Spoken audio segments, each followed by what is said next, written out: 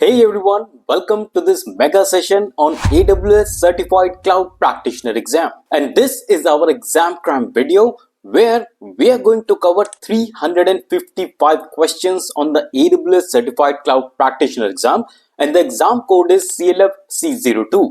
So yes, everything that you need to pass this exam in one single video. So why this video is so important for you? Well, you can think about this video as your ultimate revision tool. So once you have prepared for the AWS Cloud Practitioner exam using the AWS official documentation, then this video will help you revise everything in a simple question and answer format. And by the end of this video, you will feel more confident, more prepared to attempt the AWS Cloud Practitioner exam. So let's understand what exactly can you expect from this video.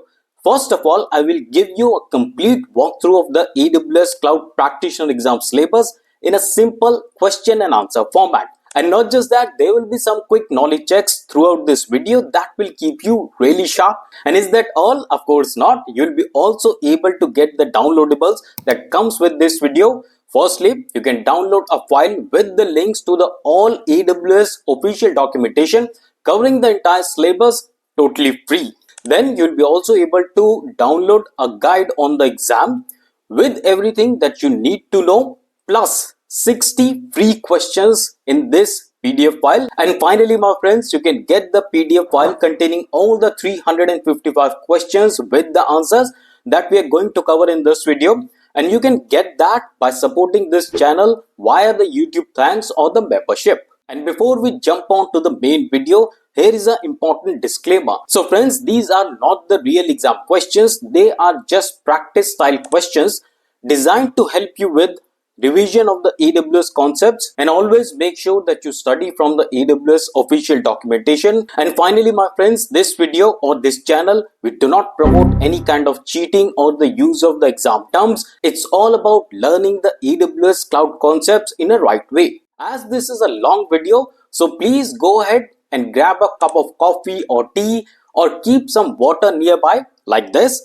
And remember to stretch and move around. So this is a marathon, my friends. This is not a sprint. And watch this fully loaded session. Okay, so first thing first, let's understand what exactly is AWS Cloud Practitioner exam. This exam is a foundational entry-level certification designed to validate your understanding of the AWS basic cloud concept. And it is ideal for the beginners who just want to come into the cloud computing, non-technical professionals, for example, people coming from sales, marketing, finance, project managers. Then it is also very good for the students who want to enter into the cloud space now, and the executives or the decision makers who really need to have some cloud literacy, as it is the buzzword.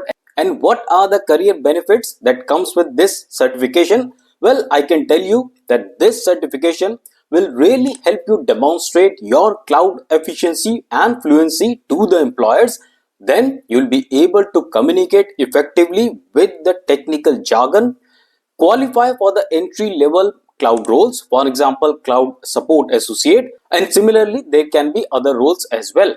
And then, my friends, you also get the 50% discount on the future AWS certification. Yes, you heard it right. Now, let's very quickly understand what is the exact syllabus and what are the exam skills that are covered in this exam. Firstly, we have cloud concept, which weighs 24%, and this tests you on the AWS benefits, global infrastructure, well-architected framework, and migration. Then we have security and compliance, which is 30% of the exam. And of course, this tells you or gives you the information about the shared responsibility model, encryption, compliance. Then we have cloud technology and the services, which is 34%. And here you are judged on the AWS core concepts like EC2, SL3, IAM, Lambda, deployment models, and many more. And lastly, we have billing, pricing, and support, which is 12% of the exam. And of course, this is judging you on the price models, cost optimization, and support plans. So hopefully, my friends, you have understood what exactly is AWS Cloud Practitioner exam, what are the question formats, and what is the fees for the exam, and other stuff as well. Now, what are we waiting for? Let's dive into the very first question. And remember, the level of the questions will keep increasing as we move ahead in the video. So in this first episode, my friends, let's get the basics right. let's understand the certification a little bit more. Here you can read, as per AWS, this certification validates foundational and high-level understanding of AWS Cloud, Services and terminology. So friends, this is the entry level or a foundational exam, and you will get a chance to understand all the core services and terminologies that will be beneficial when you are going for the higher certifications. And why do you think, my friends, this is important? Because this can be a good starting point for anyone who wants to move on with the AWS certification journey. In case you want to go for the higher certification, this is a really good entry point, and not only for the people coming from the IT background, but also for the people who are coming from the non-IT background, or maybe for the people who are looking to switch a cloud career. And not just that, my friends, this is a really good starting point for all the line of business employees who are looking for the basic cloud literacy. And friends, in case you are interested, I have written a detailed blog on why should you consider doing AWS Cloud Practitioner exam. And link for this blog post is given in the description box with all my perspective why I advocate doing this cloud practitioner or the entry level exam is all given in this blog section. And trust me, it's a real worth reading. Now let's go back and check more details of the exam. Let's check out the other details of the exam. Here you can see that this is an entry level or a foundational level exam. The exam duration will be 90 minutes. You will be given 65 questions, either multiple choice or multiple response. But here you have to understand, my friends, out of these 65 questions, only 50 questions will be graded and the other 15 questions will be not graded. I will show you the official documentation on all these concepts just a little while. Let's move ahead for now. And now you can see the cost of the exam is 100 USD. And what are the modes in which you can give these exams? Well, you can use the Pearson VUE Testing Center or online proctored exam. And finally, my friends, this exam is offered in multiple languages: English, Japanese, Korean, and host of other languages. And in case you want to schedule the exam, here is the link. How to prepare for the exam? This is the link. Click on this. In this video, I will take you through the step-by-step process of creating a free AWS account. In the second section, I will show you top 5 AWS services that almost everyone uses in AWS. And then finally, a very important section where I will show you what are the steps that you can take to ensure that AWS is not charging you anything even when your free credit limit expires. All the sections are critical for your AWS journey. So let's get started with the free AWS account creation process. So as a very first step, my friends, in your browser, search for AWS free account. Here it comes, search for it. And the very first link, click open it. And then you will reach to this documentation that says AWS free tier.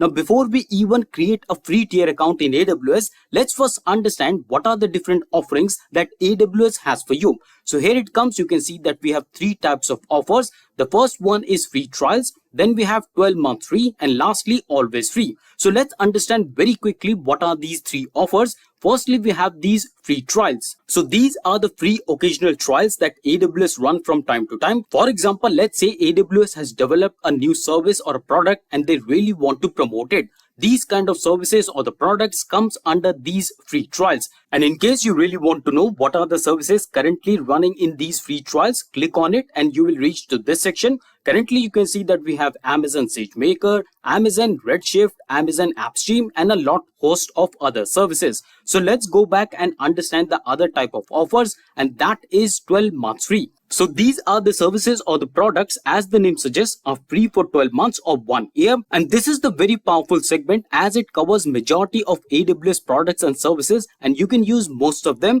And you won't be charged as long as you're coming under the free usage level. And as I just mentioned, I am going to show you how you can set the zero cost budget where AWS will send you a warning mail in case you are reaching to a level when AWS start charging you. And with this mechanism, my friends, you will be informed well in advance and you can take all the corrective actions to avoid any unwanted cost. And this brings us to the third offer, that is always free. And of course, this is the best category as it's always free, but unfortunately, not many services and the products come under this category. And as my friends, I showed you earlier, you can always click on the category and understand what are the different services and the products that come under that category. For example, under the always free category, we have Amazon DynamoDB, Amazon Lambda, Amazon SNS, and a host of other services and the products. So I hope you understood what are the three offers that Amazon has to give you. And in the next section of the video, I will tell you what are the top 5 products and the services that you can use to get started on AWS. But for now, let's create the free account. For that, you have to click on this option, create an AWS account. Click on this. So here, my friends, you can see that we have to put our email ID as a root user. Let me put that. I will say the techblackboard@gmail.com. So here it comes, and you also have to put your account name. Let me put it as the tech blackboard. Here it goes. Then you have to verify your email address. I will click on this. To keep the process secure, AWS will send you a code on your email address. Let me go back to my email address and bring that code here. So as you can see, I have gotten the code. Let's put it there, 002731. Let's go back. So I will say here 002 and 731. Here it goes. Let's verify the code. And here you can see that we have successfully verified the email address. And now, my friends, let's keep the password and confirm the password. I will put some password here. I hope you cannot see that.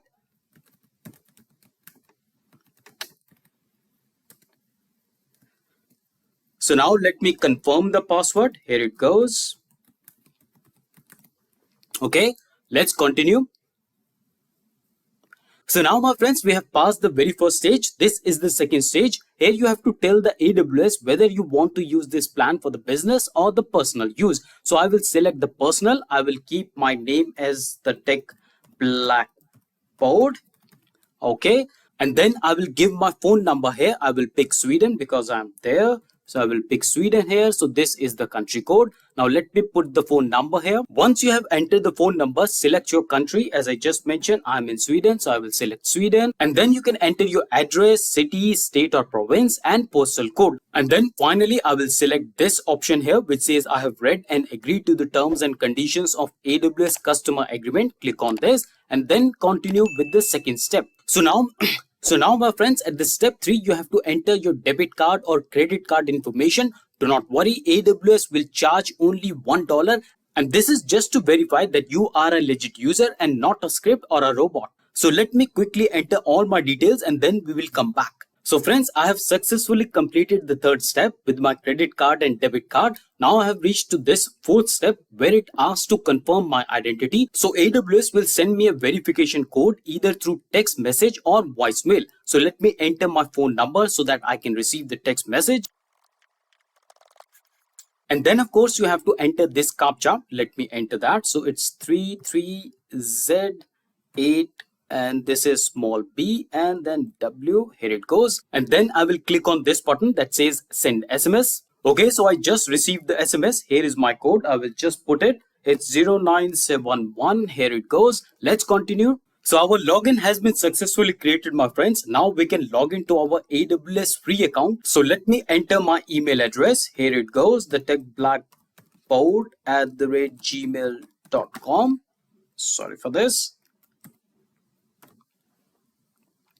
Let's click next and then I have to give my password. Let me give that.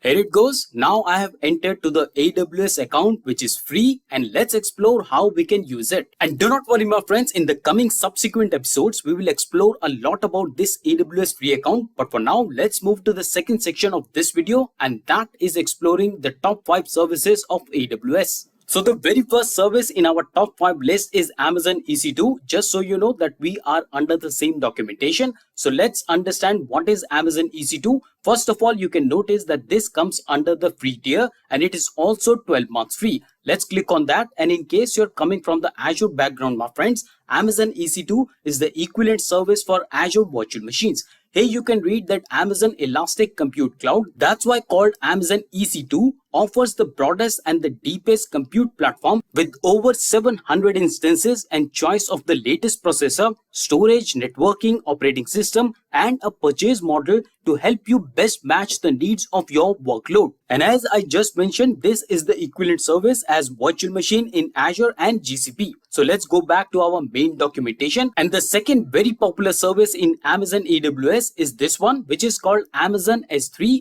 So let's read about this service. It says that Amazon Simple Storage Service, which is also called the Amazon S3, is an object storage service offering industry-leading scalability, data availability, security, and performance. You can read all about these services and all the upcoming services that I will just mention. All the documentation and links are in the description box. Now let's go back, but before I jump to the next third service, I want to bring your notice once again that on this left-hand side panel, you are given with this tier type, and here you can browse between what are the services which are 12 months free, or in case you want to understand what are the services which are always free, click on this, or the trial ones, then you have to click on this. But for now, let's focus on our third service, which is very popular, and that is Amazon RDS, and that is equivalent of Managed Relational Database Service for MySQL, PostgreSQL, MariaDB, or SQL Server. And one thing, my friends, I forgot to mention that Amazon S3 is the equivalent service for Azure Storage. And now the fourth service of my choice, or the most popular service in Amazon, is Amazon Lambda. So this is the equivalent service as we have Azure Functions. So in case you want to read, you can click on this, but in a short, you can see it says that compute service that runs your code in response to the events and automatically manages the compute resources. So basically, my friends, it's a piece of code that you run on the AWS platform. You don't have to worry about the infrastructure or underlying platforms. You just code in your favorite language, deploy it, and let it handle the event according to your architecture. And finally, my friends, a very popular service, the fifth one that I want your attention is this one, Amazon DynamoDB. Once again, this is free tier and it is always free. But friends, do not get swayed about this always free tag here. Always read the documentation, as there is always an upper limit to which you can use that service. But for now, I can tell you that DynamoDB is a very interesting database, a NoSQL database. In case you have never worked with the NoSQL database, this is a really good start. And similarly, my friends, there are hundreds of services to be explored in Amazon. And of course, we will explore a lot of them in our subsequent episodes, where I will present you the real exam-like questions for Amazon AWS Cloud Practitioner exam. And in this journey, my friends, we will not only prepare for the certification, but we will also understand a lot of Amazon concepts. And before we jump to the next section of this video, let me remind you that in the first video of this series, we have already covered all the details about AWS Cloud Practitioner exam. So in case you want to check out the first video, links are there in the description box. So friends, this brings us to the third and the last section of this video, where I will tell you how you can create a budget so that you are always alerted by Amazon in case you have reached to a level where AWS will start charging you. So first of all, my friends, you need to log into your AWS free account that we just created, or any other account that you may have. Here you can see that we have this search option here on the top. Now here what you need to do is you have to search for the billing. Here it comes. So you can see that we have this billing option here. Click on this and then you will land up to this section here. And of course, currently you can see that I have just created the account. So I have no billing summary, no cost, nothing. And now, my friends, on this left hand side, you can see that we have this cost management section, and under that we have this budget section. Click on this. And in case you want to read more about the custom budget, you can of course read the documentation. But for now, you have to click on this, create a budget. And now comes the interesting part. Here you can see that we have these templates. And first of all, please notice that I have selected zero spend budget. And what is this zero spend budget all about? Well, when you create a zero spend budget, it creates a budget that notifies you once your spending exceeds the $0.01, which is above the Amazon free tier limits. And this is really powerful, my friends. In case you are reaching to amounts as low as $0.01, even then you will be notified by the Amazon that yes, you are reaching to a limit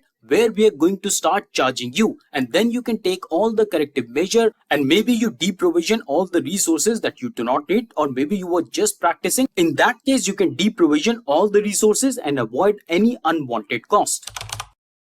So here comes the very first question. Question number 1 says that which of the following is the definition of the cloud computing? Now friends, I could not find any other question best suited as the very first question of this entire series. Let me now tell you how this entire series is planned. So during this series, my friends, I will show you questions like this along with the possible options, and you have to select the correct answer. So the best way to do is that you read the question along with me, evaluate all the options given, pause the video, mark your answer, and then once I reveal the answer, you match off your answer with the same. And always keep a timer with you because not only accuracy but the speed also counts during these kind of examinations. And please make a note that the Cloud Practitioner exam is 90 minutes and you would need to complete 65 questions during this exam. Out of these 65 questions, 50 questions would be scored and 15 others would be unscored. And one more subtle rule, I want to make it very clear that during this series I will show you, of course, for some of the questions, different variations of the question. So this way you will be better prepared for the exam and top of that better prepared to really work on AWS. And secondly, my friends, there will be repetitions of the questions throughout the series, but this is deliberate and by design, as it is scientifically proven that repetition helps you recall the answers in the real exam.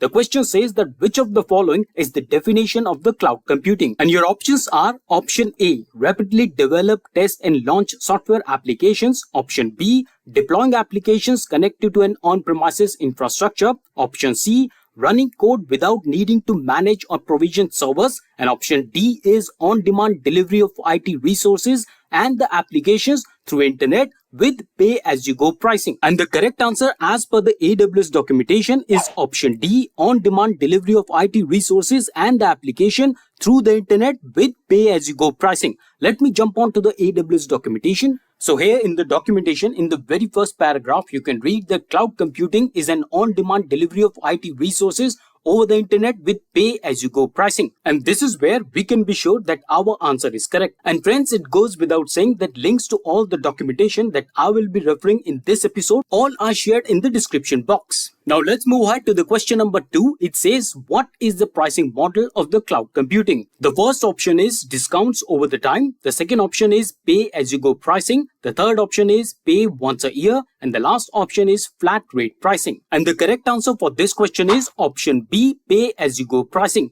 And friends, I'm sure that you're paying attention because this question is derived from the definition of what is cloud computing that we saw in the last question. But nonetheless, if you really want to understand what is the concept behind pay-as-you-go pricing, then this is the documentation. Here you can read in this section here, it says that pay-as-you-go allows you to easily adapt to the changing business needs without overcommitting budgets and improving your responsiveness to the changes. And of course, you can click this hyperlink which says read more to come across this documentation. Here you can see that they have done a comparison between on-premises or co-location pricing model compared to the pay-as-you-go pricing model in AWS. So here you can see that in case of on-premises or co-location, you still have to pay the price even if the resources are underutilized. But in case of AWS pay-as-you-go pricing model, your costing will adjust to the demand of the resources, or you can also say that your cost would be directly linked to the resource consumption. For example, if the resource consumption is low, then in that case, your costing will also be low. In case it goes higher,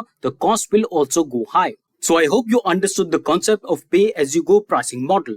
Now let's jump on to the question number 3, which says which are the 3 pricing fundamentals of the AWS cloud? And your options are option A, compute, storage and data transfer in the AWS cloud. Option B, compute, networking and data transfer out of the AWS cloud. And option C is compute, storage and data transfer out of the AWS cloud. And finally, we have storage, functions and data transfer in the AWS cloud. And the correct answer for this question is option C, compute, storage and data transfer out of the AWS cloud. So let's validate our answer in this documentation. Here it says, I'm reading just the relevant part. You can read all of the documentation.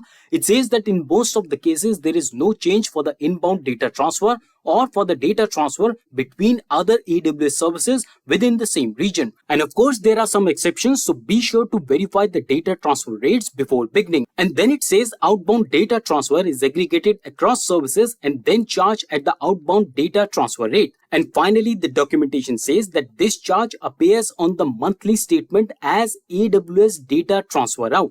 And that very line from the documentation validates our answer. Now moving on to the question number 4, it says what is another term for on-premises deployment? Your options are cloud-based application, option B, hybrid deployment, option C, AWS cloud, and option D is private cloud deployment. And the correct answer for this question is option D, private cloud deployment. And just so you understand why other options are not correct, so coming to the cloud-based application, so cloud-based applications are fully deployed in the cloud and do not have any parts that run on premises. And then we have hybrid deployment. So a hybrid deployment connects the infrastructure and the applications between cloud-based resources and the existing resources that are not in the cloud, such as on-premises resources. And that's why, my friends, a hybrid deployment is not equivalent to an on-premises deployment because it involves resources that are located in the cloud. And now coming to the AWS Cloud. So AWS Cloud offers 3 cloud deployment models. The first one is called Cloud Deployment Model or Public Deployment Model. And the second one is On-Premises Deployment Model or also known as Private Cloud Deployment. And lastly, we have Hybrid Cloud Deployment Model.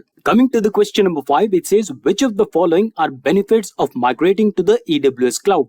Please note you have to pick 2 correct answers, and the given options are option A, operational resilience, option B, discounts for products on Amazon.com, option C, business agility, option D, business excellence, and option E is increased staff retention. And the first correct option is option A, operational resilience, and the second one is option C, business agility. Now let me brief you on both of these. So coming to the operational resilience, it says that the AWS cloud is designed to be highly available and scalable, which helps the organizations to improve their operational resilience and reduce the impact of business failures and disruptions. And then coming to the business agility, it says migrating to AWS cloud can help organizations to increase their business agility by allowing them to quickly and easily deploy new applications and services, scale their infrastructure up and down as needed, and experiment with the new technologies. Moving on with the question number 6, it says which of the following deployment models enables customers to fully trade their capital IT expenses for operational expenses? And the options given are option A, on-premises, option B, hybrid, option C, cloud, and lastly, platform as a service. And the correct answer for this question is option C, cloud. Let's move on to the question number 7. It says which pillar of AWS well-architected framework refers to the ability of a system to recover from infrastructure or service disruption and dynamically acquire computing resources to meet the demand? Your options are security, option B is reliability, option C is performance efficiency, and lastly, cost optimization. And the correct answer, could you guess it? Well, it is option B, reliability. And friends, do not worry, I will share the documentation on AWS well-architected framework with the questions number 15 to 20 in the coming parts of this series, and this will help you glue together all the 6 pillars of AWS well-architected framework. So in case you have not subscribed to the channel, please do it right away so that you get the timely notifications. Also friends, I want to say that I'm also certified in Microsoft Azure, so I will try to give you a comparison between AWS and Azure services wherever applicable. And this is very important because in real life, you won't be working on just one cloud. For example, I myself is working on multi-cloud architecture that includes AWS, Azure, and GCP. So that's why it's important for you also to understand the comparative services and the products between these both top cloud providers. And with that thought, let's move on to the question number 8. It says which of the following is an architectural design principle for AWS well-architected framework? And your options are build monolithic systems, option B is loosely coupled components, option C is scale vertically and not horizontally, and lastly, use third-party software. And the correct answer for this question is option B, loosely coupled components. And why so? Because loosely coupled components is a key architectural design principle of AWS well-architected framework. It involves designing systems so that the components are decoupled and can operate independently of each other. And how does this help? Well, this allows for great flexibility, scalability, and resilience and reduces the risk of cascading failures. And of course, my friends, monolithic systems can be difficult to scale and maintain and are more prone to failures. I hope you understood the concept of monolithic systems and loosely coupled components. In monolithic systems, all the components are very tightly coupled. So in case you want to change one component, it will definitely impact all the other components. So that's why it's very difficult to maintain monolithic system. And that's the reason the world is moving towards loosely coupled components.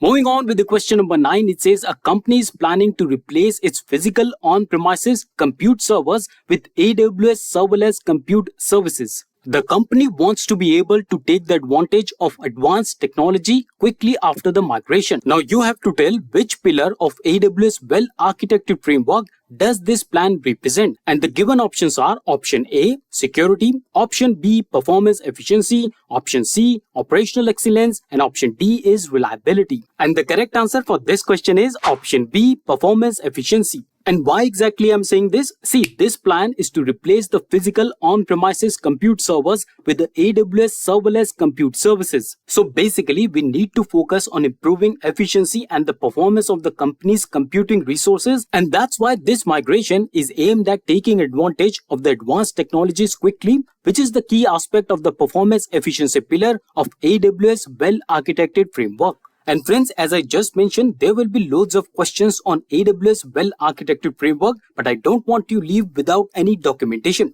So here's the documentation that you can read and understand all the 6 pillars of AWS well-architected framework. The first one is operational excellence.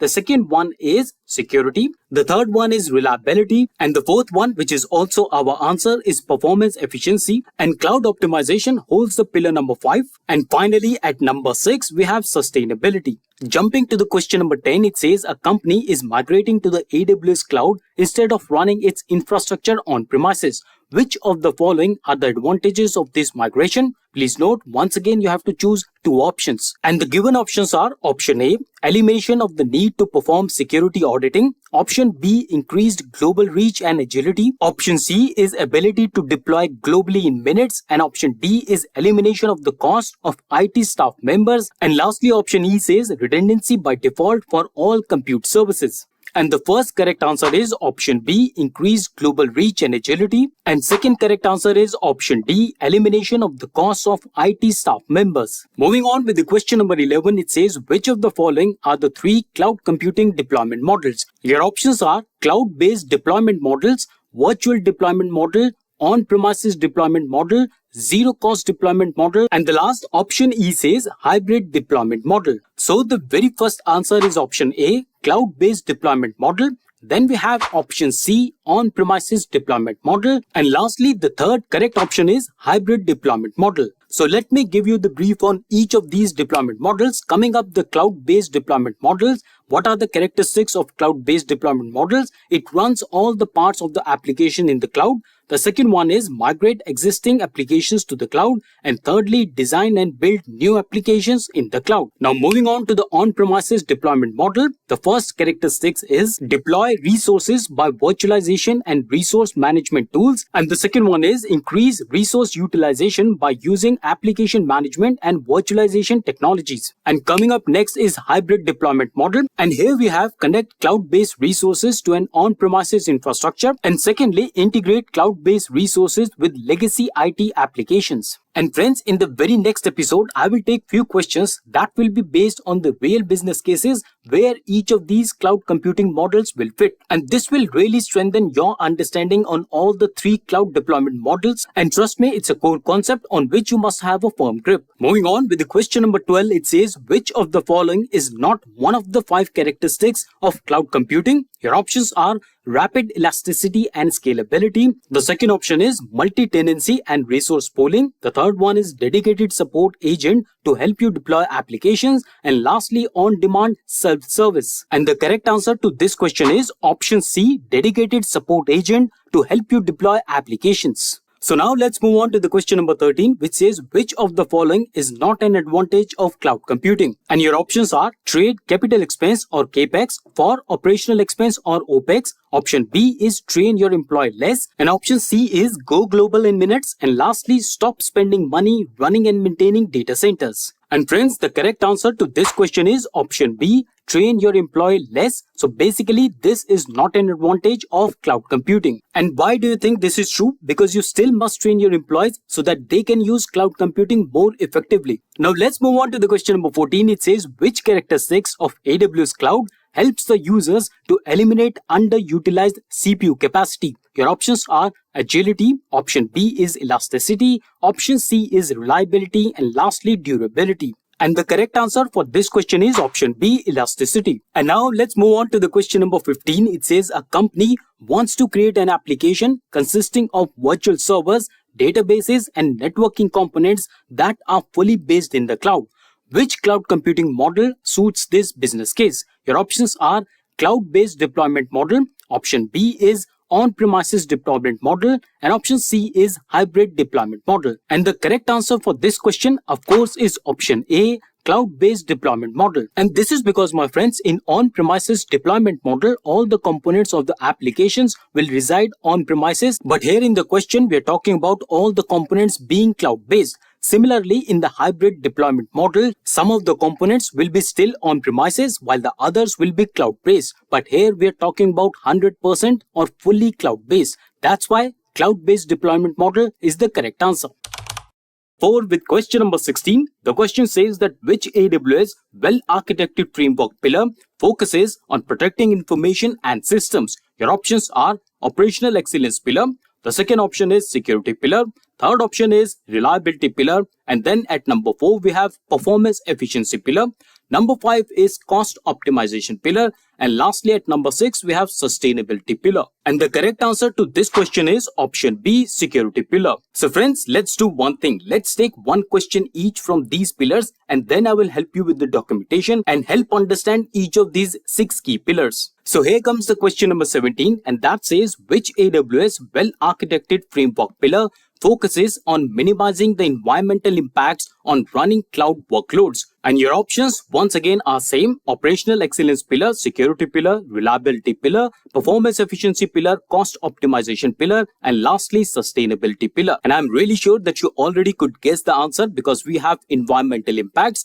That's why option F, sustainability pillar, is the correct answer. Moving on with the question number 18, which AWS well-architected framework pillar focuses on workloads performing their intent functions and how to recover quickly from failure to meet the demands? And once again, all the 6 options are same. What is the correct answer? Can you guess it? Well, let me give you a hint. We are talking about how to recover quickly from the failure to meet the demand. So whenever you see failure and meet the demands, then you can be sure the correct answer is option C, reliability pillar. So try to relate these pillars. Maybe you can make some summary in your head and associate all these key pillars with some keywords that normally appears in the question. So for example, we have reliability pillar that always talk about failures and recovering from that. And not to worry, I will anyways share all the relevant documents that you can read in your sweet time. But for now, let's move ahead with the question number 19. It says which AWS well-architected framework pillar focuses on running and monitoring systems and continually improving processes and procedures. And all the given 6 options are exactly the same. And this time, my friends, we are talking about monitoring and running systems. So basically, you can think of that when you are monitoring and running the systems,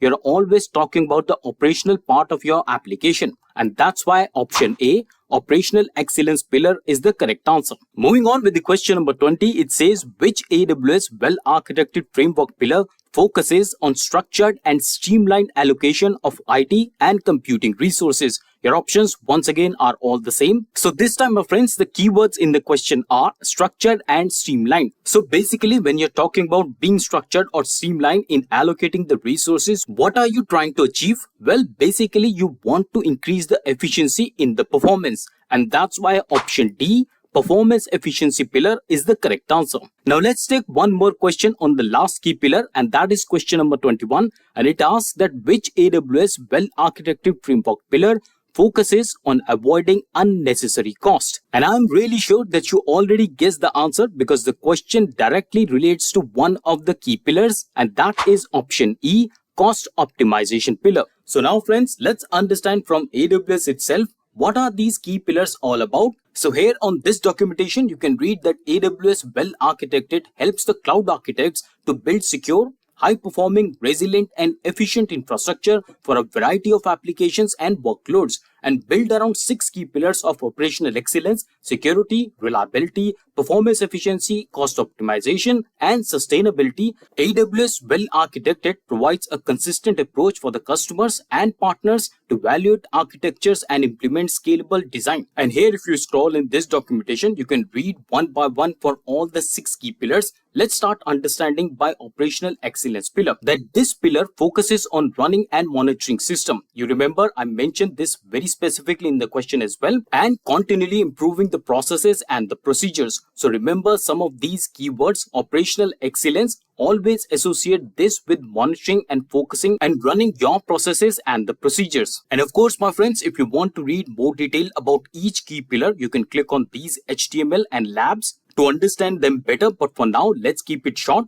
Coming to the security pillar, of course, this is related to security, and this one focuses on protecting information and the systems. And friends, please take some notes here. You can witness other keywords in the question. For example, confidentiality, integrity of the data, managing user permissions, and establishing control to detect security events. So all these keywords in all these 6 key pillars can really help you in the real exam. Moving on to the reliability pillar, it says that this pillar focuses on the workloads performing their intended functions and how to recover quickly from the failures to meet the demands. And what are the key topics in this pillar? Well, we have distributed system design, recovery planning, and adapting to the changing environment. Now let's jump on to the 4th pillar, and that is performance efficiency pillar. So performance efficiency pillar focuses on structured and streamlined allocation of IT and computing resources. Key topics include selecting resource types, size and optimize for the workloads requirement, monitoring performance, and maintaining efficiency as business needs to evolve. And then we have cost optimization pillar, and this pillar focuses on avoiding any unnecessary cost. Of course, as the very name of the pillar suggests, cost optimization. And lastly, the 6th pillar is sustainability pillar, and this pillar focuses on minimizing the environmental impact of running the cloud workloads. And the key topics here are shared responsibility model for sustainability, understanding the impact, and maximizing utilization to minimize required resources and reduce downstream impacts. So friends, as I mentioned at the start of the video as well, these 6 key pillars are one area where from you will definitely get some questions. So please be very thorough about it. We will keep revising all these 6 key pillars in the subsequent parts as well. Now let's move on to a very interesting question. Question number 22. It says the company has multiple departments. The company must charge each department for its exact AWS cloud usage, including data transfer cost. How can the company determine these costs by the department? Your options are: option A, use one AWS account for each department. Option B, use cost allocation tags on services that are used the most often. Option C, use AWS Trusted Advisor. And lastly, use savings plan. And the correct answer for this question is option B, use cost allocation tags on the services that are used the most often. So let me throw some light on these allocation tags and also help you understand why we have not picked the other options. So here you can read the company can use cost allocation tags to determine the cost by the departments. The cost allocation tags are metadata that can be applied to AWS resources such as Amazon EC2 instances. And by the way, what is Amazon EC2 instance called in Microsoft Azure? Well, the counterpart service for EC2 instance in Microsoft Azure is virtual machines. Moving on, it says Amazon RDS DB instances or Amazon S3 objects. And this allows the companies to see the cost associated with each department as well as the cost for each department. So friends, just to link the dots, this is a very similar concept in Microsoft Azure as well. There also we have a concept of tags, and you can associate tags at various levels in Microsoft Azure as well. And just as these documentation says, my friends, the cost allocation tags, these are just the metadata and nothing else. So you don't have to pay anything extra for these tags, and you can be really creative and really imaginative when you're creating the tags. For example, you can of course create the tags for each department as the question also says, but then you can also create tags. Let's say you have a development environment or you have a production environment, testing environment. So you can create and assign tags to various services and resources that use in AWS, and this will help you identify which resources are used in production environment and which resources are you using in test environment. And similarly, one more example I can give you, and that is recognizing your resources or the services based on the solutions that you develop. For example, if you have multiple clients, you can tag all the resources used for one client and you can tag other resources for the other client in different way. So this way, my friends, you can use tags in various different ways. They are really flexible but powerful, and best of all, there is no cost associated with the tags itself, but then the tags go a long way to structure your cost and control the cost. Now let me tell you why I have not picked the other options. For example, the very first option that says use one AWS account for each department. why we have not picked this one? Because this will create multiple accounts which will increase management complexity. Besides, the company would need to pay for additional support costs. Coming to the option C, which is use AWS Trusted Advisor. Now friends, Trusted Advisor provides best practices, security recommendations and cost optimization suggestions. It does not have a way to see the cost by the department. And once again, my friends, this is a very similar concept in Microsoft Azure. In Azure also we have advisor services, and much like AWS, they also suggest you best practices, security recommendation and how you can optimize your cost. So remember, AWS Trusted Advisor is a counterpart service for Microsoft Azure Advisor. And lastly, let's move on why we have not picked Use Savings Plan. Well, Savings Plan is a flexible pricing model that helps customer save on their AWS usage cost, but then it does not provide a way to see the cost by the department. So that's why usage of cost allocation tags. So that's why option B is the correct answer. Moving on with the question number 23, it says scale of cloud computing helps you save the cost.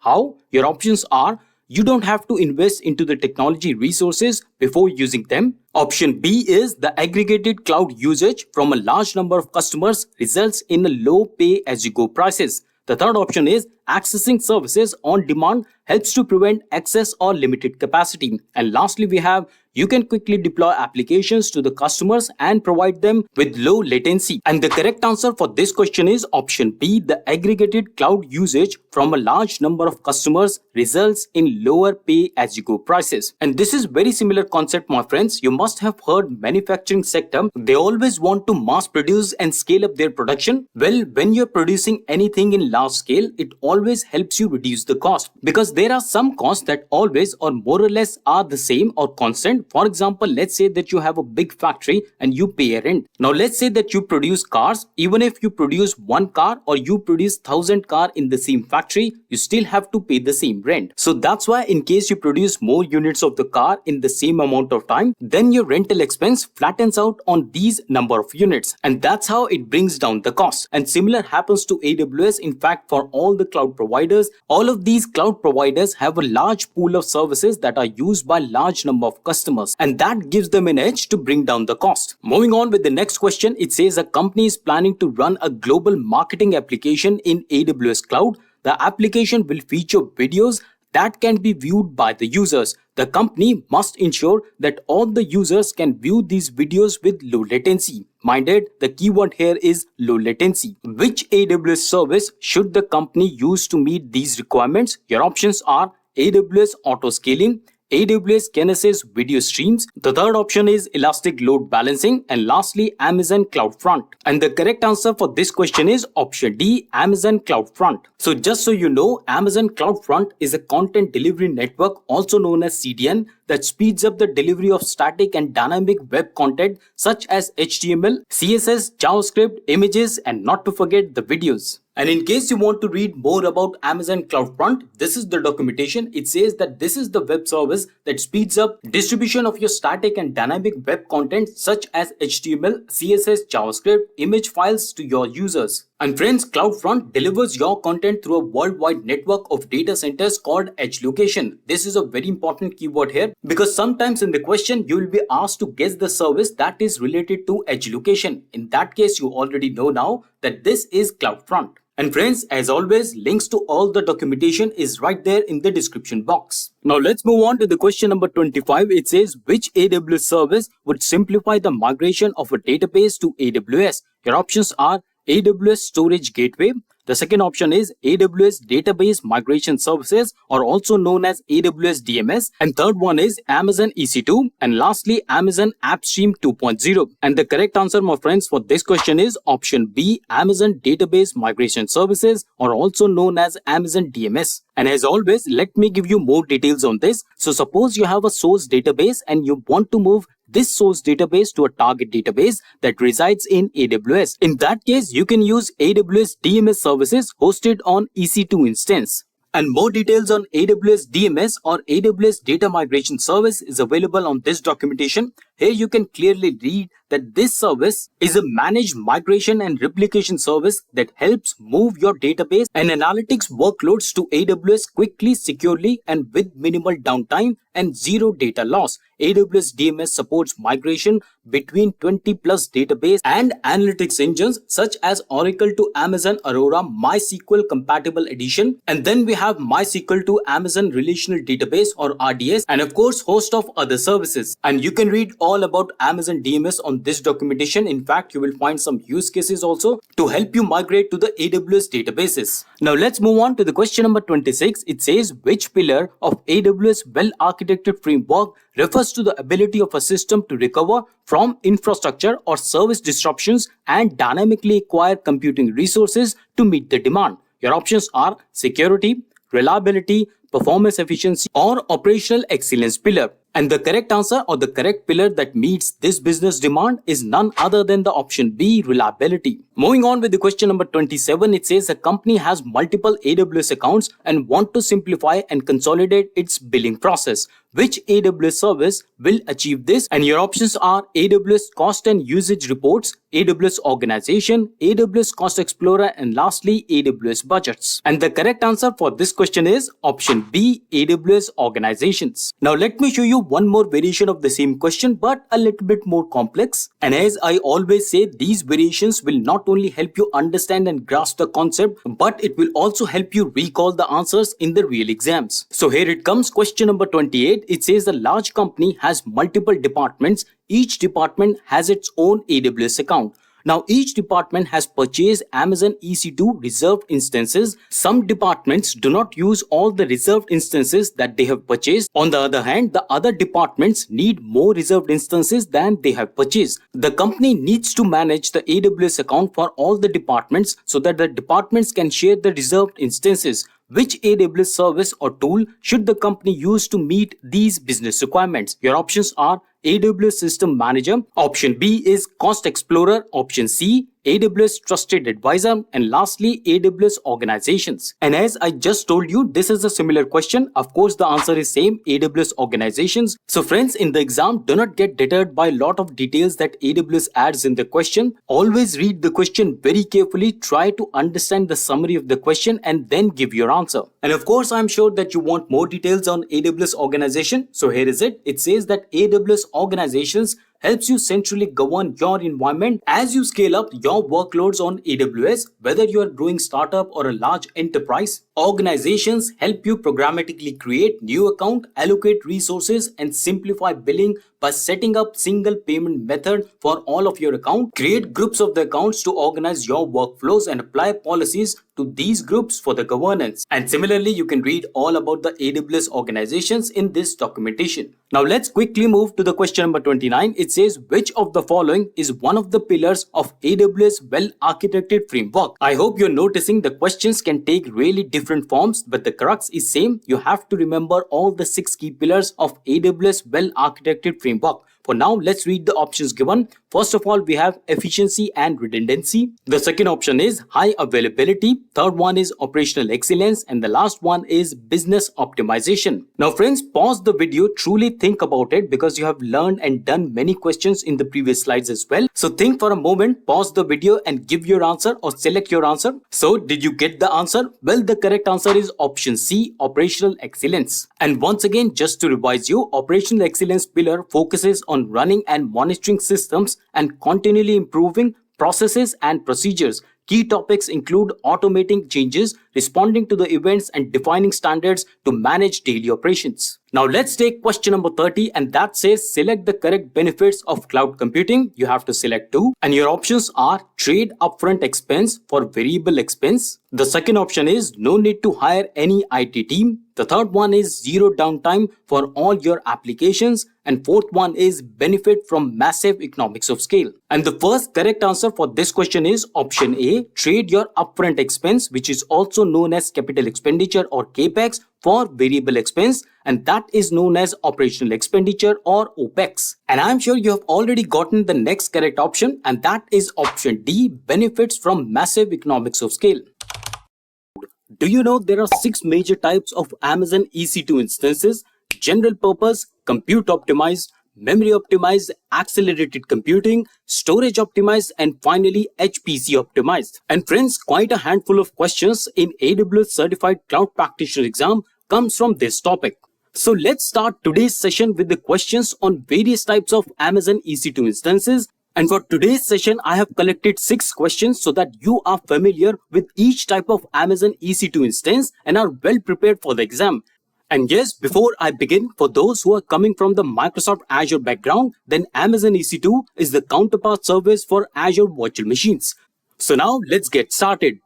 So here comes the very first question for today. Question number 31, part 5. It says, which Amazon EC2 instance type is ideal for high performance databases? Your options are memory optimized, storage optimized, general purpose, compute optimized, accelerated computing, and the last one is HPC optimized. And the correct answer for this question is, my friends, option A, memory optimized. So let me cover all the 6 questions on various types of Amazon EC2, and then I will share all the relevant documentation with you so that you can validate the answers and also do some further studies. So question number 32 says that which Amazon EC2 instance type balances compute, memory, and networking resources? All the 6 options given are exactly the same as previous question. So let's see the correct answer. The correct answer for this question is option C, general purpose. Quickly moving to the question number 33, it says which Amazon EC2 instance type is suitable for data warehousing applications? And are you able to guess the answer? Well, the correct answer for this question is option B, storage optimized. So friends, you don't have to maintain the same speed on which this video is going. You can very well read the question, read all the options, understand them, and read some documentation. I will anyway share the documentation in the question number 36,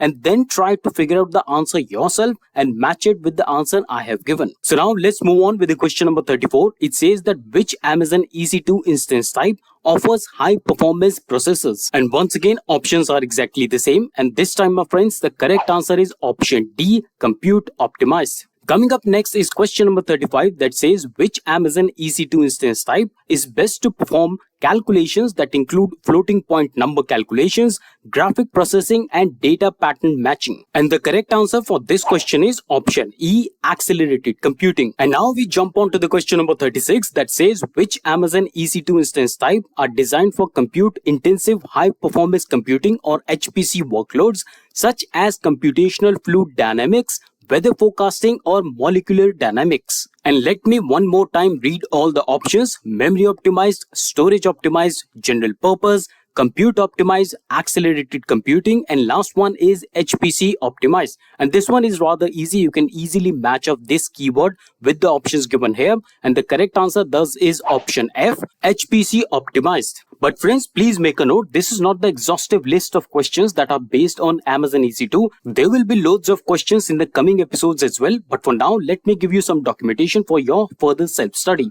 Okay, so this is the documentation from the Amazon itself. First, let's understand the core concept of Amazon EC2. It says that Amazon EC2 provides a wide selection of instance type optimized to fit different use cases, and all these instance types comprise varying combination of CPU, memory, storage, networking capacity, and give you the flexibility to choose the approx mix of resources for your application. Each instance type include one or more instance sizes, allowing you to scale your resources to the requirements of your target workloads. So let's now understand very briefly what are the different 6 types of Amazon EC2. I will just go through the basic definition of each Amazon EC2 instance type. You can read it further. The links are shared in the description box. So first of all, let's start with the general purpose. It says general purpose instance provides a balance of compute, memory, and networking resources and can be used for a variety of diverse workloads. These instances are ideal for applications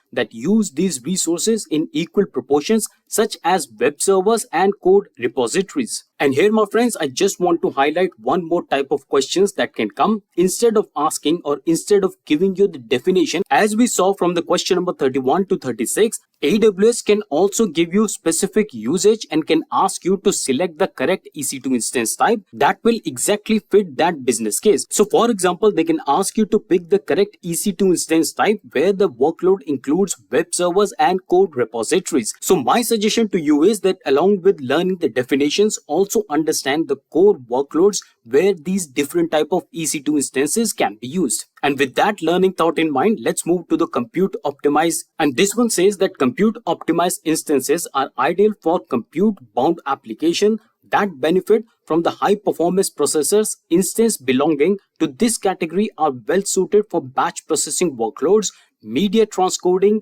high performance web servers, high performance computing, scientific modeling, dedicated gaming servers and ad servers engines, machine learning inference and other compute intensive applications. So as I just mentioned, along with learning the definition, always learn where these EC2 instances really fit. Now let's jump on to the memory optimized, and this one says that memory optimized instances are designed to deliver fast performance for the workloads that processes large data sets in the memory. Now quickly moving to the accelerated computing, and this one says that these instances use hardware accelerators and coprocessors to perform functions such as floating point number calculation, graphic processing or data pattern matching more efficiently than possible in software running on CPUs. Now let's jump on to the storage optimized, and storage optimized instances are designed for the workloads that require higher sequential read and write access to very large data sets on a local storage. And then it says they are optimized to deliver tons of thousands of low latency random input output operations per second to the applications. Moving on with the HPC optimized,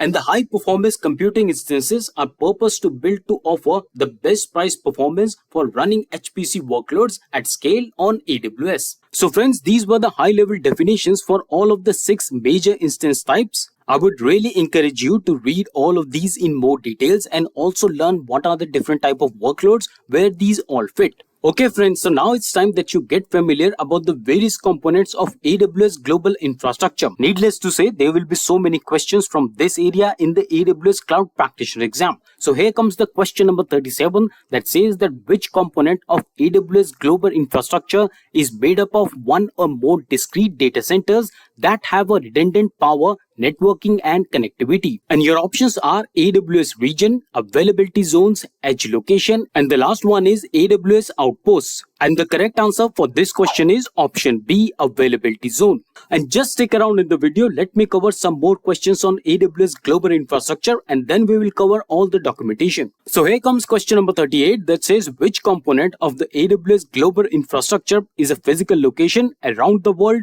where we cluster data centers. And your options are AWS region, availability zone, edge location and AWS outposts. And the correct answer for this question is option A, AWS region. And friends, in the real exam, this question can be presented in a different way with another definition. So let's check out the another variation of the same question. And here it comes, question number 39, which says which component of AWS Global Infrastructure consists of a minimum of 3 isolated and physically separate availability zones within a geographic area. Your options once again are AWS region, availability zone, edge location, and lastly AWS outpost. And of course, as I said, this is the variation of the last question. So the answer is also the same, AWS region. And now let's understand the concepts in a little bit more detail with the AWS documentation. And to begin with, let's first understand what is the AWS Global Infrastructure and what are some key aspects of it.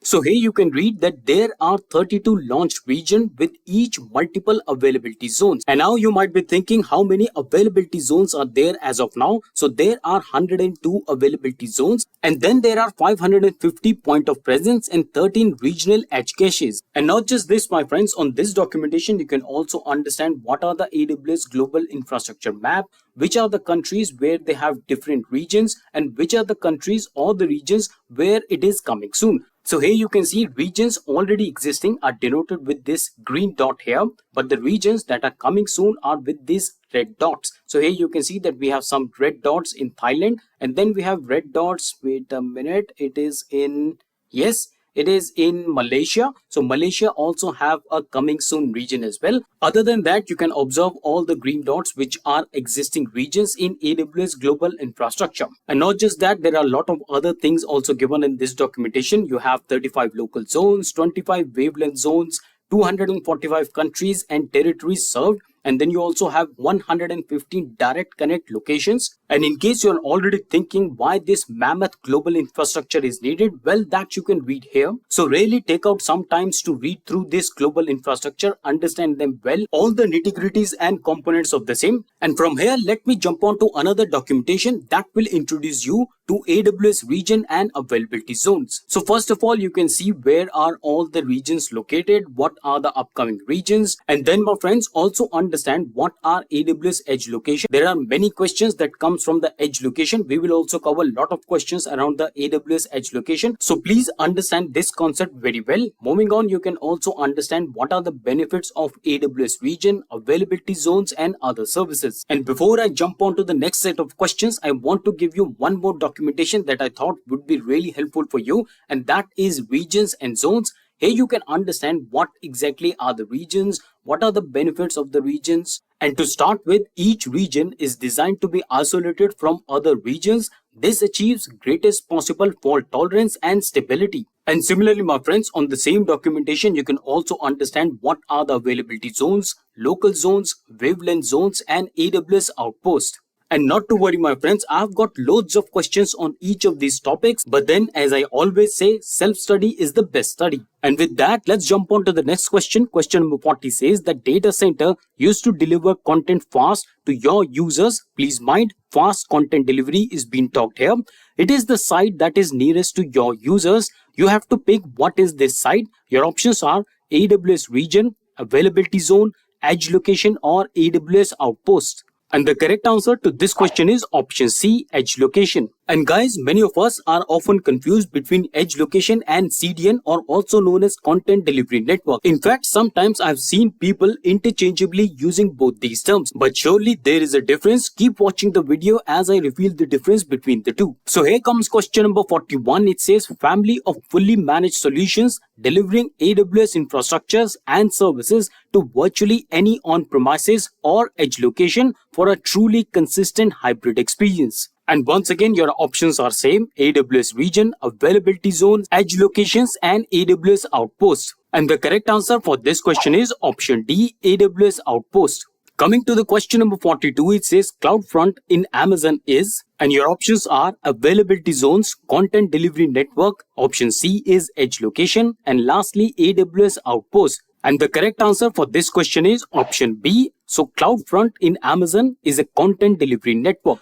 So this is the documentation on Amazon CloudFront. That is a web service that speeds up distribution of your static and dynamic web content such as HTML, CSS, JavaScript, image files to your users. And please note, CloudFront delivers your content through a worldwide network of data centers called edge locations. So let me put it in my words so that you can understand the difference between Amazon CloudFront and edge location. So basically, as it is written here, Amazon CloudFront is a web service that helps you deliver the content faster. So in that terms, it is a content delivery network. But then how does CloudFront achieve this? Well, CloudFront uses edge location to deliver the content faster. So this is the difference between edge locations and content delivery network or CloudFront. And friends, I missed to share the documentation for AWS Outpost. So here it is. AWS Outpost is a fully managed service that extends AWS infrastructure, services, APIs, and tools to the customer premises. And by providing local access to the AWS managed infrastructure, AWS Outpost enables customers to build and run application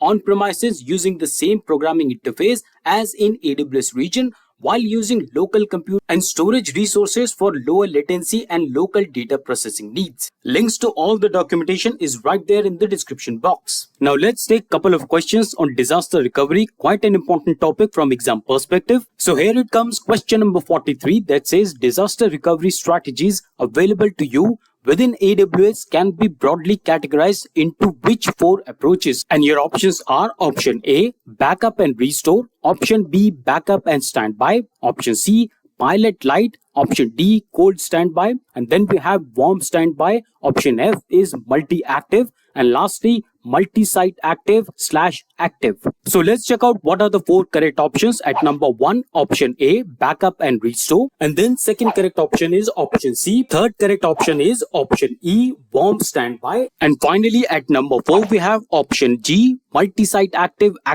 Moving on with the question number 44, that says backup with a point in recovery is available through which of the following services and resources? Please note that you have to pick two correct answers. And your options are reserved instances, option B is Amazon Redshift Snapshot, Option C is AWS Shield. And then at option D, we have Amazon Elastic Block Storage, which is also known as Amazon EBS Snapshots. And lastly, Amazon GuardDuty. And the first correct answer for this question is option B, Amazon Redshift Snapshot. And then we have option D, Amazon Elastic Block Store Snapshots. And now we have question number 45, which says which approach you replicate your data from one region to another and provision a copy of your core workload infrastructure. And your options are backup and restore, pilot light, warm standby, and lastly multi-site active.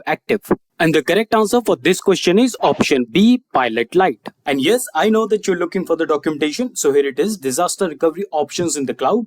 And here you can read disaster recovery strategies available to you within AWS can be broadly categorized into 4 approaches, ranging from the low cost and allow complexity of making backups to more complex strategies using multiple active regions. And friends, in this documentation, you can read about all the options that we discussed in the questions. For example, we discussed about backup and restore, pilot light, warm standby, multi-site active/active. And interestingly, you can also read about RPO and RTO. In case you do not know, RPO stands for Recovery Point Objective and RTO stands for Recovery Time Objective. So these are some of the disaster recovery strategies given on this documentation. You can read all about backup and restore. Similarly, as we discussed other options, you can read about them as well. AWS Services, and similarly, lot more options are given here for you to read. So take some time out from your schedules and read about disaster recovery. Very important aspect in case you really want to build robust application in Amazon AWS. I hope you like the set of 15 questions that we covered today. In case you're not able to understand any question, rewind the video, watch the question again, watch the documentation that I shared and revisit the question.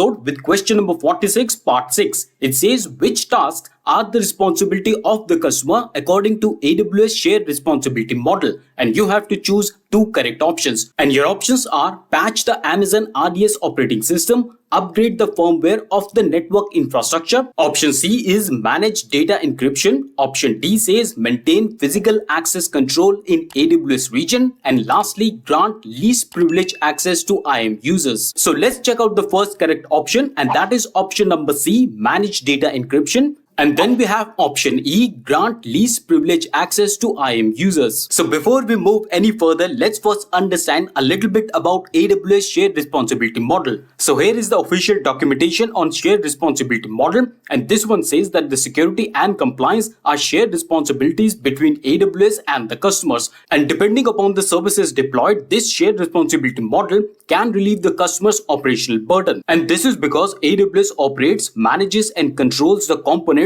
from the host operating system and virtualization layer down to the physical security of the facilities in which the services operates. And the customer assumes responsibility and management of the guest operating system and other associated application software in addition to the configuration of AWS provided security group firewall. So friends, this is a very high level definition on shared responsibility model. Do not worry if something is not clear. We are going to take a lot of questions on this concept and everything shall be clear. So let's move ahead with the question number 47. It says, according to AWS shared responsibility model, what comes under responsibility of security of the cloud? Please mind this keyword of the cloud. And your options are compute, IAM, storage, customer data, database, operating system, and lastly networking. So let's see what are the correct options. Can you guess it? The first correct option is option A, compute. Secondly, we have option C, storage. And the third correct option is option E, database. And lastly, option G, networking. So friends, this is a very important concept in AWS shared responsibility model, responsibility for security of the cloud. See, of the cloud means the part of the shared responsibility which needs to be conducted, and in the cloud defines the customer responsibility that will be determined by the AWS cloud services that a customer selects. See, when you're using AWS cloud or any other cloud like Azure cloud or GCP cloud, the responsibilities are shared. So just to give you a quick comparison, in case you have on-premises infrastructure, all the responsibilities will be yours. So starting from the physical layer, you also have to secure the entire premises. You have to build networks, databases, storage, compute, and not just that, you're also responsible for the applications and the softwares that run on premises. So that means you're also responsible for the customer data, the operating operating system, the application itself, and also managing the access to the application. But when you move to the cloud computing, the responsibilities are shared. So for example, when we are talking about off the cloud, in this case, we are talking about the responsibilities that will be fulfilled by AWS itself. For example, AWS will be responsible for the compute part, storage, databases, and building network. But then on the other hand, if you talk about in the cloud, in this case, we are talking about the responsibilities that will be shared by the customers. So let's take one question on the responsibility for security in the cloud. Here comes the question number 48, and this one says that according to AWS shared responsibility model,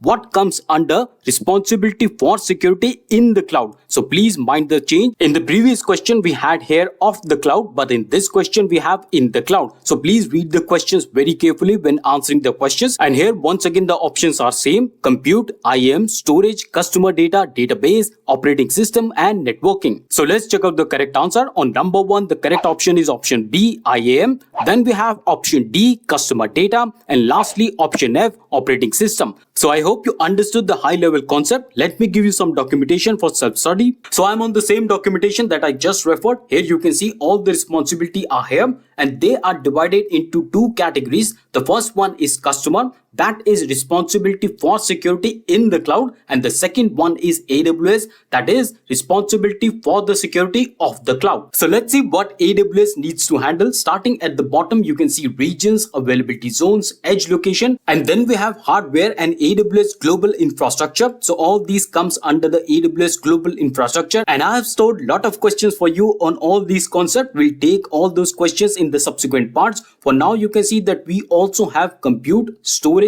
database, networking, and software. And what are the responsibilities that comes under the customer? Here we can see we have client-side data, encryption, data integrity, authentication, server-side encryption, and then we also have networking traffic protection. Moving up in the diagram, you can also see operating system, network, and firewall configuration. That also comes under the customer responsibility, along with the platform applications, identity, and access management, which is IAM, and lastly customer data. So all this in blue color is customer responsibility, and all this in orange color is AWS responsibility. Moving on with the question number 49, it says under the AWS shared responsibility model, which task is the customer's responsibility when managing AWS Lambda functions? Your options are creating versions of the Lambda function. Option B is maintaining server and the operating system. Option C says scaling Lambda resources according to the demand. And the last option, option D, says updating the Lambda runtime environment. So have you already guessed the answer? Well, the correct answer is option A, creating versions of the Lambda functions. Okay, so let me take one more variation of the same question, and then I will share some documentation. Question number 50 says, what is the customer responsibility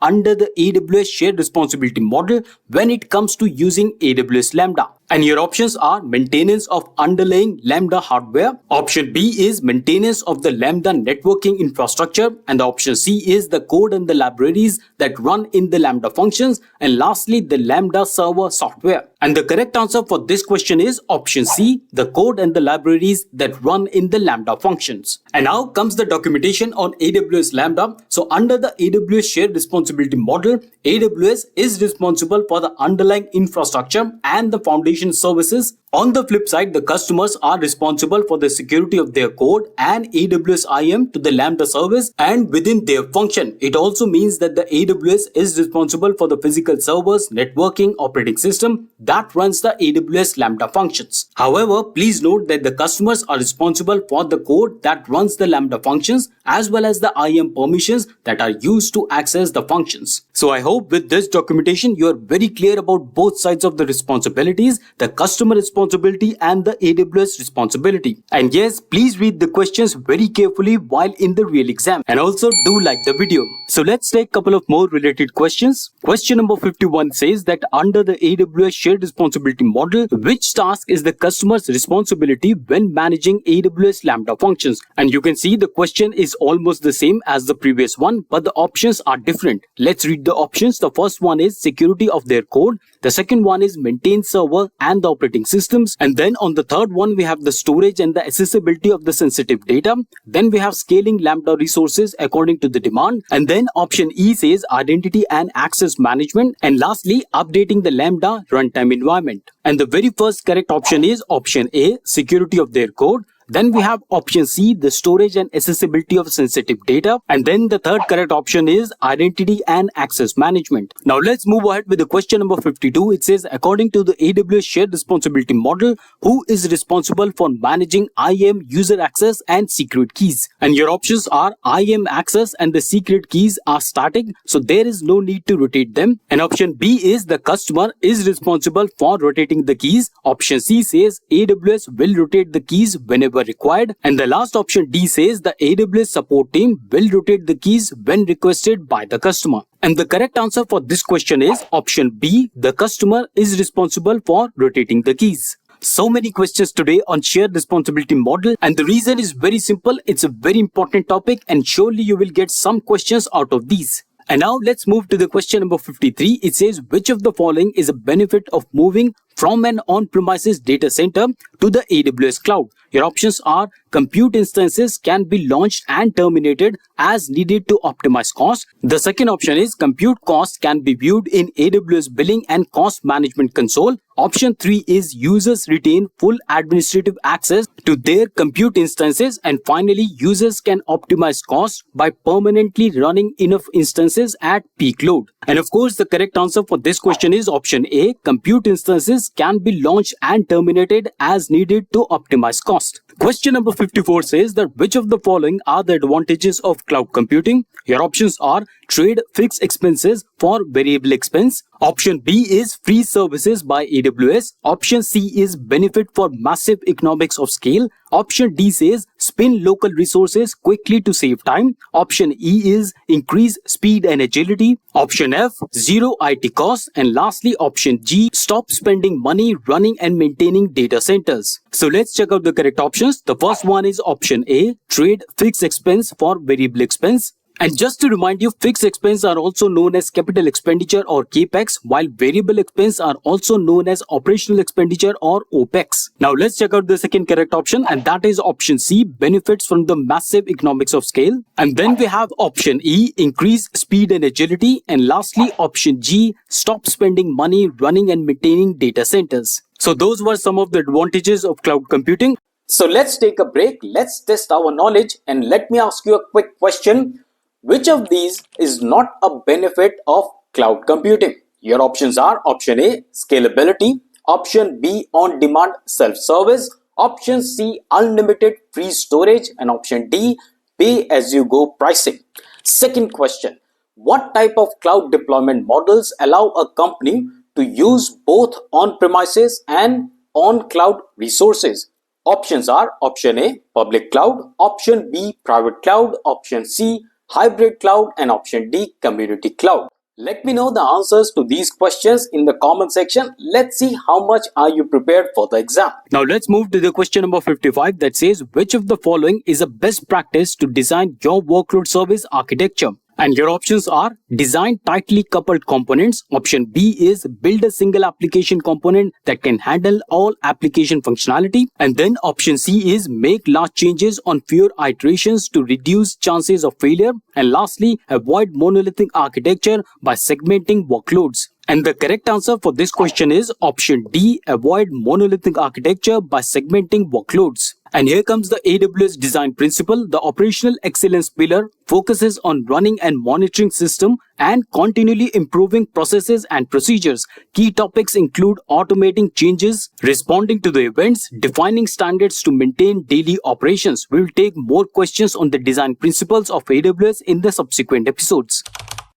So in the last episode, we focused on AWS shared responsibility model. And in this episode, let's focus on AWS global infrastructure. So here comes the very first question for today. Question number 56, part 7. The question says that choose the benefits of AWS global infrastructure. Your options are security, highly customizable, availability, cheapest cloud service provider, and the last one is global footprint. So let's check out what are the correct benefits of AWS global infrastructure. The first one is option A, security. Then the second benefit is option C, availability. And lastly, we have option E, global footprint. So let's understand a little bit more on AWS global infrastructure. Here on the documentation, it's given that there are 32 launch regions and each of these regions with multiple availability zones. How many availability zones we have? We have 102 availability zones in AWS. Then we also have 550 point of presence and there are also 13 regional edge caches. And similarly on this very documentation, you can also find out what are the regions and what are the regions that are coming soon. So already existing regions are marked with these green dots while the red dots represents the upcoming regions. Similarly, you can also understand that there are 35 local zones, 29 wavelength zones, and also you can see there are 245 countries and territories served,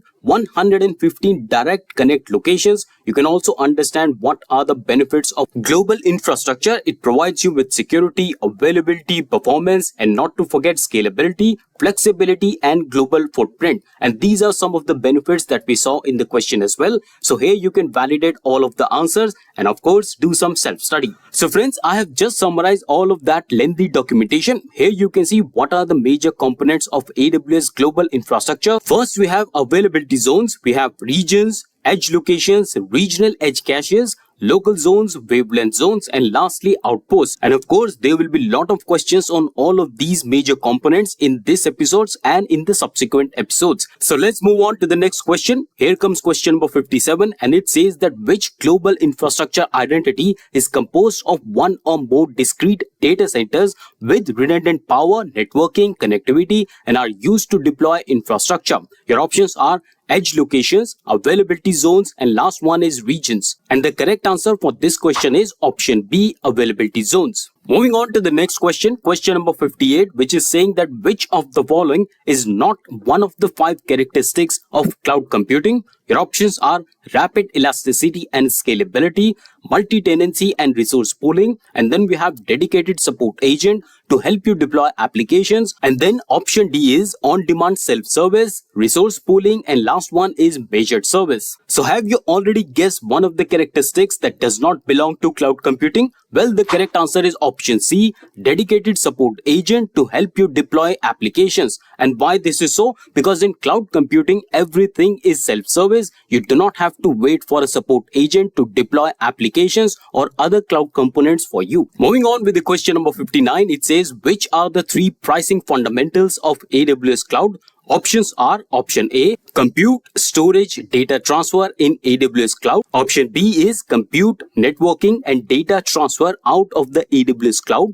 Option C is compute, storage, and data transfer out of the AWS Cloud. And the last option is storage, functions, and data transfer in the cloud. So friends, all of these options are looking very similar. You need to be very careful reading these questions. Let me tell you the correct answer, and that is option C, compute, storage, and data transfer out of the AWS Cloud. So these are 3 pricing fundamentals of the AWS Cloud. Now let's jump on to the question number 60. It says which AWS service offers the easiest way to set up and govern a new secure multi-account AWS environment? Options are AWS CloudFront, AWS Guardrail, and then option C is AWS Control Tower, and lastly AWS IAM. And the correct answer for this question is AWS Control Tower. So just a quick sneak peek on AWS Control Tower. So this one builds on AWS services such as AWS Organizations. We'll cover some questions on AWS Organization as well. Offers the easiest way to set up and govern a new secure multi-account AWS environment. Now let's quickly jump to the question number 61. It says which AWS service is a collection of AWS accounts that you can organize into a hierarchy and manage centrally. And your options are AWS CloudFront, AWS Guardrail, AWS Control Tower, and lastly AWS Organization. And this time, my friends, the correct answer is option D, AWS Organization. So let me take one more question on AWS Organization. Here it comes, question number 62. It says which AWS account can be used to create an organization? Your options are admin account, management account, member account, or lastly AWS Organization. So what was your answer? Have you chosen AWS Organization or member account, admin? Maybe you have chosen admin, but the correct answer for this question is option B, management account. So first of all, let's understand what is AWS Organizations, and then I will tell you something about management account. Here you can see that AWS Organizations help you centrally govern your environment as you scale your workloads on AWS. And whether you are a growing startup or a large enterprise, organizations help you programmatically create new accounts and allocate resources, simplify billing by setting up a single payment method for all of your accounts, create group of accounts to organize your workflows and apply policies to these groups for governance. And also, my friends, in addition to all of these, AWS Organization is integrated with other AWS services so that you can define central configuration, security mechanism, and also resource sharing across your accounts in your organization. And not just that, my friends, on this documentation, you can also understand what are the AWS control tower, what are its core concepts, and similarly, you can also understand how to organize AWS account, what is the control management, and then you can also understand what are the billings. So all in all, a great documentation. The links are shared in the description box. But now let me tell you something more about management account. So my friends, I'm on the same documentation, and here you can read what is a management account and also understand that management account was formerly known as master account. You can read here that a management account is an AWS account you use to create your organization. So here we validate our answer. I will leave you with this documentation. You can read whenever your time permits. But for now, let's jump on to the next question. So here it comes. Question number 63 says, which of the following options is not a point of consideration when choosing AWS region? And your options are compliance with data governance. Option B is latency. Option C is capacity availability. And lastly, option D is pricing. And the correct answer for this question is option C, capacity availability. So friends, capacity is not a limitation. You do not have to consider capacity when you're choosing AWS region. So capacity is unlimited in the cloud and you do not have to worry about that. And just so you know, the 4 points of consideration when choosing the AWS region are compliance with data governance and legal requirements. Then you have proximity to the customer, which means how closer you want to be to your customers. Then you have available services and features within a region, and of course the pricing. So in a nutshell, you do not have to worry about the capacity when choosing AWS region. And now comes question number 64, which says, which of the following is not an advantage of cloud computing? And your options are trade capital expense or CAPEX for operational expense or OPEX. And then the option B is train your employee less. And option C is go global in minutes. And finally, option D is stop spending money running and maintaining data centers. And this one, I'm pretty sure you already guessed the answer. And that one is option B, train your employee less. And why this is so? Because you must train your employees more so that they can use cloud effectively. And just a pro tip, my friends, whenever you're moving your infrastructure or your applications towards the cloud computing, always remember you're decreasing your capital expenditure or CAPEX and you're increasing your operational expenditure OPEX. And yes, my friends, do not see this as a limitation. This is basically the advantage of cloud computing. So in essence, what you're actually gaining is that you reduce a lot of capital expenditure because you do not have to build an on-premises infrastructure. You are not bothering about the networking, security of the on-premises. And of course, you do not have to maintain an entire force of IT tech engineers to maintain those servers and on-premises infrastructure. So that's the beauty of cloud computing, that you substantially reduce your capital expenditure. And now comes question number 65. It says AWS regions are composed of, your options are 2 or more edge location. Option B is 1 or more discrete data center. And lastly, 2 or more availability zones. And the correct answer for this question is option C, 2 or more availability zones. And we just took a question on AWS region, but here is the quick definition. Here you can read that AWS regions consist of multiple isolated physically separate availability zones within a geographical area. And friends, just so you know, edge locations are used to distribute content closer to the user. We will take some questions on edge location in the subsequent parts. Today, question number 76, part 8. It says that which duty is AWS responsibility while administrating AWS Lambda function under the AWS shared responsibility model? And your options are create versions of Lambda functions. Option B is maintain server and operating system. Then option C is scaling Lambda resources according to the demand. And lastly, updating the Lambda runtime environment. And the correct answer for this question is option B, maintain server and operating system. And please note, in this question, we are talking about AWS responsibility and not the user responsibility. Had this question be asking about the user responsibility, then the correct answer would have been creating versions of Lambda functions. But in this case, the correct answer is this one, the B option. So friends, in case you want to learn more about AWS Lambda, this is the official documentation. Here you can read that you can run code without thinking about the servers or the clusters. So basically, essentially what you need to do is you just need to code for the AWS Lambda. Forget about the underlying infrastructure or the servers. Just focus on your function or AWS Lambda. In case you're coming from the Microsoft Azure background, you should know the counterpart service for AWS Lambda in Microsoft Azure is Azure Functions. So let's read very quickly about AWS Lambda. It says run the code without provisioning or managing infrastructure. So as I just said, simply write and upload code as a zip or a container image. Also, you can read the function or the AWS Lambda automatically respond to the code execution request at any scale from a dozen of events per day, hundreds or thousands per second. So really cool service in case you have some piece of code that you want to trigger against some event. This is the service to go for. And further, my friend, if you want to understand what is AWS Lambda in case of shared responsibility, and here you can read that security and compliance is a shared responsibility between AWS and the customers. When the customer use AWS Lambda, AWS manages the underlying infrastructure and the foundation services, operating system and the application platform. And links to all the documentation that I'm referring in this video is presented in the description box. Please go ahead and check them out.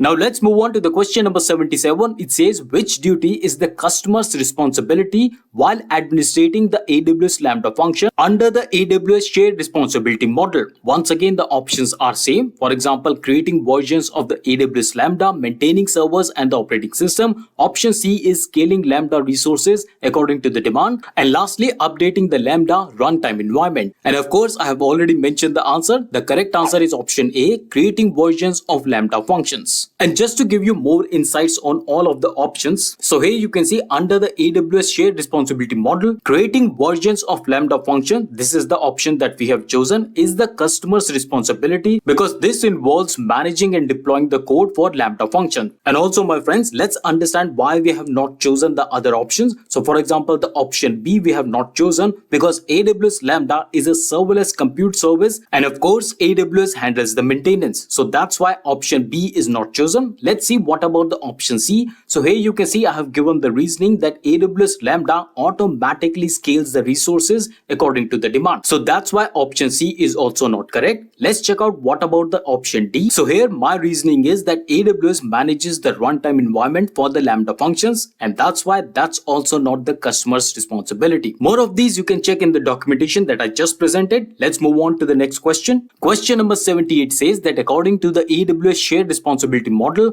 which of the following is the customer's obligation? Your options are patching underlying infrastructure.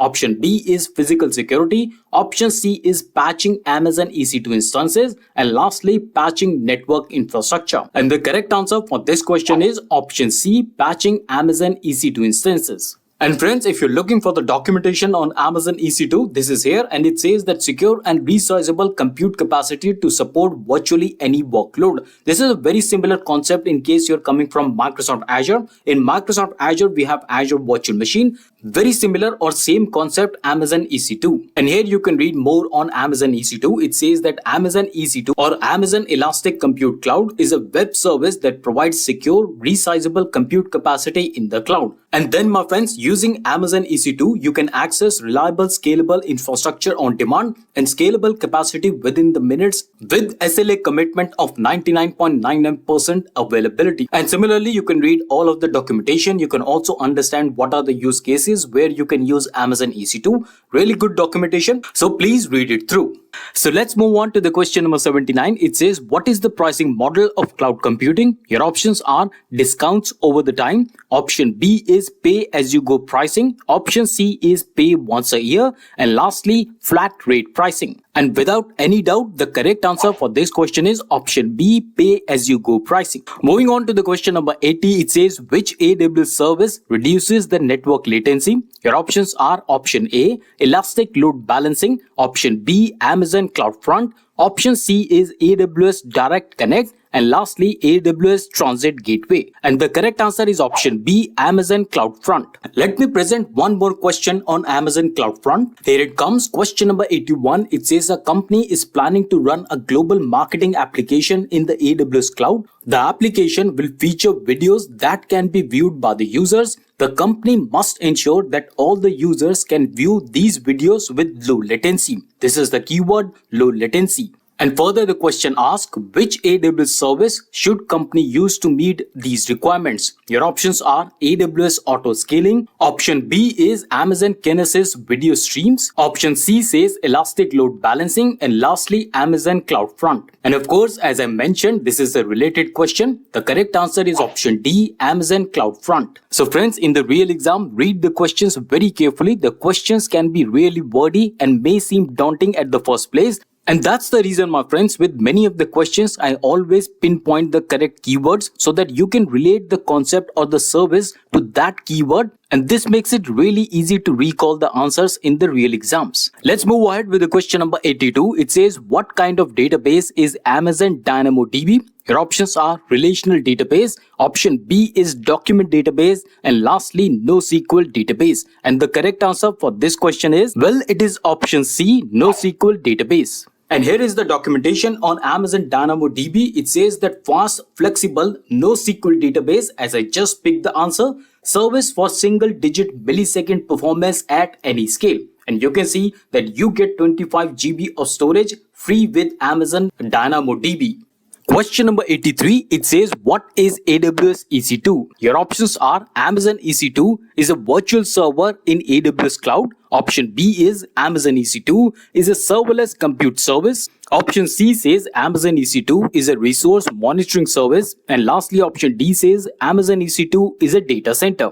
So are you able to recall the documentation that we just saw on AWS EC2? Well, the correct answer is option A. Amazon EC2 or AWS EC2 is a virtual server in the AWS cloud. Let's move on with the question number 84. It says a company is planning to replace its physical on-premises compute servers with AWS serverless compute services. And the company wants to be able to take the advantage of the advanced technologies quickly after the migration. Which pillar of AWS well-architected framework does this plan represent? Your options are security. Option B is performance efficiency. Option C is operational excellence. And lastly, option D is reliability. And the correct answer for this question is option B, performance efficiency. And please note, my friends, AWS well-architected framework is one section from where you will get loads of questions. So be aware about all the tenets of the AWS well-architected framework. We have discussed and taken so many questions in the previous parts as well. But do not worry anyways, we will take a lot of questions on this concept in the subsequent parts. Moving on with the question number 85, a little complex question. Let's read the question and then we will dissect the question. Question says that a user is comparing purchase options for an application that runs on Amazon EC2 and Amazon RDS. Now the application cannot sustain any interruptions. I will repeat, the application cannot sustain any interruptions. Moving on, the question says the application experiences a predictable amount of usage, including the seasonal spikes that last only a few weeks at a time. And please note, it is not possible to modify the application. Which purchase option meet this requirement most cost effectively? Let's read the options. Option A is review the AWS Marketplace and buy partial upfront reserved instances to cover the predicted and seasonal load.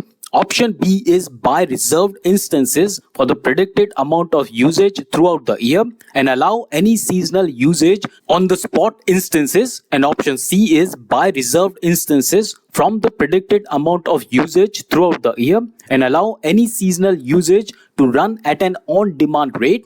And lastly, option D is buy reserved instance to cover all potential usage that results from seasonal usage. So please take a moment to read all the options and question once again. But then for now, let me break down the question for you. First of all, the very important point is that this application runs on Amazon EC2 and Amazon RDS. The second very important part of this question is, as I just pointed earlier, the application cannot sustain any interruptions. Well, the third important point that you should consider while picking the answer is this one, which says predictable amount of usage, which also includes some seasonal spikes that last only a few weeks. Please note, few weeks. And of course, not to forget, we always have to choose the option that is most cost effective. So let me now reveal the answer. I will give you more details afterwards. The correct answer for this question is option C. Now let me give you some more pointers why I picked option C. Firstly, as you can see that this option gives us the reserved instance. So this is the first point. Although you can see that the reserved instance has been called out in many other options. So listen to the further explanation to understand why we picked this answer. So friends, first understand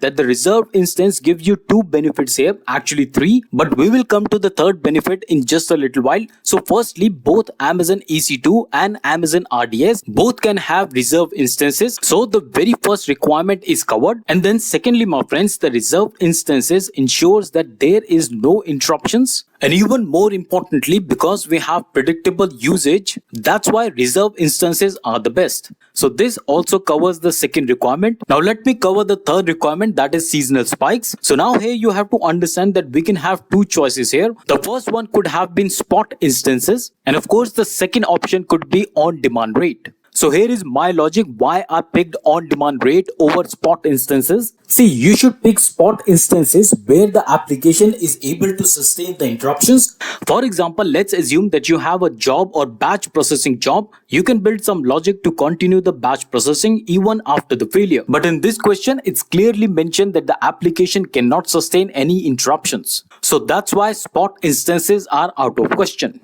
And now my friends, let's concentrate on most cost-effective option. See, reserved instances offer the best pricing and steep discount when you have reserved the instance for a greater period of time, let's say 1 or 3 years. So that's how my friends, considering all the options and all the keywords, all the requirements, I have picked option C. But in case you feel otherwise, let me know in the comment section and we can have some discussion over there. But I really hope you understood the entire logic. Maybe just rewind the video and watch it again, as these are tricky questions and you really need some time to read in between the lines.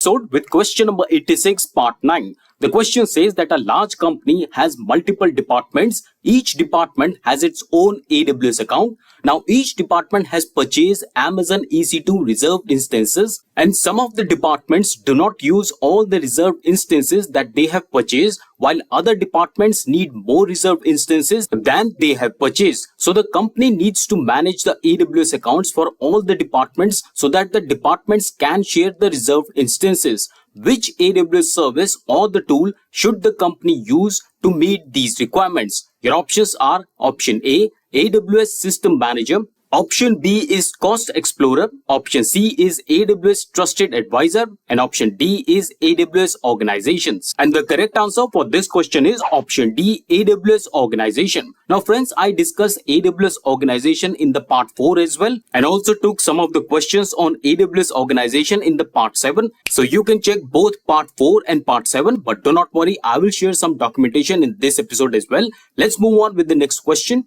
Question number 87 says that which central governance and management capabilities does AWS Organization enable? Your options are option A, maintain a secure environment with policies and management of AWS security services. Option B is locally manage policies across multiple AWS accounts. Option C is audit your EC2 for compliance, and option D is audit your environment for compliance. And lastly, option E says view and manage cost with consolidated billing. And the correct answer for this question is option A, maintain a secure environment with policies and management of AWS security services. And the second correct option is option D, audit your environment for compliance. And finally, the third capability that AWS Organization enable is option E, view and manage cost with consolidated billing. So let's understand AWS Organization in a little bit more detail. Here in the documentation, it says that AWS Organizations help you centrally govern your environment as you scale your workloads on AWS. Now, whether you are a growing startup or a large enterprise, Organizations helps you programmatically create new accounts and allocate resources, simplify billing by setting up single payment method for all your account, create groups of account to organize your workflows and apply policies to these groups for governance. Here you can also read the question that we just validated. And the question was, which central governance and management capabilities does AWS Organization enable? Here you can read all the capabilities. For example, automate AWS account, maintain a secure environment, govern access to AWS services, centrally manage policies, audit your environment, view and manage costs, and lastly, configure AWS services across multiple platforms. So please learn and understand all these capabilities. You will get some questions based on this topic. The links for all the documentation that I'm referring in this video is available in the description box. Question number 88 says, a group of AWS account within an organization is, your options are an organizational unit, option B is AWS Manager Account, and lastly AWS Control Tower. And of course, the correct answer for this question is option A, an organizational unit.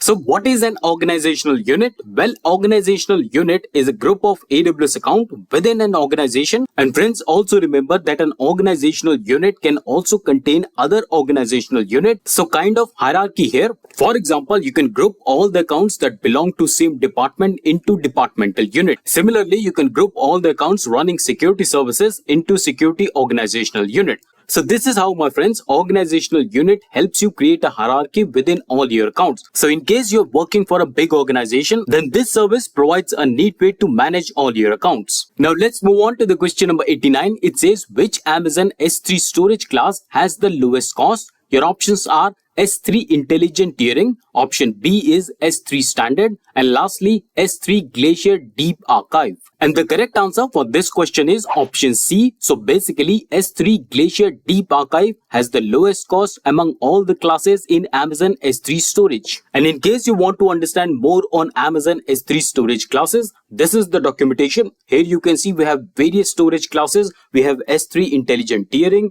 We also have S3 Standard. We have S3 Standard Infrequent Access. And moving on, we also have one zonal infrequent access. And then we also have Glacier Instant Retrieval. And finally, the answer that we picked is Amazon S3 Glacier Deep Archive. And here I want to give you one more documentation, this one. Here you can read that Amazon S3 Glacier Storage class has the lowest cost and millisecond access. So please read out all the documentation to understand all the storage classes in Amazon. It's really important service, not just from the exam perspective, but also in your daily working on Amazon Cloud.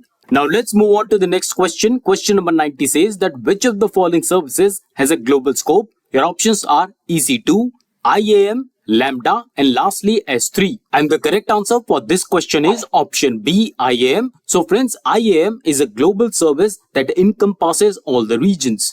And just so you know, in AWS, all the services are broadly categorized into three scopes: zonal services, regional services, and global services. And I will take more questions on all these concepts in the next episode. But for now, let's move on to the next question. Question number 91 says that which of the following is the definition of cloud computing? Your options are rapidly develop, test, and launch software application. And option B is automatic and quick ability to acquire resources as you need them and release resources when you no longer need them. Option C says cloud computing is an on-demand delivery of IT resources over the internet with pay-as-you-go pricing. And lastly, buying and owning and maintaining physical data centers and the servers. And the correct answer for this question is option C. Cloud computing is the on-demand delivery of IT resources over the internet with pay-as-you-go pricing. And of course, you can validate the answer on this very documentation from AWS on what is cloud computing. Here it clearly marks down that cloud computing is the on-demand delivery of the IT resources over the internet with pay-as-you-go pricing. You can read more on this documentation on who is using cloud computing. And then you can also understand what are the benefits of cloud computing. For example, we have agility, we also have elasticity,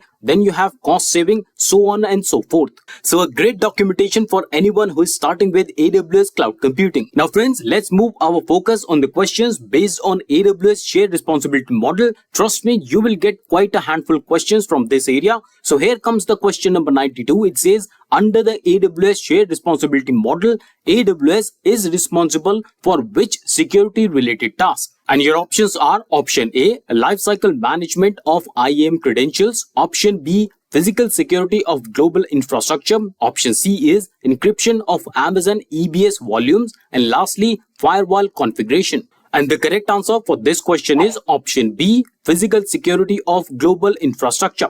And friends, once again, I want to re-emphasize in these kind of questions, always read the question very carefully and understand if the question is asking about AWS responsibility or the question is asking about customer responsibility, because certainly answer will change accordingly. Moving on with the question number 93, it says, what is an AWS responsibility under the AWS shared responsibility model? Once again, please note, we are talking about AWS responsibility and your options are configure the security group rules that determine which port are open on an Amazon EC2 Linux instance. And then option B is ensure the security of the internal network in AWS data center. Option C is patch the guest operating system with the latest security patches on Amazon EC2. And lastly, turn on the server-side encryption for Amazon S3 buckets. And the correct answer for this question is option B, ensure the security of the internal network in AWS data centers. So friends, I'm sure that you're following the suggestions that I gave in the starting of this video series. Please read the questions with me, understand all the options, take a pause, select your answer and match off your answer with the answer I give. In case you feel there is some discrepancy or in case you have some contrary view, please let me know in the comment section or email me at connectors@thetechblackboard.com. Moving on with the question number 94, it says, according to the AWS shared responsibility model, which of the following is the customer's obligation? And I'm sure you have already noted, this time we are talking about customer's obligation. Your options are patching underlying infrastructure. Option B is physical security. Option C is patching Amazon EC2 instances. And lastly, patching network infrastructure. And the correct answer for this question is option C, patching Amazon EC2 instances. And friends, as I've mentioned many times that AWS shared responsibility model is one really important area and you will surely get some questions around this. So I will bring loads of questions around this area because we have loads of customer responsibility and loads of AWS responsibility. So you must understand the distinction between the two. It's not just for the exam's sake, but you also understand because this will be really handy when you're actually working on Amazon Cloud. Do you know in Python language, we can declare variables in 3 different scopes: local scope, global scope, and non-local scope. And a similar concept applies in other computing languages as well. Now you must be thinking why I'm talking about computer languages in this AWS video. Well, because there is a similar concept in AWS cloud computing as well. Confused? Stick around in this video and you will understand everything. Question number 96, part 10. The question says, choose the correct scope on which AWS services are divided. Your options are option A, zonal services, option B, universal services, option C, seasonal services, option D, regional services, and lastly, global services. Now let's check out what are the correct scopes. The first one is zonal services and the second correct option is option D, regional services, and lastly we have global services. Here comes question number 97 that says, which are the services that AWS has built on top of multiple availability zones so that the customers do not have to figure out how to make best use of zonal services? And your options are zonal services, option B is regional services, and option C is global services. So I think this is an easy question. You can already see the zonal services in the question. So what is the correct answer? Well, it is option B, regional services. So this one, my friend, was just to confuse you. Do not get carried away by the zonal services mentioned in the question. The correct answer is regional services. Let me take you to the documentation. So this is the official documentation where you can validate the answer. Here you can read on the very first line that regional services are the services that AWS has built on top of multiple availability zones so that customers do not have to figure out how to make best use of zonal services. So this validates our answer. Let's move on. Coming to the question number 98, question says that which service is one that provides the ability to specify which availability zone the resources are deployed into. Your options are once again zonal services, regional services, and lastly global services. And the correct answer for this question is option A, zonal services. So here is the validation for the question. Here you can read a zonal service is one that provides the ability to specify which availability zone that resources are deployed into. Moving on with the question number 99, it says which services have their control plane hosted in a single AWS region while their data plane is globally distributed. Your options once again are same: zonal services, regional services, and global services. And the correct answer for this question is option C, global services. So now, my friends, here comes the question number 100, century for all of you. Congratulations for good learning. Let's read the question. Question says that Amazon EC2 and Amazon EBS are example of which type of service? Your options are zonal services, regional services, and lastly global services. And the correct answer for this question is option A, zonal services. And you can validate the answer on the very same documentation. Here you can read availability zone independence enables AWS to offer zonal services such as Amazon EC2 and Amazon EBS. Now let's change our focus and take some other type of questions. Question number 101 says that which of the following are pre-packaged SCP and AWS config governance rules for security, operations, and compliance that customers can select and apply enterprise-wide or specific groups of the account? Your options are an organizational unit, option B is AWS Manager Account, and lastly AWS Control Tower. And the correct answer for this question is option A, an organizational unit. Moving on to the next question. Question number 102 says, choose design principles for operational excellence in the cloud. You have to choose two correct options. Your options are perform operations as code. Option B is enable traceability. Option C is make frequent small reversible changes. Option D is test recovery procedures. And lastly, go global in minutes. And the correct answer for this question is option A, perform operations as code. And the second correct option is option C, make frequent small reversible changes. Time to validate the answer. Here you can read there are 5 design principles of operational excellence in the cloud. The first one is perform operations as code. Second one is make frequent small reversible changes. Third one is refine operations procedures frequently. And fourth one is anticipate failure. And lastly, learn from all operational failures. So please learn all these 5 design principles. You never know out of these 5 options which one you will get in the exam. And with that, let's jump on to the question number 103, which says which of the following are design principles according to the performance efficiency? You have to choose once again 2 correct options. Your options are use serverless architectures. Option B is adopt a consumption model.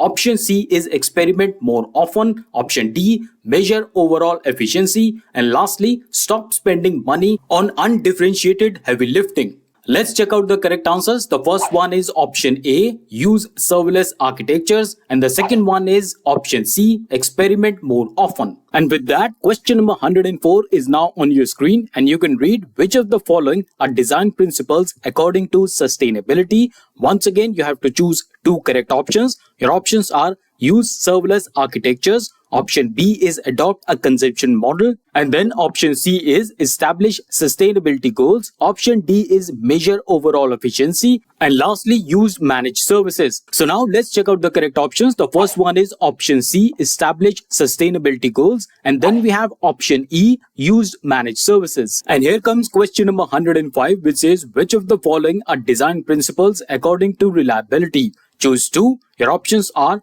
automatically recover from failure. Option B is adopt a consumption model. Option C is establish sustainability goals. And option D is measure overall efficiency. And lastly, we are given with manage change in automation. So what are the correct options? Let's find out. The first one is option A, automatically recover from failure. And then we have option E, manage changes in automation. So friends, there are 6 key pillars or design principles in AWS framework. The first one is operational excellence. The second one is security. Then we have reliability. We also have at number 4, performance efficiency. At number 5, we have cost optimization. And lastly, at number 6 is sustainability.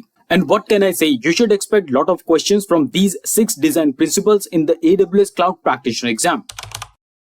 AWS Data Exchange, AWS Availability Zones, Edge Locations, AWS S3, EC2, Shared Responsibility Model, so on and so forth. So many concepts to be learned in such a little time to pass the AWS exam. So that's why, in order to give you more practice, really interesting questions are coming up in this video. First question for today, question number 106, part 11. The question says a media company wants to find and subscribe to third-party data sources to enrich their existing datasets with new insights. Which AWS service would be the best fit for this requirement? Your options are AWS Glue, option B, AWS Data Pipeline, option C, AWS Data Exchange, and lastly, option D, AWS Redshift. The correct answer for this question is option C, AWS Data Exchange. So friends, the keywords here are find and subscribe to the third-party data sources. And let's also understand why the other options or the other services are not correct. And post that, I will also give you some documentation to validate the answer, starting with AWS Glue. So friends, AWS Glue is an event-driven serverless computing platform provided by Amazon as a part of Amazon Web Services.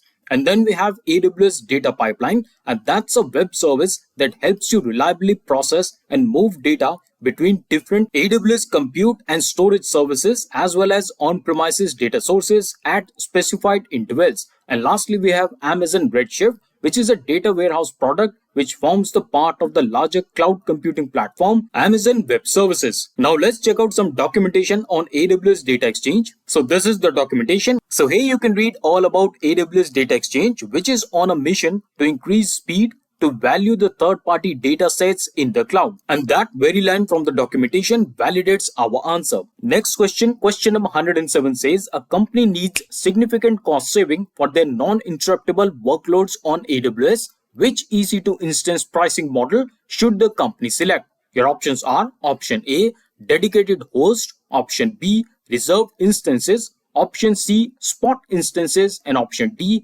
on-demand instances. And the correct answer for this question is option B, reserved instances. Okay, so tell me gentlemen, do you have any idea how much can you save from AWS reserved instances? Well, here is a quick sneak peek. Here you can read Amazon EC2 reserved instances provide a significant discount up to 72% compared to the on-demand pricing and provide a capacity reservation when used in a specific availability zone. And the same can be validated on this AWS documentation, 72% of the saving. You can also understand what are the benefits and how the AWS reserved instances work. Question number 108, it says, who is responsible for the configuration management under the AWS shared responsibility model? Options are option A, it is solely the responsibility of the customer.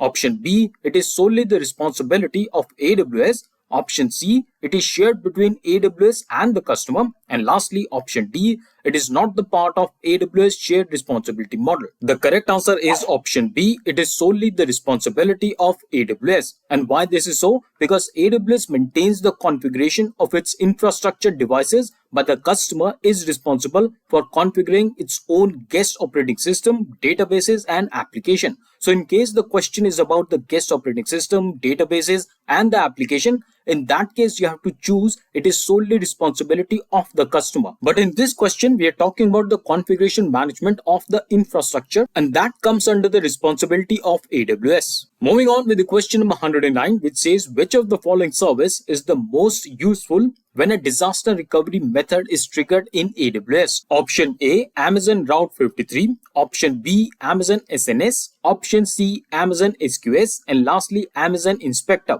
The correct answer for this question is option A, Amazon Route 53. And what exactly is Amazon Route 53? Well, it's a reliable and cost-effective way to route end users to internet applications. So in case you want to further understand what is Amazon Route 53, this is the documentation. Here you can read all about Amazon Route 53 and how it works. Here you can read that Amazon Route 53 is a highly available and scalable domain name system web service, and Amazon Route 53 connects user requests to internet application running on AWS or on premises. A very nice pictorial depiction is also given. Links are right there in the description box. Let's move on to the question number 110, which says, which component of AWS global infrastructure is made up of one or more discrete data centers that are redundant power, networking, and connectivity? And your options are AWS region, option B, edge location, option C, availability zone, and option D, AWS outpost. And the correct answer is option C, availability zone. And what are availability zones? Well, availability zones are distinct locations within AWS region. Please note, this is very important point. Availability zones are under AWS regions that are engineered to be isolated from failures in other availability zones. And these provide inexpensive, low latency network connectivity to other availability zones in the same AWS region. Let's move on to the question number 111, which says, which component of AWS global infrastructure consists of multiple physically separated and isolated availability zones that are connected with low latency, high throughput, and highly redundant networking. Options are AWS Region, Edge Location, Availability Zone, and lastly AWS Outpost. Correct answer is option A, AWS Region.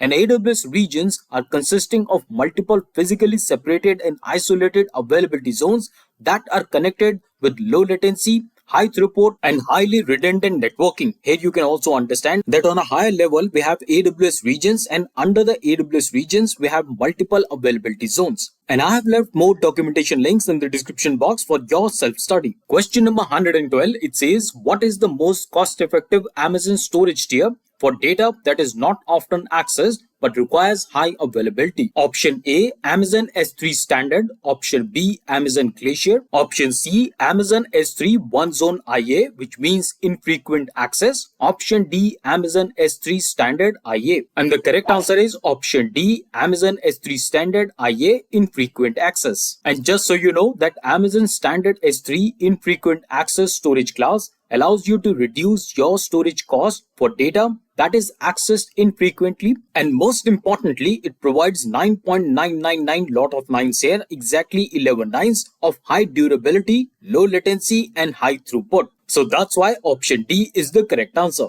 Okay, so let's take a quick short break again. Let me ask you a quick question from the AWS Global Infrastructure. So how many AWS regions are available this year, that is 2025?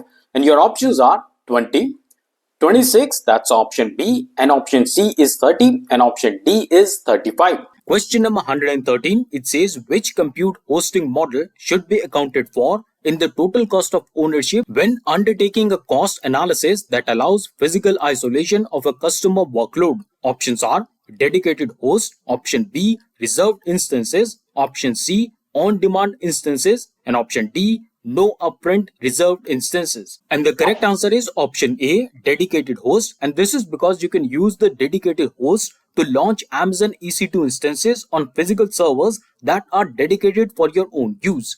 Dedicated hosts give you additional visibility and control over how instances are placed on a physical server, and you can rely to use the same physical server over the time. And as a result, dedicated hosts enable you to use your existing server-bound software licenses such as Windows Server and address corporate compliance and regulatory requirements. And with that, let's jump on to the question number 114. It says a startup is developing a web application where users can find articles based on various criteria such as keywords, authors, and topics. And they're looking forward for an AWS service that can handle this function efficiently. Which service should they use? Options are Amazon Open Search Service, option B, Amazon SQS, option C, Amazon AWS Lambda, and lastly, Amazon EC2. And the correct answer is option A, Amazon Open Search Service. So friends, Amazon Open Search Service is used to securely unlock real-time search, monitoring, and analysis of business and operational data. You can also understand how it works on this very documentation. So now let's move ahead to the question number 115, which says a company is planning to replace its physical on-premises compute servers with AWS Serverless Compute Services. Now the company also wants to be able to take the advantage of advanced technologies quickly after the migration.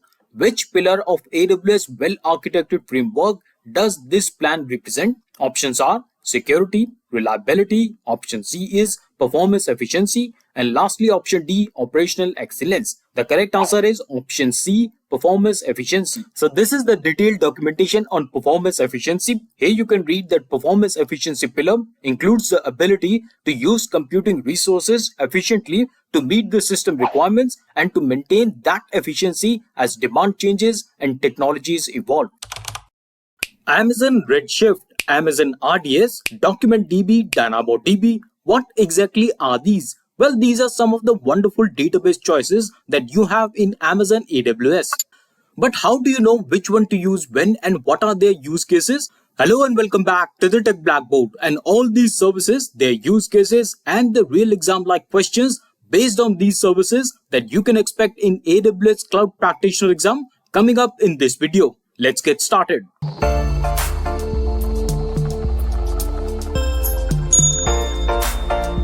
So here comes the first question for today's episode. Question number 126, part 13. Question says that which AWS services or features provide disaster recovery solutions for Amazon EC2 instances, and you have to pick two options. The given choices are option A, reserved instances, option B, EC2 Amazon machine images or AMIs, option C, AWS Shield, option D, Amazon Elastic Block Store snapshots, and option E, Amazon GuardDuty. And the correct answer for this question is option B, EC2 Amazon machine images, and option D, Amazon Elastic Block Store snapshot. Now let's look at some more details on each of these services. So firstly, we have Amazon machine images. And this one, my friends, is a pre-configured virtual machine image that contains the operating system, application software, and any other required components needed to launch the instance. AMIs can be used to create new instances in the same or different region, which can be useful for disaster recovery purposes. And then secondly, we have Amazon Elastic Block Store Snapshot. So Amazon EBS is a block storage service for use with Amazon EC2 instances, and EBS snapshots are point-in-time copies of an EBS volume that can be used to create a new volume or restore existing volume. And then EBS snapshot can be used to recover data in the events of an instance failure or to create new instance in a different region or availability zones. So that's why, because of these features of these two services, these are the correct options for this question. Moving on with the question number 127, which says which cloud architecture design concept is supported by distributing workloads across various availability zones. Your options are implement automation, option B, design for agility, option C, design for failure, and lastly, implement elasticity. The correct answer is option C, design for failure. So friends, when you have workloads across various availability zones, then you are designing for failure. In case one availability zone is down, it does not affect your workloads because you have other availability zones sharing the workloads and keeping the application alive. Question number 128. Question says that who is responsible for the configuration management of infrastructure under the AWS shared responsibility model? Four options are given. Option A, it is solely the responsibility of the customer. Option B, it is solely the responsibility of AWS. Option C, it is shared between AWS and the customer. And lastly, option D, it is not part of the AWS shared responsibility model. And the correct answer for this question is option B, it is solely the responsibility of AWS. Let's check out some more details. So configuration management, well, AWS maintains the configuration of its infrastructure devices, but a customer is responsible for configuring their own guest operating system, databases, and application. So in case the question changes in the real exam and the question asks you who is responsible for guest operating system, databases, and application, in that case, the correct answer would be it is solely the responsibility of the customer. So I hope you understood the distinction. When it comes to the infrastructure, that management lies with AWS, and when it comes to the application, databases, and operating system, that part of the responsibility is shouldered by the customer. Moving on with the question number 129, question says a company is developing a mobile app that needs high performance NoSQL database. Which AWS service could the company use for this database? And you have to pick two options. Given choices are option A, Amazon RDS, option B, Amazon Redshift, option C, Amazon Document DB, and option D, Amazon DynamoDB. So friends, Amazon Document DB is a fully managed native JSON document database that makes it easy and cost effective to operate critical document workloads at virtually any scale without managing infrastructure. And also, Amazon Document DB simplifies your architecture by providing built-in security best practices, continuous backups, and native integrations with other AWS services. On the other hand, Amazon DynamoDB is a fully managed serverless key-value NoSQL database designed to run high-performance application at any scale. DynamoDB offers built-in security and continuous backup, automated multi-region replication, in-memory caching, and data import and export tools. So you can read about Amazon Document DB and DynamoDB in these two documentation. The links are shared in the description box. Now let's move on to the question number 130. Question says a company wants to limit its employees' AWS access to a portfolio predefined AWS resources. Which AWS solution should the company use to meet this requirement? Options given are AWS Config, option B, AWS Software Development Kits, option C, AWS Service Catalog, and option D, AWS App Sync. So are you able to guess the correct answer? Well, the correct answer is option C, AWS Service Catalog. And in case you want more details on AWS Service Catalog, well, it lets you centrally manage your cloud resources to achieve governance at a scale of your infrastructure as a code templates written in CloudFormation or Terraform configuration. With AWS Service Catalog, you can meet the compliance requirement while make sure your customers can quickly deploy the cloud resources they need. And of course, you can get all the details that you need on AWS Service Catalog. A wonderful video is also given. Please check it out. And with that, let's move on to the question number 131. Question says that which AWS service provides a cloud-based integrated development environment or IDE that lets you write, run, and debug your code with just a browser without needing to install any software or configure servers? Your options are AWS CodeStar, option B, AWS Code Build, option C, Amazon Workspaces, and option D, AWS Cloud9. And the correct answer for this question is option D, AWS Cloud9. Let's quickly move to the question number 132. It says, which of the following is a suggestion made by an AWS trusted advisor? You have to pick two. Options are auditing, option B, cost optimization, option C, serverless architecture, option D, performance, and lastly, option E, scalability.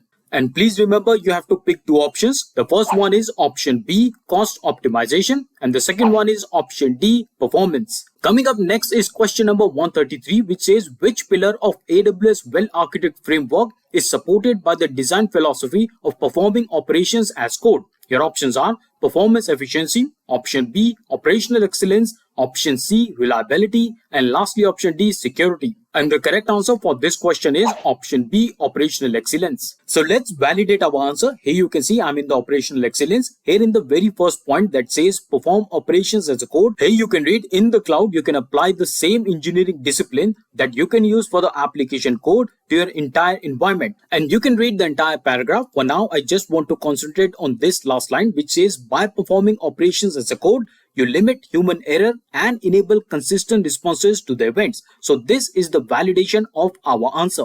Moving on with the question number 134 that says a company wants to review its monthly cost by using Amazon EC2 and Amazon RDS for the past year. Which AWS service or tool provides this information? And your options are AWS Trusted Advisor, option B, Cost Explorer, option C, Amazon Forecast, and option D, Amazon CloudWatch. And what's the correct answer? Well, the correct answer is option B, Cost Explorer.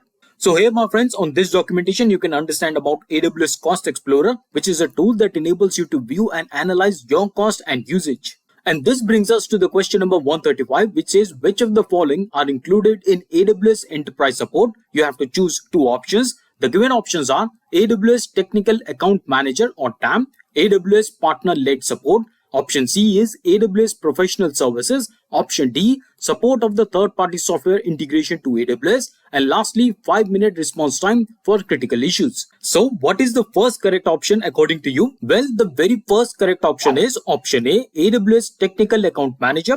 And then we have option D, support of the third-party software integration to AWS. Question number 136, part 14. Question says a company wants to migrate a critical application to AWS. Now the application has a short runtime. The application is invoked by the changes in the data or by the shifts in the system state. And the company needs a compute solution that maximizes operational efficiency and minimizes the cost of running the application. Which AWS solution should the company use to meet these requirements? Now in the question itself, my friends, you can understand that this application has a short runtime, and the question is also saying that the application is invoked by the changes in the data or by the shifts in system state. What does that mean? Well, that means that the application is event driven. Let's see the options given here. The options are option A, Amazon EC2 on-demand instances, option B, AWS Lambda, option C, Amazon EC2 reserved instances, and option D, Amazon EC2 spot instances. And the correct answer for this question is option B, AWS Lambda. And this is because AWS Lambda are just like functions or a piece of code that only triggers when some event happens. And that's the exact need of this question. That's why AWS Lambda is the perfect choice. Moving on with the question number 137 that says which AWS service or feature allows the users to connect with and deploy AWS services programmatically. And the given options are option A, AWS Management Console, option B, AWS Cloud9, option C, AWS Code Pipeline, and option D, AWS Software Development Kits, or also known as SDKs. The correct answer is option D, AWS Software Development Kits. And here in this one-liner, you can understand software development kits simplify using AWS services in your application with an application program interface or API tailored to your programming language or platform. And that exactly matches with the need of our question. That's why AWS Software Kits is the correct answer. Moving on with the question number 138, which says, which of the following tasks requires AWS account root user credentials? Your options are changing the AWS support plan. Option B, starting and stopping Amazon EC2 instances. Option C, opening an AWS support case. And lastly, option D, viewing the billing information. And friends, the correct answer is option A, changing the AWS support plan. Now let's take few more questions on billing and billing support plans. So here it comes, question number 139. Question says that who is the main point of contact for billing or account questions if a user has an AWS account with an enterprise level AWS support plan? Your options are solution architect, option B, AWS concierge support team, and option C, an AWS marketplace seller, and lastly, AWS partner network, or also known as APN. And the correct answer is option B, AWS concierge support team. So just so you know, my friends, AWS support concierge plan is included as a part of enterprise support plan. The support concierge team are AWS billing and account experts that specialize in working with enterprise accounts. And with that, let's jump on to the question number 140 that says, which is one technique to provide unified billing if each department within a firm has its own AWS account? Your options are use AWS budgets on each account to pay only to budget. Option B, contact AWS support for a monthly bill. Then option C is create an AWS organization from the payer account and invite all the other accounts to join. And lastly, put all the invoices in one AWS simple storage service and load the data into Amazon Redshift and then run a billing report. So could you guess the correct answer? If yes, pause the video and let me know in the comment section. But for now, let me reveal the answer. The correct answer is option C, create an AWS organization from the payer account and invite all the other accounts to join. And a quick explanation on this, that you can invite an account to join an organization that has only consolidated billing features enabled. If you later want to enable all the features for the organization, invited accounts must approve the change. Okay, so now let's move on to the question number 149 that says, which AWS service facilitate building secure and scalable mobile and web application offering features such as real-time updates and offline functionalities? And you have to select two options. Your options given are AWS Lambda, option B, AWS App Sync, option C, AWS Code Deploy, option D, AWS Amplify, and option E is Amazon API Gateway. The correct answer, or the very first correct option, is option B, AWS App Sync, and the second correct option is AWS Amplify. So friends, just to add on this, for the exam purpose, you need to understand which service to use for a certain use case. And here we are looking at the mobile and web application. And the only services that link to this business case is AWS App Sync and AWS Amplify. That's why these are the correct options. Now let's move on. Question number 142 says, to install a PCI compliant workload on AWS, which of the following task is required? And your options are use any AWS service and implement PCI control at application layer.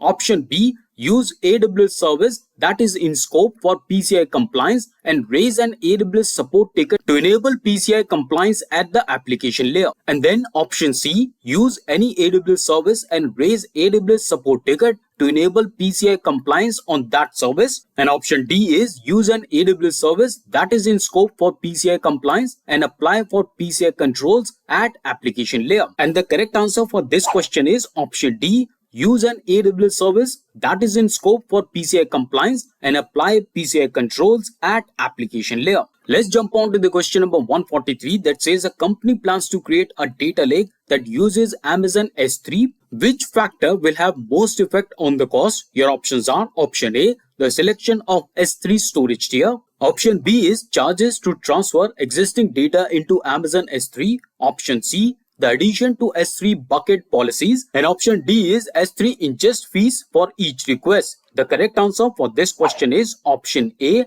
the selection of S3 storage tiers. So in this documentation, you can understand how does Amazon S3 work. Here you can see it's written that Amazon Simple Storage Service, or better known as Amazon S3, is an object storage service that offers industry-leading scalability, data availability, security, and performance. If you want to understand what are the pricing model, then you have to click on this. It says pricing, and then you will reach to this page. And here you can understand all the pricing related details for Amazon S3. The links to all the documentation is right there for you in the description box. So please go and check it out. And now we have question number 144. Question says that which pillar of AWS well-architected framework is designed on the idea of frequent minor reversible changes? Your options are reliability, operational excellence, option C is performance efficiency, and lastly cost optimization. And of course the correct answer is option B, operational excellence. And friends, we have taken so many questions on AWS well-architected framework in the previous parts as well, so please check them out. It's a very important topic and you should expect a lot of questions from this area.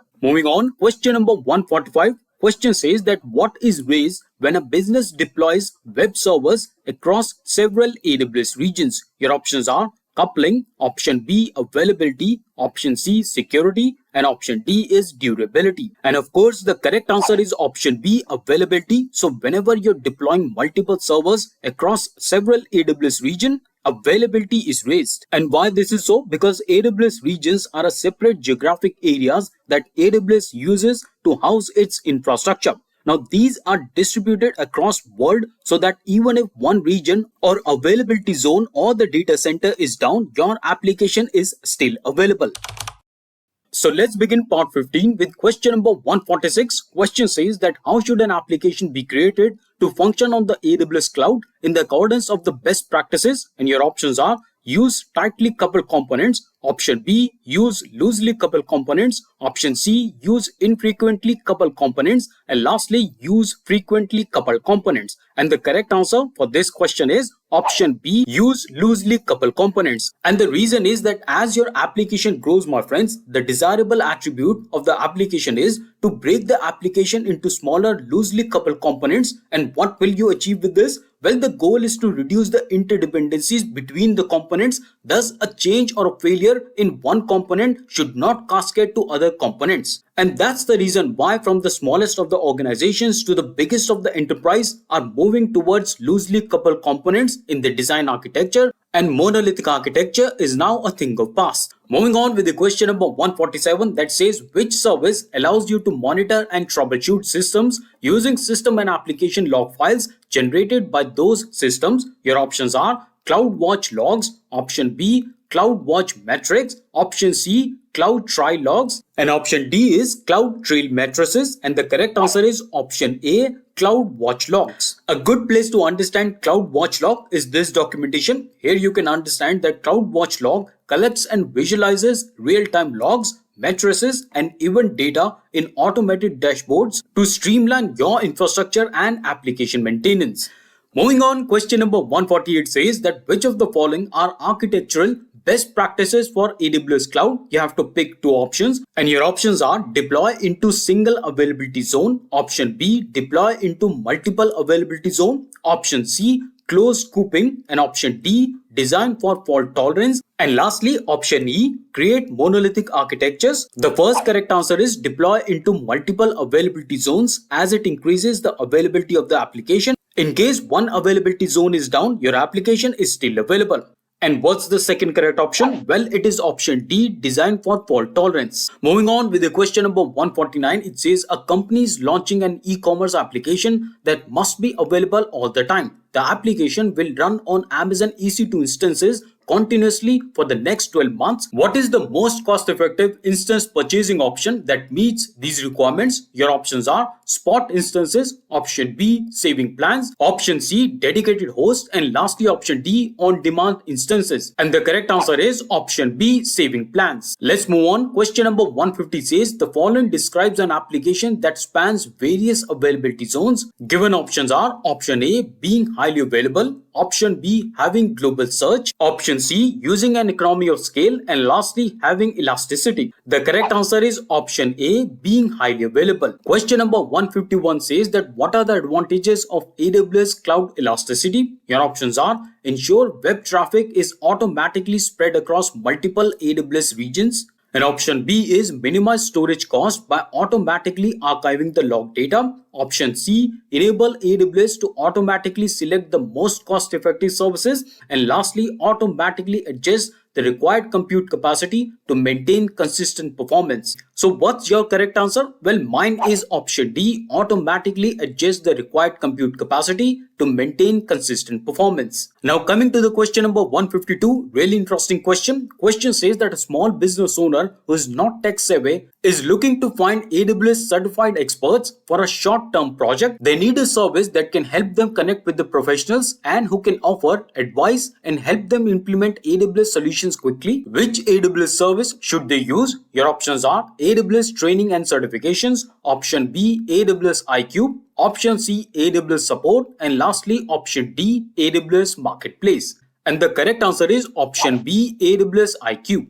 And now let's jump on to the question number 153, a really interesting question. I will tell you why. Let's read the question first. A company wants to migrate its workloads to AWS, but it lacks expertise in AWS cloud computing. Which AWS service or the feature will help the company with its migration? Your options are AWS Trusted Advisor, option B, AWS Partner Network, option C, AWS Artifacts, and option D, AWS Managed Services. Now friends, while researching for this question, I had a confusion between option B, which is AWS Partner Network, and option D, AWS Managed Services, but I have picked option D as the correct answer, AWS Managed Services, and I will tell you why. But first, let's understand what is AWS Managed Services. Well, it helps you to adopt AWS at scale and operate more efficiently and securely. Also, my friends, AWS Managed Services leverage the standard AWS services and offer guidance and execution of operational best practices with specialized automation skills and experience that are contextual to your environment and application. And then I have one more document that I want to show you, and that is this one. It says, how do the AWS partners and the managed services work together? It says AWS Managed Services focuses on the infrastructure management and creating scale through automation. It also says that we work closely with the AWS certified partners in the majority of our customer engagements, where they fill several areas of the customer's end-to-end cloud solutions and not provided by the AWS Managed Services, such as migration consulting and application management. And finally, this last line, please pay attention. It says customers looking for a single vendor to provide both application and infrastructure management are encouraged to contact one of our AWS Managed Service providers. So based on those two documentation, I have picked the option D, AWS Managed Services. What is your option? Let me know in the comment section. Let's move on. Next question. Question number 154 says that which service or tool should a company use to centrally request and track service limit increases? Your options are AWS Config, option B, Service Quotas, option C, AWS Service Catalog, and lastly, AWS Budgets. And the correct answer for this question is option B, Service Quotas. And now comes question number 155. Question says that which documentation does AWS Artifact provide? Your options are Amazon EC2 Terms and Conditions, option B, AWS ISO certifications, option C, a history of companies' AWS spending, and option D, a list of previous generation Amazon EC2 instance types. And of course, the correct answer is option B, AWS ISO certifications.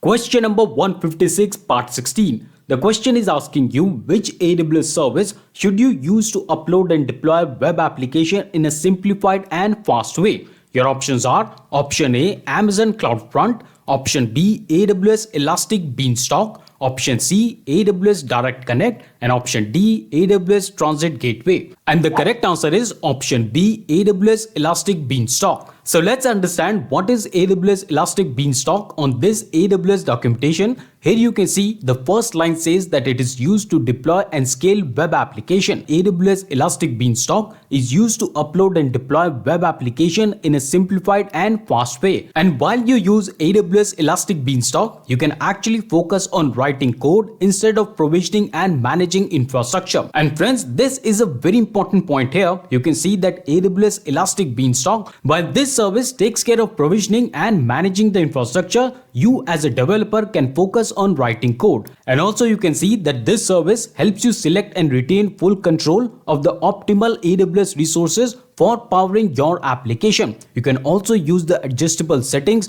to scale your application for handling peaks in traffic while minimizing cost. And also when you scroll down, you can understand how it actually works. You can also watch this video, just a 2-minute video, but it will help you understand Elastic Beanstalk. And you can also understand what are the use cases of AWS Elastic Beanstalk. For example, as we discussed, you can use this service to quickly launch web application. You can use it to create mobile API backends for your application and also re-platform critical business applications. And not just that, you can also use the documentation to really understand how to get started with AWS Elastic Beanstalk. All the documentation is given here. And as always, I will leave the documentation links in the description box. Let's move on. Question number 157. The question is saying which duties are responsibility of a company that is using AWS Lambda, and you have to choose 2 correct options. And the given options are option A, security inside the code, option B, selection of CPU resources, option C, patching of operating system, option D, writing and updating code, and lastly option E, security of underlying infrastructure. Now let's check out the correct options. First we have option A, security inside of code, and then we have option D, writing and updating code. So basically these both are your responsibility or the company's responsibility who is using AWS Lambda. And in case you want to understand what is AWS Lambda, this is the documentation.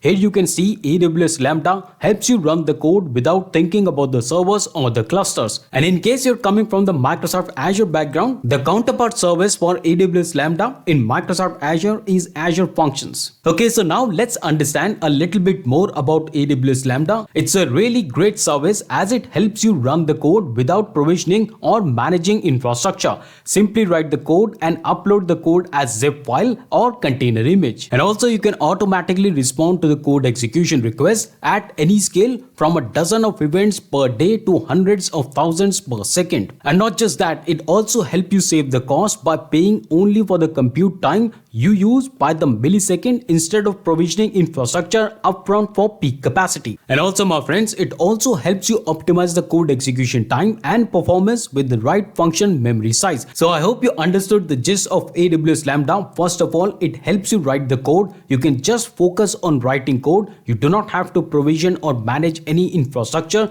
You just simply write the code, upload your code as a zip file and run the code. And then my friends, this piece of code can act on various execution or various events that occurs. So basically a event driven code. And the real beauty of AWS Lambda is it really helps you cut the cost because you don't have to pay for the infrastructure upfront. So for example, let's say you have deployed a piece of code that runs on some HTTP trigger. And friends, in this setup, you only have to pay for the function when it's actually running, or you can also say the compute time the function is consuming. And it's a really critical point because you don't have to pay for the infrastructure when your function or your code is not running. And similarly, my friends, you can also understand how this AWS Lambda works. So basically, AWS Lambda is a serverless event-driven compute service that lets you run the code for virtually any type of application or backend service without provisioning and managing servers. You can trigger AWS Lambda for over 200 AWS services and software as a service applications. And here you can also understand how can you use the AWS Lambda in various applications. For example, if you want to use AWS Lambda in file processing or stream processing, web application, IoT backends or mobile backends. All of the documentation is just right there. So out and out, a really wonderful service from AWS. Many applications I have seen extensively use AWS Lambda. Now let's jump on to the question number 158. The question says that which of the following statements accurately describe a function of AWS Secret Manager? And this time also you have to select two correct options. And the given options are option A, encrypts authentication information in the code, ensuring that it is unreadable, that is not in a plain text. And then we have option B, replaces the need to hardcode authentication credentials in the code. Option C, make it possible to include an API call that retrieves authentication information from a central repository. And then option D, automatically rotates and updates the code in the application build, ensuring the repositories are kept up to date. And lastly, option E facilitates the embedding of authentication information in the code during the runtime. So what are the correct options? Could you guess it? Think for a moment and let me know in the comment section. It's very essential, my friends, that you read the question along with me, read all the options, understand them, and then try to answer before I reveal the answer. Because this is the only way that you will gain the confidence to appear in the real exam. So now let me reveal the answer. The first correct option is option B, replaces the need to hardcode authentication credentials in the code. And then the second correct option is option C, makes it possible to include API call in the code that retrieves authentication information from a central repository. Now let's check out what AWS has to say about the AWS Secrets Manager.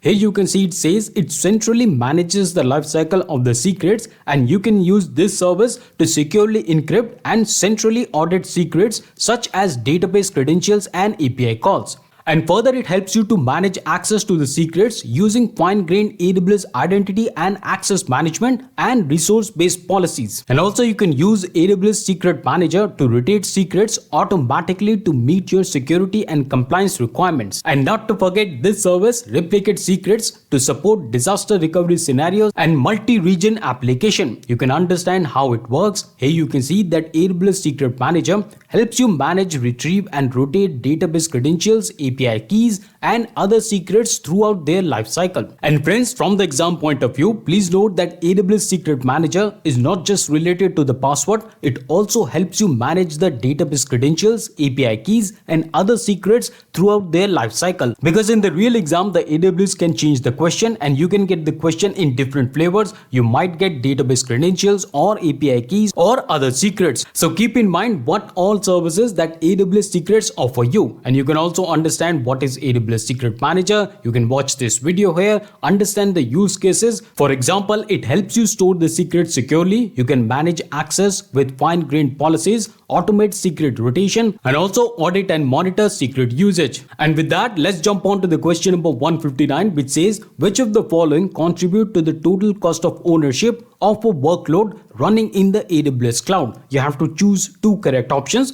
The given options are option A, hardware maintenance, option B, power and cooling, option C, storage cost, option D, space for the data center, and option E, network cost. And the first correct option is option C, storage cost, and the second correct option is option B, network cost. Moving on with the question number 160. Question is saying that which feature of AWS reduced your total cost of ownership? And the given options are option A, AWS budgets, option B, trusted advisor, option C, AWS total cost of ownership or TCO, and then option D, AWS Redshift, and lastly option E, AWS Cost Explorer. So which is the correct option have you chosen? Maybe you have gone for the AWS budgets. Well, it's not the correct answer. It doesn't help you reduce the cost. Or have you chosen AWS total cost of ownership? Well, this is also not the correct option. AWS Cost Explorer, this is also not the correct option. The correct answer is option B, Trusted Advisor. And why this is so? Because AWS Trusted Advisor helps you optimize the cost, increase performance, improve security and resilience, and operate at scale in the cloud. The Trusted Advisor continuously evaluates your AWS environment using the best practices checks across the categories of cost optimization, performance, resilience, security, and operational excellence, and service limits, and recommend the actions to remediate any deviations from the best practices. So you can use all this documentation to learn about AWS Advisor. You can learn the benefits of the same. You can see the Q&A or frequently asked questions on AWS Advisor. For example, how does the AWS Advisor aligns with the best practices? You can understand them all. How to prioritize the important recommendations. All is given here in this documentation. And the good part is you can also understand what are the use cases. So for example, you can use AWS Advisor to optimize the cost and efficiency. You can also address the security gaps, improve performance, improve resilience, and also track service limits. So friends, I'm sure that all of you who are already working on AWS or who want to work on AWS must encounter this AWS Trusted Advisor, because cost is always on the top priority of any company or organization. Question number 161, part 17. The question is saying a user is comparing purchase options for an application that runs on Amazon EC2 and Amazon RDS. Now the application cannot sustain any interruptions. The application experiences a predictable amount of usage, including some seasonal spikes that last only a few weeks at a time. And also, it is not possible to modify the application. Which purchase option meets these requirements most cost effectively? Your options are option A, security, option B, reliability, option C, performance efficiency, and lastly option D, cost optimization. And friends, in case you have already picked the cost optimization as the answer by looking at this part of the question, well, that would be incorrect. The correct answer for this question is option B, reliability. So let's understand what is reliability, which comes under the 5 pillars of AWS well-architected framework. So here you can see reliability pillar includes the reliability pillar encompasses the ability of a workload to perform its intended function correctly and consistently what it is expected to do. And this includes the ability to operate and test the workloads throughout its total life cycle. And also you can understand what are the design principles. Here you can understand what are the 5 design principles for reliability in the cloud. So first of all, we have automatically recover from the failures. We also have test recovery procedures, scale horizontally to increase aggregate workloads availability. And then we have stop guessing the capacity, and lastly manage change in automation. You can read all these definition and all these pointers and details for all of these. And as always, I will share links to all the documentation in the description box.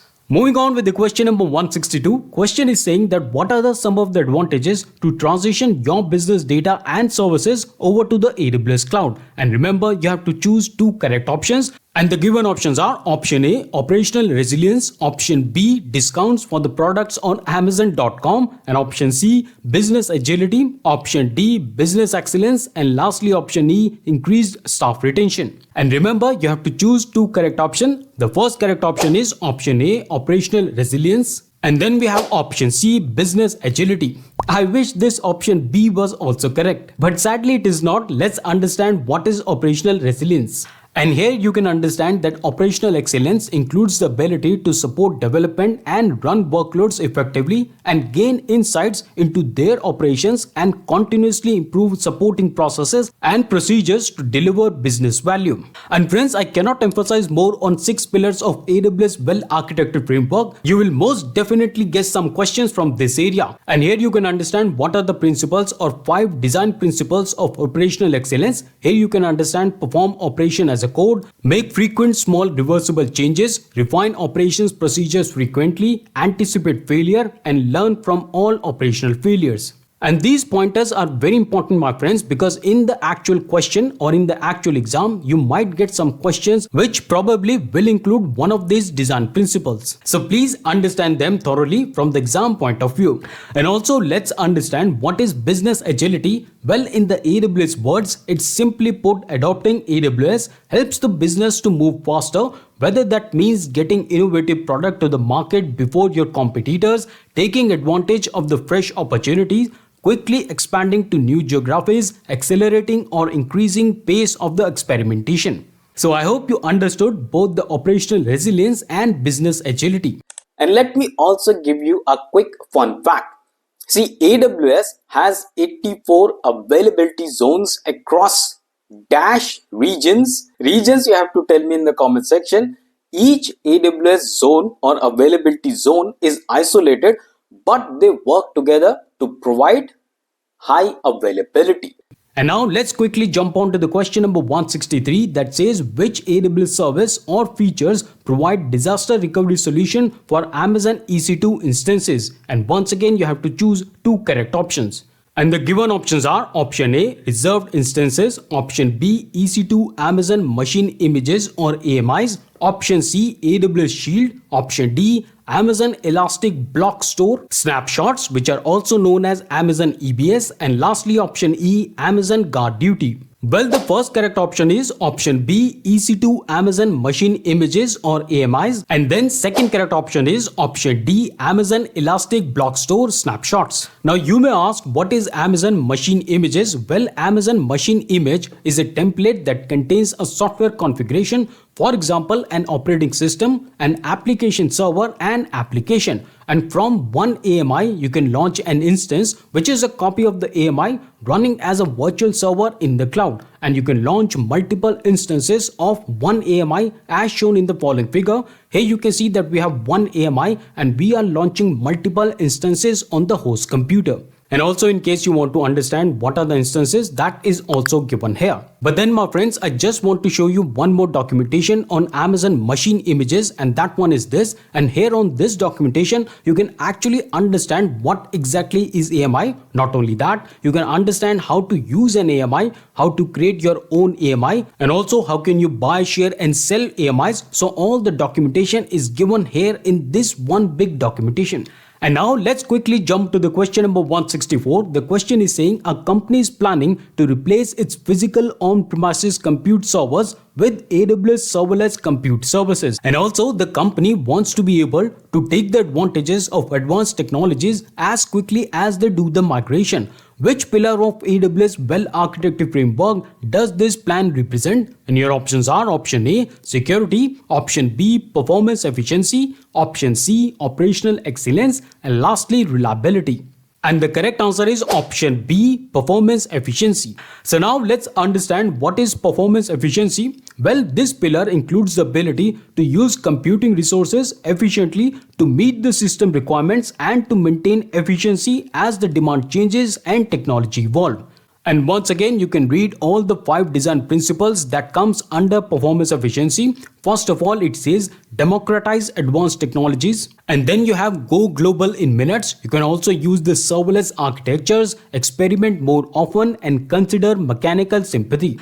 And with that quick documentation on performance efficiency, let's move on to the question number 165. It says that I require different levels of access on my application that is installed on EC2 instance. Now I have configured an ENI for the same purpose. Which of the following statement is incorrect? And please note, you have to choose the incorrect statement. So what are the given options? Well, the first option is that I can detach the primary ENI of my EC2 instance and connect it to another instance for moving its elastic IP. Option B, I can configure a security group for my ENI and restrict the traffic to EC2 instance. And then at option C, we have I can detach a secondary EMI containing private IP from the one EC2 instance and then attach it to another one. And then the option D, I can attach the elastic IP to an EC2 instance in the another subnet by releasing it from the ENI in the current subnet to which it is currently attached to. And the correct answer to this question or the incorrect statement that we were to choose is given in the option A. I can detach the primary ENI of my EC2 instance and then connect it to another instance for moving its elastic IP.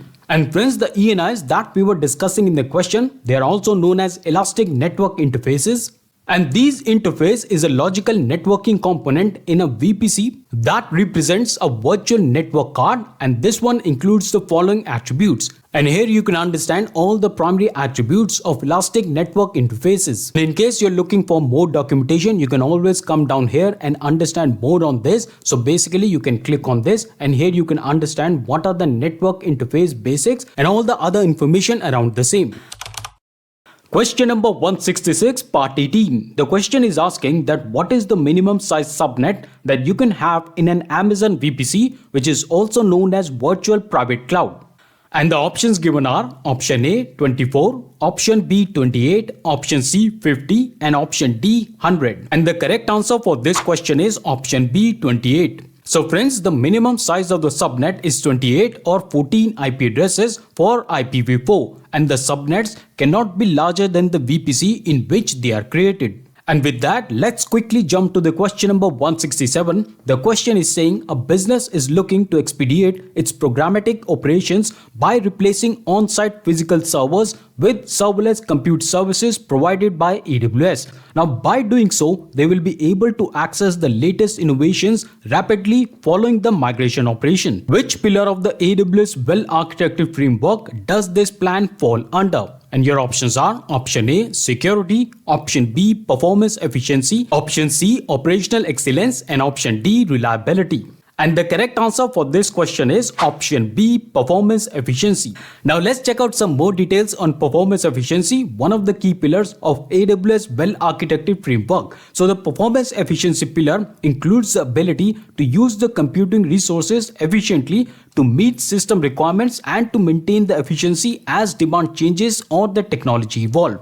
And here you can also understand what are the design principles that comes under performance efficiency. And the first principle is democratize advanced technology. That means make advanced technology implementation easier for your team by delegating complex tasks to your cloud vendor. And if you remember the question correctly, this is the exact ask in the question. And further, the design principle says that you can go global in just few minutes. You use the serverless architectures, experiment more often. So this one enables you to automate the resources. You can quickly carry out comparative testing by using different type of instances, storage and configuration. And lastly, it says consider mechanical sympathy. This one says that understand how the cloud services are consumed and always use the technology approach that aligns best with your workload goals. For example, consider data access patterns when you select the database or storage approaches. And friends, I have reminded you many times in the previous episodes as well, you will definitely get some questions from AWS well-architected framework. Now let's move on to the question number 168 that says which AWS trusted advisor feature is available exclusively to the users with AWS business support or AWS enterprise support.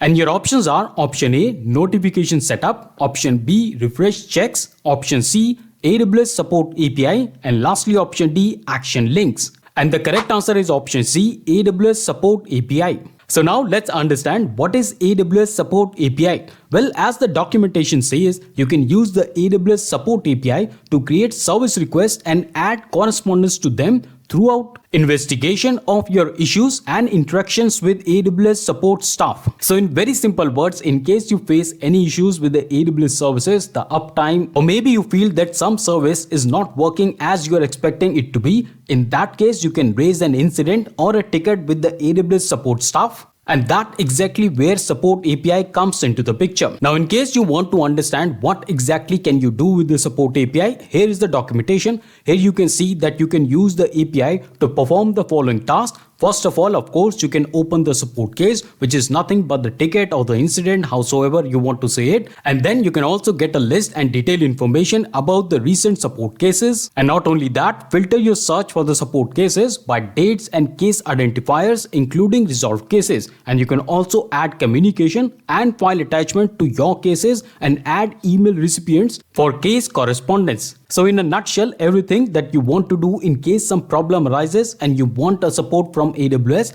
in that case you have to go to the support API. And with that, let's jump on to the question number 169 that says a company is planning to run a global marketing application in AWS Cloud. Now the application will feature videos that can be viewed by the users. And the company must ensure that all the users can view these videos with low latency. Which AWS feature or service should the company use to meet this requirement? Your options are AWS Auto Scaling, and then the option B is Amazon Kinesis Video Streams, option C, Elastic Load Balancing, and option D, Amazon CloudFront.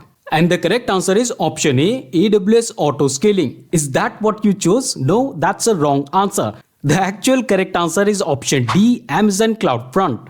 Okay, so now let's understand what is Amazon CloudFront. Well, basically it securely delivers your content with low latency and high transfer speeds. And of course, you can use the Amazon CloudFront to reduce the latency by delivering data through 600 plus globally dispersed point of presence with automatic network mapping and intelligent routing. And here you can also see that 1 TB of data transfer out is absolutely free with Amazon free tier. And also, my friends, Amazon CloudFront improved the security with traffic encryption and access controls. And not only that, you can also cut the cost with consolidated requests and customizable pricing option and zero fees for data transfer out from AWS origins. And not just that, you can also customize the code that you run at the AWS Content Delivery Network And in case you also want to understand how this exactly works, you can understand this here.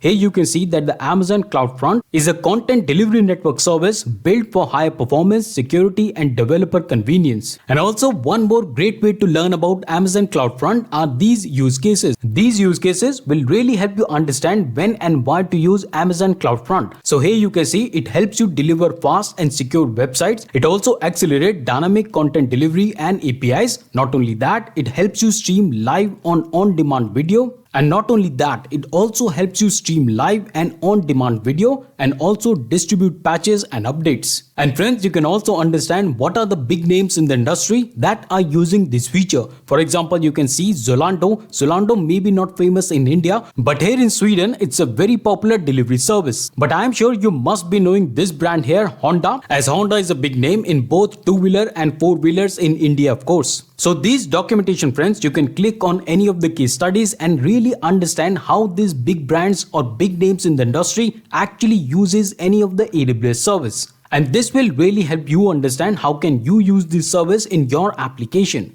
And with that, let's move on to the question number 170 that says which AWS offering enables users to find, buy and immediately start using software solution in their AWS environment. Your options are option A, AWS Config, option B, AWS Ops Work, option C, AWS SDK, and lastly, AWS Marketplace. So, could you guess the correct answer? Well, it's quite easy. The correct answer is option D, AWS Marketplace. A very similar concept in case you're coming from the Azure background. There also you can find a marketplace, customized application and pre-built solution for just about anything. And this is the link where you can find the AWS Marketplace. So here you can see aws.amazon.com/marketplace. This is where you can find all the customized solution and see many of these applications, my friends, are already working. So please go ahead and discover what is the right solution that fits your business need. And here you can see with most of the application or with most of the solution, you will also find the free trial. And not just that, you can see there are categories. So you can find the solutions under the SaaS category. You can also find under the AMI category, containers, machine learning, data. And then yes, there is a free category as well. So for example, you have CentOS and you can also use this version of the WordPress for free. And similarly, you can explore all the solutions. Here you can see the categories. You can put the relevant filters. You can choose by vendors. And in case you want to filter out based on the pricing plan, here is the filter also on the delivery methods. So this way, my friends, in case you're developing some solution or some customized application, I would really suggest you to go for the marketplace and see if there is already a solution that meets your business need. Because of course, who want to reinvent the wheels? With question number 171, the question is saying to maximize the value of their purchase on Amazon EC2 reserved instances across all the departments, a large company needs to manage their AWS accounts in an efficient manner. Now to do this, they require a service or a tool that will enable them to share reserved instances between different departments, even when some of the departments are overpurchased while the others are underutilized. And also the question is saying that each department currently has its own AWS account. Each department has purchased Amazon EC2 reserved instances. With this in mind, which Amazon service or tool should the company select? And your options are option A, AWS System Manager, option B, Cost Explorer, option C, AWS Trusted Advisor, and lastly option D, AWS Organizations. Friends, the correct answer to this question is option D, AWS Organization. And the reason is very simple. The question is asking you to manage efficiently the resources. In this case, it is Amazon EC2 reserved instances. So the company wants to manage all the reserved instances across all the departments. And the best way to do is AWS Organizations, because it is the AWS organization that stretches across all the departments of the company.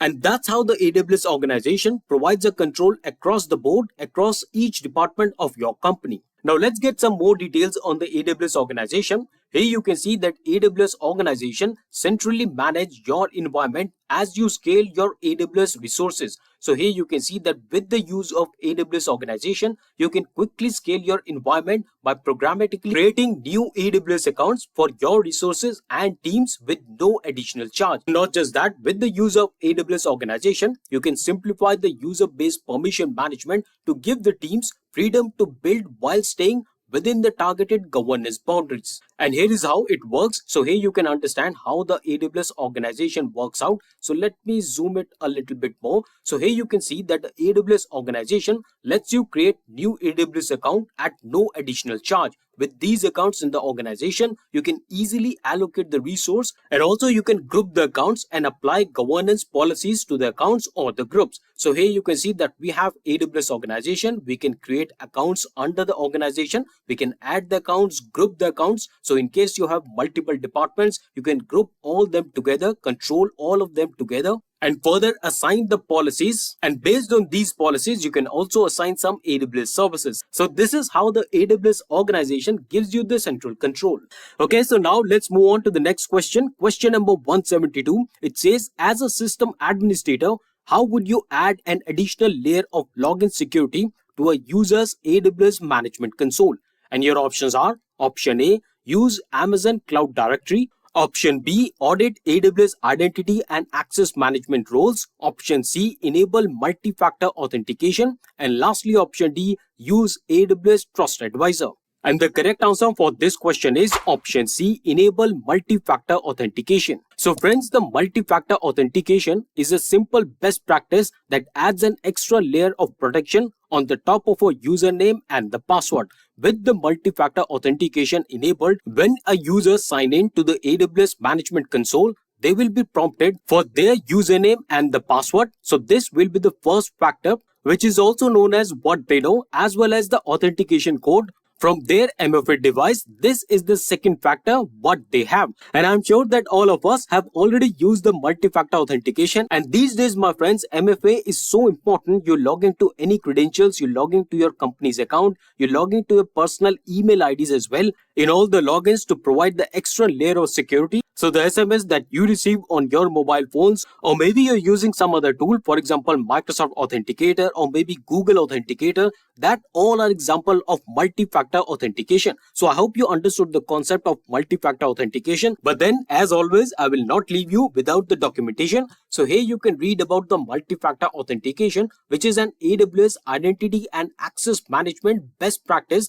that requires a second authentication factor in addition to the username and the password. And friends, as far as the AWS Cloud Practitioner exam goes, you don't have to get into the details of the multi-factor authentication, the implementation of the same. You just need to understand the concept and where it is implemented.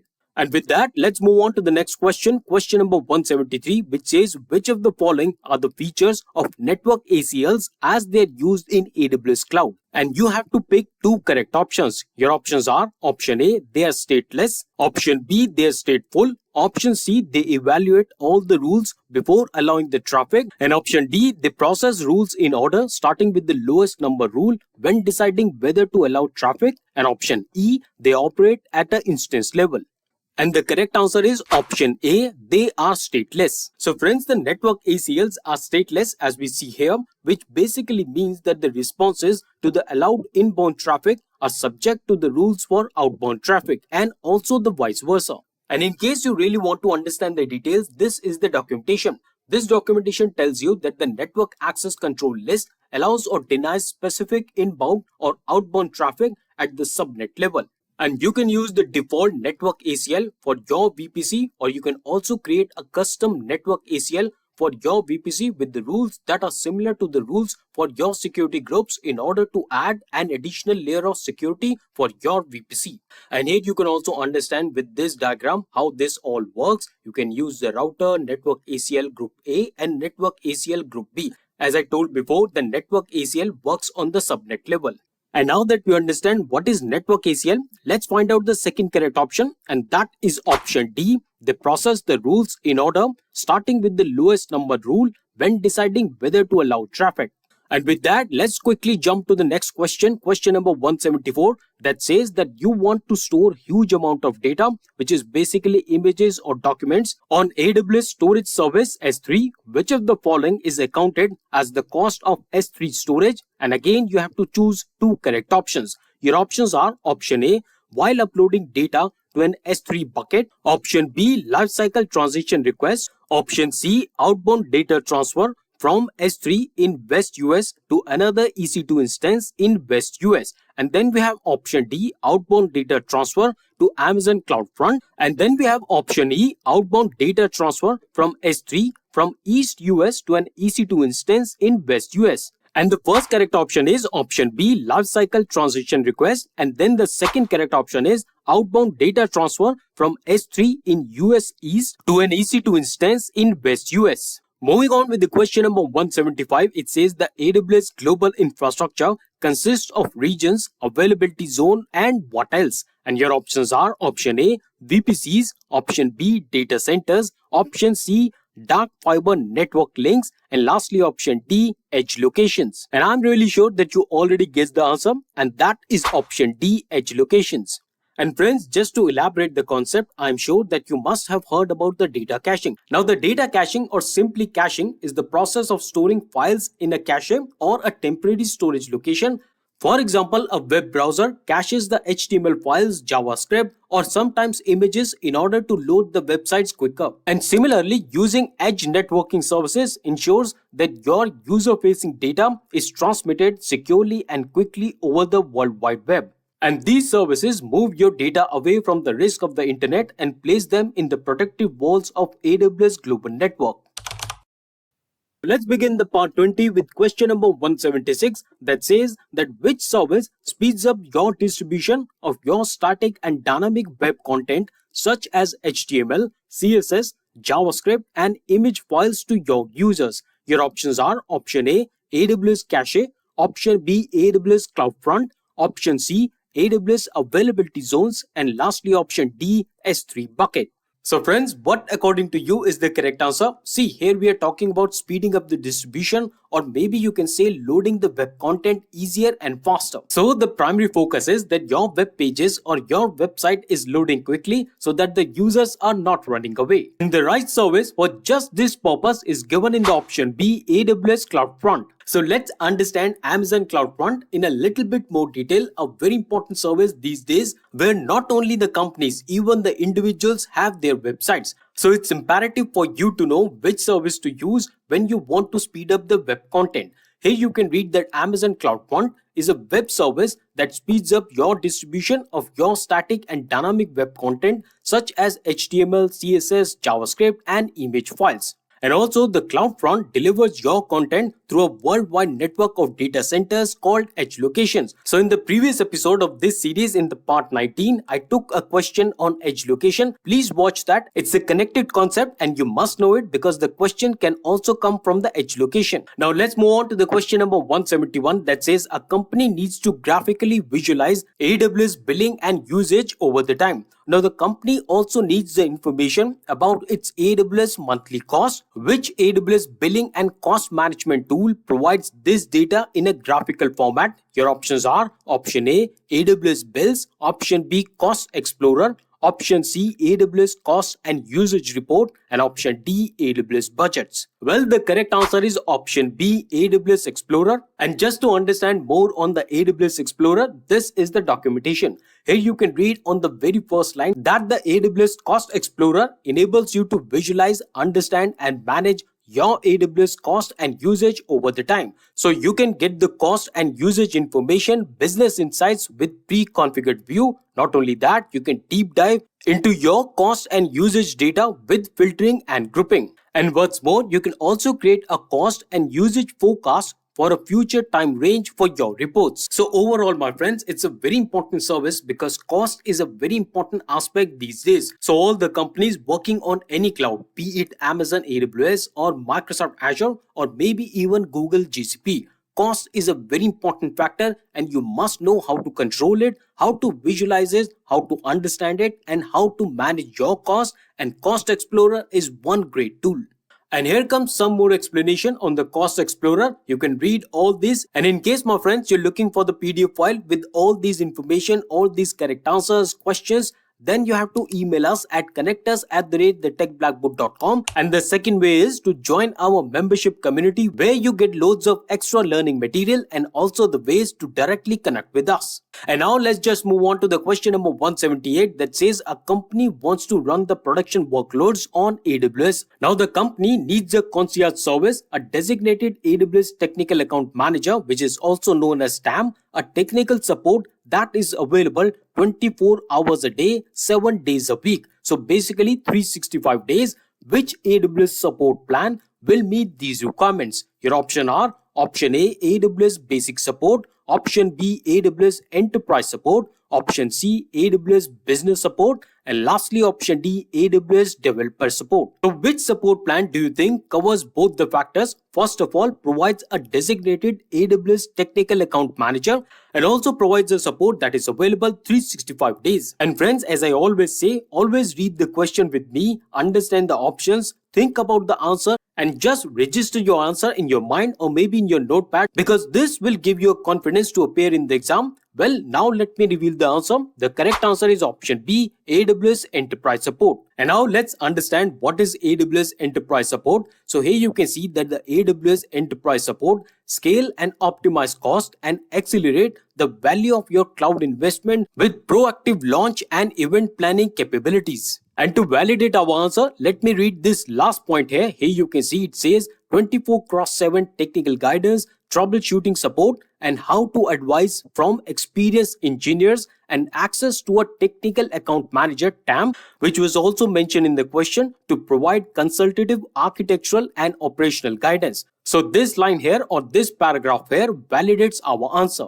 Now let's move on to the next question, 179, which says which AWS Trusted Advisor feature is available exclusively to the users with AWS Business Support or AWS Enterprise Support. And the given options are option A, Notification Setup, option B, Refresh Checks, option C, AWS Support API, and option D, Action Links. And I'm sure looking at the options, you have already figured out the correct answer. Well, the correct answer is option C, AWS Support API.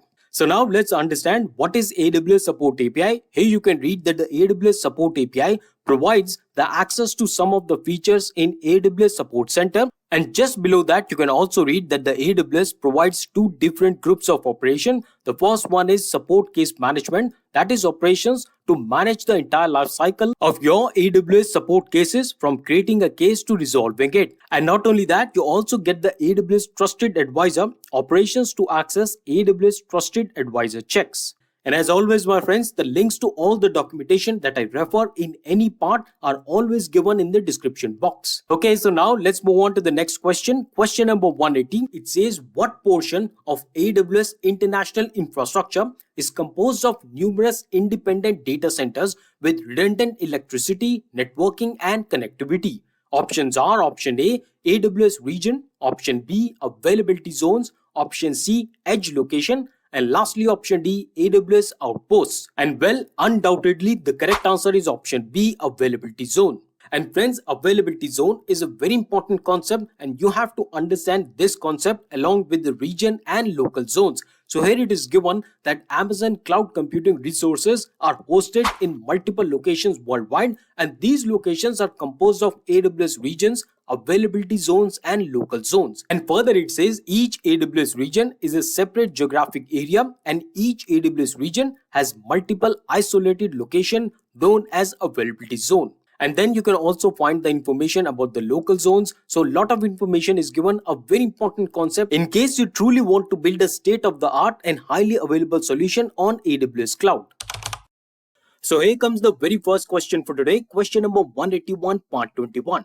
The question is saying that in order to ensure that all the users of a global marketing application running on the AWS Cloud are able to access and watch videos quickly with minimal latency, which service should the company use? Option are option A, AWS Auto Scaling, option B, Amazon Kinesis video streams, option C, Elastic Load Balancing, and option D, Amazon CloudFront. And friends, the correct answer is option D, Amazon CloudFront. Now friends, I took multiple related questions with this concept Amazon CloudFront in part 20 and part 19 as well. So please do check out the previous parts so that you are covering the entire concept and also the wide range of the sample practice questions. But for now, for this episode, I have got some important documentation on Amazon CloudFront. And here you can read that the Amazon CloudFront is a web-based service that speeds up the distribution of your static and dynamic web content such as HTML, CSS, JavaScript, images to your users.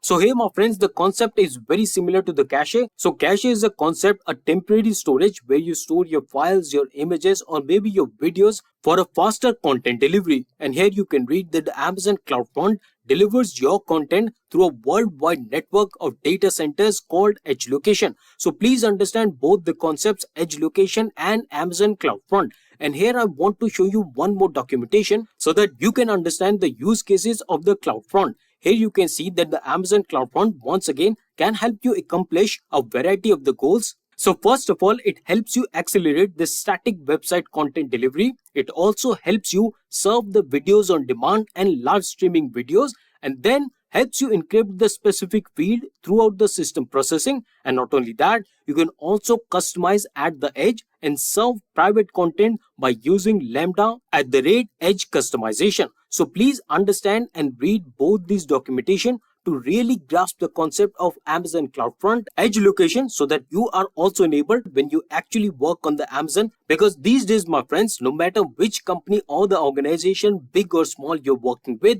they will always have a website. And not only the companies, my friends, even individuals. For example, I have 2 websites.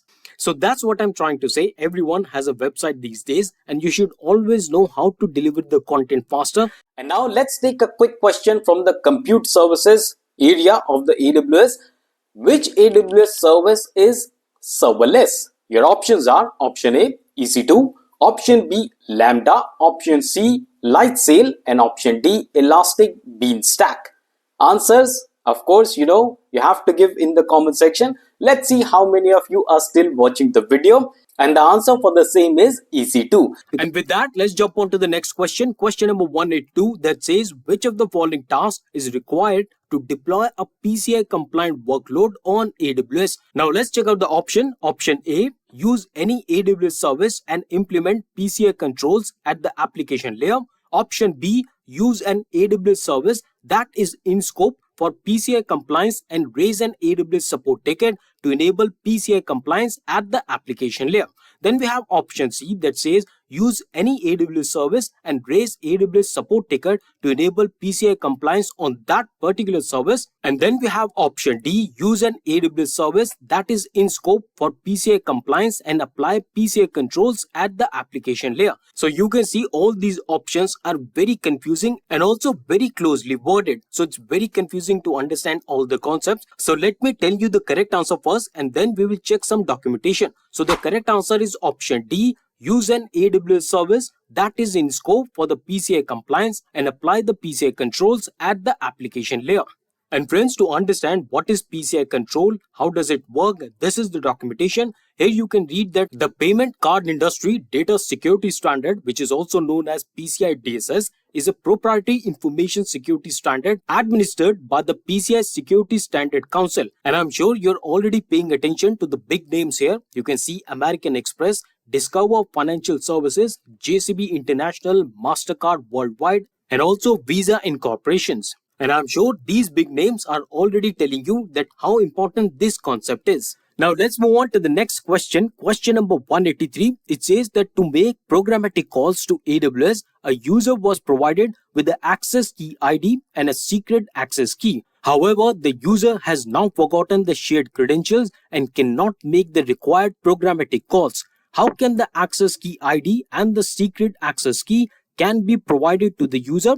Here you can see 4 options given. The first option is use forget password option. Option B is use create new access key by logging into the AWS management console as a root user.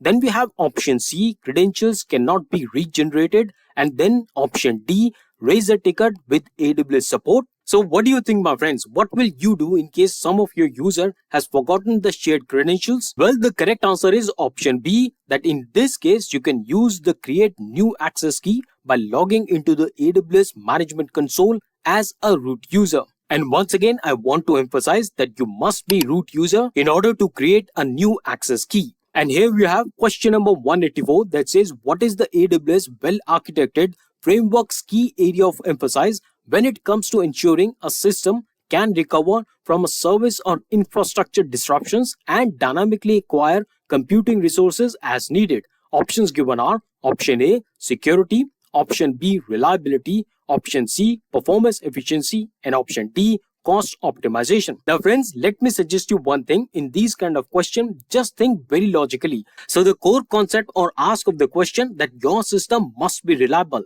And that's why option B, reliability, is the correct answer, because you can see it has nothing to do with the security, and also performance efficiency is not the correct option because we are not talking about any performance enhancement. And then cost optimization, well, it's quite evident that the cost optimization has nothing to do with recovery of the system. So that's why the only correct answer or only fit answer is reliability. And let me tell you one thing, my friends, you will definitely get some questions from the AWS well-architected framework. And that's why I cannot leave you without the documentation. So here you can read that the reliability pillar encompasses the ability of the workload to perform its intended function correctly and consistently when it is expected to. And this includes the ability to operate and test the workload throughout its total life cycle. And similarly, my friends, in case you want to read all about the well-architected framework, what are the different principles, you can always come back to this documentation. So here you can read all about the various key concepts and design principles of AWS well-architected framework. So there are 6 pillars and you must know all of these.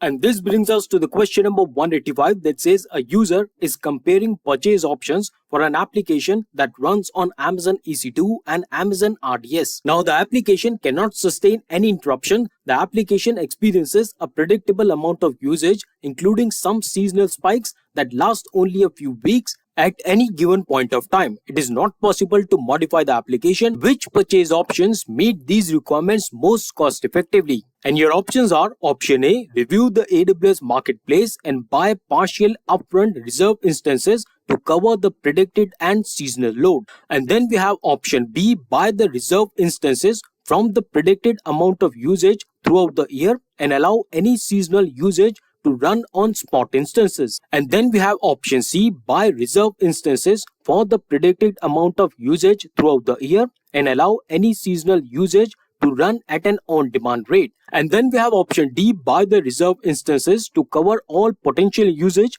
that results from seasonal usage. And friends, this question has a very important concept that you can see in the option B and C. So in the option B, we are given with the spot instances, while in the option C, we are given with on-demand rate. Well, first let me reveal the answer. The correct answer is option C, where you are given with the on-demand rate. Now let's understand why we have not picked spot instances. So let's first understand what exactly are spot instances. It's a very important concept. And here you can see that the spot instances save up to 90% on on-demand prices. Now you might be wondering, even if the spot instances are 90% cheaper, why we have not picked the same? And the answer lies in this documentation. Here you can read that the spot instances are a cost-effective choice if you can be flexible about when your application runs and if your application can be interrupted. For example, spot instances are well suited for the data analysis, batch jobs, background processing, and optional tasks. So here, my friends, you can understand that even if the spot instances are 90% cheaper from the on-demand pricing, but then the spot instances are suitable for the application that can sustain the interruptions. And the examples of such applications are also given here. But then in this question, it's clearly mentioned that the application cannot sustain any interruptions. That's why we have picked on-demand rate. With question number 186, the question is saying a media company wants to find and subscribe to third-party data sources to enrich their existing datasets with new insights. Which AWS service would be the best fit for this requirement? And your options are option A, AWS Glue, option B, AWS Data Pipeline, option C, AWS Data Exchange, and option D, AWS Redshift. Now friends, in all these kind of questions, you really need to identify the key sections or the key words given in the question, and then you associate that keyword with the concepts given in the question. So let me show you how to do that. So here you can see these are the important sections of the question. You can see that here, find and subscribe to third-party data source to enrich their existing data sets with new insight. And the important keyword, the actual keyword here is third-party data sources. So keep this important keyword in your mind as I reveal the answer, and then we check the documentation. You should be able to relate this keyword given here with the documentation. And now the correct answer for this question is option C, AWS Data Exchange. Now let's jump on to the documentation. Here you can see AWS Data Exchange. Now let's read what it says. It says that the AWS Data Exchange is on a mission to increase speed to value for the third-party datasets in the cloud. So I hope you have already noted this keyword here, third-party datasets. And further, you can also read that there is no other place where the customers can find the data files, data tables, and data APIs from a vast portfolio of third-party datasets. So this is what I was saying, my friends. You need to identify the keywords and then you relate those keywords with the concepts given in the question. Now let's also understand why the other options are not correct, starting with the AWS Glue. Now friends, AWS Glue is actually the serverless data integration service that makes it easy for analytics user to discover, prepare, or move and integrate the data from multiple data sources. And in fact, you can actually use the AWS Glue to connect to more than 70 diverse data sources and manage your data, but then it is not the best fit for the third-party data sets. Now let's move on to the AWS data pipeline. Well, the data pipelines, which really sounds very close to the answer, but it is actually designed to facilitate processing and transfer of the data between various AWS services. But once again, it is not the best fit for the third-party data sources. And then we have AWS Redshift. Well, the AWS Redshift is a data warehouse, so it's good for loading data and then performing analytics on the same, but it is not good for finding and subscribing to the third-party data sources. And as always, I will encourage you to read the documentation. The links are given in the description box. And now let's move to the next question. Question number 187. The question is saying a security admin needs to prepare a report which contains the following. Firstly, check if the MFA, which is multi-factor authentication, is enabled for the AWS account root user.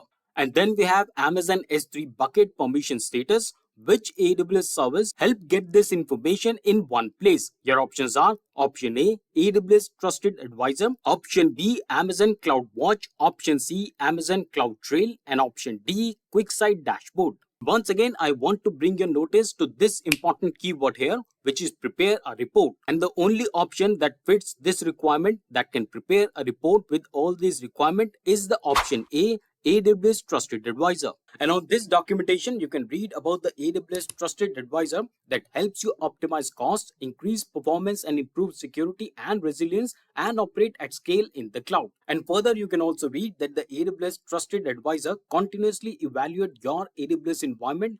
And really, it's a wonderful tool. There is a very similar concept in Microsoft Azure as well. And as you can see here, some of the benefits of the Trusted Advisor. It aligns with the AWS best practices. It prioritizes the important recommendation. It also streamlines the collaboration across your organization. And it helps you organize the AWS resources at scale. And with that, let's move on to the next question. Question number 188. It says the company needs to evaluate its AWS environment and provide the best practices recommendation in 5 categories: cost, performance, service limits, fault tolerance, and security. Which AWS service can the company use to meet these requirements? And your options are option A, AWS Shield, option B, AWS WAF, option C, AWS Trusted Advisor, and option D, AWS Service Catalog. And now I am very sure if you read the documentation for the AWS Trusted Advisor really carefully, you can really answer this question very easily. And yes, the correct answer undoubtedly is option C, AWS Trusted Advisor. And then we have question number 189. It says a startup is developing a web application where the users can find the articles based on various criteria such as the keywords, authors, or the topics. And then they seek the AWS service that can handle this functionality efficiently. Which AWS service should you use? Your options are option A, Amazon OpenSearch Service, and then we have option B, Amazon SQS. Then we have option C, Amazon Lambda, and option D, Amazon EC2. So what do you think the key sections of this question is? Well, it is this one. Find the articles based on various criteria such as keywords, authors or topics. And based on that, we can easily find the answer. Did you guess it as a Amazon EC2? No, it's a wrong answer because the Amazon EC2, it actually provides you with the secure, resizable compute in the cloud services. And this concept of Amazon EC2 is exactly the same as we have in Microsoft Virtual Machine. So this one here, Amazon EC2, is not the correct answer. Coming to the Amazon AWS Lambda, well, this one, my friends, is a very popular service. This is actually a serverless compute service for running your code without having to provision or manage any servers. So this is very similar to the Azure functions. Now moving on to the AWS Amazon SQS. Well, this service also, my friends, is a fully managed messaging queue service that really makes it easy for you to develop the decoupled or the scalable microservices and the distributed system. But this has nothing to do with finding of articles based on these criteria. So the only options left with is option A, Amazon OpenSearch Service. And in case you really want to understand more on Amazon OpenSearch Service, this is the documentation. And here you can read that this service helps you securely unlock the real-time search, monitoring, and analysis of business and operational data. You can read all about this service given here. And as always, the links to all the documentation is right there in the description box. So please read the documentation. Now let's move on to the next question. Question number 190. It says a security engineer needs risk audits of AWS accounts by monitoring and documenting user activity and source IP addresses. Which AWS service can meet these goals? Your options are option A, AWS Shield Advanced, option B, AWS Trusted Advisor, and option C, AWS CloudTrail, and lastly option D, AWS X-Ray. And once again, my friends, cultivating the habits of identifying the keywords. So here it comes, risk audits of AWS accounts by monitoring and documenting user activity and source IP addresses. And based on this, the only service that fits in is option C, AWS CloudTrail. So what exactly is AWS CloudTrail? Well, the AWS CloudTrail is AWS service that helps you enable operational and risk auditing, governance and compliance for your AWS account. So I hope you have already paid the attention on this keyword here, AWS account, and that's the keyword given in the question as well. Now coming to the other options given here, we have AWS Shield Advanced. Well, this service is a managed DDoS protection service that safeguards your application running in AWS. Coming to the AWS Trusted Advisor, well, we have already talked about this option in the previous questions as well. So I will directly jump to the AWS X-Ray, and the AWS X-Ray is a service that collects the data about the request that your application serves and provides the tools that you can use to view or filter or gain insights into that data to identify the issues or the opportunities for optimization. And seemingly very less people know about this AWS X-Ray service. So this is the documentation you can read on. AWS X-Ray is a service that collects data about the request that I just told you, and then it gives you opportunities for the optimization. And how exactly it was? Well, the AWS X-Ray receives traces from your application. In addition to the AWS services, your application uses the already integrated with X-Ray. So friends, as I'm repeating multiple times in all these kind of questions, you read the term, you read the question and try to identify some keywords, some important section given in the question. And my advice to you is try to make a table, just a 2-column table. On one side, on the left hand side, keep all the AWS major services. And then on the right hand side, you can keep single line definition of all these concepts. This really helps you. And also you can revise all these notes before you appear in the real exam. So let's begin the part 23 with question number 191. But before we start this question, I really want to tell you, my friends, that please watch previous part 22, because from the previous part, I started to tell you or guide you how to actually identify the real keywords in any question. I mean, of course, we will continue the same practice in this part as well, but I really strongly recommend you to watch the previous part as well, so that you can start the habit of identifying the key sections of any question. For now, let's begin with this part. Question number 191 says that which AWS service or feature can a company use to determine which business unit is using the specific AWS resources? Your options are option A, AWS Trusted Advisor, option B, Amazon Inspector, option C, AWS Cost Allocation Tags, and option D, AWS X-Ray. So let's begin with identifying the key sections in this question, and that is underlined here. It is saying that determine which AWS business unit is using AWS resources. So in any project, we have multiple AWS resources. Now, what we are really trying to do is that we want to identify which AWS resource is being used by which business unit. So let's say that your company has multiple business unit. Maybe you have a HR department, maybe you have finance department or any other department. Now you have multiple AWS resources deployed in the AWS cloud, and you really want to figure out which department of your company is using which AWS resource so that you can do the proper billing based on the department of your company. Now, based on this information, the correct answer for this question is option C, AWS cost allocation tags. And here on this documentation, you can read about the AWS cost allocation tags. So basically, my friends, a tag is just a label that you can assign to any AWS resource, and with these kind of labels, which is actually essentially a key value pair. So for example, you have a tag assigned to a AWS resource. Let's say AWS EC2. Now you have multiple AWS EC2.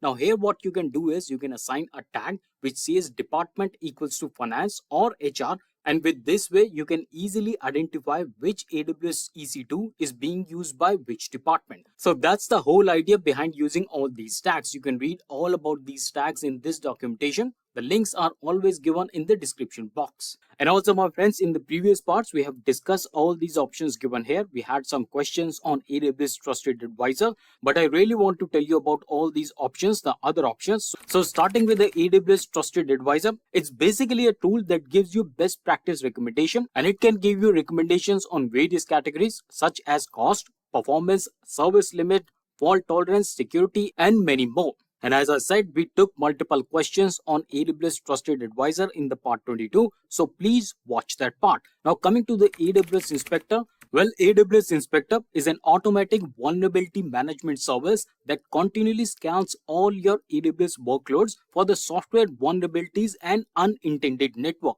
And then coming to the AWS X-Ray, we took one question on AWS X-Ray also in the previous parts. So AWS X-Ray is a service that collects the data about the request that your application serves and provides the tool that you can use to view, filter, or gain insights into all this data to identify the issues and also look for the opportunities for the optimization. And also I want to add those who are coming from the Microsoft Azure background. Well, there is a very similar concept of tags in Microsoft Azure as well. Now moving ahead with the question number 192, it says which AWS service or tool should a company use to centrally request and track service limit increases? And your options are option A, AWS config, option B, AWS service quotas, option C, AWS Service Catalog, and option D, AWS Budgets. So let's identify the keywords here. It comes here. It says centrally request and track service limit increases. And the correct answer based on this information would be option B, AWS Service Quotas.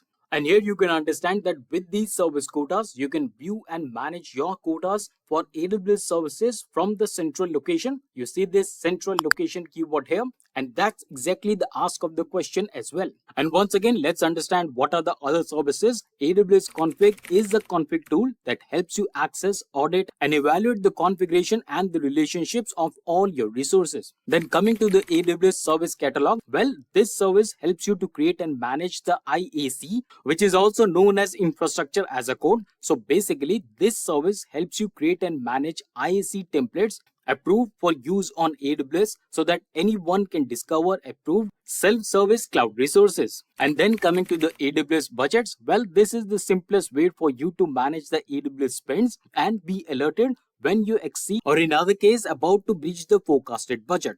And now let's move on to the next question, question number 193. It says which AWS service provides a cloud-based integrated development environment, also known as IDE, that lets you write, run, and debug your code with just a browser without needing to install any software or configure servers. Now your options are AWS CodeStar, option B, AWS Code Build, option C, Amazon Workspaces, and option D, AWS Cloud9. So are you able to identify the important section or the keywords in the question? Well, it is coming here, which says Integrated Development Environment or IDE. And without a doubt, the correct answer for this question would be option D, AWS Cloud9. So now let's match up our keyword given in the question with this documentation. Here you can read it says AWS Cloud9 is a cloud-based integrated development environment IDE, and that matches with our question as well. And this IDE lets you write and run debug your code. And then you can also read that this IDE includes the support for various languages such as JavaScript, Python, PHP, and much more. And following that, you can also understand what are the benefits of using Amazon AWS Cloud9. Now let's jump on to the next question. Question number 194. It says, which documentation does AWS Artifact provide? And your options are option A, Amazon EC2 Terms and Conditions. Option B, AWS ISO certification. Option C, a history of companies' AWS spending. And option D, a listing of previous generation Amazon EC2 instance types. So this is a very straightforward question, and the correct answer is option B, Amazon AWS ISO certifications. And even before I jump to the ISO certification, I really want you to understand what is AWS Artifacts. And that is given here. Well, AWS Artifacts provides on-demand downloads of AWS security and compliance documents such as AWS ISO certification. And that was the reason I really want you to understand AWS Artifact first. And it also provides payment card industry PCI reports and service organization control, which is also known as SOC reports. So these are AWS Artifact for you. Now let's jump on to the ISO certification. And that really starts with the AWS compliance programs. And here you can read that the AWS compliance programs helps the customer to understand the robust controls in place at AWS to maintain security and compliance of the cloud. And then, my friends, I would like to jump to this documentation here, which is ISO and CSA Start certified. And here you can read that the AWS has the certification for the compliance for ISO. And here you can see the entire list of all the certifications included. Starting with the 27001, we also have 27017. And this is continued in 27018. Then we also have 27701 and much more. And also note that we have CSA Star CCM. Because in the real exam, my friends, the questions can change. They can ask for multiple various certifications, ISO compliance and CSA star. So please make a note and make sure that you know what are the certifications that we have in AWS. And with that, let's jump on to the next question. And here it comes, question number 195, which says, which AWS service or the feature can automatically scale as per online traffic demand? Your options are option A, AWS Load Balancer. Option B, AWS Code Pipeline. Option C, Auto Scaling. And option D, Direct Connect. So what are we focusing on in this question? Well, we are focusing on auto scaling as per the demand increases online. So what is the best possible answer for this? Well, the correct answer for this question is option C, auto scaling. And friends, just so you understand, auto scaling in cloud computing is a feature that enables organizations to scale cloud services such as server capabilities and virtual machine, which is also called as EC2 in AWS, up and down automatically based on the defined situation such as traffic or its utilization levels. And you can see the same concept exists in all of the top cloud providers, and in fact all the cloud providers. That includes Amazon AWS, Microsoft Azure and Google GCP. So that was auto scaling for you.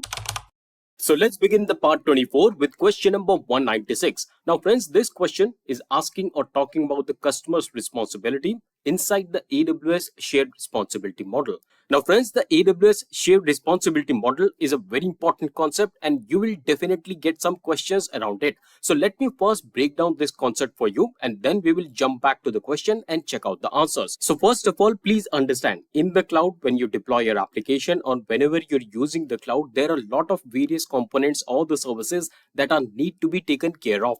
For example, to start with, you have infrastructure, you have the premises in which the cloud servers are procured. Then you also have hardware, other hardwares, for example, hard disk or any other components. Then on top of that, you majorly have some softwares, operating systems. And on top of these operating systems, you also have the customer software, application and application data. Now the responsibilities of all these services and the components has to be divided. And this division of responsibility is actually known as AWS shared responsibility model. Now some of the components and the services are taken care by the AWS or the service provider, and some of them are shouldered by the customer. And this is a very important concept, my friends. Whenever you're dealing in cloud, it is a very similar concept. Same concept exists in AWS. It also exists in Microsoft Azure and Google GCP or any other cloud for that matter. So this is the overall breakdown of the concept. Now let me show you some documentation from the AWS. So here you can see the shared responsibility model. To start with, AWS is saying that the security and the compliance is the shared responsibility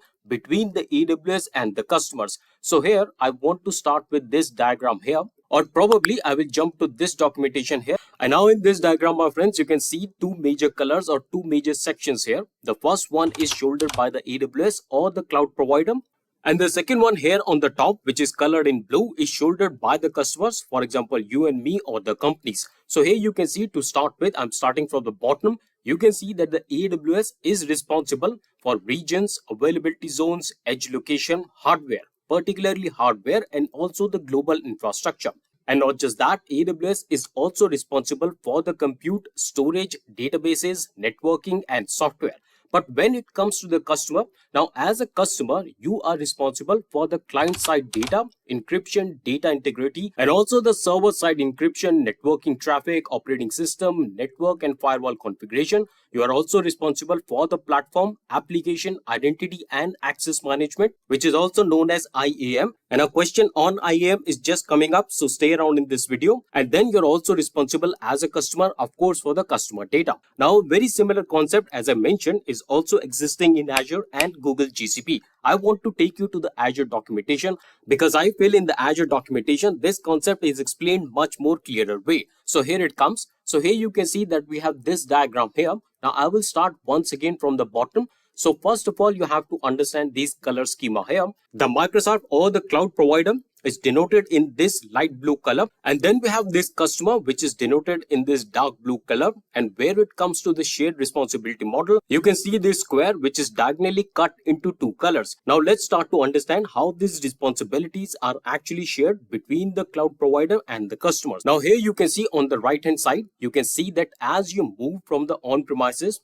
to the IaaS, which is infrastructure as a service, and then you move towards PaaS or SaaS, more of the responsibilities are moving toward the Microsoft or the cloud provider. So here you can see on the extreme right, in the on-premises category, you can see all the responsibilities are to be shouldered by the customer. But as we move towards the IaaS, you can see some of the responsibility from the bottom is now shouldered by the Microsoft. And then as we move towards the PaaS or SaaS, more and more responsibilities are now shouldered by the cloud provider.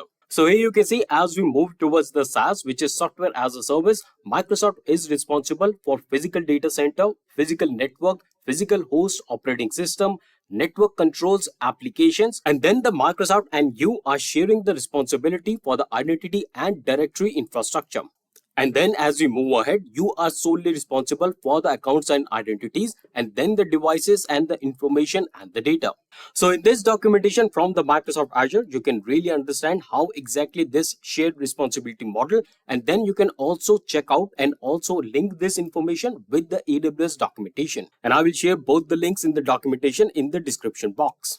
Now coming back to the question, let's read what are the options given here. The option A is establish the global infrastructure. Option B, perform client-side data encryption. Option C, configure IAM credentials. Option D, secure edge locations. Last option, option E, patch Amazon RDS DB instances. And please note, you have to choose two correct options. And the very first correct option is option B, perform client-side data encryption. And the second correct option is option C, configure IAM credentials. So you can match off these options with the documentation that I just showed. But here also, my friends, I want to further help you in the question whenever you are seeing the customer's responsibility. In these kind of questions, you can always eliminate the options which have the words like data center, physical hardware, or the infrastructure, or maybe the hypervisor, because these are always the responsibility of the cloud provider such as AWS. And I hope these exam tips will really help you in the real exam. Now with that, let's move on to the next question. Question number 197, it says that which of the following actions are controlled with AWS Identity and Access Management IAM? And once again, you have to choose two correct answers. And the options given are option A, control access to AWS service APIs and to the other specific resources. Option B, provide intelligent threat detection and continuous monitoring. Option C, protect the AWS environment using multi-factor authentication. Option D, grant user access to the AWS data centers. And option E, provide firewall protection for the application from common web attacks. Now let's check out the correct answer. The first correct answer is option A, control access to the AWS service APIs and to the other specific resources. And why this is a correct answer? Because the IAM allows you to manage permissions and the access to the various AWS service APIs and the specific resources such as Amazon S3 buckets, EC2 resources, and many more. And also, my friends, the IAM, which is the Identity and Access Management, it provides you the fine-grained control over what actions users and roles can perform within the AWS environment. Now, moving to the second correct answer, and that is option C, protect the AWS environment using multi-factor authentication, better known as MFA. And it's a very important concept, my friends, multi-factor authentication, because this is one security measure that almost all of us are encountering every day. So for example, that SMS with the OTP that comes in your mobile, and also the other apps that you might be using, for example, Microsoft Authenticator or Google Authenticator, all are examples of multi-factor authentication. Now the IAM supports the multi-factor authentication, which really adds an extra layer of security to the AWS account. And please understand that the multi-factor authentication requires the users to provide 2 or more forms of identification. For example, password and a temporary authentication code from a virtual MFA device or the hardware like MFA token before they can actually access any AWS resource. So I hope you understood the concept of AWS Identity Access Management and the multi-factor authentication. But let's extend our knowledge with this documentation. Here you can see that this documentation is saying you why use IAM, and here it says that use AWS Identity and Access Management to provide and scale workload and the workforce access, securely supporting your agility and innovation in AWS. And it's a very similar concept that also exists in Microsoft Azure as IAM. And also, if you further go down in the documentation, you can understand how exactly the IAM works. And there is a very neat diagram given here that will help you to understand this concept further. And with that, let's jump on to the next question. Question number 198. The question is saying a company needs to simultaneously process hundreds of requests from different users. Now, which combination of AWS service should the company use to build an operationally efficient solution? And your options are option A, Amazon Simple Queue Service, or better known as Amazon SQS, and AWS Lambda. The second option is AWS Data Pipeline and Amazon EC2. And the third option is Amazon Kinesis and Amazon Athena. And the last option is AWS Amplify and AWS AppSync. And the correct answer for this question is option A, Amazon Simple Queue Service and AWS Lambda.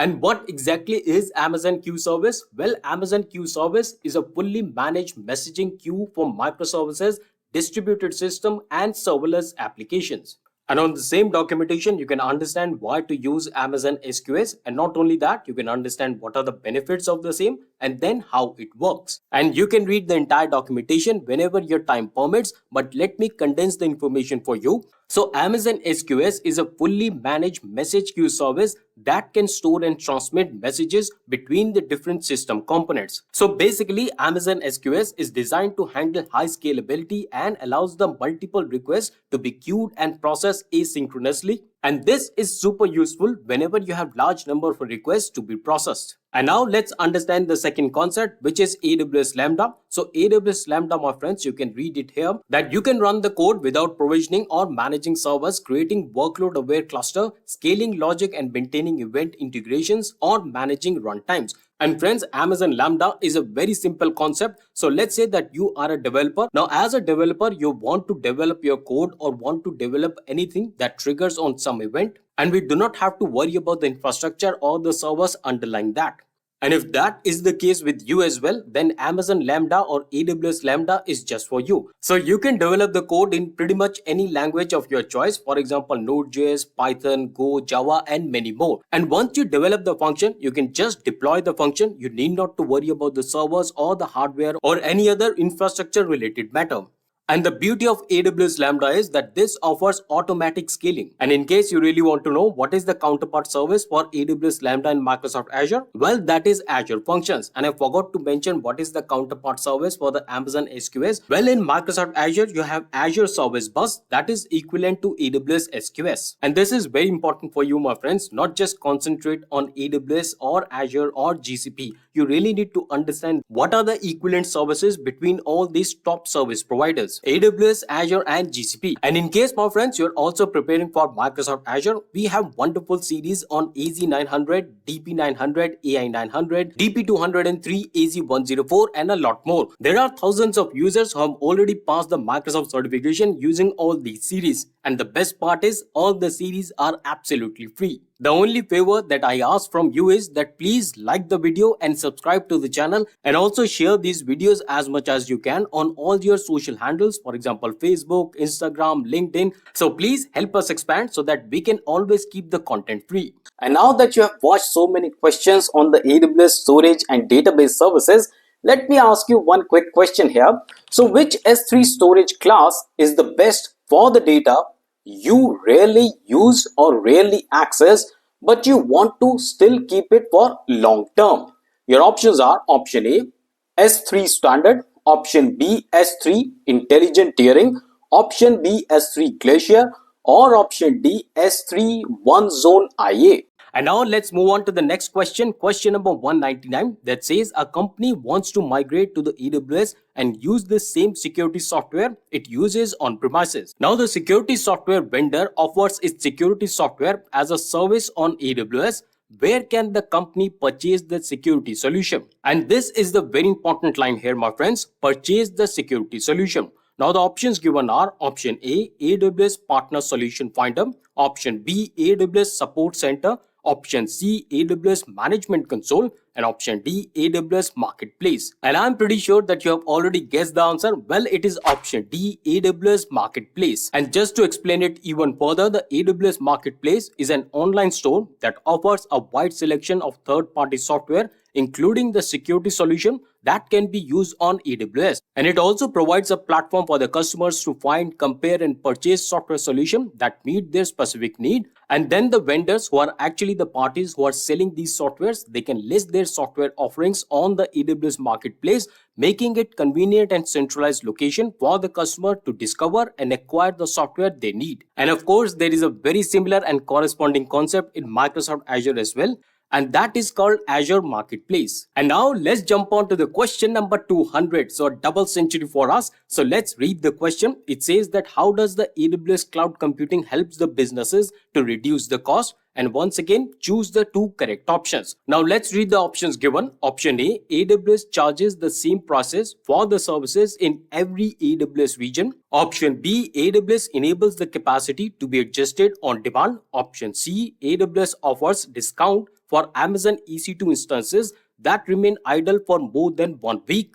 And then we have option D, which is AWS does not charge for the data sent from the AWS cloud to the internet. And then option E, AWS eliminates many of the costs for building and maintaining on-premises data centers.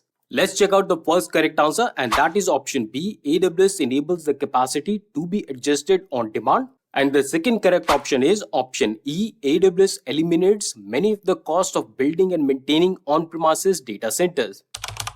Today, question number 201, part 25. Now, we are going to cover really diverse and important concepts today, so stick around in this video. So now, let's read the question. The question is saying that which tool can be used to assess, audit, and evaluate configurations of your resources? And your options are Billing Dashboard, option B, AWS Trusted Advisor, option C, AWS Health Dashboard, and lastly, option D, AWS Config. And the correct answer is option D, AWS Config. So AWS Config is the tool that can be used to access, audit, and evaluate configuration of your resources. Now let's check out some documentation. So here you can see in this documentation, as I just said, that AWS Config allows you to access, audit, and evaluate configuration of your resources. And how exactly it enables you to do that? Well, here you can see in this diagram, the AWS Config allows you to manage, so you can discover your resources, you can record the configuration, understand the relationships, and capture the changes. And then it also enables you to evaluate. What you can do in evaluation? Well, you can check the resources compliance with custom and manage AWS config rules before and after provisioning. And once you manage, you evaluate, then you can simplify. And in this simplify stage, you can use the conformance packs to more easily deploy multiple rules and remediations across an account or AWS region. And this leads to operational troubleshooting, compliance and auditing, change management, and security monitoring. And here are some of the use cases for AWS config. So first of all, it helps you streamline operational troubleshooting and change management. Secondly, it deploys a compliance as code framework.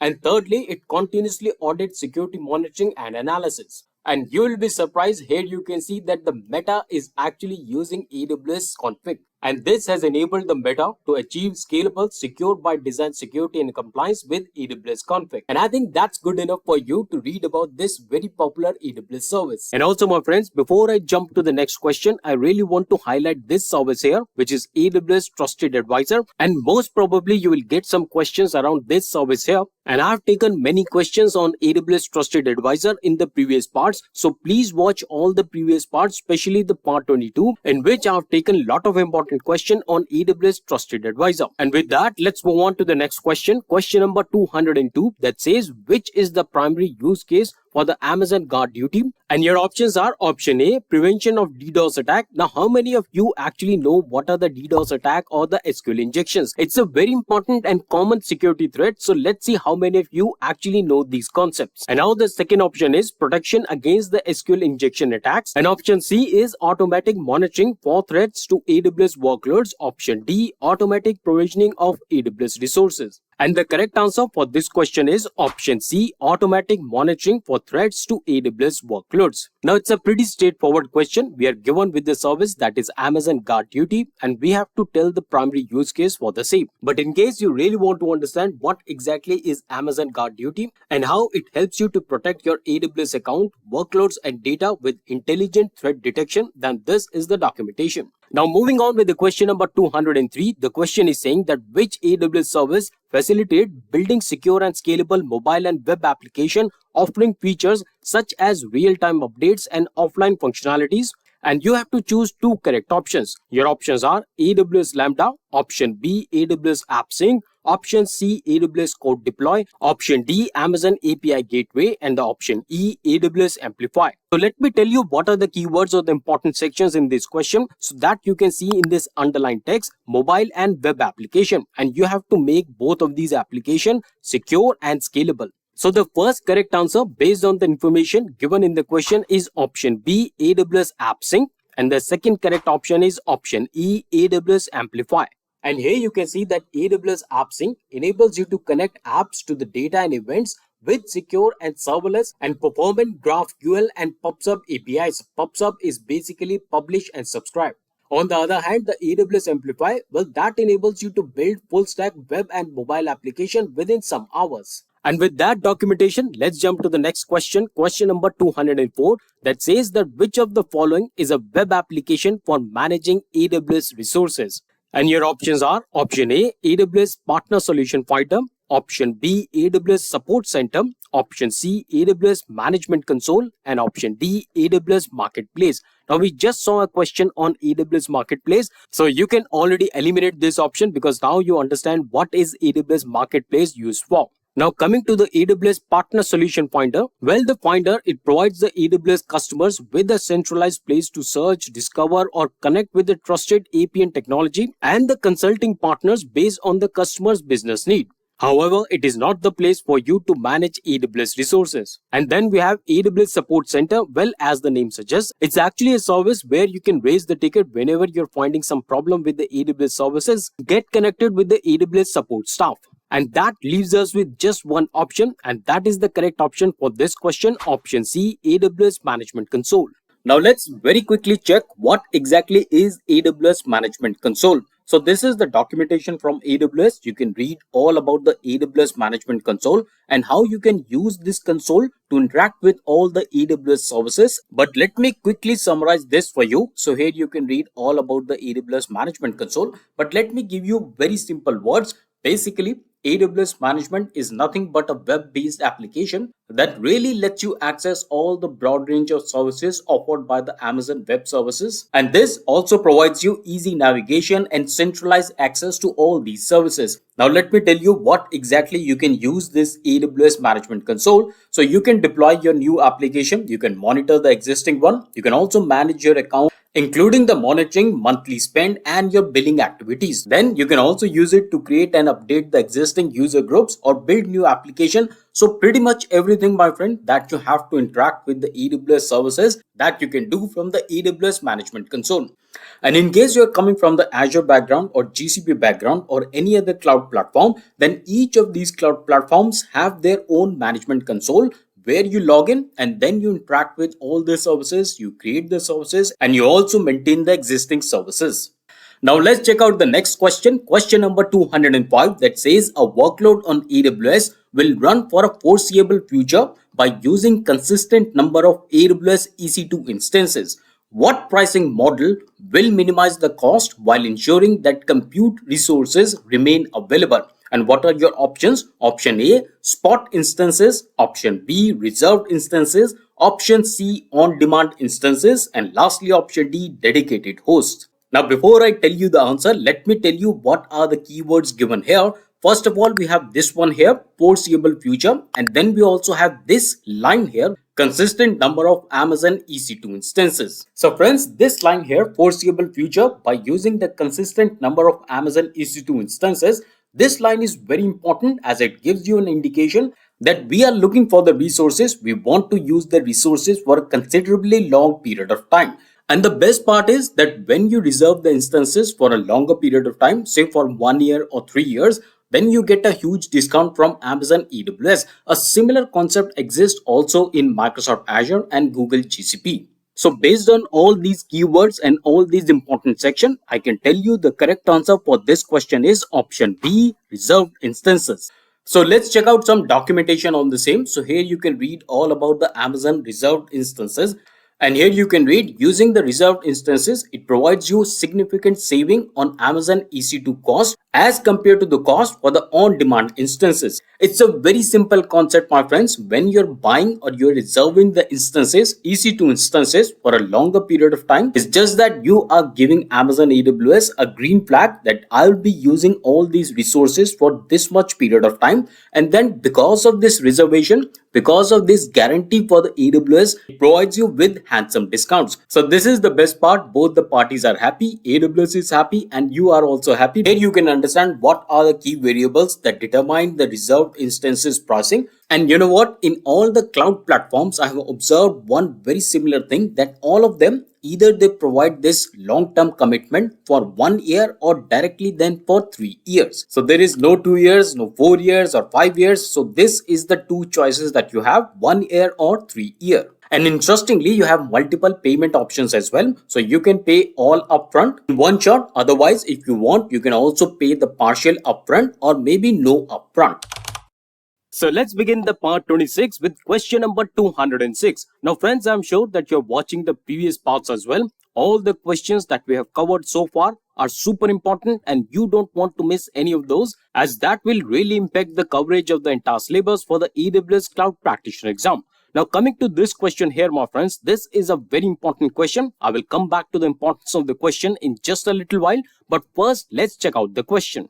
Now the question is saying you that a company is migrating to the AWS cloud instead of running its infrastructure on premises. Which of the following are the advantages of this migration? And you have to pick two correct options. Now looking at the options, you can see the option A says elimination of the need to perform the security auditing. And then we have option B, increased global reach and agility. Option C, elimination of the cost of the IT staff members. And then we have option D, ability to deploy globally in minutes. And option E, redundancy by default for all the compute services. So think very carefully. Let me tell you the answer. The first correct option is option B, increased global reach and agility. And then we have next correct option as option D, ability to deploy globally in minutes. Now coming back to the importance of this question, why I was saying, because this question is actually related to the AWS global infrastructure.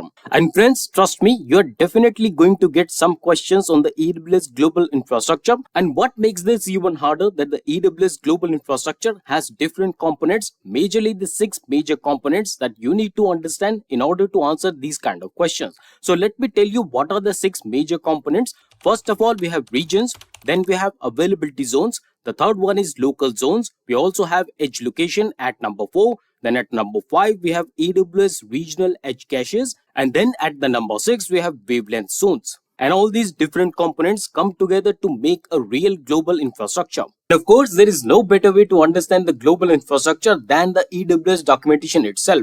So here you can see that the AWS global infrastructure is the most secure, extensive, and reliable global cloud infrastructure for all your applications. So you can see that this infrastructure is launched in 33 regions. We also have 105 availability zone, and not only that, we also have 600 plus CloudFront POPs, which is also known as point of presence. And then let's check out the global infrastructure map. So here you can see the entire map of this global infrastructure. So here you can see all the countries and all the continents, and this really tells you the span of global infrastructure. So let me come to the India here. So here you can see 2 green dots here.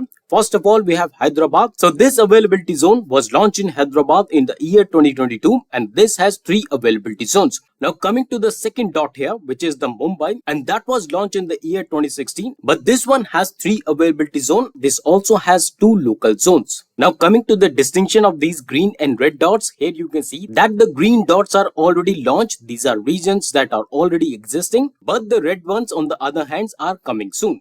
Then let's understand what are the other components of this global infrastructure. And here it says 40 local zones. It also has 29 wavelength zones, and all these spans in 245 countries with 135 direct connect locations. You can also understand why this global infrastructure matters and how can you use this truly global infrastructure for your applications. And then once you come down, you can also understand what are the benefits of this global infrastructure. And also this documentation here, my friends, here you can also understand what are the regions, availability zones, and the local zones, because most of the question in the real exam are circulating around these 3 concepts. So let's take one more question on the global infrastructure. Here it comes, question number 207, that says which global infrastructure identity is composed of one or more discrete data centers with redundant power, networking, and connectivity and are used to deploy infrastructure. And your options are option A, edge locations, option B, availability zones, and option C, regions. And I'm sure that you have already read the documentation that I just shared in the previous question. According to that, the correct answer for this question is option B, availability zones. Moving on to the question number 208, it says that which of the following is a software development framework that a company can use to define cloud resources as a code and provision the resources through the AWS Cloud Formation. And your options are option A, AWS CLI, option B, AWS Developer Center, option C, AWS Cloud Development Kit, which is also known as AWS CDK, and then we have option D, AWS CodeStar. And the correct answer for this question is option C, AWS Cloud Development Kit. And in case you're already not familiar with the AWS Development Kit, then this is the documentation. Here you can read that the AWS Development Kit is an open source software development framework for defining cloud infrastructure in code and provisioning it through the AWS Cloud Formation. And then you can also understand what are the 2 primary parts of the AWS CDK. So here you can see that the AWS CDK, first of all, it has the construct library, and post that it also has the AWS CDK toolkit. And what are the benefits of AWS CDK? Well, my friends, you can actually use this CDK to develop and manage your infrastructure as a code. And these days, infrastructure as a code is a really big thing. So please read this documentation. It's not just from your exam perspective. It is actually the real working. When you really work on any cloud, be it AWS or Azure, you really need to understand this infrastructure as a code. That infrastructure as a service is a fundamental principle of DevOps, and I'm really sure that you understand what is the DevOps and what are the concepts of DevOps. So a really important concept to understand. Moving on with the next question, question number 209. And this one says that a company wants to review its monthly cost of using the AWS EC2, which is kind of virtual machine, and AWS RDS for the past year. Now, which AWS service or the tool provides this information? And your options are AWS Trusted Advisor, option B, AWS Cost Explorer, option C, Amazon Forecast, and lastly, Amazon CloudWatch. And what's the important keyword here? Well, we want to review the monthly cost. Option B, which is the AWS Cost Explorer, is the correct answer. So let's understand what exactly is the AWS Cost Explorer in a little bit more detail. Here you can read that the AWS Cost Explorer is a tool that enables you to view and analyze your cost and usage. Well, basically, when you have a lot of resources on the AWS cloud, then you really need to monitor the cost and the usage of these resources so that you can really control the cost and the costs are not running out of the roof. And that's where you would need the AWS Cost Explorer.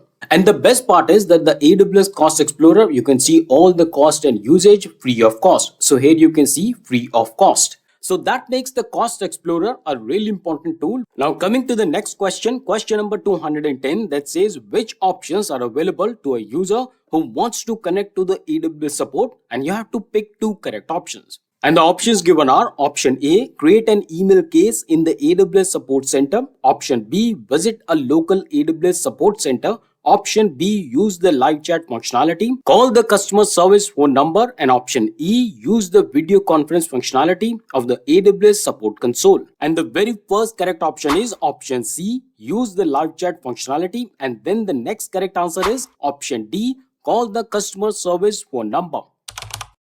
So let's begin the part 27 with question number 211. The question is saying that a company wants to migrate a critical application to AWS. Now the application has a short runtime. The application is invoked by the changes in the data or by the shifts in the system state. Now the company needs a compute solution that maximizes operational efficiency and minimizes the cost of running the application.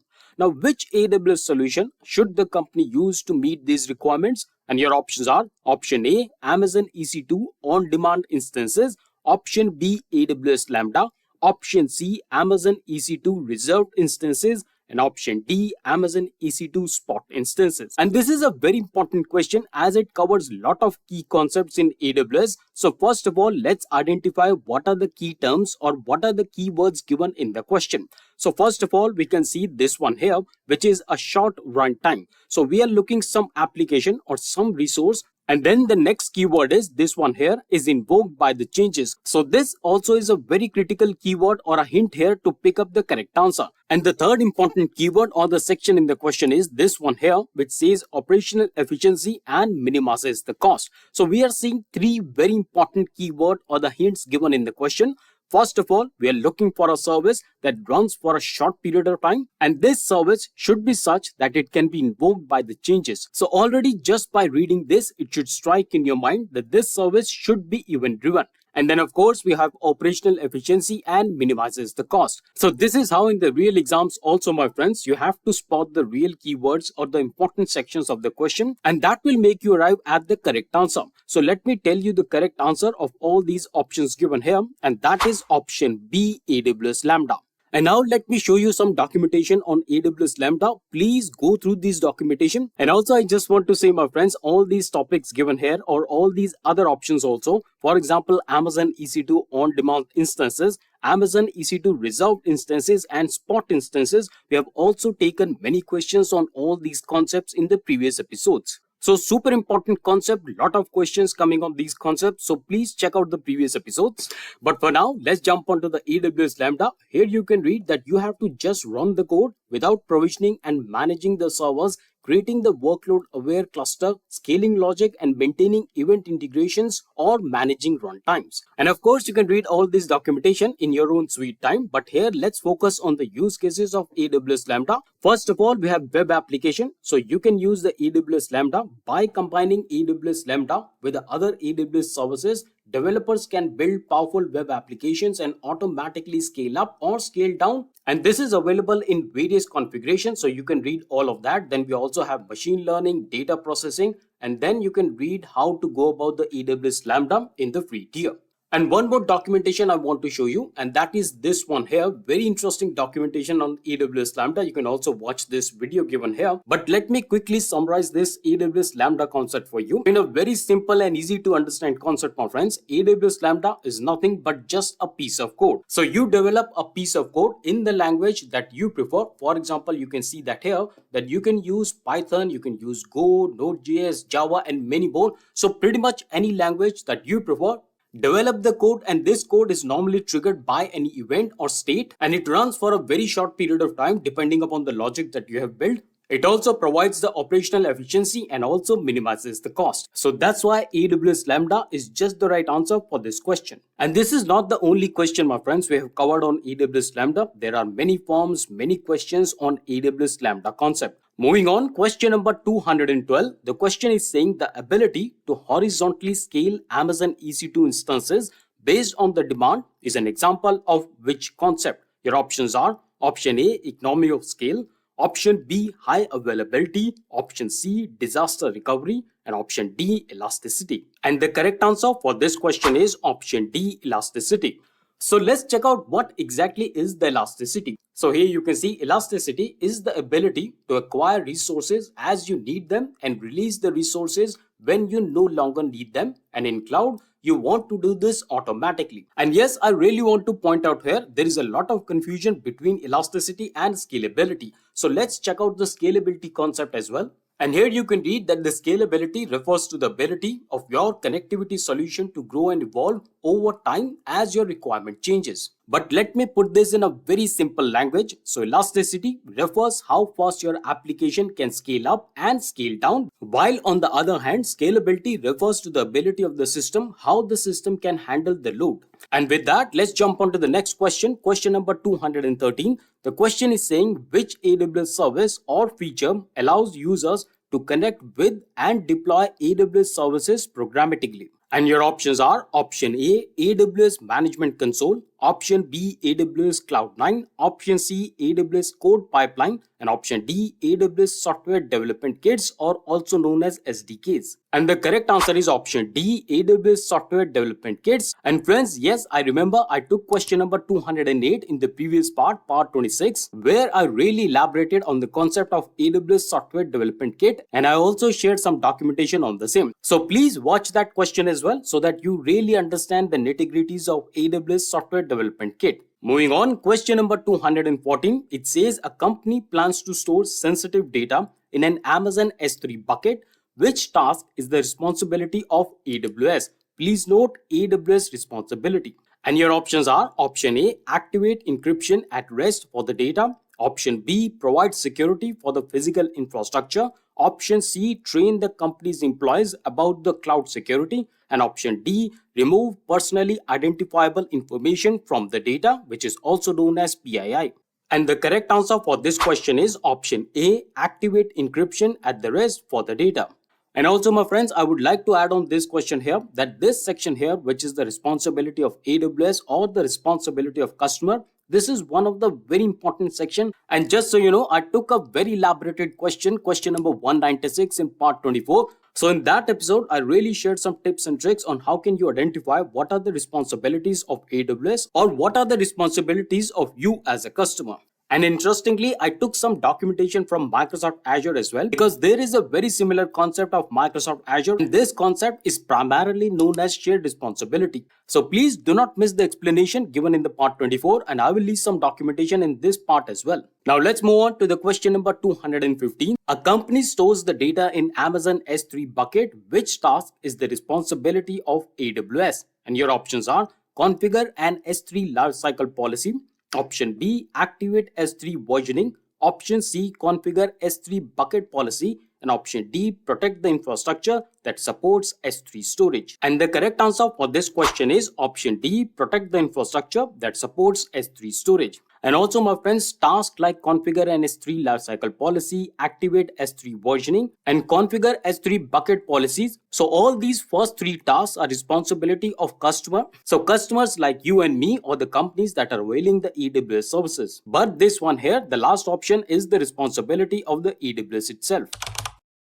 So let's read this question. The question is saying you that a company plans to create a data lake that uses Amazon S3. Now, for those who are new with the Amazon S3 is basically Amazon Simple Storage Service that you can use to store different varieties of data. And don't worry, we will understand all the nitty-gritties, all the details of Amazon S3 in just a little while. So stay with me. Let's read the question further. It says which factors will have the most effect on the cost. So basically, the question is asking you that when you're using the Amazon S3, what will be the factors that will impact the cost the most? And your options are option A, the selection of S3 storage tiers, option B, charges to the transfer existing data into Amazon S3, option C, the addition of S3 bucket policies, and option D, S3 ingest fees for each request. So let me first give you the correct answer and then I will give you all the documentation to understand Amazon S3. And the correct answer is option A, the selection of S3 storage tiers. And friends, before we really understand what are the Amazon S3 storage tiers, it's important to understand exactly what is Amazon S3. So here you can read that Amazon S3 is an object storage service that offers industry-leading scalability, data availability, security, and performance. So let me explain this in very simple words. You can actually imagine Amazon S3 as a giant digital warehouse where you can find lot of shelves and bins. And now as a user, you store the data into these buckets which are similar to the bins, and you can create a bucket with a unique name that stores the data within it, and you can put the files inside the bucket. So for example, if you want to store some website images, maybe you have some website and you want to store some images or some videos, then you can use Amazon S3, or maybe some mobile app data, maybe some backups. All of these can be stored into Amazon S3, and this offers you scalability and also optimized cost.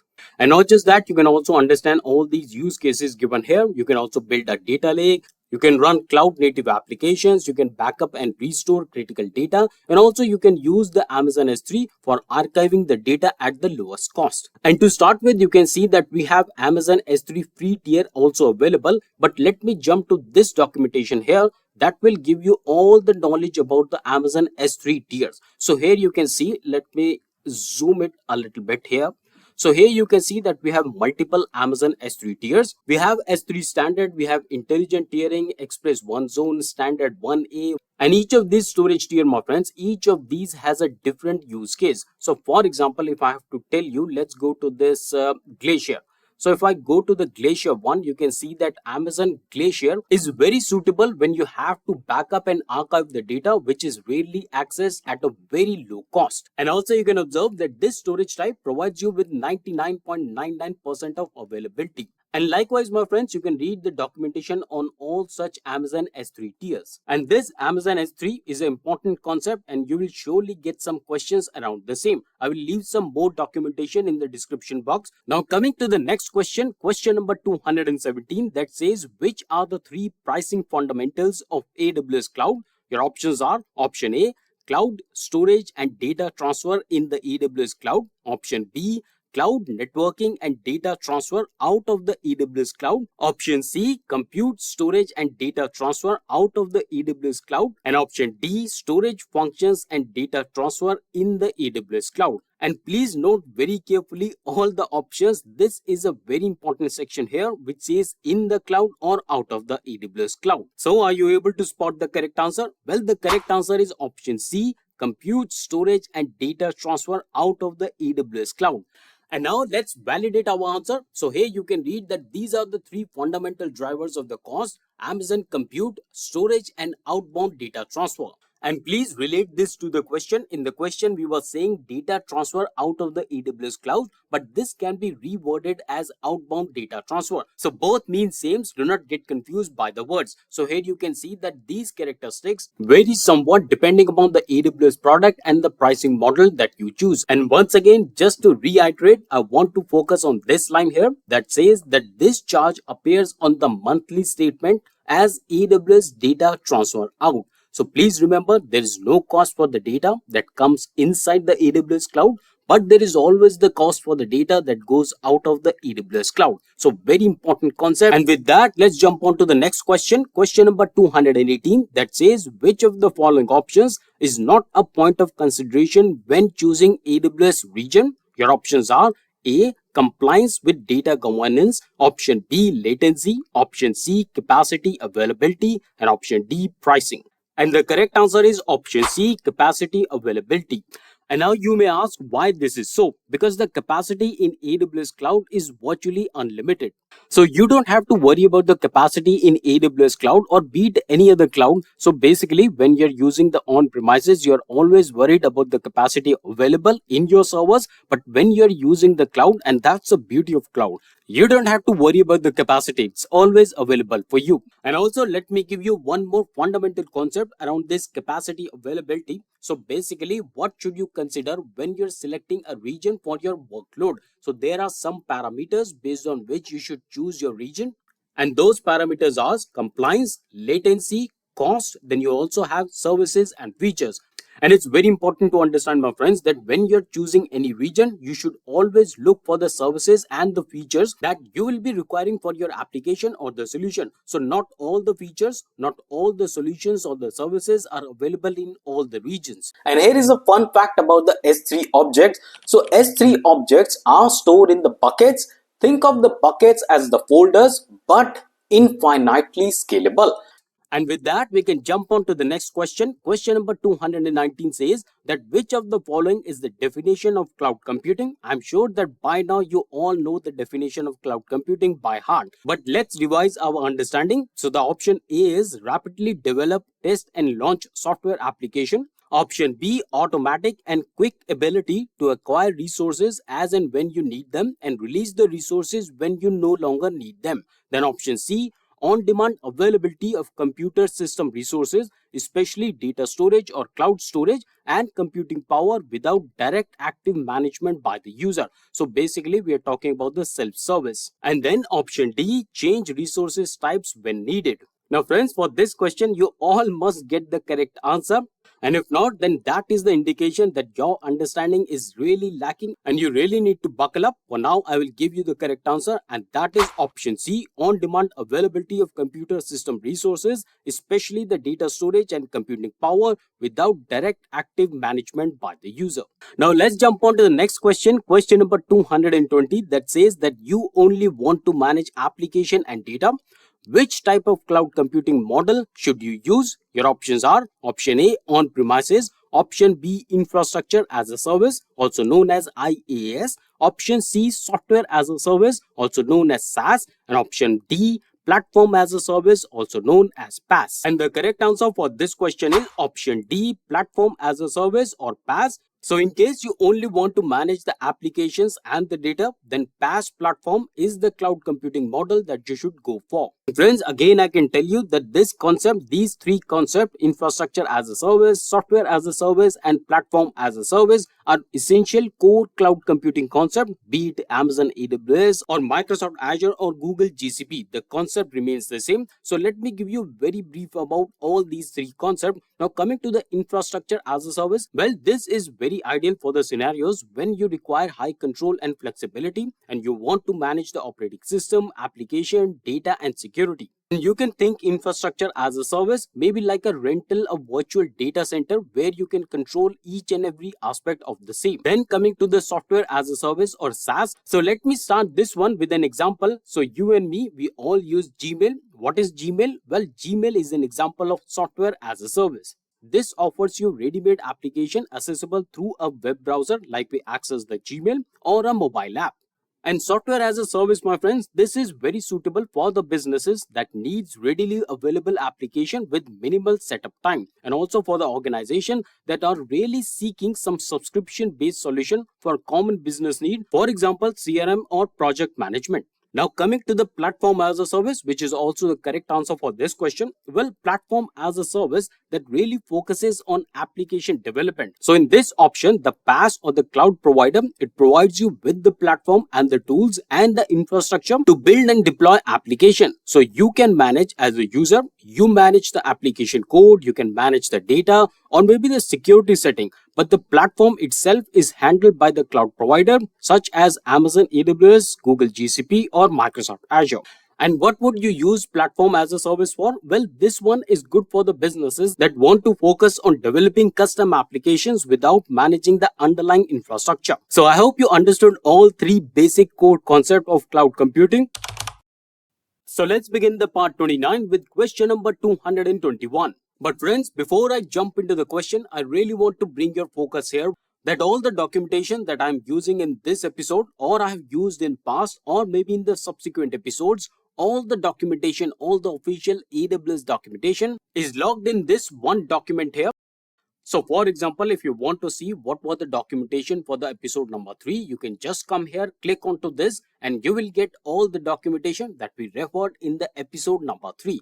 Likewise, you can find all the AWS official documentation in one single document. And the best part is this documentation is absolutely free for you. Link is given in the description box. So please take full advantage of the same. And now let's jump on to this question here that says that which duties are responsibility of a company that is using AWS Lambda, and you have to choose two correct options. Your options are option A, security inside of the code, option B, selection of CPU resources, option C, patching of operating system, option D, writing and updating of code, and option E, security of underlying infrastructure.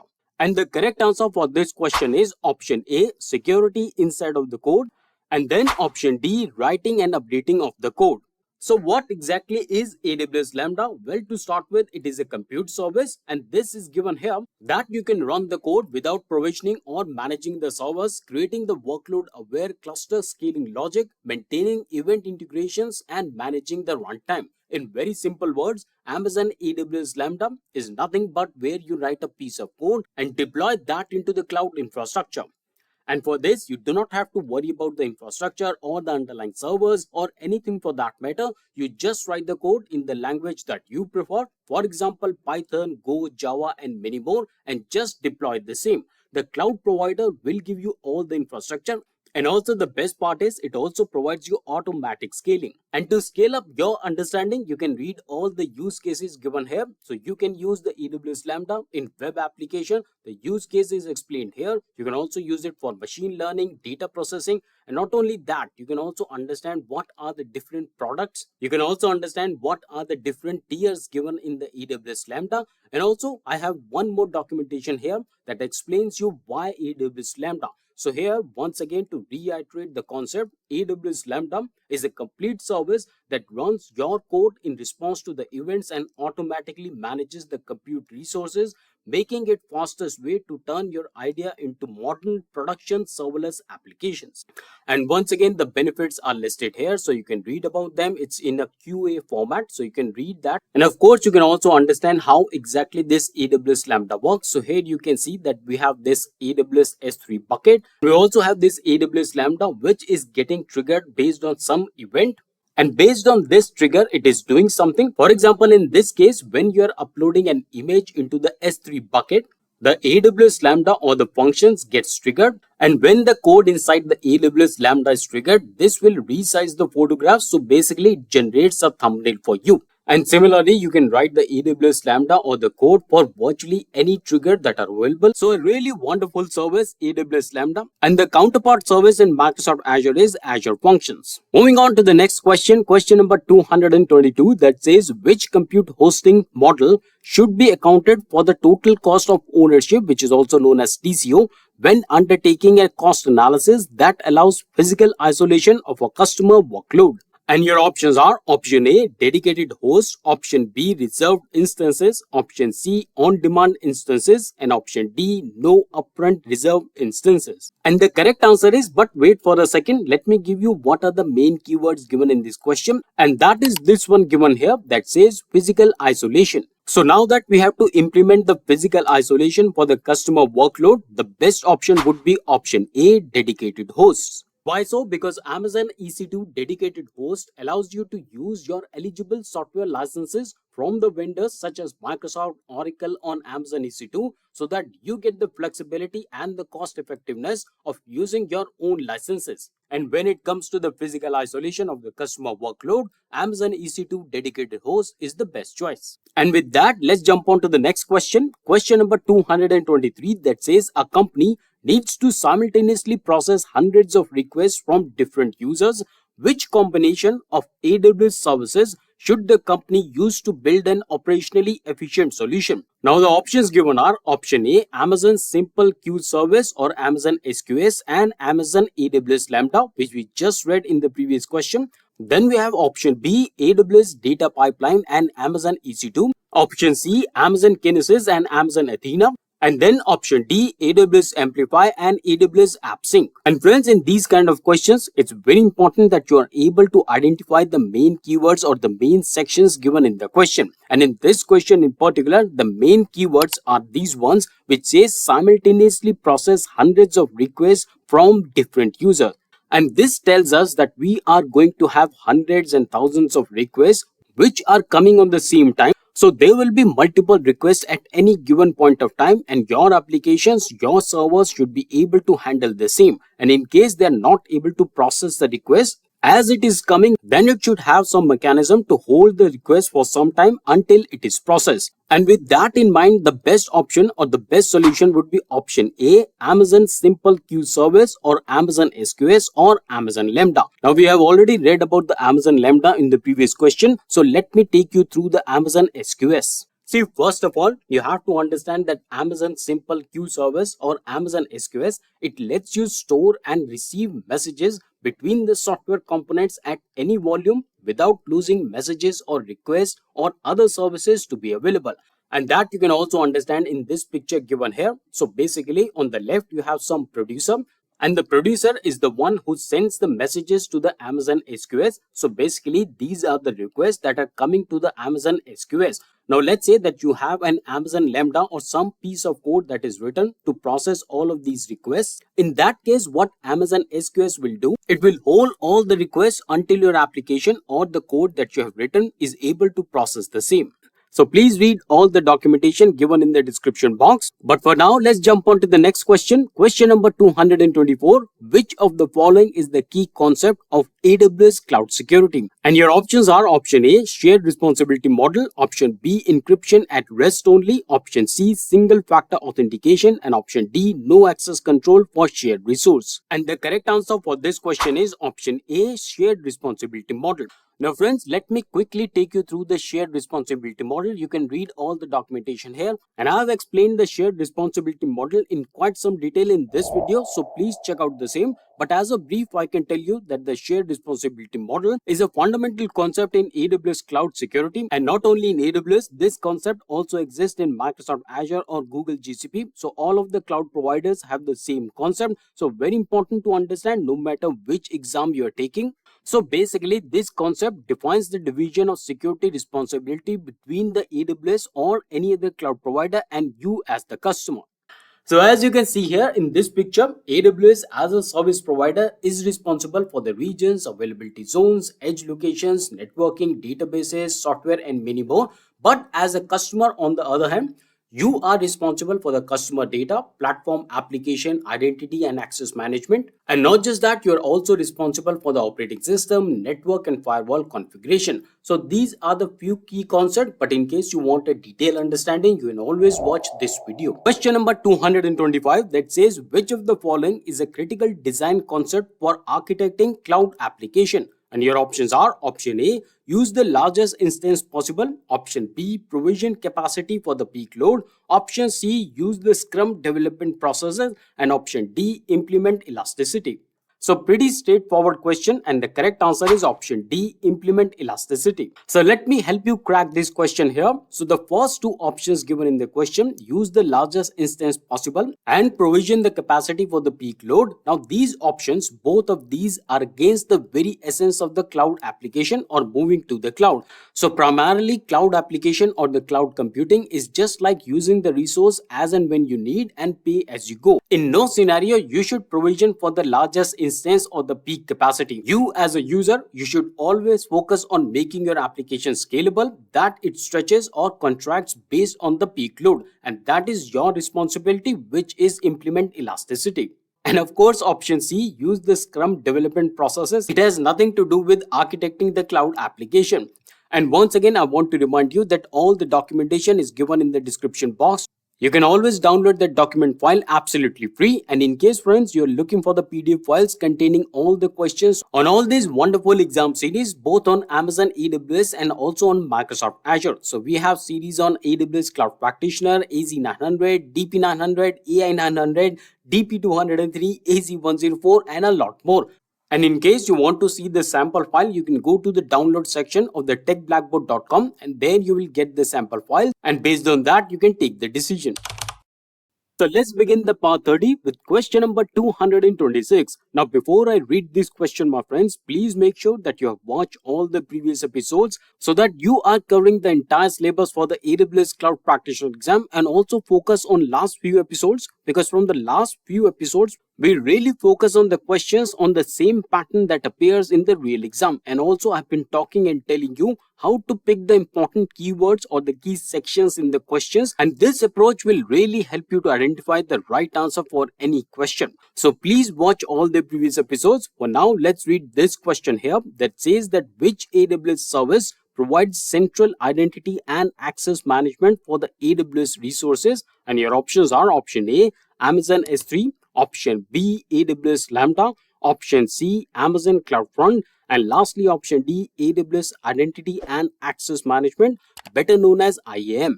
And the correct answer for this question is option D, AWS Identity and Access Management, which is also very close to the keywords given in the question here as well. And friends, we have taken so many questions on these concepts as well. For example, AWS, Amazon S3, Amazon Lambda and CloudFront. What exactly is AWS Identity and Access Management? Well, to start with, you can read it here that why should you use the IAM? Well, because of the simple reason that AWS IAM, it helps you manage and scale workload and workforce access securely, supporting your agility and innovation in AWS. In very simple words, my friends, you have AWS application, you're working on AWS cloud. Now you want to manage the access and the security. So for example, you have loads of users. Imagine that you are a big company and you have a lot of employees working on the AWS cloud. Now you really want to manage the access or the security level. You really want to control the authentication and authorizations of all the employees. In that case, AWS Identity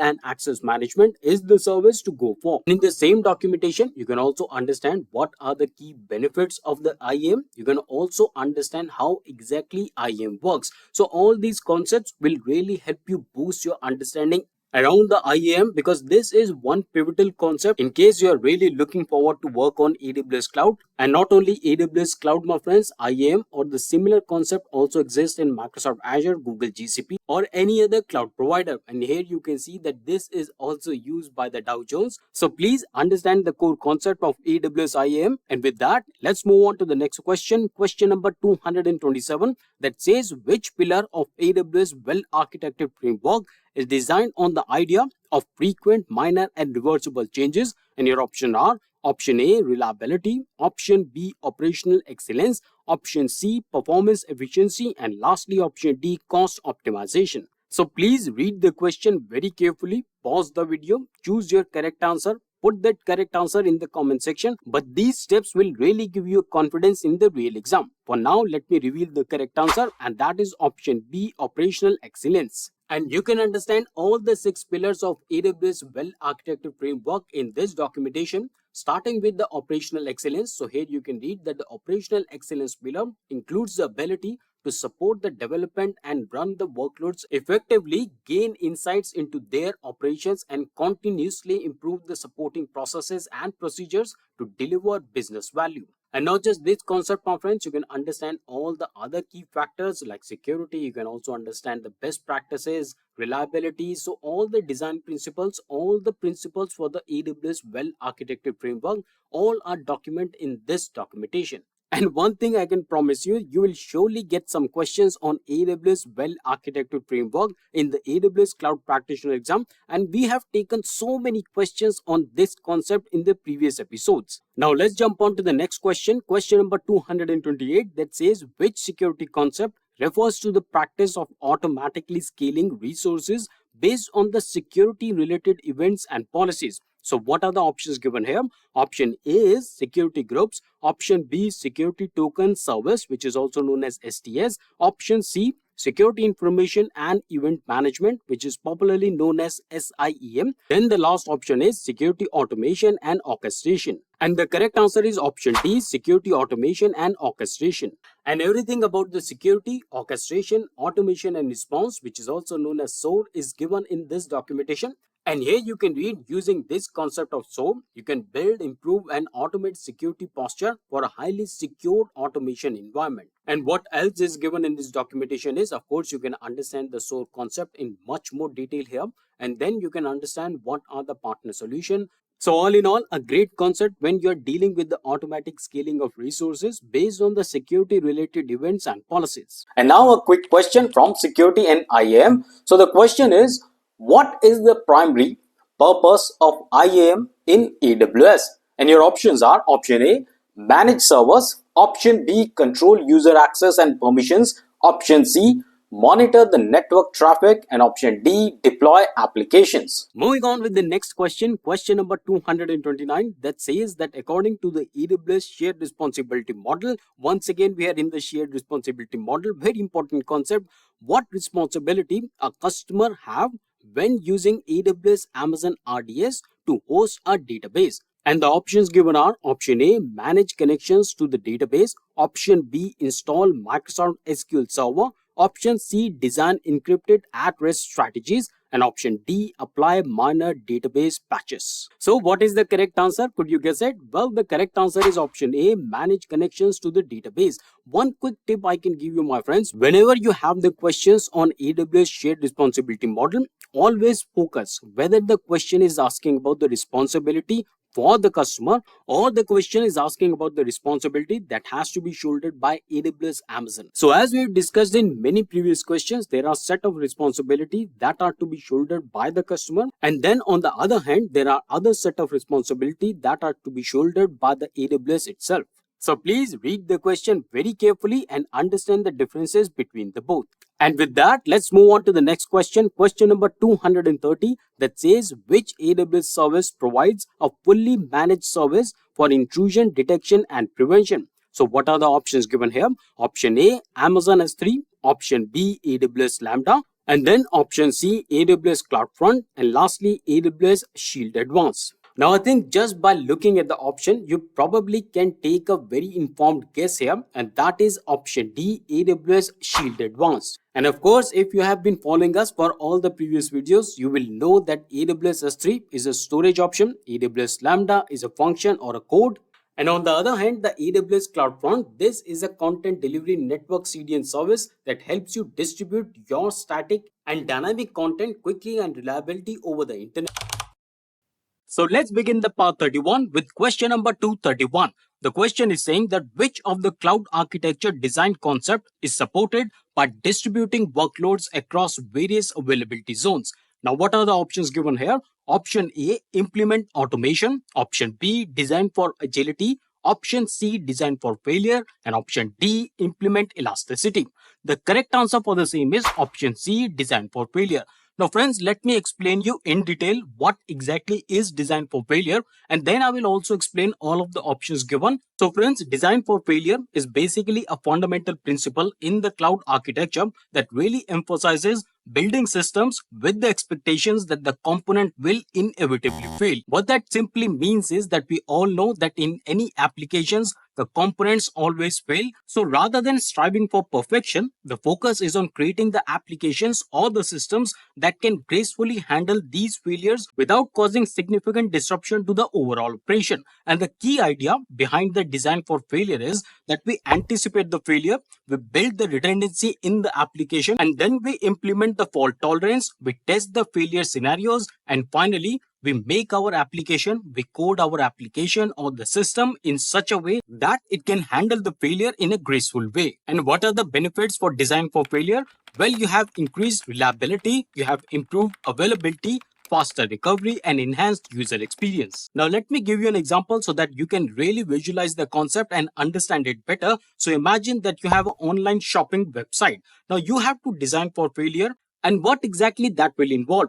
Well, having multiple servers distributing across different regions, that could be one thing. Secondly, you can also think of load balancer to distribute the traffic across the servers. Then you implement automatic failovers to backup servers if the primary server fail. And also, my friends, of course, you can store the critical data in multiple data centers, and then finally use the caching to reduce the load on the databases and improve response time. So I hope, my friends, you like the new approach where I'm describing all the concepts in much more detail in my own words. And of course, you can always find the documentation links in the description box. Now, let me very quickly explain the other concepts as well. So implement automation. Well, implement automation can help you manage resources across multiple availability zones, and it is not the core benefit of distribution strategy. Then coming to the design for agility, well, the distributing workloads can improve agility in some scenarios, but this also is not the primary focus for distributing workloads across various availability zones.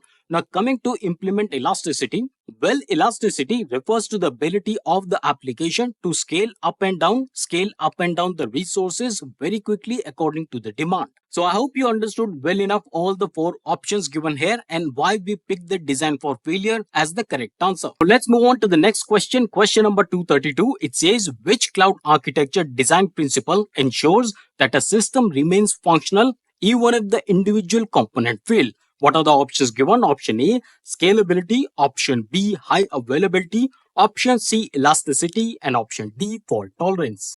And the correct answer for the same is option D, fault tolerance. So what exactly is fault tolerance? Well, you can read it here on the AWS documentation that think of the fault tolerance as a big brother of high availability. And fault tolerance means that the system will almost always maintain uptime and the users will not notice any differences during a primary system outage. Okay, so once again, let me explain fault tolerance in my own words. So friends, fault tolerance in the cloud computing is the ability of the system to continue to operate without interruption even if one or more components fail. And this is a very critical ability to ensure reliability and availability of the cloud-based application and the services. And what are the few benefits of fault tolerance in cloud computing? Firstly, we have increased reliability. Secondly, improved performance. Thirdly, enhanced data protection. And last but not the least, and probably the biggest one, is business continuity. And also, my friends, I really encourage you to understand what exactly is high availability because both of these concepts are very related. So on the same documentation, if you go top here, you will understand what exactly is high availability. And there is a very good example given here. You will come to this example here, and they have explained in a very nice way what exactly is high availability, taking the mobile banking application. So the links are always in the description box. Please check that out. And with that, let's move on to the next question. Question number 233 that says, which cloud architecture design principle allows for the efficient use of resources by adjusting resource allocation based on the workload demands? Your options are scalability, option B, high availability, option C, elasticity, and lastly, option D, fault tolerance. And the correct answer for this question is option C, elasticity. And friends, I hope that you're noticing the way I have designed these questions, the way I have placed these questions. This pattern of the question is intentionally designed so that you can understand all the related concepts in one single video. Okay, so now you can understand what exactly is elasticity on this AWS official documentation. So first of all, you can read that the ability to acquire resources as you need them and release resources when you no longer need them, that exactly is elasticity. So basically, elasticity in AWS, or for that matter in any other cloud, refers to the ability to rapidly scale the cloud computing resources up and down based on the demand. And this means that you can quickly increase or decrease amount of computing power, storage, or network capacity as you need them. Now, you may be thinking, what are the key characteristics of elasticity in AWS? Well, first of all, we have auto scaling, then we have rapid provisioning, then we also have cost efficiency. Now, friends, can you give me some examples of AWS services that you can really associate elasticity with? Well, let me give you 3 examples and then you can let me know what can be the other examples in the comment section. So, firstly, we have Amazon EC2. Secondly, Amazon S3, which is a storage service. And third one I will give you is AWS Lambda. And I want you to think a little bit more and give me more examples in the comment section. And this is the sure short way where we can learn from each other. Okay, so now let's move on to the next question. Question number 234 that says, which cloud architecture design principle focuses on minimizing data transfers and the latency by storing data closer to the users? Your options are option A, scalability, option B, high availability, option C, edge computing, and option D, security. And the correct answer for this question is option C, edge computing. So let me explain edge computing in a little bit more detail. So edge computing is a cloud architecture design principle that really involves processing and data closer to the user. So I'm sure that you must have heard about the caching. So as I was saying, storing the data closer to the user at the network edge rather than the centralized data center. So what happens is that by placing the resources closer to the user, such as computing power or storage, this really reduces the data transfer and the latency. And what are the benefits? Well, this enables faster response time, better user experience, and efficient utilization of network bandwidth. Alright, before we move ahead to the next section of the questions, let's take a small pause here. So stretch your legs, sip some water, maybe shake out your body or your shoulders. It's a long session once again, so please keep taking some breaks. And with that, let's move on to the next question, question number 235, that says, which AWS service will help protect applications running on the AWS from DDoS attacks? Very important concept, DDoS attacks. Options given are Amazon GuardDuty, option B, AWS WAF, option C, AWS Shield, and option D, Amazon Inspector. And the correct answer for the same is, could you guess the answer? Well, it is option C, AWS Shield. And just to remind you, please check out question number 230 of the previous part 30, where I really explain in quite some detail what exactly is AWS Shield. But nonetheless, I will not leave you without the documentation. So here you can read about the AWS Shield, which really helps your application to maximize availability and responsiveness with the managed DDoS protection. And here you can really understand how exactly this works. So basically, Amazon Shield is a managed DDoS protection service that protects your application running on AWS platform. And this service, my friends, it really protects your application against a wide range of distributed denial of service. And to better understand AWS Shield, you need to understand what exactly is DDoS. So what happens is that the attackers, they really overwhelm your application or your resources with unwanted traffic. And when that happens, with the overload of traffic, your servers, your application, they really breaks down. And of course, that implies that the AWS Shield provides you protection against the DDoS attacks. So let's begin the part 32 with question number 236. And before I start this question, I really want to remind you, my friends, that please do not miss to watch the previous section or previous episode of this category. Starting from the part 31, the previous episode, I changed the approach a little bit. In addition to showing you the AWS official documentation with every question, now I have tweaked the approach that I will also explain each of these concepts in my own words. And all these explanations that I give in my own words will also be supported with some examples wherever it is possible. So let's begin this episode. Question number 236. It says, which cloud architecture design principle involves distributing application components across multiple geographic regions or availability zones? Your options are option A, scalability, option B, high availability, option C, redundancy, and option D, disaster recovery. And the correct answer for the same is option C, redundancy. And friends, on this documentation, you can understand the official definition of redundancy from the AWS. So here it says, when a workload utilizes multiple independent and redundant subsystems, it can achieve a higher level of theoretical availability by using a single subsystem. For example, consider a workload composed of two identical subsystems. Now this can be completely operational. Either subsystem 1 or subsystem 2 is operational. So let me explain this concept more in my own words. To begin with, redundancy in the cloud computing, it doesn't matter you're talking about AWS or Microsoft Azure or Google GCP. Redundancy is a practice of duplicating critical components or the functions of a system or application to enhance its reliability and availability. So essentially, it's about creating the backups or the duplicates to ensure uninterrupted service even if one part of the application fails down. And why this concept is so important? Because this ensures high availability of your application, data protection, and business continuity.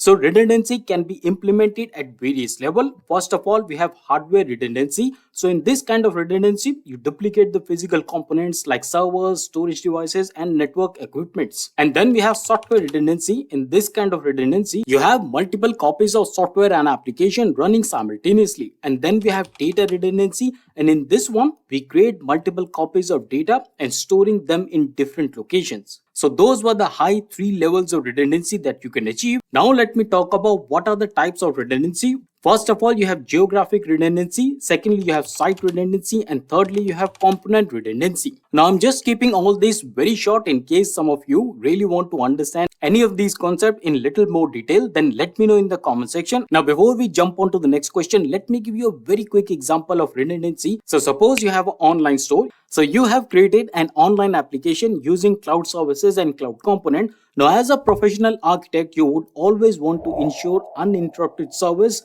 And that's why you might want to deploy multiple servers at different locations. And also on a regular basis, you want to back up the product data to multiple storage locations and also have redundant network connections for failovers in case of network issues. So this is how, my friends, you implement redundancy and achieve high availability. So I really hope, my friends, you're gonna love this new approach where I'm explaining all these concepts in my own words with my own examples. And now let's move on to the next question. Question number 237 that says that which cloud architecture design principle focuses on efficiently handling increasing workloads by adding or removing resources in a linear manner? Your options are scalability, option B, high availability, option C, elasticity, and option D, resilience. And the correct answer for the same is option A, scalability. So let's understand what exactly is scalability. So scalability is an architecture design principle that really focuses on the ability of the system to handle the increase or decrease in workloads by adding or removing the resources in a linear manner. So it really involves designing a system that can be easily scaled up or scaled down to accommodate the changes in the demand without impacting the performance of the application. And you know what, friends, there are two types of scalability. The first one is horizontal scaling, which actually means adding more instances. And then we have second one, vertical scaling, and that means increasing the capacity of the existing instances. And in case you really want to deep dive in the concept of scalability, this is the documentation. You can understand all that what I just said in little bit more detail with some diagrams, and also you can understand what is the vertical scaling, horizontal scaling, all given in this one compact documentation. And yes, please do not miss to watch the next episode as I'm going to take very important questions on VPN, VPCs and the related concepts. And with that, let's move on to the next question. Question number 238 that says which cloud architectural concept is supported by a system that can scale in terms of users, traffic and data quality without sacrificing performance? And your options are option A, think parallel, option B, implement elasticity, option C, decouple your components, and option D, design for failure. And the correct answer for the same is option B, implement elasticity. Well, elasticity in general in the cloud computing refers to the ability of the cloud computing environment to quickly and automatically adjust its resource allocation based on the changing demand. Easiest way to think about the elasticity is just like a rubber band. So just like the rubber band, you can stretch the rubber band when you need it, and when you loosen it out, it again contracts back to its original shape. Talking about the characteristics of elasticity, first of all, we have dynamic scaling, we also have automation, then we have speed, and then we have cost efficiency. And how all these concepts work together? Well, first of all, we have monitoring. So the cloud platforms constantly monitor the resource utilization and performance metrics. Then we have triggering. So when the demand increases, the system automatically triggers a scaling event. Then we have provisioning, and that means additional resources are allocated to handle the increased workloads. And then we have deprovisioning, which is of course the opposite of provisioning. So when the demand decreases, the unused resources are released to optimize the cost. So I hope you really understood the concept of elasticity and how to implement the same, what are the benefits and what are the characteristics. And with that, let's move on to the next question. Question number 239 that says, what is raised when a business deploys web servers across several AWS regions? Your options are option A, coupling, option B, availability, option C, security, and option D, durability. And the correct answer for the same is option B, availability. And as the name suggests, availability just means being available. So availability stands for the uptime and the durability normally used to state about the data. And since the question says about the web server, and in the words of AWS, availability is both a commonly used metric to quantitatively measure resiliency as well as a target resiliency objective. And here you can also understand the formula for availability. And with that, let's move on to the next question 240, that says which AWS compliance program provides independent third-party validation of AWS security and compliance. Your options are option A, AWS Identity and Access Management, better known as IAM. Option B, AWS Artifact. Option C, AWS Key Management Service. And option D, AWS CloudTrail. And the correct answer for the same is option B, AWS Artifact. So what exactly is AWS Artifact? Well, AWS Artifact is a compliance program provided by AWS, of course, that gives customers on-demand access to various compliance reports and documentation. And this also includes the documentation such as Service Organization Control, which is also known as SOC, reports, Payment Card Industry Data Security Standard, which is also known as PCI DSS, and along with that, various other compliance related documents. So these reports, my friends, are generated by independent third-party auditors and provided to the customers with the assurance that AWS will comply with security and compliance practices. And once again, links to all the documentation is given right there in the description box. So here comes the very first question for today. Question number 241, part 33. The question is saying, what is the scope of a VPC, which is Virtual Private Cloud, within the AWS network? Your options are option A, a VPC can span all the availability zones globally. Then option B, a VPC must span at least 2 subnets in each AWS region. Option C, a VPC must span at least 2 edge locations in each AWS region. And lastly, option D, a VPC can span all the availability zones within an AWS region. Now friends, as I just said, we are going to discuss about VPC and VPN in this episode. So we will fully focus on these two concepts. Along with that, we will also understand what are the different kind of scaling, horizontal scaling, vertical scaling. So these kind of questions, my friends, grouped together, they will really help you understand the core concepts of VPC and VPN. And to further strengthen your understanding on VPC, I will show you the AWS documentation. And also along with that, I will also tell you in my own words what exactly is Amazon VPC. I will also tell you what are the key features, what are the key benefits, and how does this actually work. So all about this. And post that, I will also give you some use cases where you can use VPC. So all of these will really help you understand this core concept, and you will be fully geared to answer any question in the real AWS Cloud Practitioner exam. So now firstly, let's check out the correct answer, and that is option D, a VPN can span all the availability zones within an AWS region. And here you can see with Amazon Virtual Private Cloud, which is VPC, you can launch the AWS resources in a logically isolated virtual network that you have defined. So this virtual network closely resembles as a traditional network that you would operate in your own data centers with the benefits of using scalable infrastructure of AWS. And also you can understand much more in detail how does the VPC work. You can see these are the VPC. This is the VPC, which is this green box here. You can see this green line here. And then you can see there are subnets here which are under the internet gateway. And all this is under an AWS region, which is further divided into availability zones. So all of these concepts, my friend, we have taken a lot of questions on AWS region, availability zones, subnets. So please check out all the previous episodes so that you are fully covering the entire syllabus. Then, my friends, you can understand what are the features of VPC. I will talk about these in just a little while.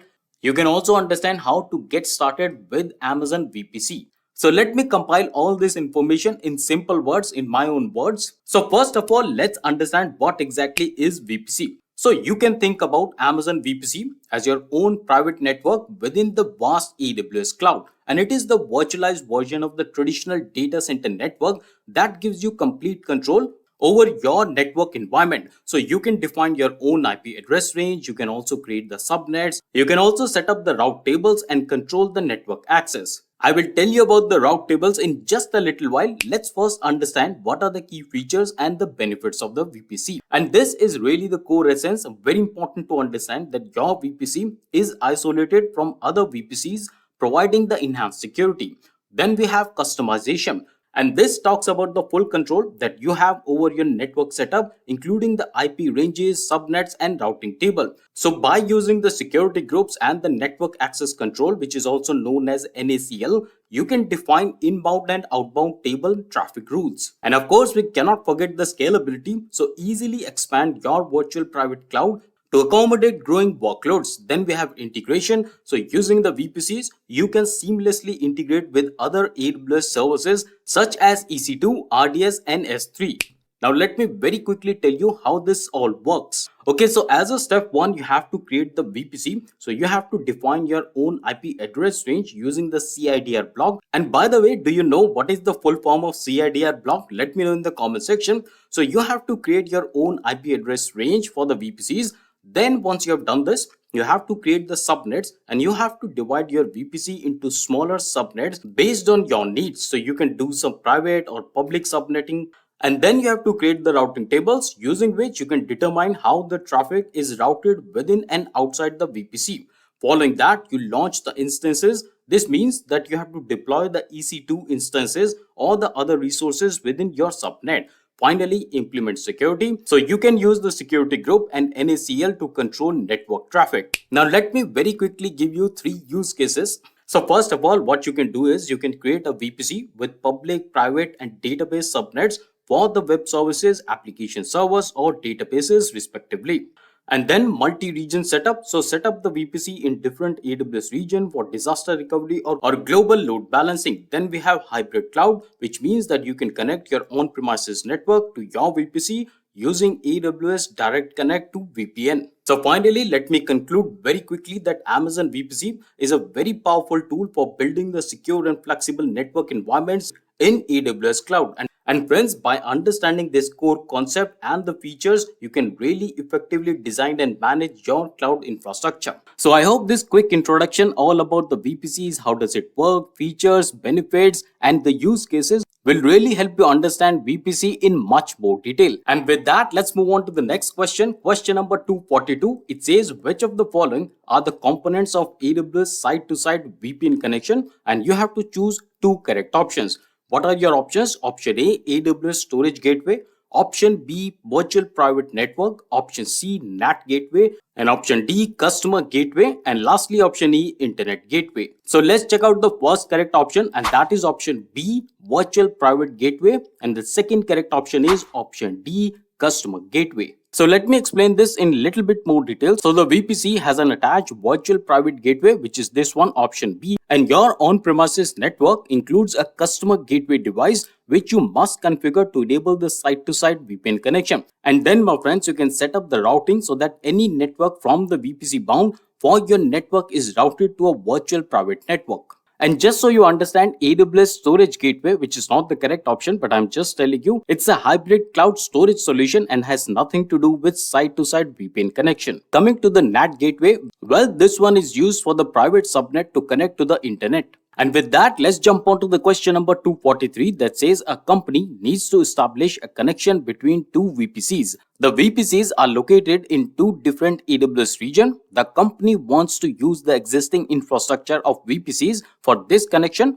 Which AWS service or feature can be used to establish this connection? So what are the options given? Option A, AWS Client VPN. Option B, VPC Peering. Option C, AWS Direct Connect. And option D, VPC Endpoints. So tell me, could you spot the correct answer? Well, if you look at the question, you can see that we are establishing connection between 2 VPCs. So establishing a connection, we are bridging, we are pairing. So try to link some words, some lines with the concept of AWS Cloud Computing. And then you can also see that the VPCs are located in 2 different AWS regions. So what are we trying to do? We're trying to establish some kind of pairing between 2 AWS regions. And that is why, my friends, option B, VPC pairing is the correct answer.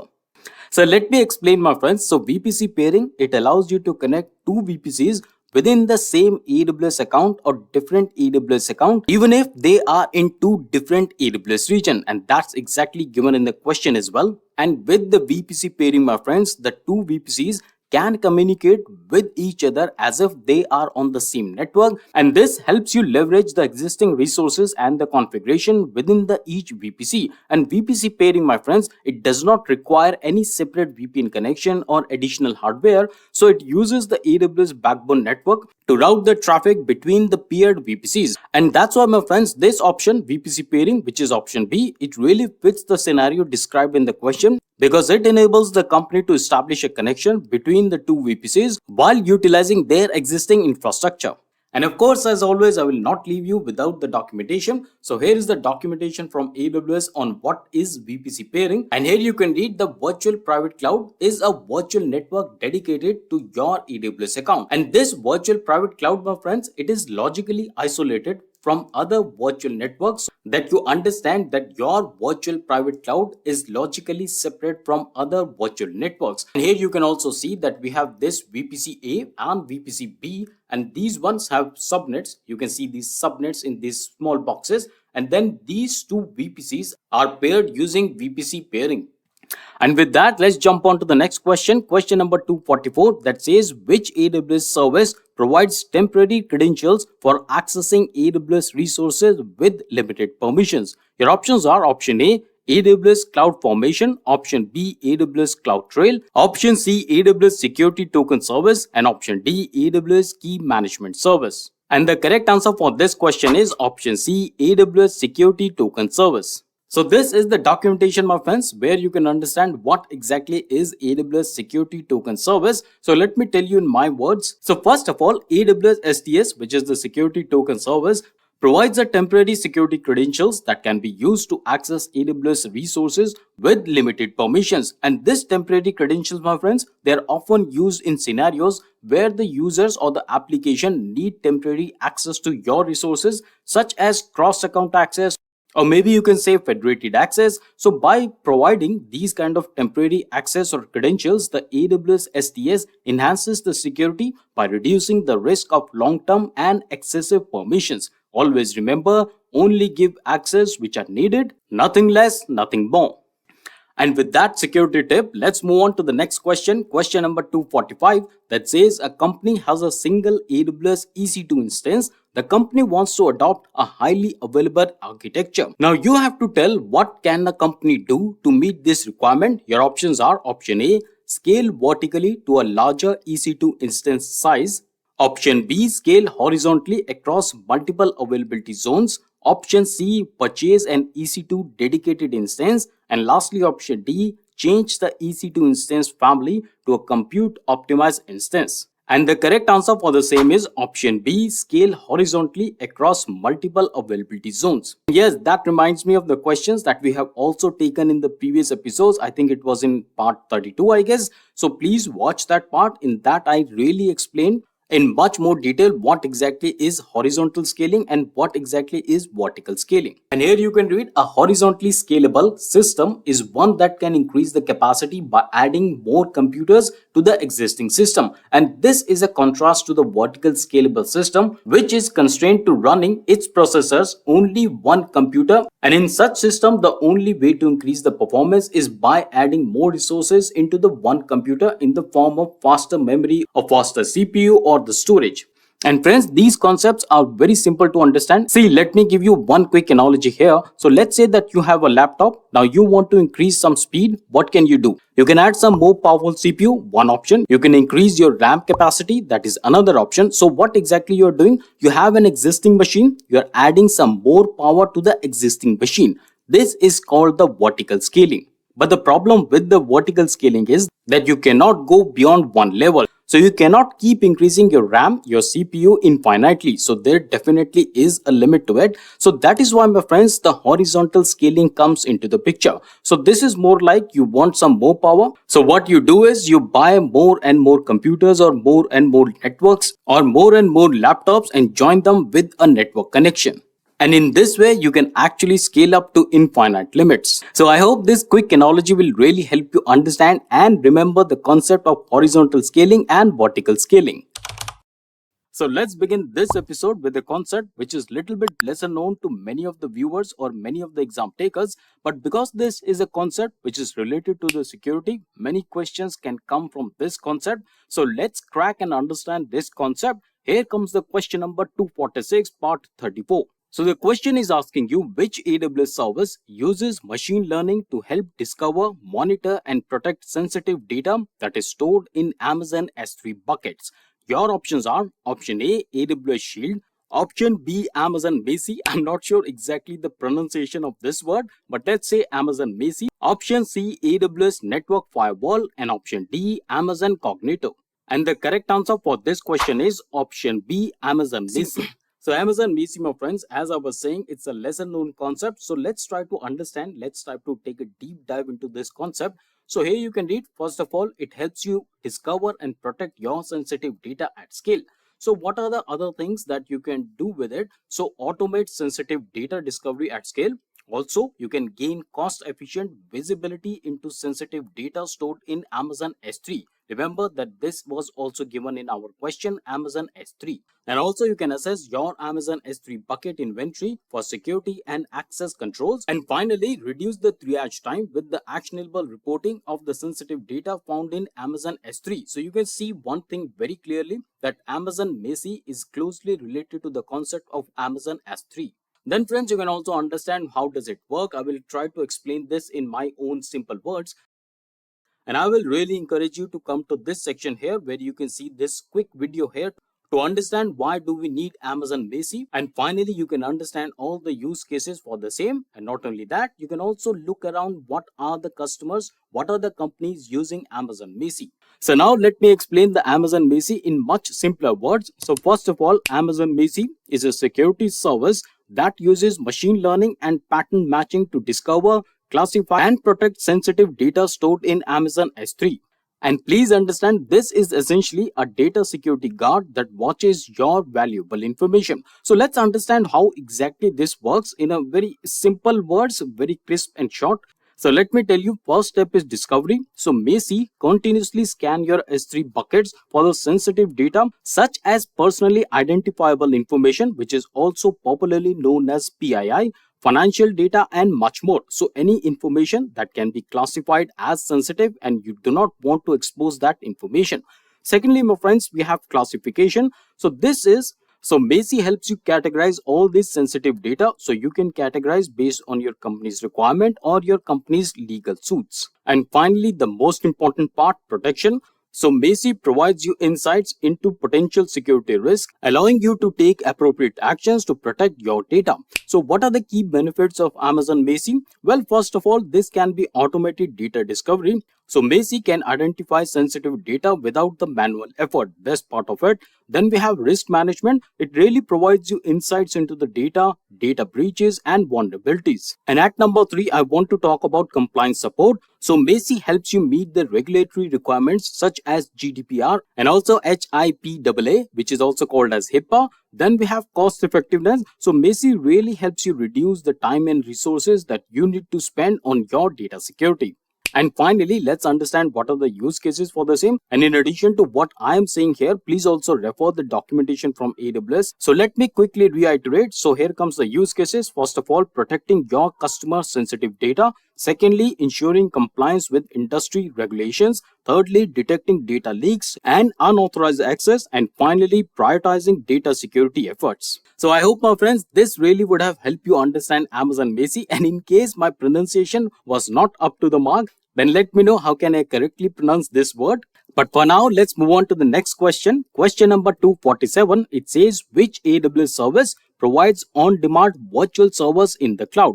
So your options are option A, Amazon S3, option B, AWS Lambda, option C, Amazon EC2, and option D, AWS Elastic Beanstalk. And before even giving you the correct answer, my friends, I can tell you all these services are really important services and you will surely get some questions based on these services. So please watch the previous episodes. We have taken multiple questions on each of these services.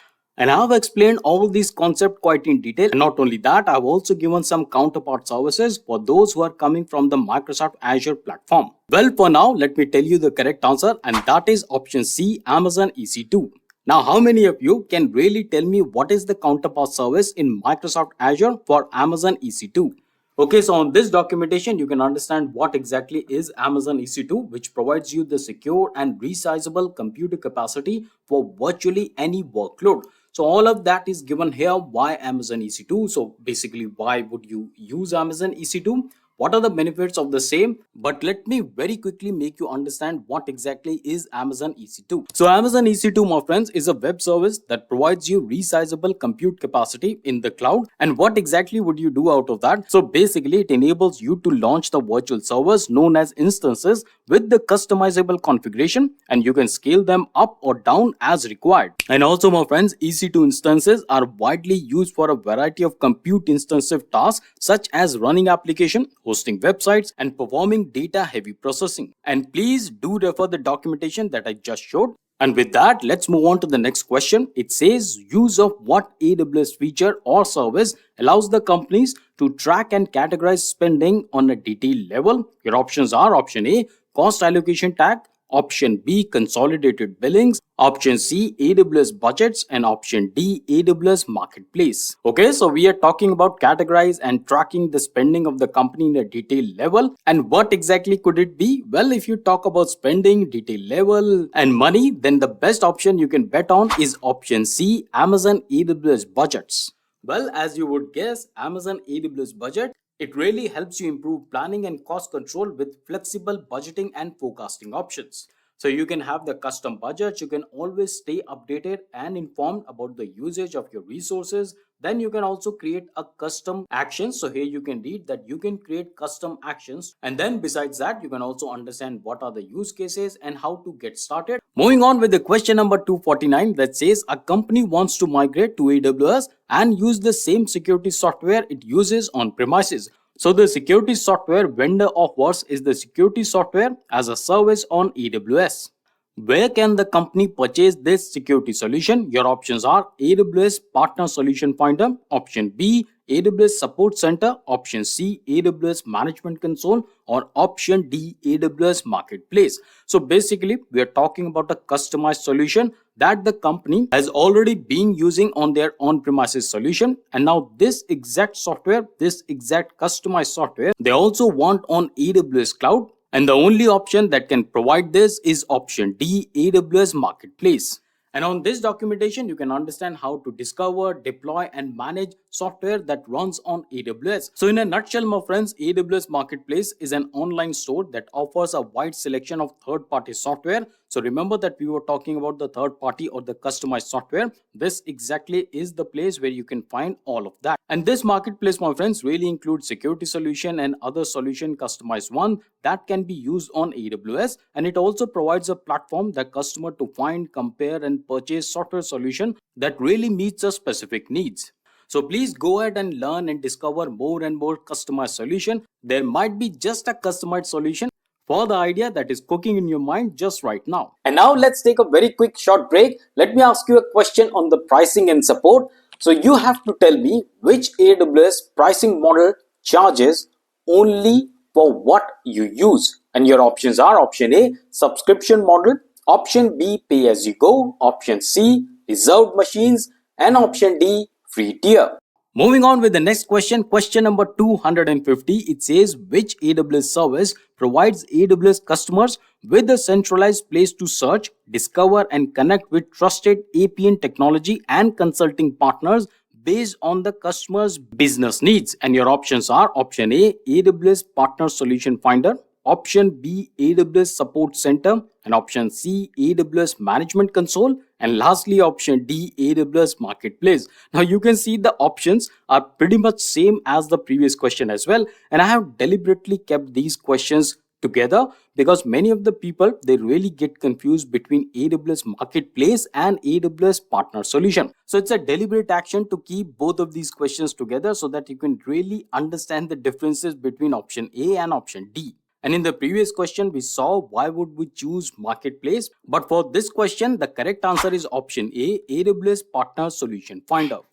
And what exactly is AWS Partner Solution Finder? All of the facts, the FAQs, the questions, and the understanding of the same, you will be able to find out on this documentation. So here it says the AWS Partner Solution Finder provides the AWS customers with a centralized place to search, discover, and connect with the trusted APN technology and consulting partners based on the customer's business needs. And the customers can use the AWS Partner Solution Finders to find a APN partner to help design, migrate, manage, and optimize workloads on AWS. So please go ahead and read this documentation, this one on the AWS Partner Solution and the previous one on the AWS Marketplace, so that you can never be confused. So let's begin today's episode with question number 215, part 35. The question is saying which of the following actions are controlled with AWS Identity and Access Management, which is better known as IAM, and you have to choose two correct options. And please note, my friends, as I just said, this episode we are going to fully dedicate to IAM, Identity and Access Management, because this is a very critical concept, not just from the exam perspective, but real working on AWS. And that's why, my friends, in addition to showing you the AWS official documentation on AWS Identity and Access Management, I will also tell you and wrap up the entire concept in my own words. I will also tell you how does it actually works, and then I will give you the key components of IAM, and lastly I will make you understand why IAM is so important. For now, let's check out what are the options given here. First of all, option A, control access to AWS service APIs and to the other specific resources. Then we have option B, provide intelligent threat detection and continuous monitoring. Option C, protect the AWS environment using multi-factor authentication, better known as MFA. And then we have option D, grant user access to AWS data centers. And lastly, provide firewall protection for applications from the common web attacks. The first correct answer is option A, control access to AWS service APIs and to other specific resources. And then we have option C, protect AWS environment using multi-factor authentication. So friends, let's first understand what exactly is IAM, why it is so important. And so as we always do, let's start with the AWS official documentation. So here you can understand AWS Identity Access Management. It really helps you securely manage identities and access to the AWS services and the resources. So then you can understand why exactly we need IAM. Here you can read, use AWS Identity and Access Management to manage and scale workloads and workforce access, securely supporting your agility and innovation in AWS. And this is a good video to watch here. You will really understand why exactly we need IAM.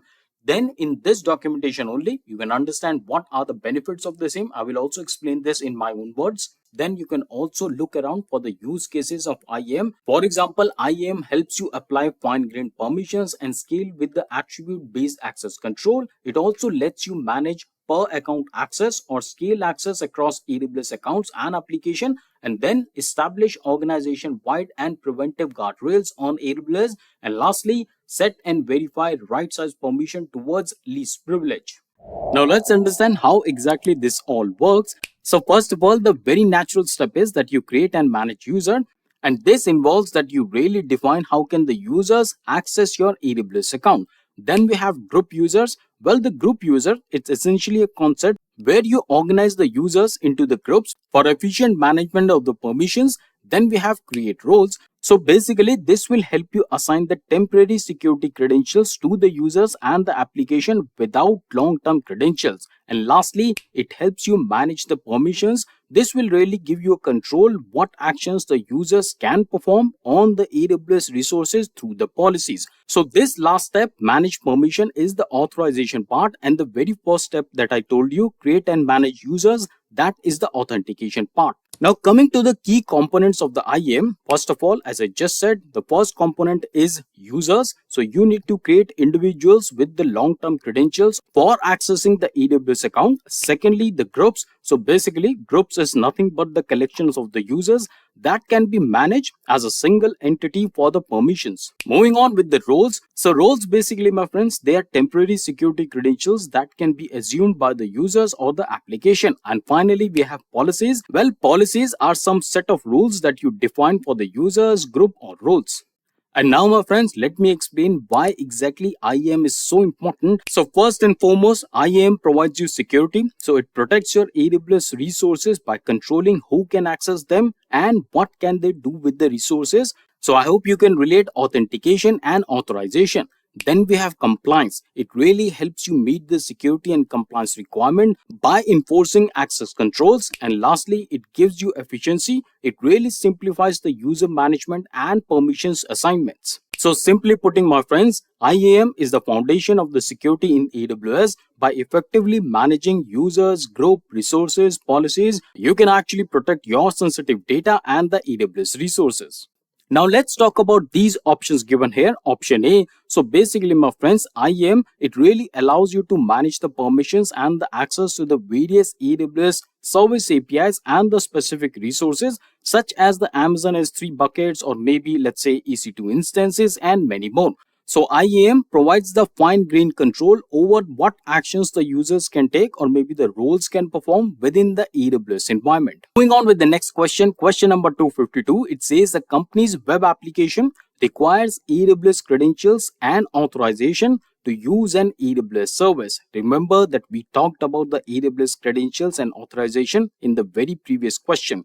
Which IAM entity should the company use as a best practice? Your options are option A, IAM role, option B, IAM user, option C, IAM group, and option D, IAM multi-factor authentication. Now friends, I really recommend you to please rewind the video, really understand what I just said about role, user, and group, and multi-factor authentication. So these concepts are really closely associated with IAM, really important to understand. Okay, so now let's check out the correct answer, and that is option A, IAM role. And why this is so? Because the company should use the IAM role to grant AWS credentials and authorization to its web application. And you really need to understand that the IAM role are a secure way to grant permissions to an entity that really needs to access the AWS resources. And in this case, in this question, we are talking about the web application. So here you can see web application that really requires the AWS credentials and the authorization. And by using IAM roles, the web application can assume the role and gain temporary security credentials. Remember, we talked about the temporary security credentials when I was showing you the AWS documentation. So basically, to gain the temporary security credentials to access the AWS services. And the importance of this is that it eliminates the need to store and manage long-term access keys or the security keys within your application code, reducing the risk of accidental exposure and misuse. Now, how many of you can really tell me what is the counterpart service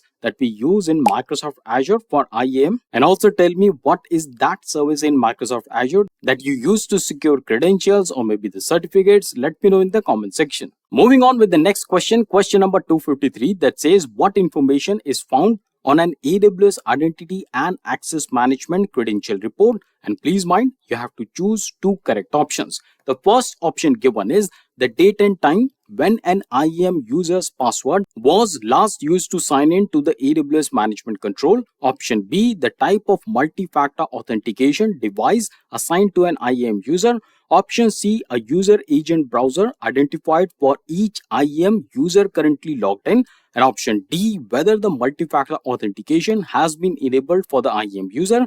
And lastly, option E, the number of incorrect login attempts by each IAM user in the previous 30 days. So let's check out the very first correct answer, and that is option A, the date and time when an IAM user's password was last used to sign in to the AWS Management Console. And the second correct option is option D, whether the multi-factor authentication has been enabled for an IAM user. And just so you know, my friends, IAM credential report that we are talking about in this question, it really provides you with the details about IAM users in an AWS account, including their access keys, passwords, MFA devices, and various other security related information. Okay, so now let's move on to the next question, question number 254, that says AWS supports which of the following methods to add security to the identity and access management users. Once again, you have to choose two correct options. Option given are option A, implementing Amazon recognition, option B, using AWS Shield protection resources, option C, blocking access with security groups, option D, using multi-factor authentication, and option E, enforcing password strength and expiration. Okay, so could you guess the correct answer? Well, it's very easy actually. Option D is the first correct option, using multi-factor authentication. And then we have second correct option as option E, enforcing password strength and expiration.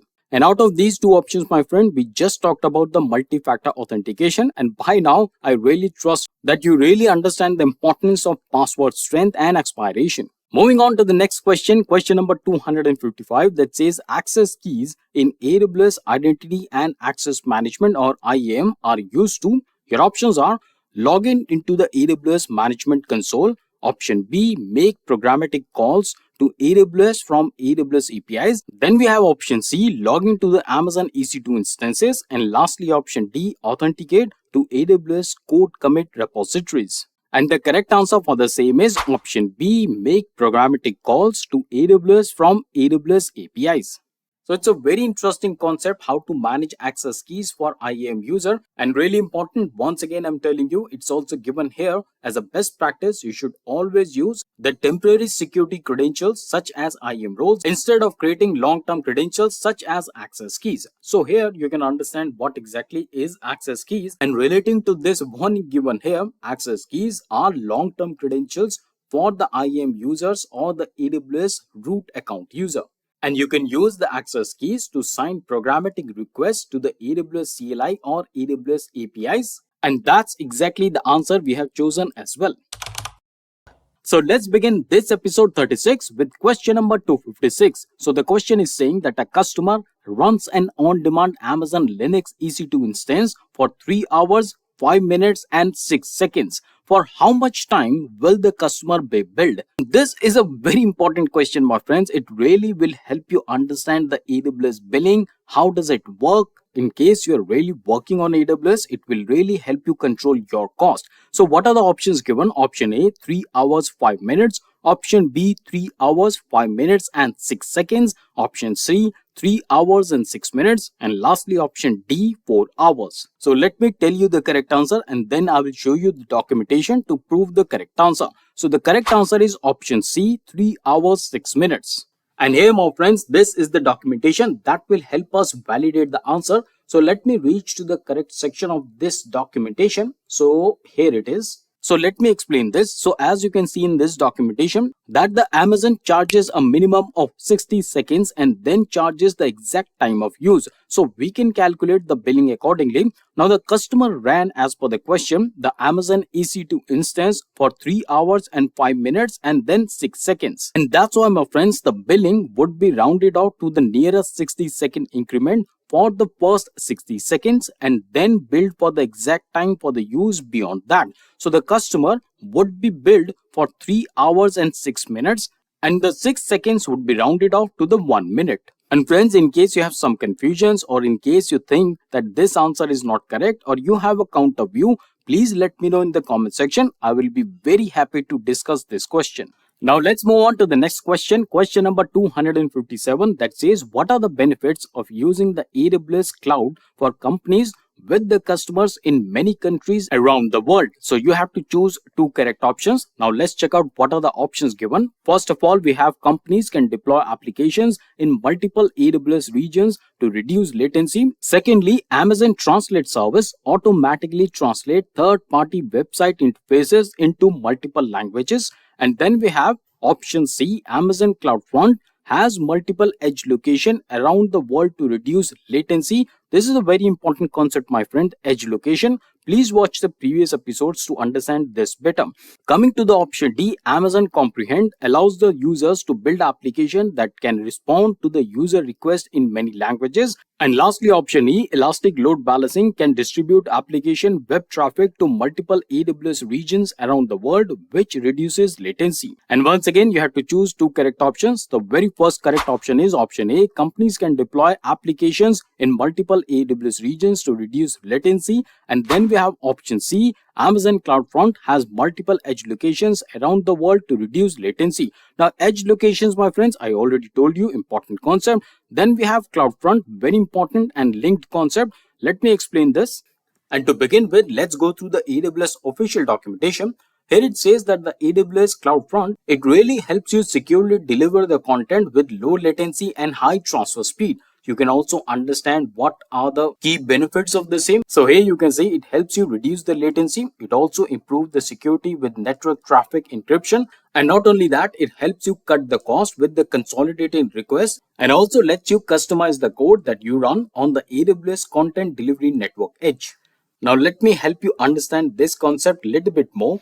Okay, so first of all, as we just read in the documentation, AWS CloudFront is a web service that speeds up the distribution of your static and dynamic content such as HTML, CSS, JavaScript, image files to your users. So this essentially is a content delivery network, or better known as CDN, that is operated by Amazon Web Services. CloudFront, it actually uses the global distributed network of the proxy servers to cache your content. So very importantly, once again, listen to this. CDN enables caching your content, making it accessible to the users with low latency.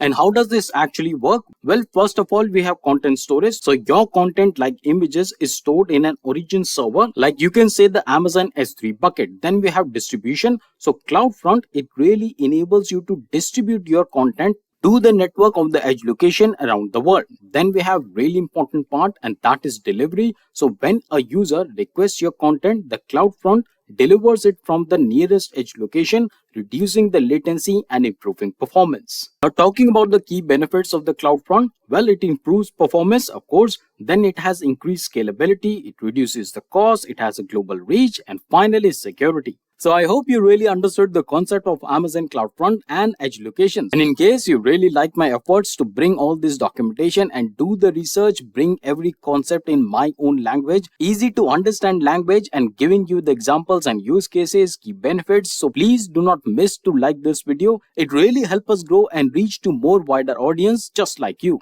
And with that, let's move on to the next question. Question number 258 that says, which of the following statement is true? Let's see the first option given here. The first one is the AWS CLI can interact with AWS using commands in your command line shell, while the AWS SDK can interact with AWS programmatically. And then we have option B, the AWS SDK can interact with AWS using commands in your command line shell, while the AWS CLI can interact with AWS programmatically. So really similar looking options, really confusing. So please pause the video. Maybe you want to read them again. But let me give you the correct answer, and that is the option A, the AWS CLI. So please mind the differences between the option. Here we have CLI, which is interacting with the AWS using the command line, and in the second part of this option we are saying that the AWS SDK. So please note the difference. Here we have AWS SDK, while in the incorrect option we have AWS CLI. So this is the correct answer. And friends, please go ahead and understand the AWS CLI, which is command line interface, as you can see here. So AWS command line interface is a unified tool to manage your AWS services, and as it is said that it's a command line interface. So here you can see that you have to log into the AWS portal, and then you can open the AWS CLI. You can read all the AWS CLI reference here, and then you can jump onto the GitHub project. So a lot of information, lot of data around the AWS CLI is given here. How can you use it, various commands. So high level commands are also given, and then you can understand what are the file commands that you can use AWS CLI to manage the Amazon S3. So really important document. The links are given in the description box. And with that, let's jump on to the next question. Question number 259 that says, what is the concept of reserved instances in AWS economics? And the options given are option A, prepaid blocks of compute capacity at discounted prices. Option B, a billing option for fixed monthly subscription fee. Option C,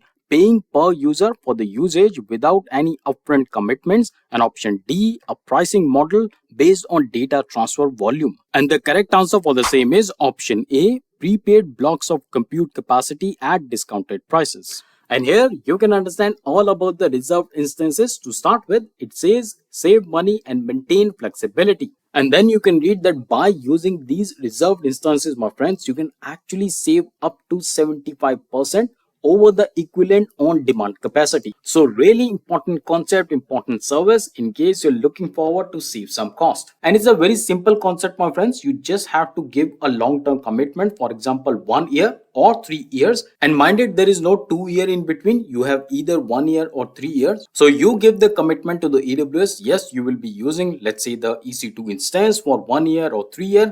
And against to this commitment, the AWS provides you with the heavy discounts. And here comes the next question, question number 260 that says, what are the advantages of AWS Cloud Elasticity? And the options given are option A, ensure web traffic is automatically spread across the multiple AWS region. Option B, minimize the storage cost by automatically archiving the log data. Option C, enable AWS to automatically select one of the most cost-effective services. And then option D, automatically adjust the required compute capacity to maintain consistent performance. Okay, so I hope you understood and noted that we are talking about the AWS Cloud Elasticity. Remember, in the previous episodes, I really explained the concept of elasticity just like a rubber band. So you can stretch the rubber band and you can contract the rubber band as you release it. And that is the exact analogy of AWS elasticity as well. So please watch the previous episodes. You will understand the AWS elasticity much better. And of course, you will find some more relevant questions as well. For now, the correct answer is option D, automatically adjust the required compute capacity to maintain consistent performance. So let's begin the part 37 with question number 261. The question is saying, what is an AWS Identity and Access Management role? And your options are option A, user associated with an AWS resource, option B, a group associated with an AWS resource, and option C, an entity that defines a set of permissions for the use with an AWS resource, and lastly option D, an authentication credentials associated with the multi-factor authentication MFA token. And friends, before answering this question, I really request you to watch the episode number 35, because in that episode, I really explained in quite a detail what exactly is IAM, what are the use cases for the same, what are the benefits, how does the IAM work. So everything is explained in the part number 35. And trust me, after watching that video, these kind of questions will be a piece of cake for you. For now, let me tell you the correct answer. The correct answer is option C, an entity that defines a set of permissions for the use with an AWS resource. And the concept I explained in the part number 35 can also be accompanied with this documentation here. This is an IAM identity. So you will also be able to understand what are the users, what are the groups, and what are the roles. So here you can read about all about the IAM AWS account user, and this is followed by IAM user. So here you can read all about the IAM user. You can also go to the IAM group user, IAM roles. So everything is given. It will really help you understand the core concept of IAM. Moving on with the question number 262, it says which AWS IAM feature allows developers to access AWS service through the AWS CLI? Options given are option A, API keys, option B, access keys, option C, usernames and passwords, and lastly option D, SSH keys. And the correct answer for the same is option B, access keys. This concept also I explained in the previous episodes. So please watch the episode number 36 and you will get all the understanding and the relevant documentation around the access keys. Moving on with the question number 263 that says a developer is writing a program that must switch between multiple IAM roles. So which AWS service or feature can the program use to meet this requirement? And you have to choose two correct options. The options given are option A, AWS CLI, option B, AWS Security Token Service API, and then we have option C, IAM inline policies, option D, AWS Organizations, and lastly option E, AWS Trusted Advisor. So let's look at the first correct option, and that is option A, AWS CLI. And then the second correct option is option B, AWS Security Token Service API. Okay, just to give you more understanding on AWS CLI, so this basically is a command line interface, and that is why it's called CLI, and it's a tool that can be used to interact with AWS services and the resources using the command line. And then coming to the AWS Security Token Service, this service, my friends, this is a AWS security related service, and this API can be used to request temporary security credentials for the IAM roles. And we have taken multiple questions on both AWS CLI and AWS Security Token Service in the previous episodes. But for now, let's move on to the next question, question number 264, that says which of the following can limit the Amazon Storage Service, also known as Amazon S3, bucket access to specific user? Your options are option A public and a private key pair, option B, Amazon Inspector, option C, AWS Identity and Access Management Policies, and option D, Security Groups. And I'm really sure, my friends, in case you have been watching us from the previous episodes, you must be able to answer this question. And the correct answer for this question is option C, AWS Identity and Access Management Policies. And now let's move on to the next question, question number 265, that says which of the following is a customer duty under the AWS Shared Responsibility Model? And we have taken numerous questions on AWS Shared Responsibility Model because This is a core concept, and trust me, you will surely get some questions around this shared responsibility model. So now let's look out what are the options given here. Option A, installing security patches for the XCN and KVM hypervisors.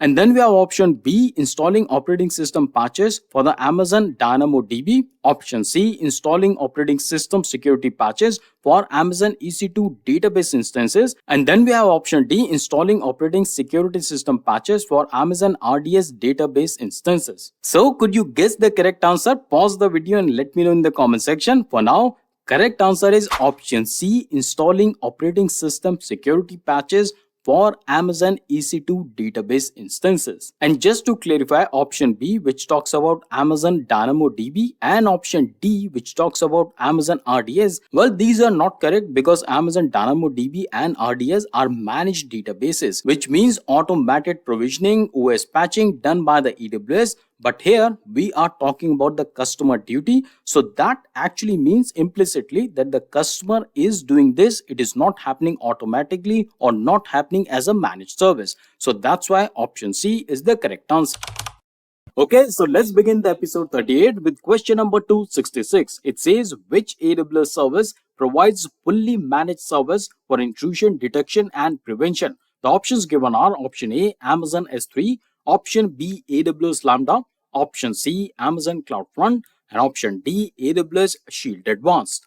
And the correct answer is option D, AWS Shield Advanced. And here you can understand all about AWS Shield, which really maximizes application availability and responsiveness with managed DDoS protection. And do you remember I explained what is the DDoS protection? How many of you remember that? Please let me know in the comment section. But I can really emphasize DDoS is a very, very important concept. And in case you're developing some application which is exposed to the open internet, then you must plan for the DDoS attacks. And going further down in the documentation, friends, you can really understand how this AWS Shield will help you. And not only that, you can also understand how does it work. So all this is explained in this neat diagram. I will just explain all of this in just a little while in simpler words, and then you can understand why exactly would you use Amazon AWS Shield. So now let me tell you what is actually AWS Shield Advanced. So this service, my friends, is a fully managed service provided by AWS for the intrusion detection and prevention. So this really helps you protect the web applications running on the AWS from the distributed denial of service, better known as DDoS. So these attacks, my friends, these DDoS attacks are automatically detected and mitigated by this Amazon Shield Advanced. And of course, Shield Advanced also provides you with the advanced DDoS protection, include traffic monitoring, rate limiting, and advanced threat intelligence to ensure that the availability and security of your AWS hosted application is 100%. Moving on with the next question, question number 267, that says, which AWS service enables customers to create and manage encryption keys for their data? Your options given are option A, Amazon S3, option B, AWS Lambda, option C, Amazon CloudFront, and option D, AWS Key Management Service, better known as KMS. And friends, the correct answer for this question is option D, AWS Key Management Service. And also, my friends, all these other services given here, they are really important services. So please watch the other episodes, the previous episodes as well, because we have taken numerous questions on each of these services. But for now, let's focus on KMS. Well, KMS, my friends, is a service that allows the customers to create and manage encryption keys to protect their data in AWS. And it really provides you a secure and scalable key management solution, enabling the users to generate, store, and control access to the encryption keys. And much more on AWS Key Management Service is given on this documentation. So this service, as I just said, helps you create and control keys used to encrypt or digitally sign your data. So here you can also read that it really helps you centrally manage the keys and define the policies, encrypt the data within your application. Not only that, perform signing of the operation using asymmetric key pairs to validate the digital signature. And lastly, it also helps you securely generate hash-based message authentication codes that ensures message integrity and authenticity. And in case you want to deep dive, you can also understand how does it work. But then from the exam perspective, from the AWS Cloud Practitioner, you don't really have to understand and deep dive into this concept, how does it work. but you should always have an idea of what are the services and what are the use cases for the same. Moving on with the next question, question number 268, that says a customer would like to design and build a new workload on AWS Cloud but does not want to have the AWS related software technical expertise in the house. So which of the following AWS program can a customer take advantage to achieve that outcome? Your options given are option A, AWS Partner Network Technology Partners, option B, AWS Marketplace, option C, AWS Partner Network, and option D, AWS Service Catalog. And if you remember correctly, my friends, we took a related question in the previous episodes as well. So please watch that episode. For now, I can tell you the correct answer is option C, AWS Partner Network, or also known as APN. Now, just to give you a brief, APN helps you connect with the customers with certified AWS partners. And these partners, my friends, they really have the necessary technical skills. So these partners can help you provide with the range of services, including consulting, implementation, and managed services. On the other hand, my friends, some of the exam takers are always confused with AWS Marketplace. Well, AWS Marketplace is just very simply put, it's a marketplace, of course. So here you can buy the third-party solutions. So in case you're thinking of a solution, please check out the marketplace. There may be already a custom-made solution, already a pre-made solution for you available on the marketplace. Now let's move on to another interesting question. Question number 269 that says which of the following are the characteristics of Amazon S3? You have to choose two correct options. And the options given are option A, a global file system, option B, a local file store, option C, an object store, and option D, a network file system, option E, a durable storage system. So could you guess the first correct answer? Well, that is option C, an object store. So what is the next correct answer? Well, that is option E, a durable storage system. And of course, for those who really want to deep dive into the Amazon S3 feature, this is the documentation. First of all, Amazon S3 is Amazon's simple storage service. So this is basically an object storage service offering you industry-leading scalability, data availability, security, and performance. And what are the benefits of the same? Well, it provides you with the scalability, it offers you durability and availability, and not just that, it also helps you maintain the security and data protection, and of course gives you the lowest price at the highest performance. And with that, let's move on to the next question, question number 270, that says a company is considering using AWS self-hosted database that requires a nightly shutdown for maintenance and cost-saving purposes.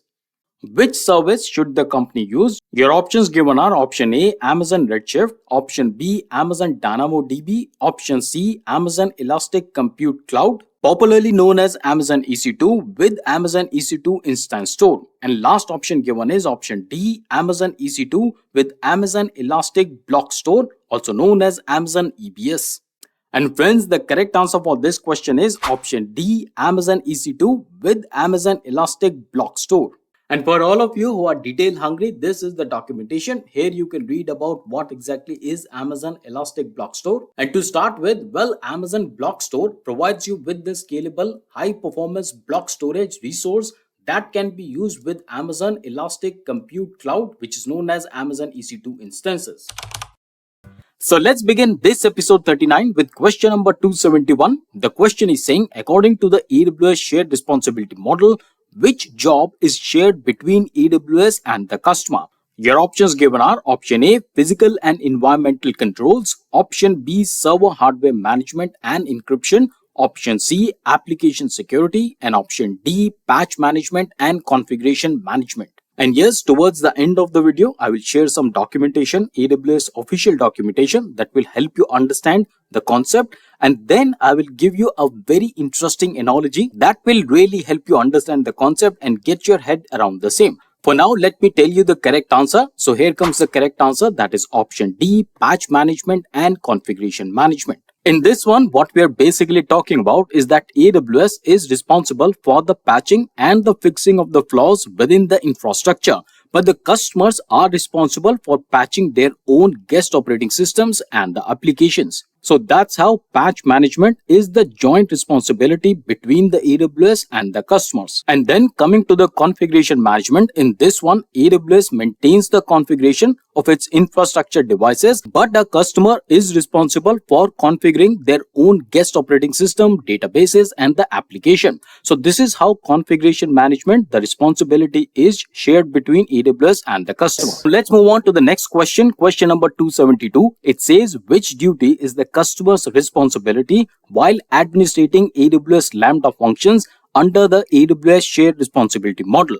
What are the options given? Option A, creating versions of Lambda functions. Option B, maintaining server and operating system. Option C, scaling Lambda resources according to the demand. And option D, updating the Lambda runtime environment. So friends, the correct answer is option A, creating the versions of Lambda functions. Please note that we are talking about the customer's responsibility while administrating the AWS Lambda functions. So let me explain this a little bit more. So when the customers use AWS Lambda, now AWS manages the underlying infrastructure and the foundation services, the operating system and the application platform. However, on the other hand, the customers themselves are responsible for the security of their code, the storage and accessibility of sensitive data, and the identity and access management IAM to the Lambda service and within their function.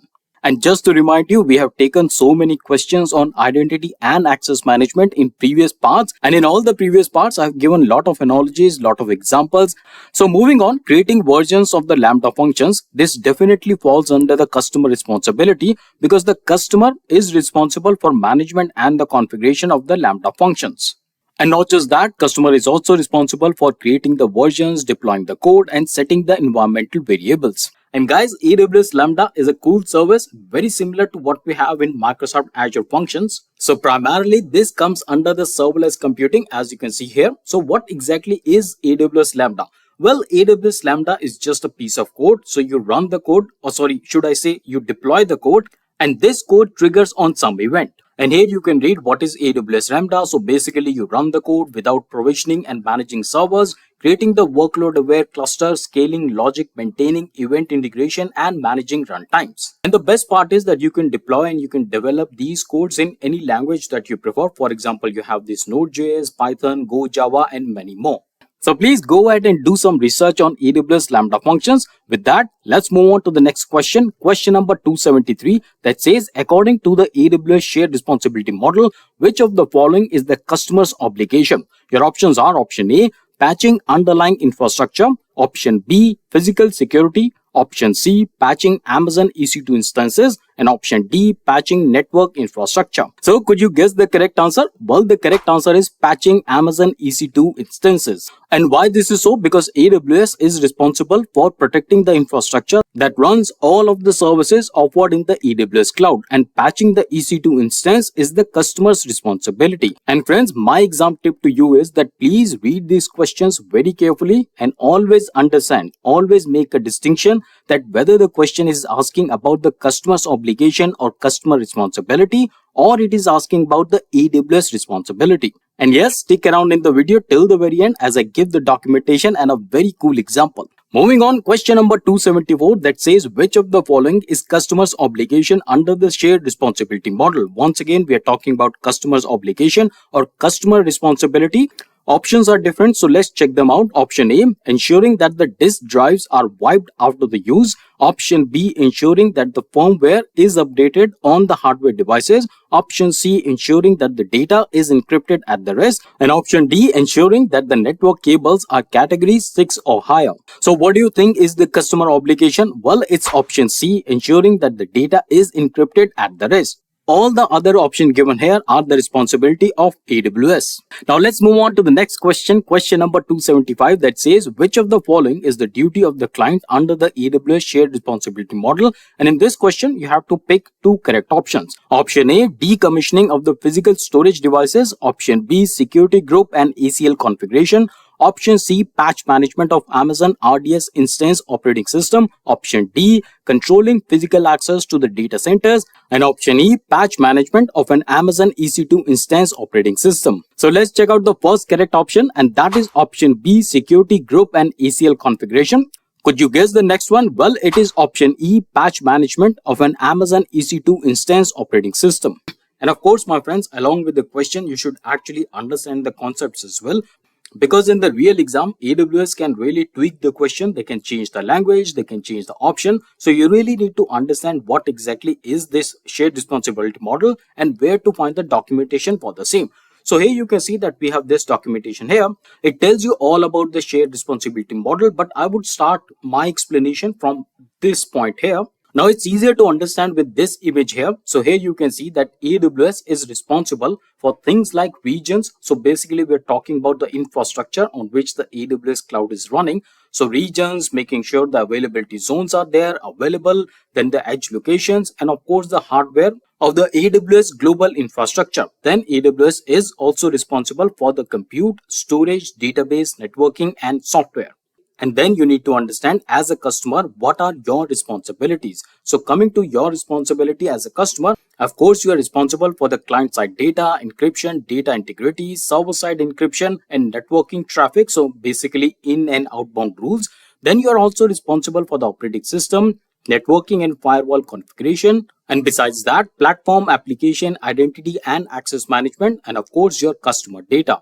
And it's a very important concept, my friends, so much so that this exact concept also exists in Microsoft Azure and Google GCP. Now, let me give you one analogy, one example that will really help you understand this shared responsibility model. So imagine that you are renting out an apartment. Now, in this case, the landlord would be AWS, and AWS would be responsible for building the structure, security, such as logs or alarms, and maintain the common areas. However, on the other hand, you as the customer or the tenant, you are responsible for your belonging, interior decoration well inside the apartment, and also following the building rules. So I hope you understood the difference. The AWS, it behaves like a landlord and you are more like a tenant. So in essence or short summary, that AWS provides the foundation and you build and protect what's on top of it. And this is a win-win situation for both the parties, because imagine when you do these things on premises, you are responsible for pretty much everything: the hardware, the software, the land, the cooling, the networking, pretty much everything. And of course, on top of that, you're also responsible to develop application, databases, configuration, and also the data itself. So you as a customer whose main business is to develop application, your website. But then the problem with the on-premises was that even if you want or not, you still have to keep an army of the engineers who can really maintain the hardware infrastructure. And that's the beauty of cloud, my friends. It really helps you leverage and focus on your main business area. So let's begin the episode 40 with question number 276. Now the question is saying that which AWS service provides a comprehensive set of security and compliance focused resources for the customers. And friends, this is going to be a really important episode for you, because with each question you will understand a different aspect or different service from AWS related to the security aspect. So please watch this video very carefully and you will understand a lot about the AWS security services. Now let's look at the options given here. Option A, AWS Shield. Option B, AWS Artifact. Option C, AWS Secrets Manager. And option D, AWS Directory Services. Okay, so now let me disclose the correct answer, and that is option B, AWS Artifact. And on this documentation, you can understand all about the AWS Artifact. So let me try to explain this one. So AWS Artifact, my friends, is a service provided by AWS that offers a comprehensive set of security and compliance focused resources for the customers. Now this service, my friends, it really provides you access to the various compliance reports, certifications, and other relevant documentation such as Service Organization Control, SOC reports, Payment Card Industry Data Security Standard, which is also popularly known as PCI DSS reports. And then we also have many more similar kind of services, similar kind of certifications that are provided under this concept here. And also, my friends, AWS Artifacts helps the customers understand and validate the security and compliance of their AWS environment. And as you can see here, the use cases of the AWS Artifact. So here you can understand that this service you can use to understand the AWS security and compliance postures. Then, of course, it helps you manage the security online agreements and also access the third-party security and compliance.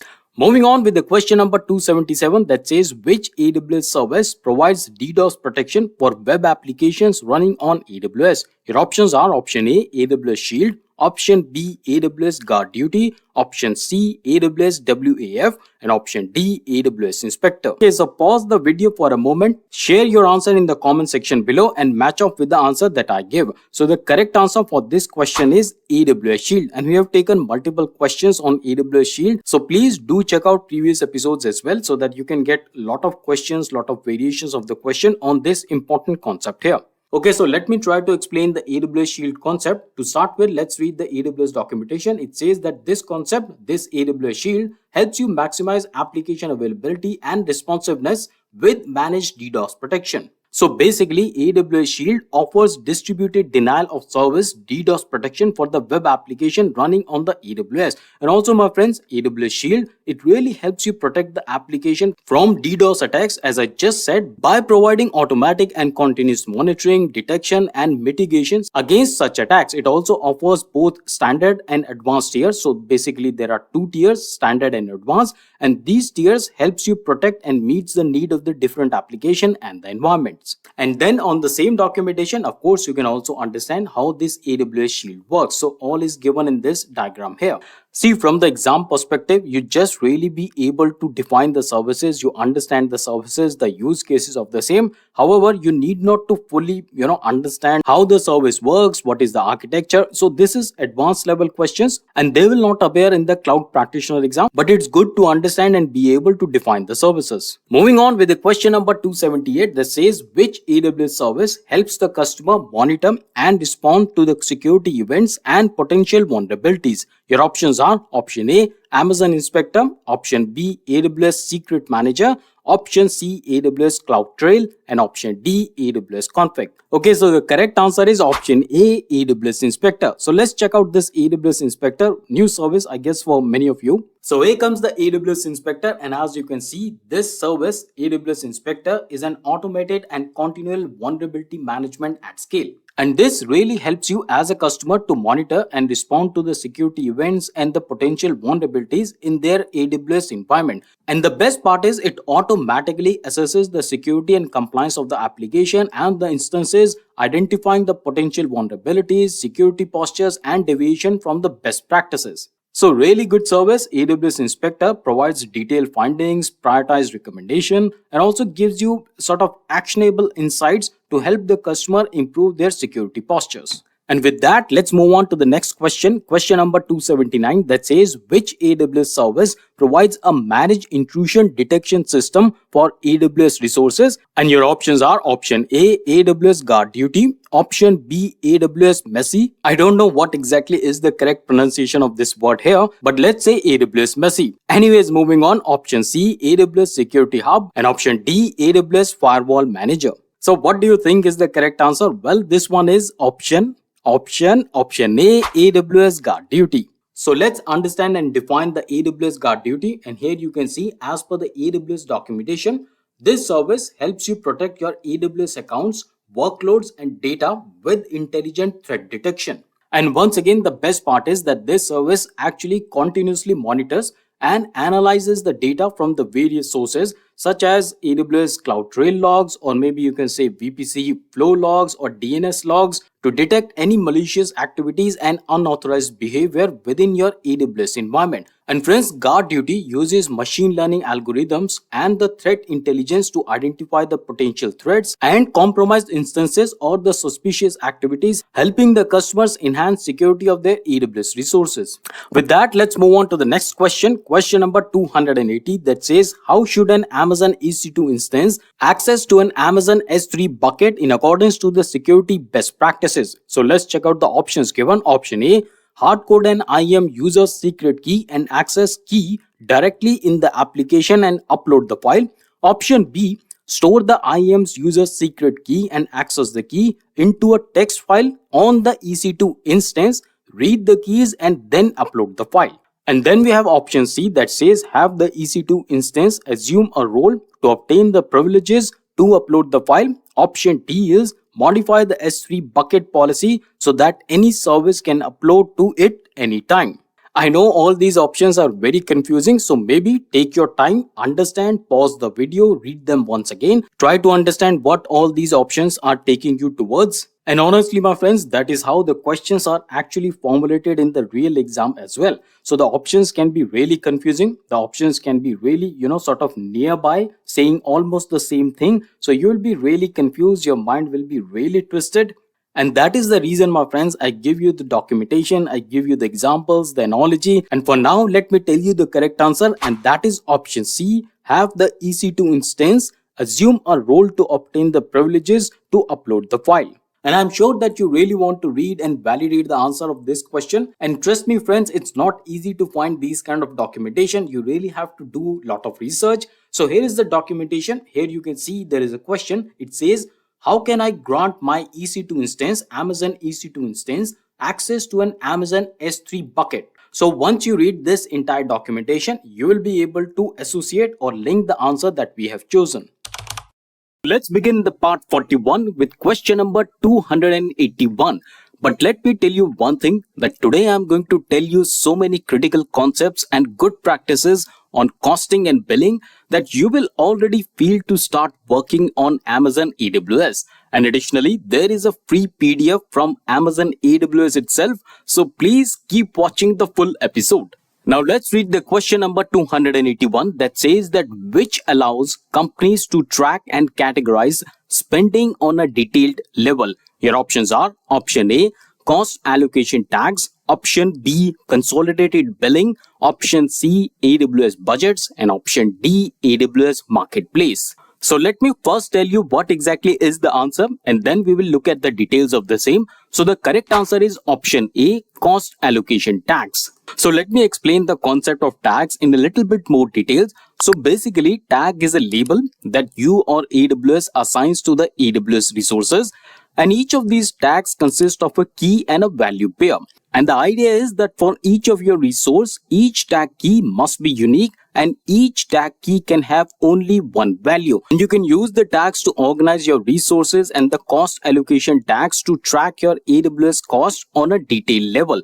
And after you activate the cost allocation tags, AWS actually uses all these cost allocation tags to organize your resource cost on your cost allocation report, and it really makes it easier for you to categorize and track your AWS cost. Now let me show you one diagram here. So this diagram, my friends, here you can see that we have some of the resources, we have some tags with the key value pair.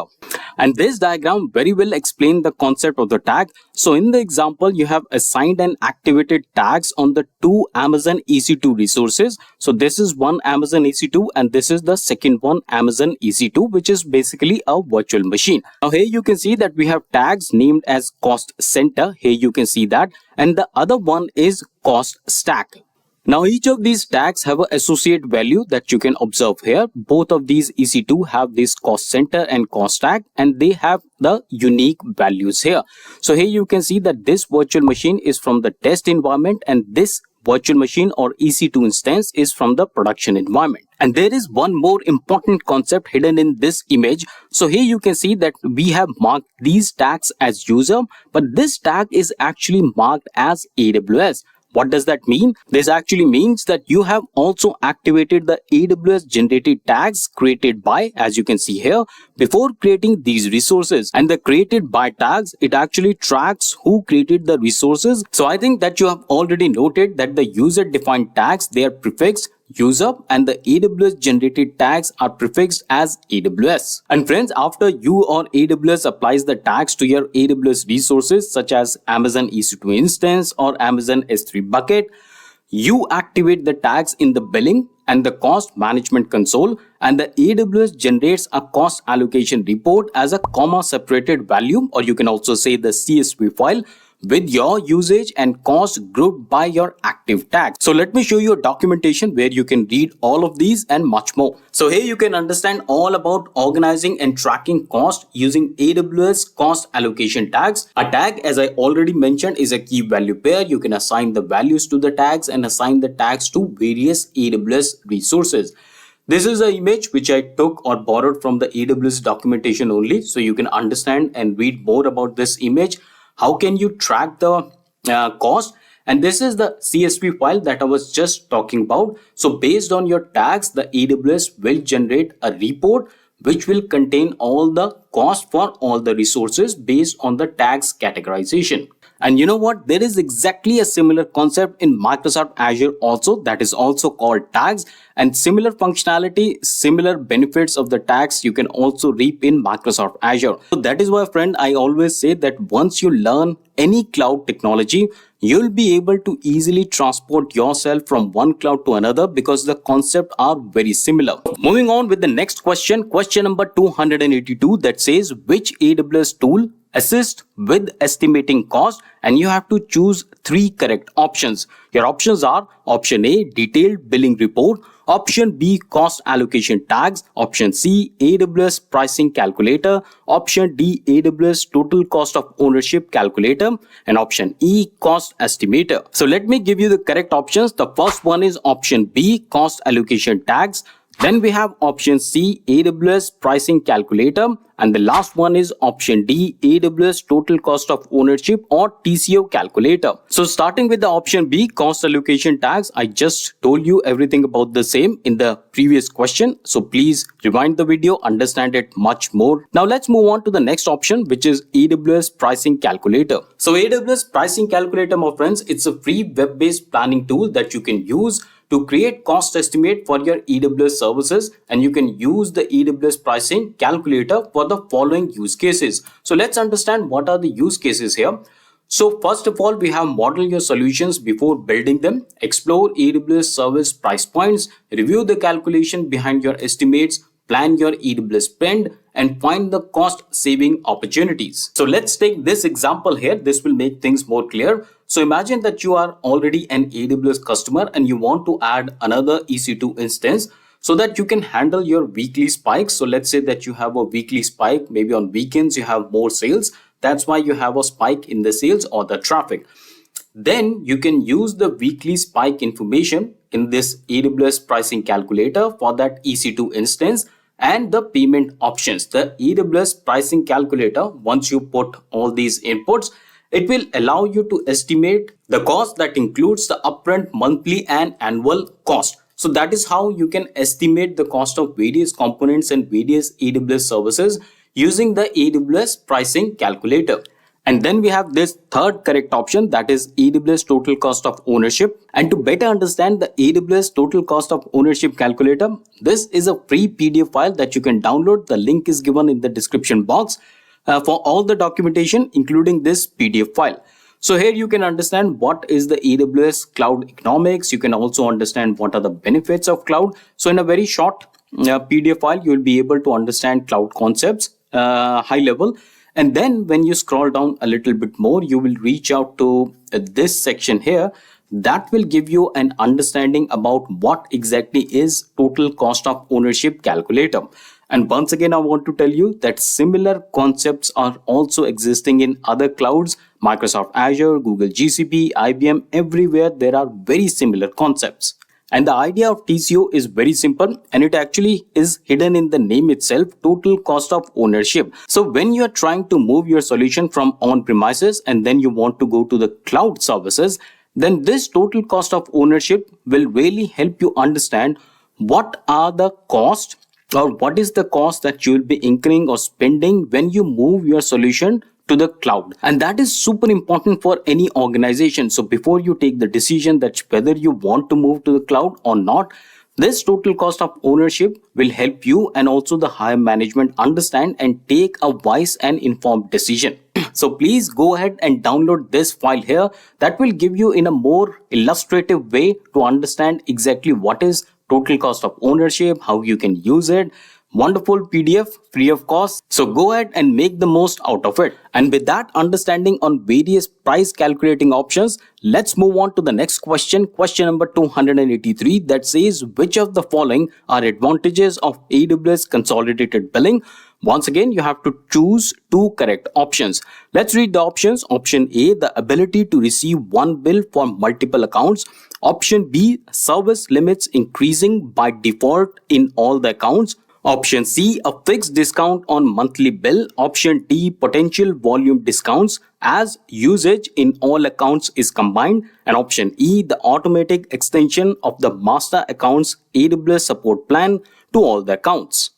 So let me crack the correct options for you. Option A is the first correct option, the ability to receive one bill for multiple accounts. And then we have option D, potential volume discounts as the usage in all the accounts is combined. And with the help of this question and the next one, I will give you a very important concept, that is AWS Organization.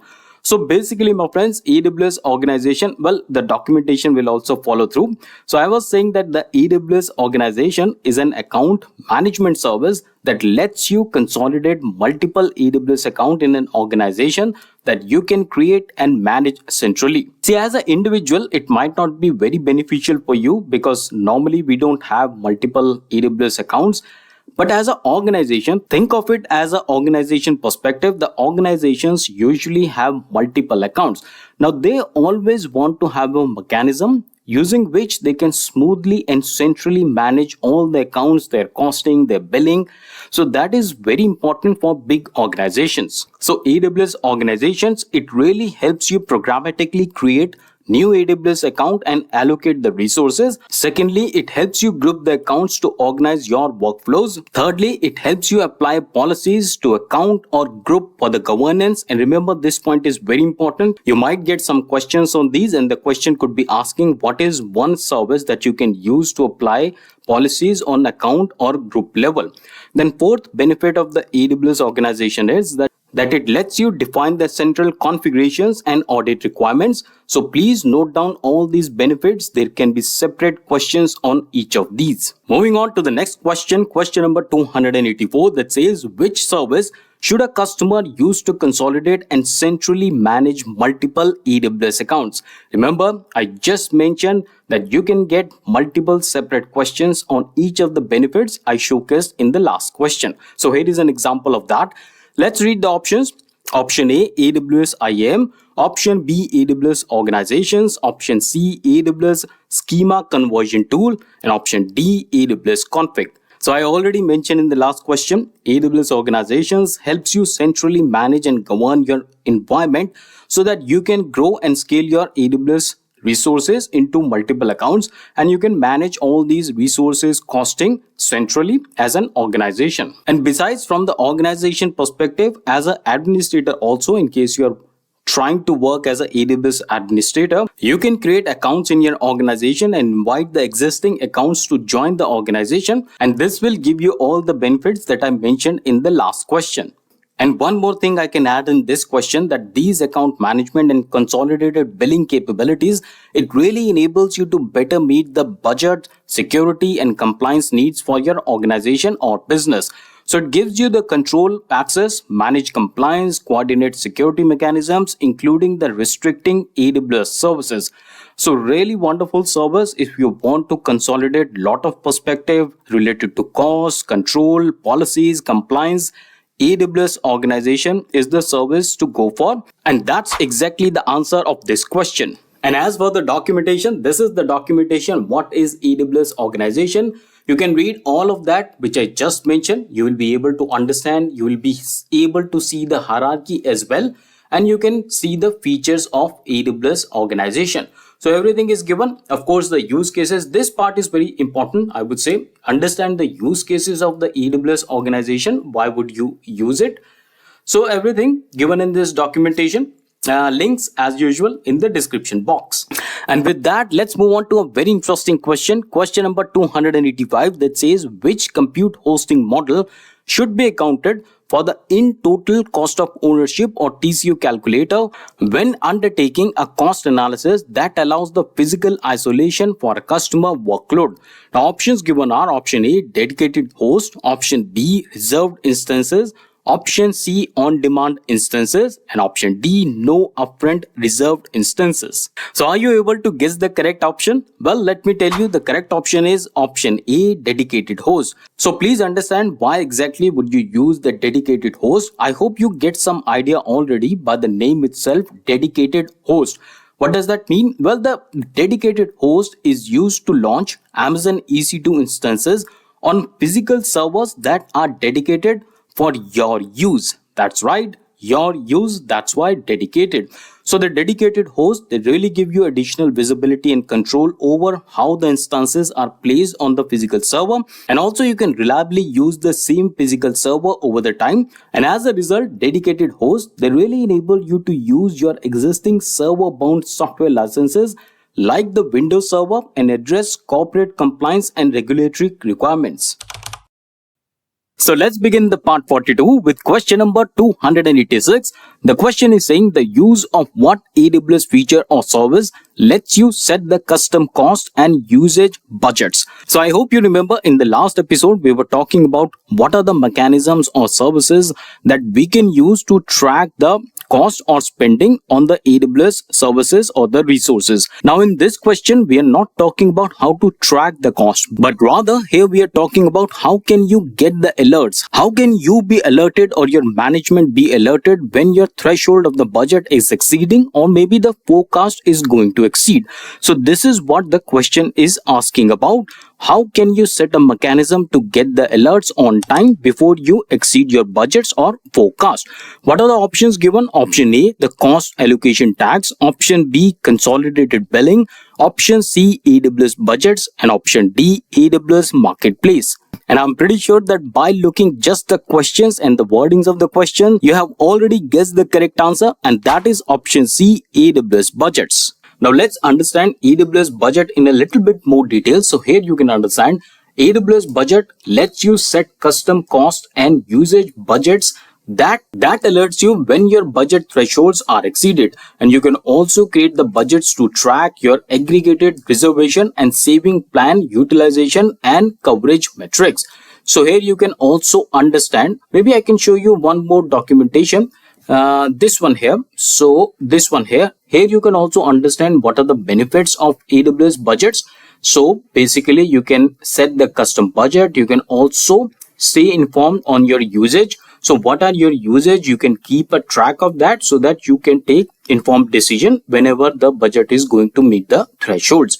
Then you can also create the custom actions that will let you prevent over usage, inefficient resource usage and lack of coverage. You can also understand what are the basic or what are the various use cases of the AWS budgets. So I would say quite an essential or critical service when it comes to keep a track of your cost, your forecast, your budget.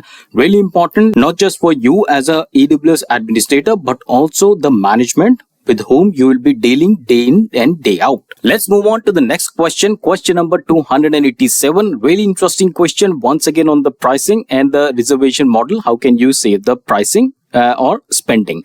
So the question is saying which of the following reserved instance are one pricing models provides the highest average saving compared to the on-demand pricing.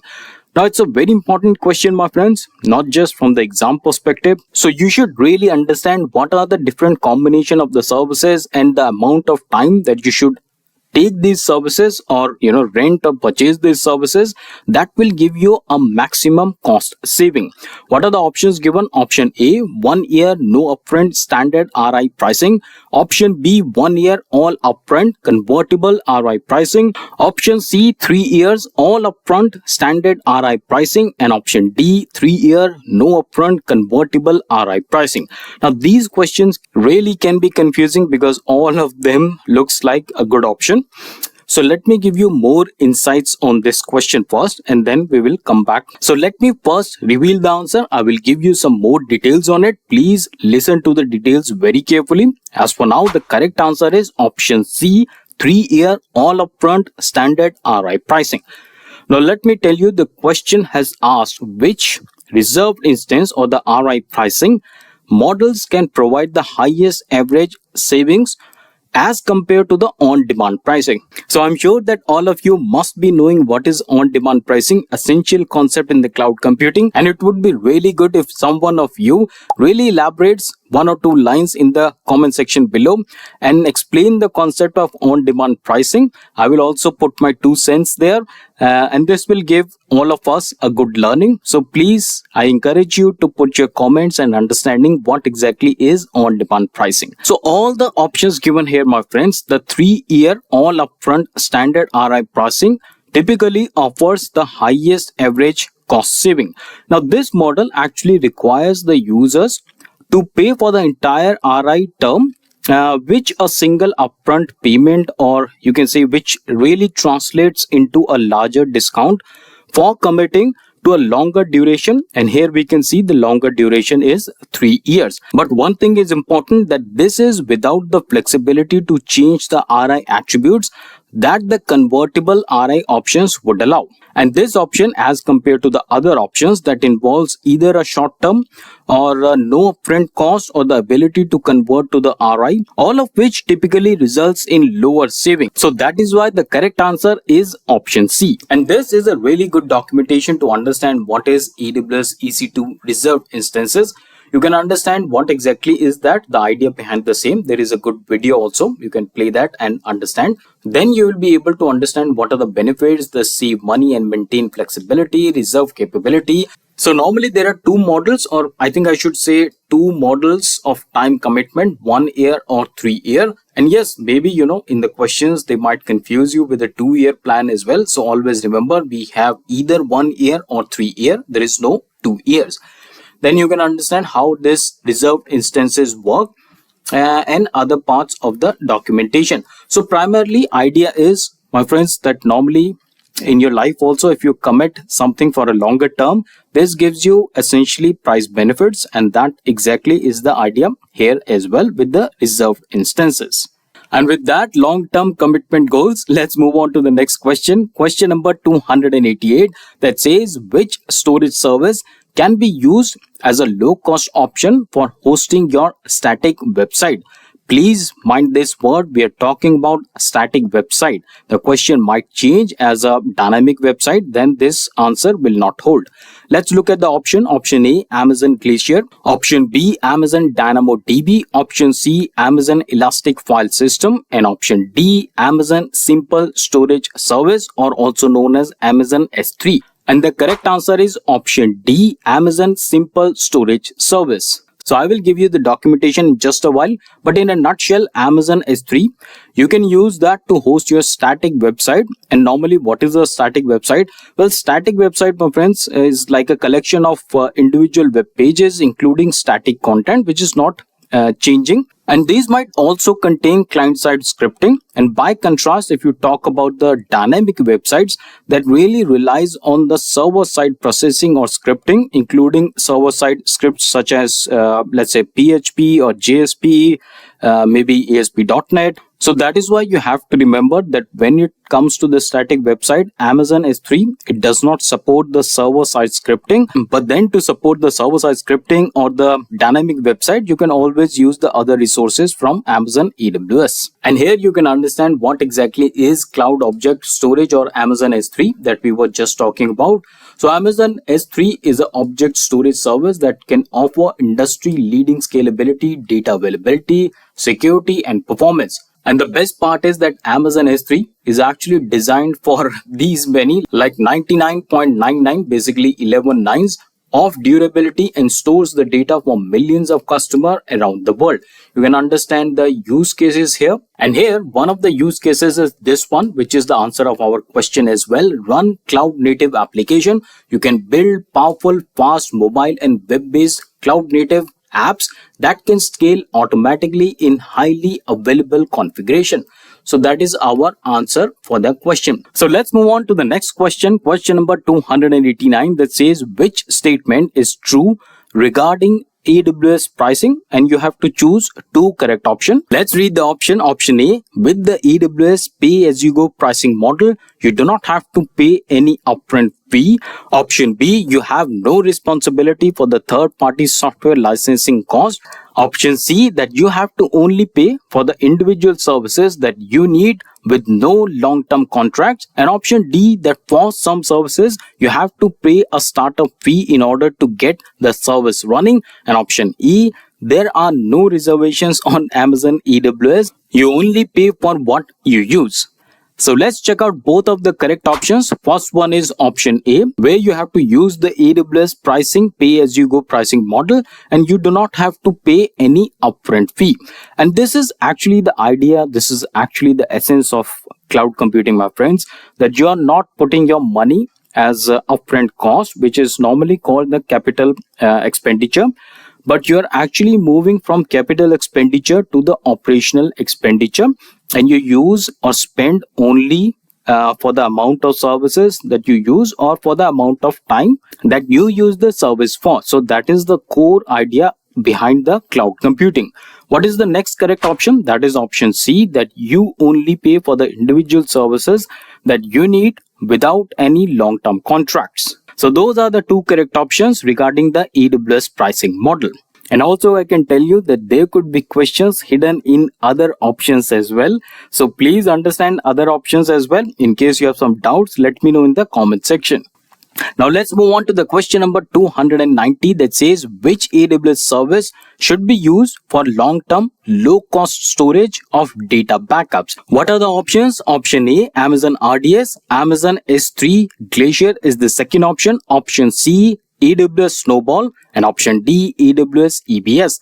So what is the correct option according to you? Well, it's very close to what we read in the previous question as well. That is the hint. Could you guess it? Well, the correct option is option B, Amazon S3 Glacier. And here, my friends, you can understand what exactly is Amazon S3 Glacier. So in a summary, Amazon S3 Glacier is a secure, durable, and low-cost storage class of S3 for data archiving and long-term backup. The good part is that you can actually store large or small amounts of data as little as $0.004 per gigabytes. You can all read that in this documentation. And the Amazon S3 storage Glacier storage class is ideal for archives where the data is retrieved on a regular basis, and some of the data might be needed in few minutes. So that is the core idea behind the Amazon S3 Glacier. You can read all about that in this documentation. So let's begin the part 43 with question number 291. We are fast approaching the third century of the question. Question is saying that which scenarios should a user report to the AWS abuse team? And you have to select two correct options. Now the option A is a DDoS attack is made on a AWS resource. Option B, a SQL injection attack is made from an IP address that is not an AWS address. Option C, AWS resources are being used to host objectionable or illegal content. And then we have option D, a company's resource are being used in a way that is inconsistent with the corporate policy. And then option E, a company is receiving HTTP requests on a web server that is serving HTTP. Now let's look at the correct options and then I will give you the explanation. First one is option A, a DDoS attack is being made on an AWS resource. And then we have option C, AWS resources are being used to host objectionable or illegal content. Now let's understand this a little bit more. So the AWS Trust and Safety team can assist you in the following types of abusive behaviors. The first one is denial of services, which is the DDoS attacks. So your logs essentially that show that one or more AWS owned IP address are used to flood the ports on your resources with the packets, and you believe that this attempt is actually to overwhelm or crash your server or the software that is running on your servers or application servers. So this is how the DDoS attacks works. And then we also have the intrusion attempts. So basically your logs, they probably will be showing that one or more your AWS owned IP addresses are actually used to attempt to log into your resources illegally or unauthenticated. And not just that, it is also being used, or maybe someone is trying to host the prohibited content. So that is also one other aspect you should take care of. So then we have spam, which are basically receiving undesired emails from AWS owned IP addresses. Also have something like port scanning, which is like sending packets to your ports to discover the unsecured ones. So that is how people are always snooping on your ports. So that is also one type of intrusion that you can expect. Then we also have distributing malware. So all of that, let me give you one documentation where you can read all of this. So first of all, my friends, you have to understand what exactly can you report to the abuse team of the AWS on the various attacks on AWS resources. So here you can read that probably you can have the web content or the non-copyrighted intellectual property. I will zoom it a little bit more. Then you can also understand about the email abuse, the network activity. So there can be lot of network activity. We just talked about denial of service, DDoS attacks, port scanning. You can also read about the abusive network activity.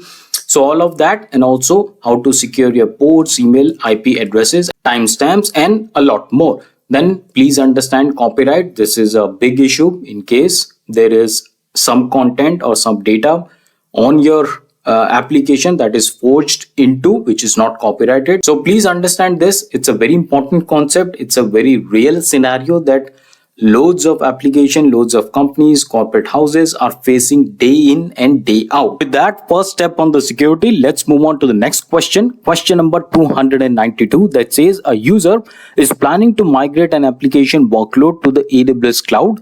Which control becomes the responsibility of the AWS once migration is complete? Please note that we are talking about the responsibility of AWS and not the user like you and me. What are the options given? Option A, patching the guest operating system. Option B, maintaining physical and environmental controls. Option C, protecting communication and maintaining zone security. And option D, patching specific applications. And the correct answer or the responsibility of the AWS once the migration is complete is option B, maintaining the physical and environmental controls. So friends, you really have to understand security and compliance is actually a shared responsibility between the AWS and the customer, like you, like me, the companies. Because what's happening now is that the AWS operates, manage and controls the environmental components and also, operating system, virtualization layer, down to the physical security of the facility in which the services operates or maybe the servers are deployed. Now, once you migrate your application workload to the AWS cloud, then unlike the on-premise infrastructure where you are actually responsible for everything, once you are on the cloud, maintenance of the physical data centers, servers, physical security becomes the responsibility of AWS. And AWS shared responsibility model is a super important concept because you probably will get loads of questions. And it's not about just the question, it's actually about understanding the core principle where the responsibility is yours, where the responsibility is AWS, because that is actually what enables you to plan your resources accordingly and choose the services wisely. So for example, in virtual machine or the EC2 instances, you have different set of responsibility rather than when you're using a web application or mobile application. So please understand the shared responsibility model. A good documentation is this one, as I'm showing. Then you can also understand this data controls where it's given like this one, our controls. And here you can read about the AWS data centers are secure by design and our control makes it possible. So before they actually begin, building a data center, what are the precautions, what are the, security measures that they take? Everything is given here. Please read out that. Documentation link for all the references I'm making is given in the description box. So before we move ahead to the next question, let me ask you a very quick question. What is the purpose of edge locations? And while you think about it, let me give you a fun fact about the edge locations. So each region is isolated and the availability zones work together for the high availability. So you can think of regions as countries, though it's not one-to-one mapping, but let's think of regions are like countries. On the other hand, the availability zones are like cities in those countries. So this way you can remember the hierarchy of the various components that build the AWS global infrastructure. So now let's move on to the next question and take one more step towards the secure application on AWS cloud. Question number 293 that says, which design principle of cloud architecture are recommended when re-architecting a large monolithic application? And you have to choose two correct options. Very interesting question about the monolithic application. I'm not sure how many of you actually know about monolithic architecture or application. It was the core concept back then when every application was, monolithic. We will understand what exactly is monolithic. I will give you more details on it. Now let's look at the option. Option A, use manual monitoring. Option B, use fixed servers. Option C, implement loose coupling. Option D, rely on individual components. And option E, design for scalability. So let's look at the correct options. The first one is option C, implement loose coupling. And then we have option B, design for scalability. Now let me try to make you understand what exactly is this all about.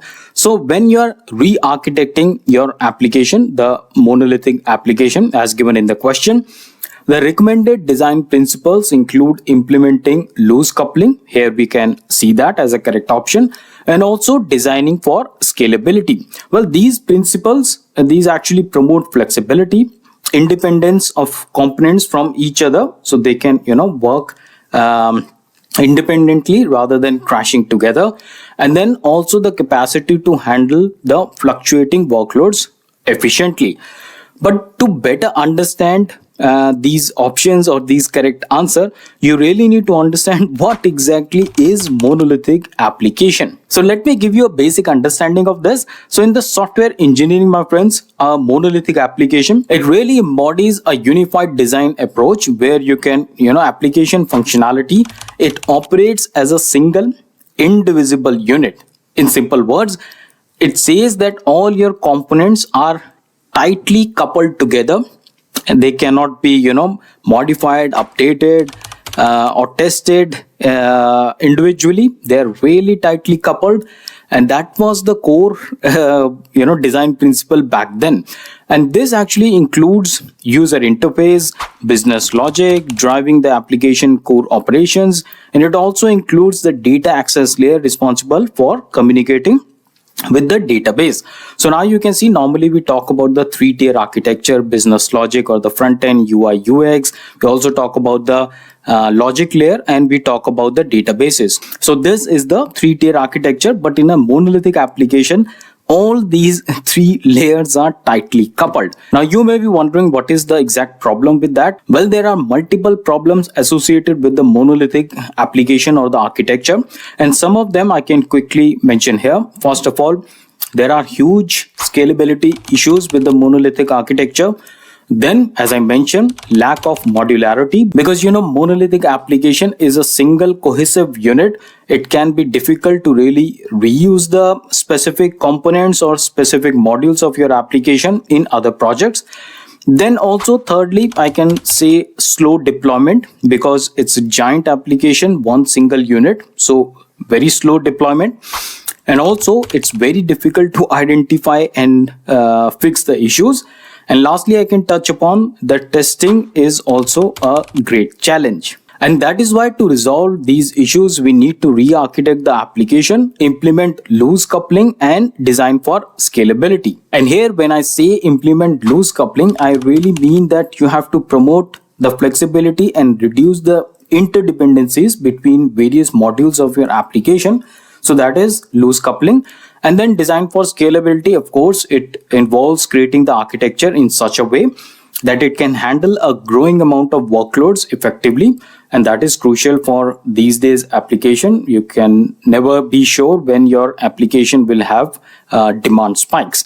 So that is why you should always consider and keep in mind that you're designing your application for scalability. So I really hope that you got some idea about the monolithic application, what is the tight coupling, loose coupling, scalability. And this is a very interesting topic. In case some of you want to discuss it further, let me know in the comment section, and I can put more knowledge and understanding on this concept. But for now, let's jump on to the next question. Question number 294, that says, which is the recommended pattern for designing a highly available architecture on AWS? Your options are: option A, ensure the components have low latency network connectivity. Option B, run enough Amazon EC2 instances to operate at peak load. Option C, ensure that the application is designed to accommodate failure of any single component. And option D, use a monolithic application that handles all the operations. Now this is a related question, the one we previously took. And here you can see very similar words, single components, monolithic application. You can also see the scalability talked about. So the correct answer, first of all, is option C. Ensure that the application is designed to accommodate failure for any single component. So you might be wondering why I took this related question. See, it's very simple. I just wanted to show you the variation of the question. In the previous question, it directly asked about the monolithic application, but here it is asking about making the application highly available and a way of doing the same to design the application components which are loosely coupled. So even if you have one single component failed, it will not bring the entire application down. So that is why option C is the correct answer. Moving on to the next question, question number 295, that says AWS supports which of the following methods to add security to the identity and access management users. And once again, you have to select two correct options. Your options given are option A, implementing Amazon recognition, option B, using AWS Shield protection resources, option C, blocking access with security groups, and option D, using multi-factor authentication, better known as MFA, and then option E, enforcing password strength and expiration. Let's check out the correct answers. The first one is option D, using multi-factor authentication, and second one is option E, enforcing password strength and expiration. And of course, my friends, AWS identity and access management, very important concept, and I'm sure that while working in offices, you must have heard about the Microsoft Entra ID, Microsoft IAM, because that is more popular in the sense because normally offices or corporates are using Microsoft product. But when you are working in the AWS, of course, there is a parallel corresponding service, that is AWS Identity and Access Management. You can read about the same. What is it used for? Basically, it is used to manage scale workloads and workforce access securely, supporting your agility and innovation in AWS. So don't have to confuse, very similar concept as we have in Microsoft, exactly the same. Then you can also understand what are the benefits, how it lets you set the permissions, guardrails, and fine-grained access controls. So you can read that all about and understand what are the use cases for the same as well. One more documentation I actually wanted to show you, and that is on the MFA, which is multi-factor authentication. You can read that here. Multi-factor authentication is essentially a service that lets you authenticate some user using multiple ways. So for example, one of the most prominent way, of course, is the password. Then there can be other ways. You could be sending the user SMS or a code, or maybe using the soft tokens, or these days we also have different type of authenticator, Microsoft authenticator, we also have Google authenticators. So essentially we are saying that we have to authenticate user in multiple ways and not rely on a single authentication method. So that is the essence of multi-factor authentication. Please read that, all about that in this documentation.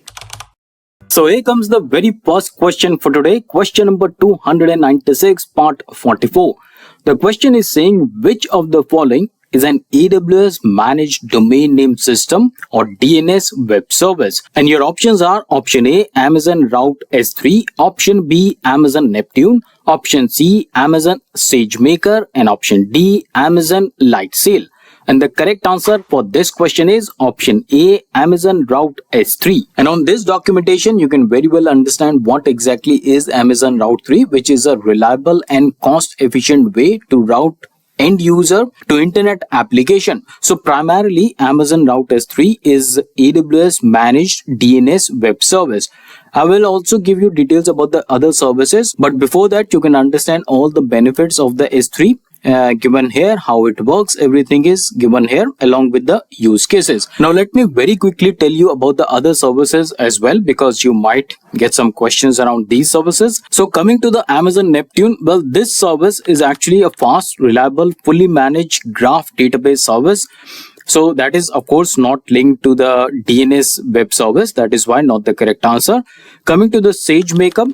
Now SageMaker is actually fully managed service that provides the developers and the like for example data scientists the ability to build, train and deploy machine learning models Coming to the light sail, well, light sail is actually designed to be, ease of use cloud platform that offers you everything you actually need to build your application or website, even if you have less knowledge of the same. So that is the quick introduction of all the other services as well. Moving on to the next question, question number 297, which says which of the following services could be used to deploy an application to the servers running on premises. You have to choose two correct options.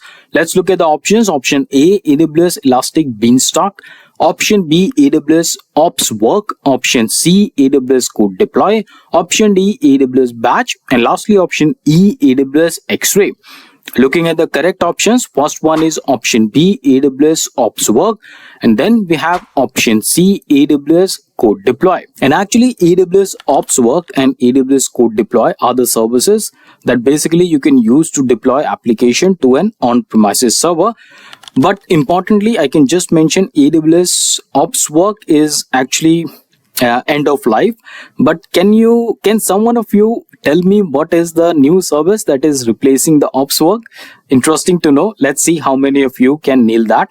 But let me very quickly tell you, AWS Ops Work is a configuration management service that uses the chef or the puppet, which can be employed to automate how the servers are configured, deployed, and managed in the cloud and on premises. So both where you can use this service to deploy and manage the application. And on the other hand, the AWS Code Deploy is a deployment service that automates the application deployments to a variety of compute services such as AWS EC2 or AWS Fargate, AWS Lambda, or in fact your on-premises servers. Why not? So that was the quick introduction about the AWS Ops Work and Code Deploy. But let me know how many of you know which service is replacing the AWS Ops Work. And with that small homework for you, let's move on to the next question. Question number 298, which says which of the following are the features of Amazon Cloud Watch Logs? Once again, choose two correct options. Looking at the options, option A is summarizes by Amazon Simple Notification Service, also known as Amazon SNS. Then we have option B, free Amazon Elasticsearch Service Analytics. Option C, provide at no charge. Option D, real-time monitoring. And option E, adjustable retention. Now let's check out the correct options. First one is option D, real-time monitoring, and the second one is option E, adjustable retention. And in case you're not familiar, you can read what is Amazon Cloud Watch Logs on this documentation. Here you can read that the Amazon Cloud Watch Logs are used to actually monitor, store, and access your log files from Amazon Elastic Cloud Compute, which is known as Amazon EC2 instances or virtual machine in Azure, and also from the AWS CloudTrail, Route S3. We just read about the Route S3 in the previous questions, and other resources or sources. And you can actually use these logs to centralize all the logs from all your system applications, AWS services, in a single and highly scalable service. And of course, once you have the logs, you can do a lot of analysis on these logs, and then you can use all that analysis for other better things. And as always, links to all the documentation is available in the description box. Let's move on to the next question. Question number 299, that says which service allows a company with multiple AWS cloud to combine its usage to obtain volume discounts? And your options are option A, AWS Server Migration Service. Option B, AWS Organizations. Option C, AWS Budgets. Option D, AWS Trusted Advisor. Option E, AWS QuickSight. And option F, AWS Forecast. So how many of you could guess the correct answer? We have touched this service in the previous parts as well, and the correct answer is option B, AWS Organizations. So let me give you a little bit more on the AWS Organization.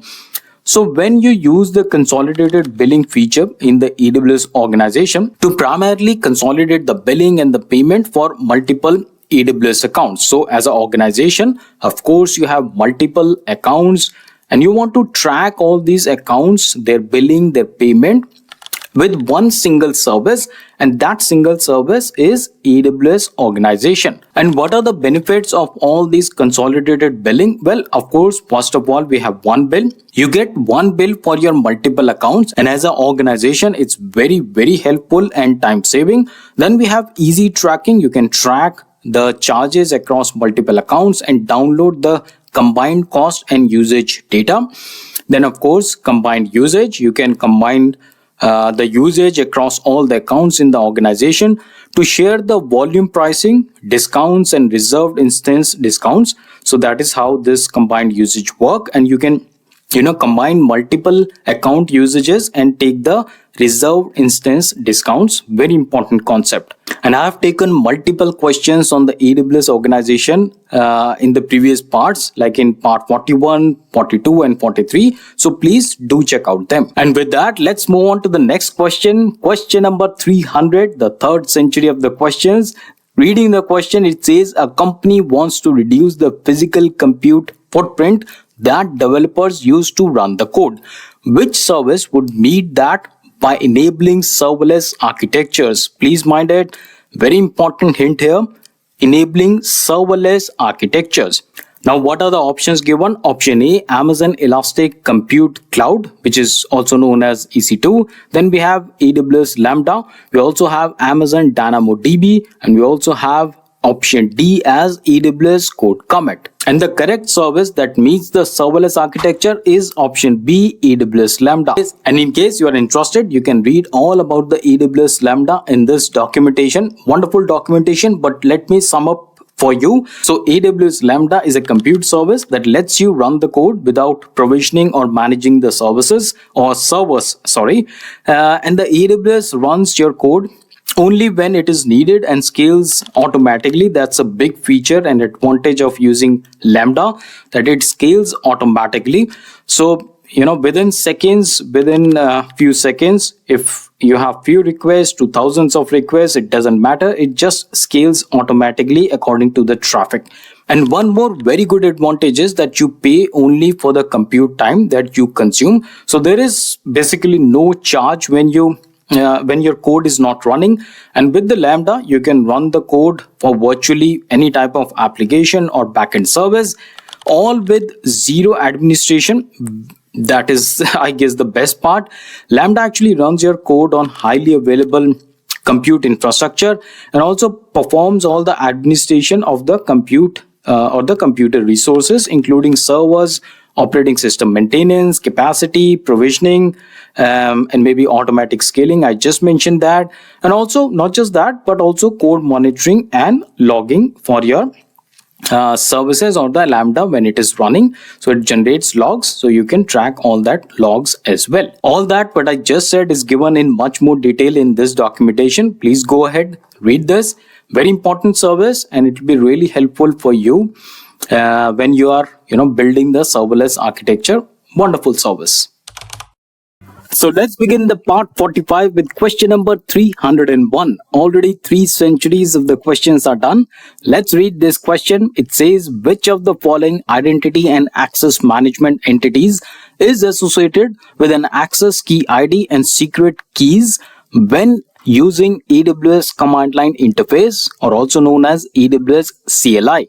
Your options are IAM group, option B, IAM user, option C, IAM role, and option D, IAM policy. The correct answer for the same is option B, IAM user. Now, we also talked about IAM in the previous episode, my friends. We took some questions and I explained the concept this in a little bit more detail. So please check out previous part 44 as well. But as far as this question is concerned, I can tell you that in the context of the identity and access management in Amazon AWS, the IAM entity associated with the access key or access key ID and the secret access key is the user. That is why the correct option is this one.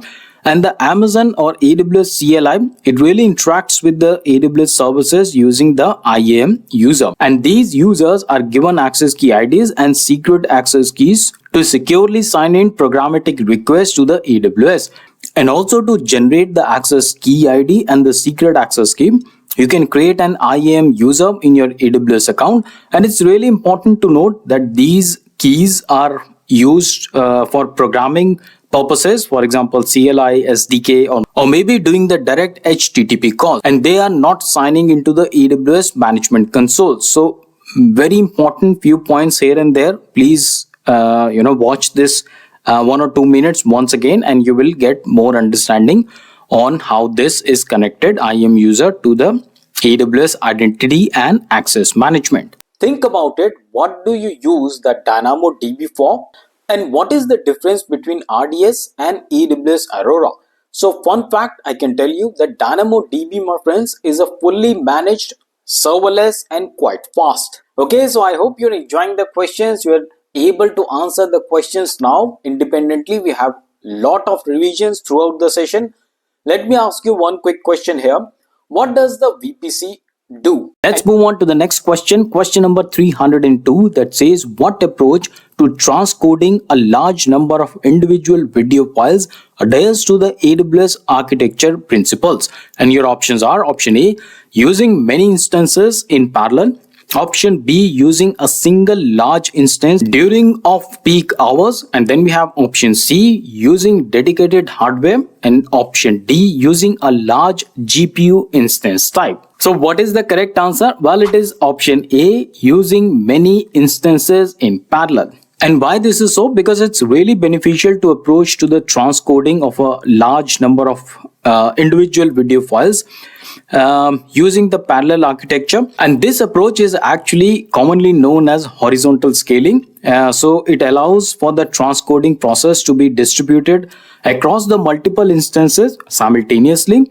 And this really increases the efficiency and speed of the task. And of course, you can understand about the AWS vertical or horizontal scaling in this documentation. So please go ahead and read what is vertical scaling and what is horizontal scaling. Both are given in this documentation. And actually, I've taken few very interesting questions on the vertical scaling, horizontal scaling, how they actually work. I have detailed out the entire concept in the previous episodes. So please watch those episodes and you will understand everything on this concept. But for now, let's jump on to the next question. Question number 303 that says, a company is considering using AWS for a self-hosted database that requires a nightly shutdown for the maintenance and cost saving purposes.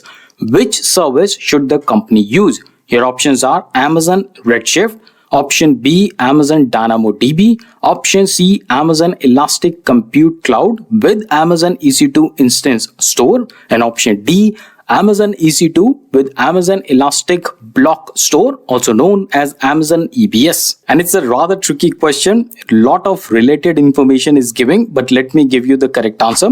That is option D, Amazon EC2 with Amazon Elastic Block Store, EBS, Amazon EBS. And you can read all about what is Amazon Elastic Block Store on this documentation. But let me give you a little bit summary here. So Amazon EC2 with Amazon EBS, which is the correct answer that we chose, it really allows you to easily start and stop instances, which is idle for the nightly shutdowns as asked in the question as well. And the EBS volumes persist independently from running life of the EC2 instances.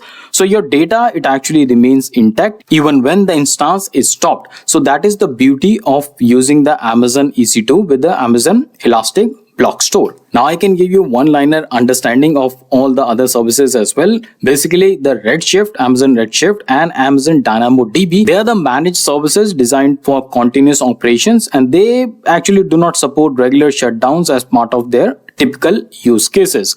Then coming to this one, Amazon EC2 with Amazon Instance Store. This is also not suitable because the instance store volumes, they are ephemeral and the data is lost when the instance is stopped. And by ephemeral, we mean that it's more like your cache memory. If the machine is stopped, all the information and data on your cache machine or your RAM is gone. That is what the concept of ephemeral means. And with that, let's move on to another very interesting question, 304. It says, under the AWS shared responsibility model, which of the following activities are customers' responsibility? Choose two. Once again, customer responsibility. In the previous episodes, we have talked both about the customer responsibility, AWS responsibility. So always be very careful reading whose responsibility question is talking about. And what are the options given? Option A, patching operating system components for Amazon Relational Database Server. Option B, encrypting data on the client side. Option C, training the data center staff. Option D, configuring network access control list. Option E, maintaining environmental controls within a data center. So what are the correct options? Well, the first one is option B, encrypting data on the client side. That of course is your responsibility as the customer. And the second correct option is option D, configuring network access control list. And just to give you more understanding, maybe the question or the options changes, I will tell you that the AWS actually manages the Amazon RDS along with the environmental controls and the staffing training that we can see in the option C, that is actually managed by the AWS itself. And the same is also true for the last option, maintaining environmental control within the data center. All of these, the other option A, C and E, are maintained by AWS. That is why not the correct answer for this question. Moving on with the next very interesting question, you will understand how the geography or the AWS geography is laid out. Let's read the question. Question number 305 that says, which of the following is the correct relationship between regions, availability zones and edge locations? Please read out all these concepts: region, availability zone, edge locations. There will be multiple questions on these. Please understand these concepts. But for now, let's check out the options given. First one is data centers contain region. Option B, region contain availability zones. Option C, availability zones contain edge location. And option D, edge location contains the regions. And this one, my friends, I really want you people to answer. Pause the video and give your answer in the comment section and then come back and check the answer. It's a core concept for the AWS cloud computing. In fact, I would like to say that not just AWS, it's actually the core concept for all the cloud computing. So a must understand concept. For now, let me tell you the correct answer. That is option B, regions contain availability zones. And here, my friends, you can understand all about the regions and the availability zones. What are the different geographies? You have North America, South America, Europe, Middle East, Africa, and lot more. Then you can also understand how these geographies work, what are the benefits of regions, availability zones, services that are offered in all these regions and availability zones. You can also understand the local zones, AWS wavelength, outposts, because there can be questions on various these services as well. So here comes the very first question for today. Question number 306, part 46. The question is asking, how can the AWS enable a company to control the expenses as an application usage changes unpredictability? Now here is a hint for you. The question is actually asking about the scaling of the application. So what happens, or what are the options to control the expenses in case the usage of the application is going up or going down? So that is exactly what the question is asking you. Let's look at the options. Option A is AWS will refund the cost difference if a customer moves to the larger servers. Option B, the application can build to scale up or down automatically as the resources are needed. Option C, spot instances will automatically be used if the prices are lower than the on-demand instances. And then we have option D, Amazon CloudWatch will automatically predict what resources are needed. And once again, we are talking about the auto scaling of the application, and keeping that point in mind, the correct answer would be option B. The application can be built to scale up or down automatically as the resources are needed. Now let me give you explanation for the same. So here you can see that AWS provides auto scaling and elastic load balancing, allowing the application to dynamically adjust resources based on the demand. And this ensures that the company only pays for the resources that it actually uses. It really reduces the cost when the demand decreases and scaling up when more capacity is required. And now let's look at why other options are not correct. And in the incorrect options, first of all, we have AWS will refund the cost difference if a customer moves to the larger server. And this is not correct because AWS does not offer automatic refunds when upgrading or downgrading the instances, and customers must manage their own cost optimization through services like saving plans and reserved instances. And then we have spot instances will automatically be used if the prices is lower than the on-demand instances.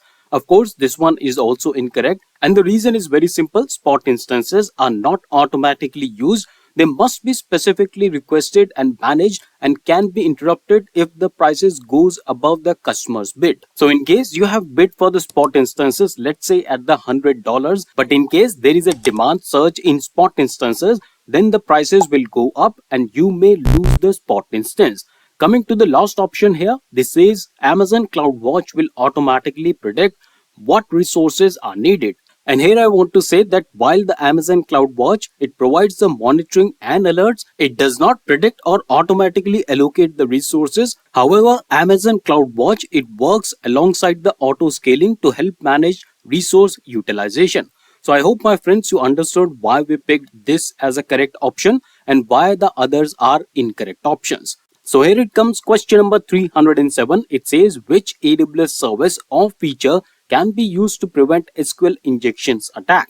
And your options are option A, security groups, option B, network ACL, option C, AWS WAF, and option D, IAM policy. And the correct answer for the same is option C, AWS WAF. And let me explain more on AWS WAF. So AWS WAF, my friends, is a web application firewall that really helps you protect your web application against the common web exploits that might affect your availability and compromise the security. And here I've got some interesting documentation for you working with SQL injection match conditions. And of course, you will be able to understand in much more detail in this documentation, but let me try to summarize this for you. So AWS WAF, it gives you control how the traffic reaches your application by enabling you to create security rules that block the common attacks pattern like the SQL injection and also cross-site scripting. This is very important, cross-site scripting. And also, my friends, AWS WAF allows you to review rules and customize them to prevent new attacks from reaching your server. But let me ask you a very interesting question here. What exactly is the difference between AWS Firewall and AWS WAF? Let me know in the comment section. Very interesting question. Let's see how many of you are really getting prepared to pass the Cloud Practitioner exam or work in AWS environment. So I will really wait for your answers in the comment section. But for now, let's move on with the next question. Question number 308 that says a company wants to track AWS resource configuration changes for compliance reasons. Which AWS feature can be used to meet this requirement? Your options are option A, AWS Cost and Usage Report, option B, AWS Organization Service Control Policies, option C, AWS Config Rules, or option D, VPC Flow Logs. It's a tricky question, not in the sense it's very complex, but actually it is based on lesser known AWS concept. For now, let me tell you the correct answer, and that is option C, AWS Config Rules. So let me give you some documentation on the same. So here, my friends, you can read all about the AWS config, and the documentation is telling you that the AWS config is a service that enables you to access, audit and evaluate configuration of your AWS resources. What are the benefits of the same? First of all, it lets you manage your resource configuration changes. Then it evaluates the configuration against the desired state. And finally, it helps you troubleshooting and remediation. And just below that, we are also given with the use cases for the AWS config. And I would strongly recommend you to read all the use cases. Really helps you understand where exactly you would put the AWS config rules. So I will leave you with this documentation. Links to all the documentation that I'm using in this video is given in the description box. Let's jump on to the next question. Question number 309 that says a company is expecting a short-term spike in the internet traffic for its application. Now, during the traffic increase, the application cannot be interrupted. This is a very important line. During the traffic increase, the application cannot be interrupted, because this will guide our answer. So please mind this line here. The company also needs to minimize the cost and maximize flexibility. Which Amazon EC2 instance type should the company use to meet these requirements? Your options are option A, on-demand instances, option B, spot instances, option C, reserved instances, and option D, dedicated hosts. So could you really guess the answer based on the important line I highlighted here? Well, the correct answer is option A, on-demand instances. So let me give you more explanation on the same.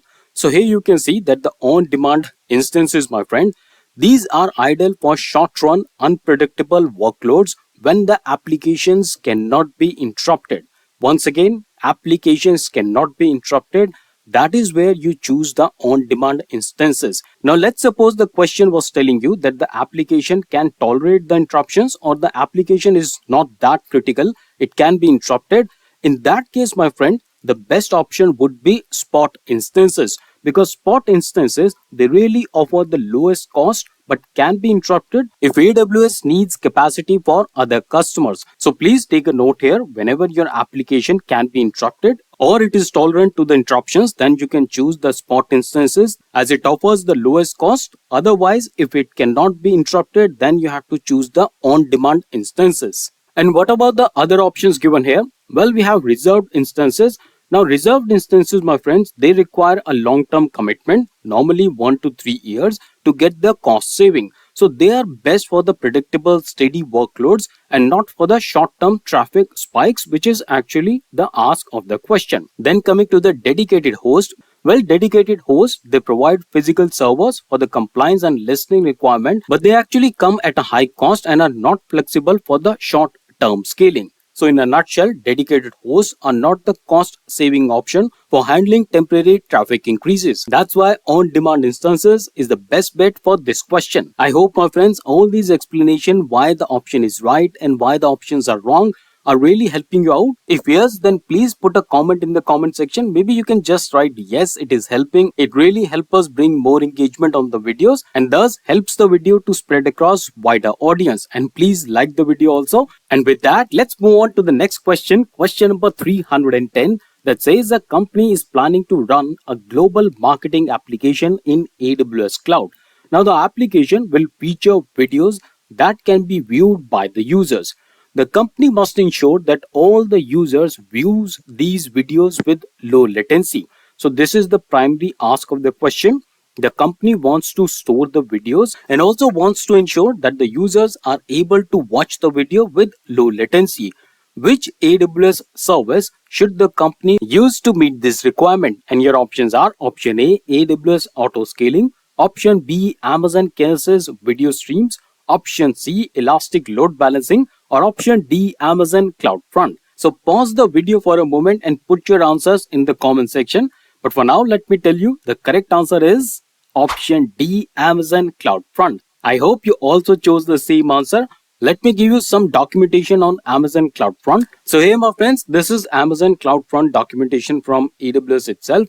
Let me summarize this for you. So Amazon CloudFront, it really speeds up your delivery of the static and dynamic web content such as HTML, CSS, JavaScript, videos or images as well by leveraging high resilient Amazon backbone network, and also ensures deliver the data securely to the user using local cache zones instead of fetching from the origins. So this really reduces overall latency and subsequently increase the average performance, and that's exactly what was asked in the question as well. So we are going to start part 47 with question number 311. Very interesting question, loads of concepts to be understood. Let's read the question. Question is saying a company operating in the AWS cloud requires separate invoices for specific environments such as development, testing, production. How can this be achieved? And your options are option A, use multiple AWS accounts, option B, use resource tagging, option C, use multiple VPCs, and option D, use Cost Explorer.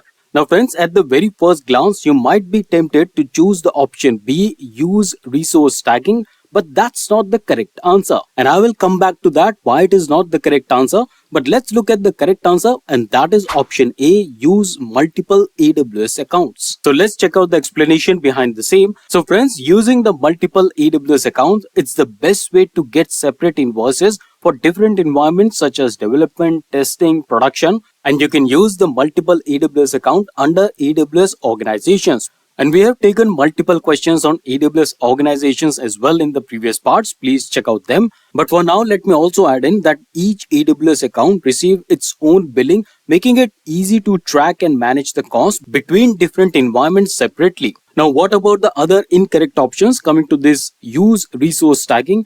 Well, tagging, of course, it helps to track and allocate the cost, but within the single AWS account. That is very important to understand, that with tagging, you cannot track and allocate the cost between multiple AWS accounts. And also, my friends, tagging do not generate a separate invoice. That was the key ask of the question as well. Now coming to this option here, use multiple VPCs. Well, VPCs, my friends, in short helps you isolate environment within the account, but they do not help to generate the separate invoices, and billing is still consolidated at the account level. What about the use Cost Explorer? Well, the Cost Explorer, my friends, it helps you analyze and visualize the cost data, but it does not help you generate a separate invoice. So basically, Cost Explorer is more of a visualization tool rather than helping in generate separate invoices. So I hope you understood the concept why we have chosen multiple AWS account as the correct answer for this question. And I hope, my friends, these kind of explanation why we are picking any answer as correct and what is the reason behind the other incorrect options. Hope this will really help you understand the basic core concept of cloud computing in AWS and really go an extra mile for you to achieve the AWS Cloud Practitioner certification. Question number 312 that says, which of the following is the responsibility of the customer to ensure the availability and the backup of EBS volumes? And your options are option A, delete the data and create a new EBS volume. Option B, create EBS snapshots. Option C, attach new volumes to the EC2 instances. And option D, create copies of EBS volumes. And the correct answer, of course, is option B, create EBS snapshots. The reason is, let me give you the explanation. So the EBS snapshots, my friends, are incremental backup, which means that they only blocks on the device that have changed after your most recent snapshot are saved. Now let's understand why the other options are incorrect. So option A, my friends, this is incorrect because there is no need for the backup of the volumes if the data is already deleted. Now coming to the option C, well, this one is incorrect because attaching more EBS volumes does not ensure the availability. And also if there is no snapshot, then the volumes cannot be available to a different availability zone. Very important point here, not available to a different availability zone. Coming to the option D, well, this one is simple. This is incorrect because the EBS volumes cannot be copied. They can only be replicated using snapshots. Let me give you a documentation so that you can read more on EBS snapshots. So in this documentation, you can read that you can back up your data on AWS EBS volumes by making point-in-time copies as Amazon EBS snapshots. So in this documentation, you can very well read that you can back up your data on Amazon EBS volumes by making point-in-time copies known as Amazon EBS snapshots. But there is a very important point given here, my friends, that AWS does not automatically back up the data stored on your EBS volumes, and for the data resiliency and disaster recovery, it is actually your responsibility. That means customers' responsibility to create EBS snapshots on a regular basis. So very important point, keep that in mind when you're using this concept. And with that, let's jump on to the next question. Question number 313 that says, which documentation does AWS Artifact provide? Options given are option A, Amazon EC2 Terms and Conditions. Option B, AWS ISO certifications. Option C, a history of companies AWS spending. And option D, a list of previous generation Amazon EC2 instance types. So what is the correct option? I think this one is rather simple. The correct option is option B, AWS ISO certifications. And in case you're not familiar with the AWS compliance programs, then you can read all of them here. So here you can understand what exactly is AWS compliance program. You can also understand what are the different ISO certifications. And one more documentation I can give you, this one here. So here on this page, you can understand what are the various ISO certification that are available in AWS. And similarly, my friends, the same concept certifications are also available on the other cloud providers, Microsoft Azure, Google GCP. So everyone has these kind of certifications. So in case your company is required under some compliance or regulation to adhere to some ISO certification, you can come on to this page and understand what all is available. And as always, my friends, links to all the documentation that I'm showcasing in this video is available in the description box. Let's move on to the next question. Question number 314 that says, how should an Amazon EC2 instance be granted access to Amazon S3 bucket in accordance with security's best practices? Let's look at the options. Option A, hardcode an IAM user secret key and access key directly in the application and upload the file. Option B, store the IAM user secret key and access the key in a text file on the EC2 instance, read the keys and then upload the file. Option C, have the EC2 instance assume a role to obtain the privileges to upload the file. And option D, modify the S3 bucket policy so that any service can upload to it at any time. So what do you think is the correct option? The options given here, my friends, are little verbose. There is lot of text in this. Let me tell you the correct answer first and then it will be really easy to explain. So the correct answer is option C, have the EC2 instance assume a role to obtain the privileges to upload the file. So first of all, let's check out the correct option. So this one here, IAM role for the EC2. So this approach, my friends, it actually follows the principle of least privilege and avoids storing long-term credentials directly to the EC2 instance. In this one, you create an IAM role with the permissions to access the specific S3 bucket. And then you associate this role with your EC2 instance, and this instance can use the AWS credentials provided by the instance metadata service to access the S3 bucket without needing to manage or store any long-term credentials. So that is why, my friends, this is the most secure and recommended way. What about the other ones? Well, hard code the IAM user secret key and access key directly in the application. Well, I would say this is a major security risk. And the reason is, if your application code is compromised, your AWS credentials are exposed, potentially giving the attackers access to your entire AWS account. So that is why I would strongly recommend you to avoid embedding credentials directly into the code. Coming to this one here, well, this is slightly better than the hard coding, but still very insecure, because if the EC2 instance is compromised, the attackers can gain the access to the credentials, and also it is difficult to manage and rotate these credentials. What about the last one given here? Well, this one I would say once again is extremely dangerous because it opens your S3 bucket to the entire internet. It really allows everyone or anyone to upload anything in your S3 bucket. So this is a massive security vulnerability, and you should avoid these kind of practices at all costs. And also, my friends, the bucket policies should be restrictive and only allow the access for the authorized entities. So friends, I would recommend you to please rewind the video a little bit, understand all the explanations that I gave, make some notes, very important concepts I discussed and gave you in this question. With that, let's move on to the next question. Question number 315 that says a company wants to migrate a critical application to AWS. Now the application has a short runtime, and also the application is invoked by the changes in the data or by shifts in the system state. Now the company needs to compute solution that maximizes operational efficiencies and minimizes the cost of the running application. Which of the AWS solution or the service should the company use to meet these requirements? Your options are option A, Amazon EC2 on-demand instances, option B, AWS Lambda, option C, Amazon EC2 reserved instances, and option D, Amazon EC2 spot instances. So before I even tell you the answer, let me first explain this question. See, the question is asking you about a mechanism that you can use when the application state is changed. So the application could change in the data, it could also change in the system state, and then when these changes are happening, you want to trigger something, or let's say that you want to execute something. So that is the core crux or core ask of the question. It's very important to understand questions, otherwise you'll be totally lost in the exams.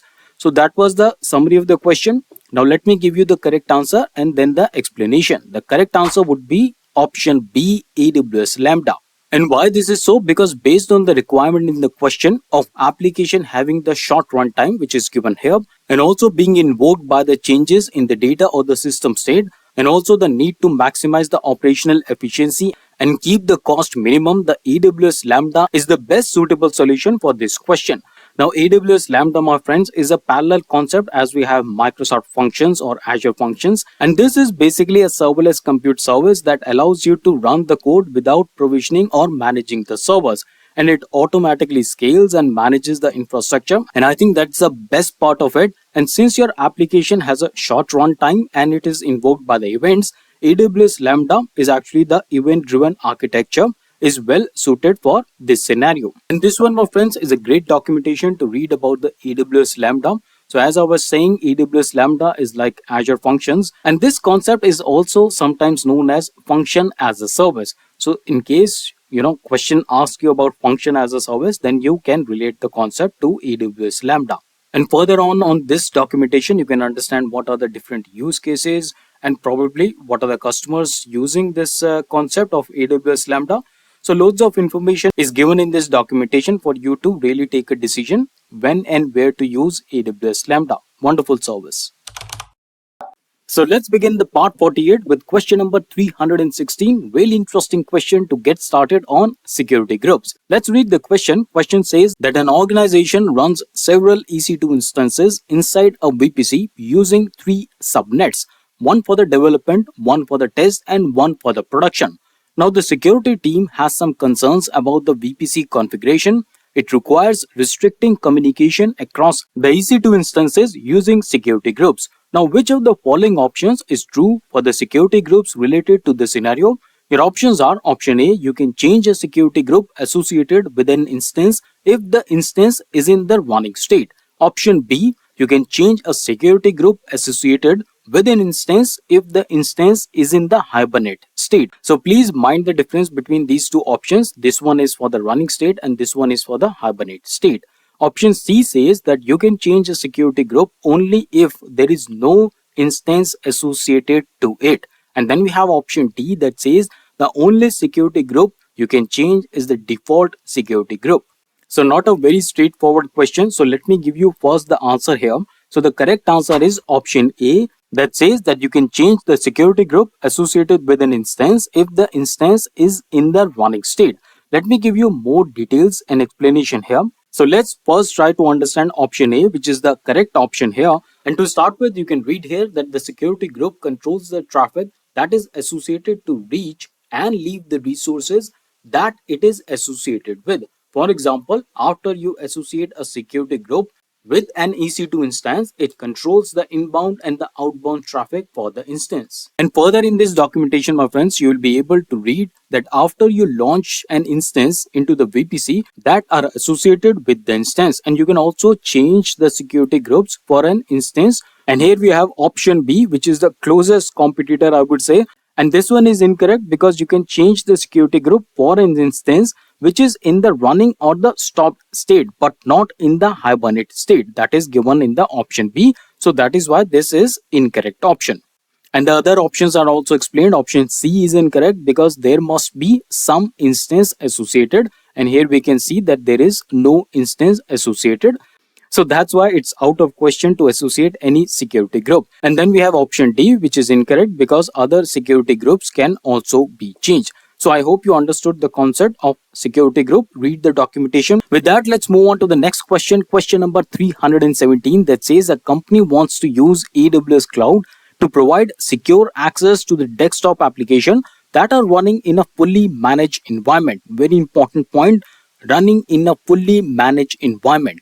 Which AWS service should the company use to meet this requirement? Your options are Amazon S3, option B, Amazon App Stream 2.0. Then we have option C, AWS AppSync, and then lastly AWS Outpost. So which is the correct option? The correct option is option B, Amazon AppStream 2.0. And you can get started on Amazon AppStream 2.0 on this documentation. But let me very quickly summarize this for you. So Amazon AppStream 2.0, my friends, is a fully managed application streaming service that provides the users instant access to their desktop application from anywhere. So that's the beauty of Amazon AppStream 2.0. I think most of you might not be using this service, or maybe you're not familiar with this. So that was the reason I kept it here. Important service. Please read it through. And also, my friends, we have taken so many questions on Amazon S3, AppSync and Outpost in the previous parts as well. So now let's jump on to the next question. Question number 318. Here it comes. Also, my friends, in the last episode, we took a very interesting question to understand why and where to use the AWS Lambda. So that is why I thought of bringing one more interesting question on the same concept.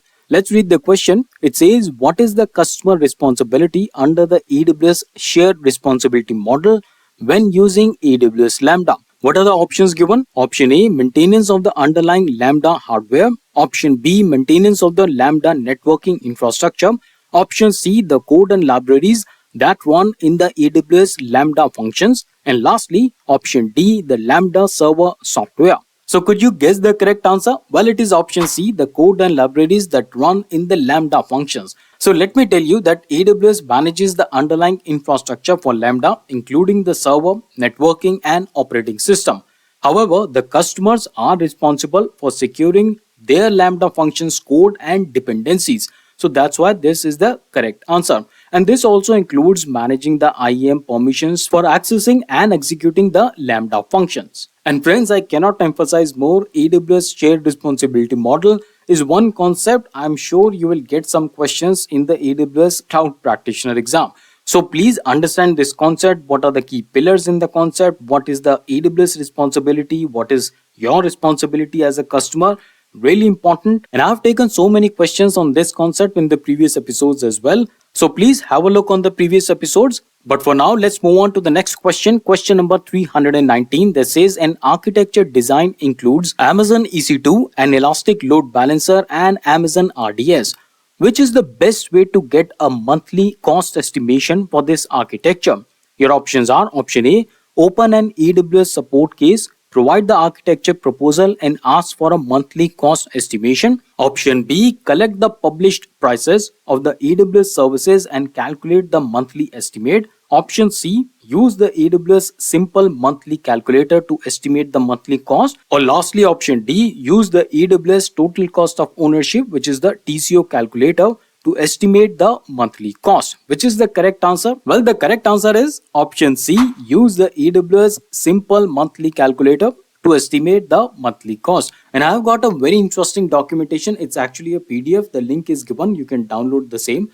So here you can understand what is AWS Pricing Calculator, how it works, what is it used for, and a user guide is given in this documentation. Further down in this documentation, then you can understand what exactly is AWS Pricing Calculator, how can you use it, and what are the features of the same. So everything is given in this wonderful, great PDF file, all summed up very neatly.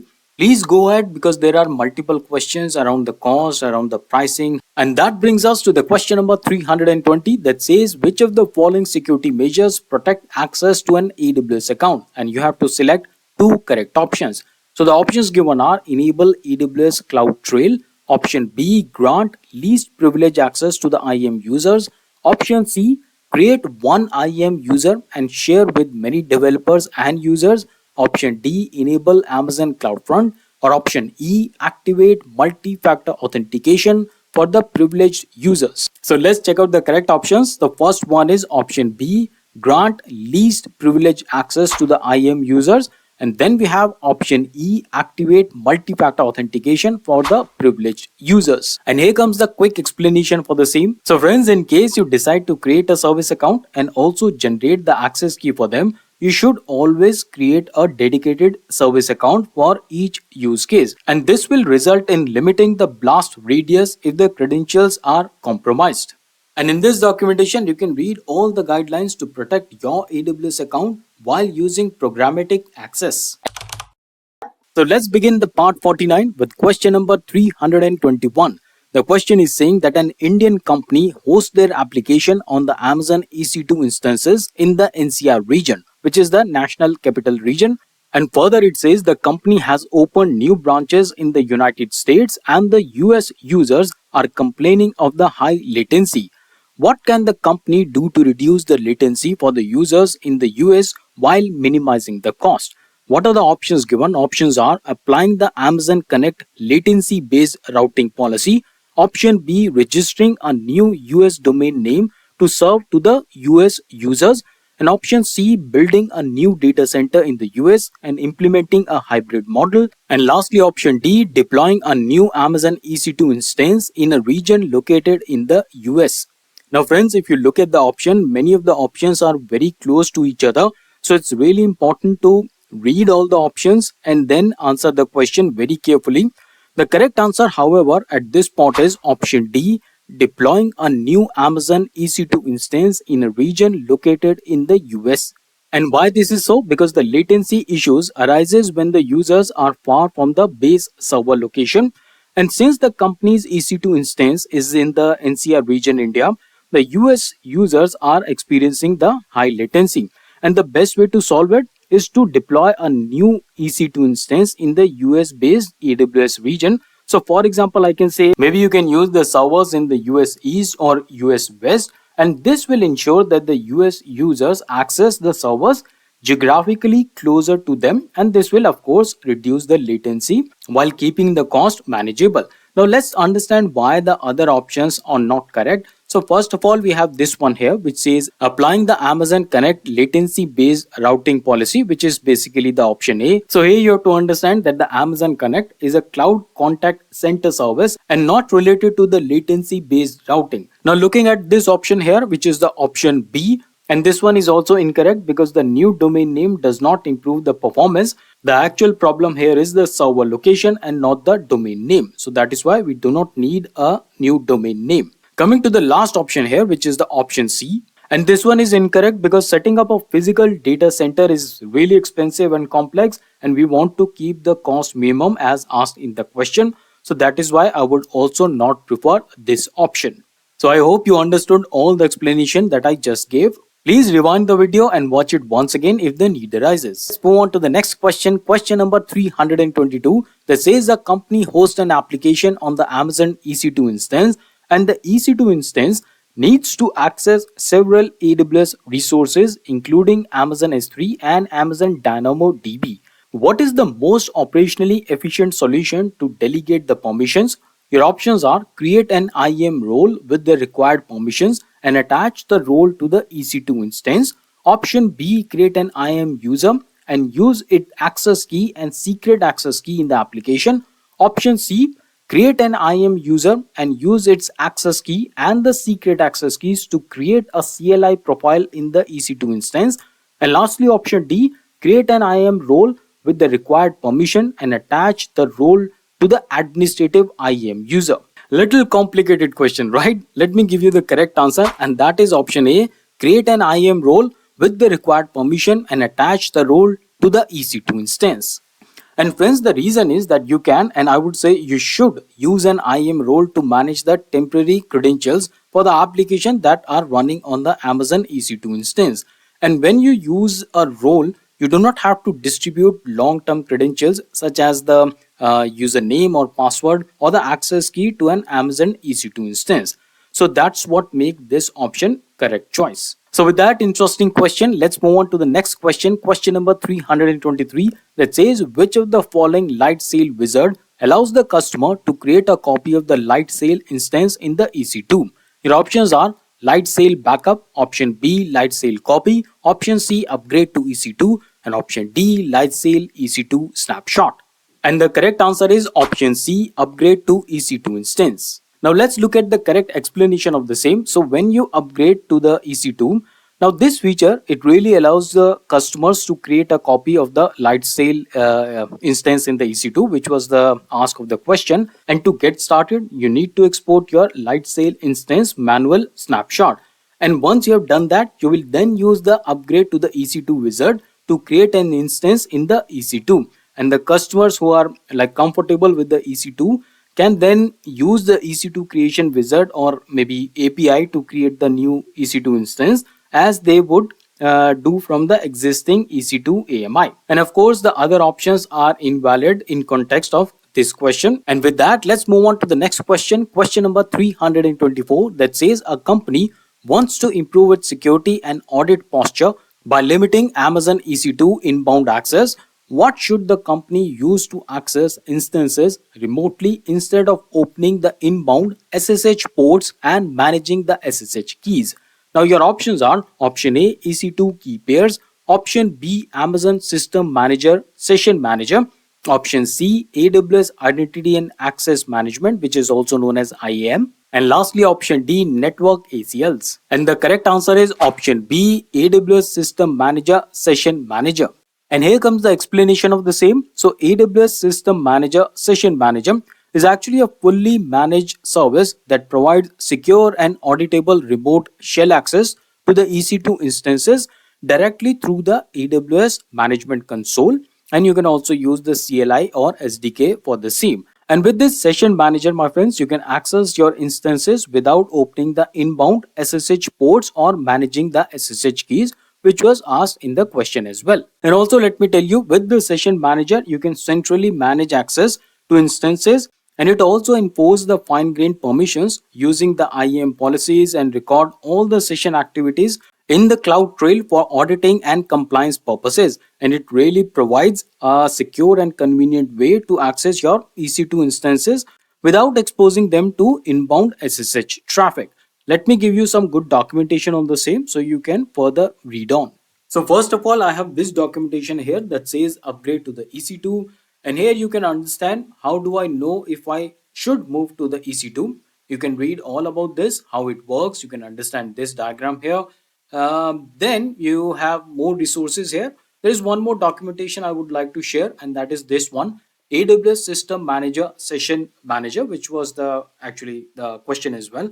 And here you can understand everything about the session manager, and everything is given here. I don't need to read everything. You can read in your own sweet time. Question number 325 that says a large organization has a single AWS account.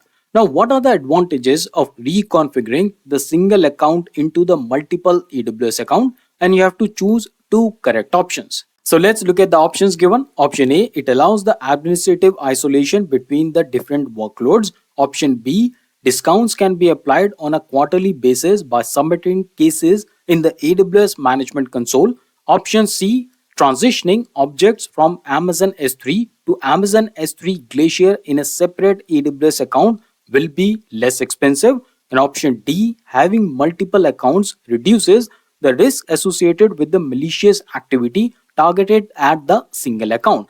And lastly, option E, Amazon QuickSight offers access to cost tool that provides application specific recommendations for environments running in multiple accounts. Whoa, that was a lot of text. Can be really confusing because none of the options given are kind of associated with each other. So very distinctive options given in this question. So let me give you the first correct answer, and that is option A. It allows for administrative isolation between different workloads. And then we have option D, which says having multiple accounts reduces the risk associated with malicious activity targeted at a single account. And here is the documentation that supports our answer. So first of all, you can read and understand what are the benefits of using multiple AWS accounts. So to start with, it says that we recommend that you determine how your business, governance, security, and operational requirements can be met in AWS, and you can use the multiple AWS accounts. That really plays a good role, an important role in how you meet your business requirement. Then you can also understand promotion, innovation. So everything is given in this documentation. This will really give you a good idea why and where to use the multiple AWS accounts. So let's begin this part with our Hollywood entry, question number 326, part 50. The question is saying the pharma company creates videos on its research and experimentation. Now the recorded videos are only required in the event of legal issues or regulatory compliance breach. What is the most cost-effective service to store the recorded videos? And the options given are option A, S3 Intelligent Tiering, option B, AWS Marketplace, option C, Amazon S3 Glacier Deep Archive, and option D, Amazon EBS. And of course, as you might have already guessed, the correct answer is option C, Amazon S3 Glacier Deep Archive. And let me give you a quick explanation, and then I will give you some good documentation. So here it comes. So Amazon S3 Glacier Deep Archive, my friends, since this is recorded video, as I said in the question also, these are rarely accessed only in the case of the legal issues or the regulatory compliance breach. So that's the reason, my friends, the most cost-effective storage solution is Amazon S3 Glacier Deep Archive.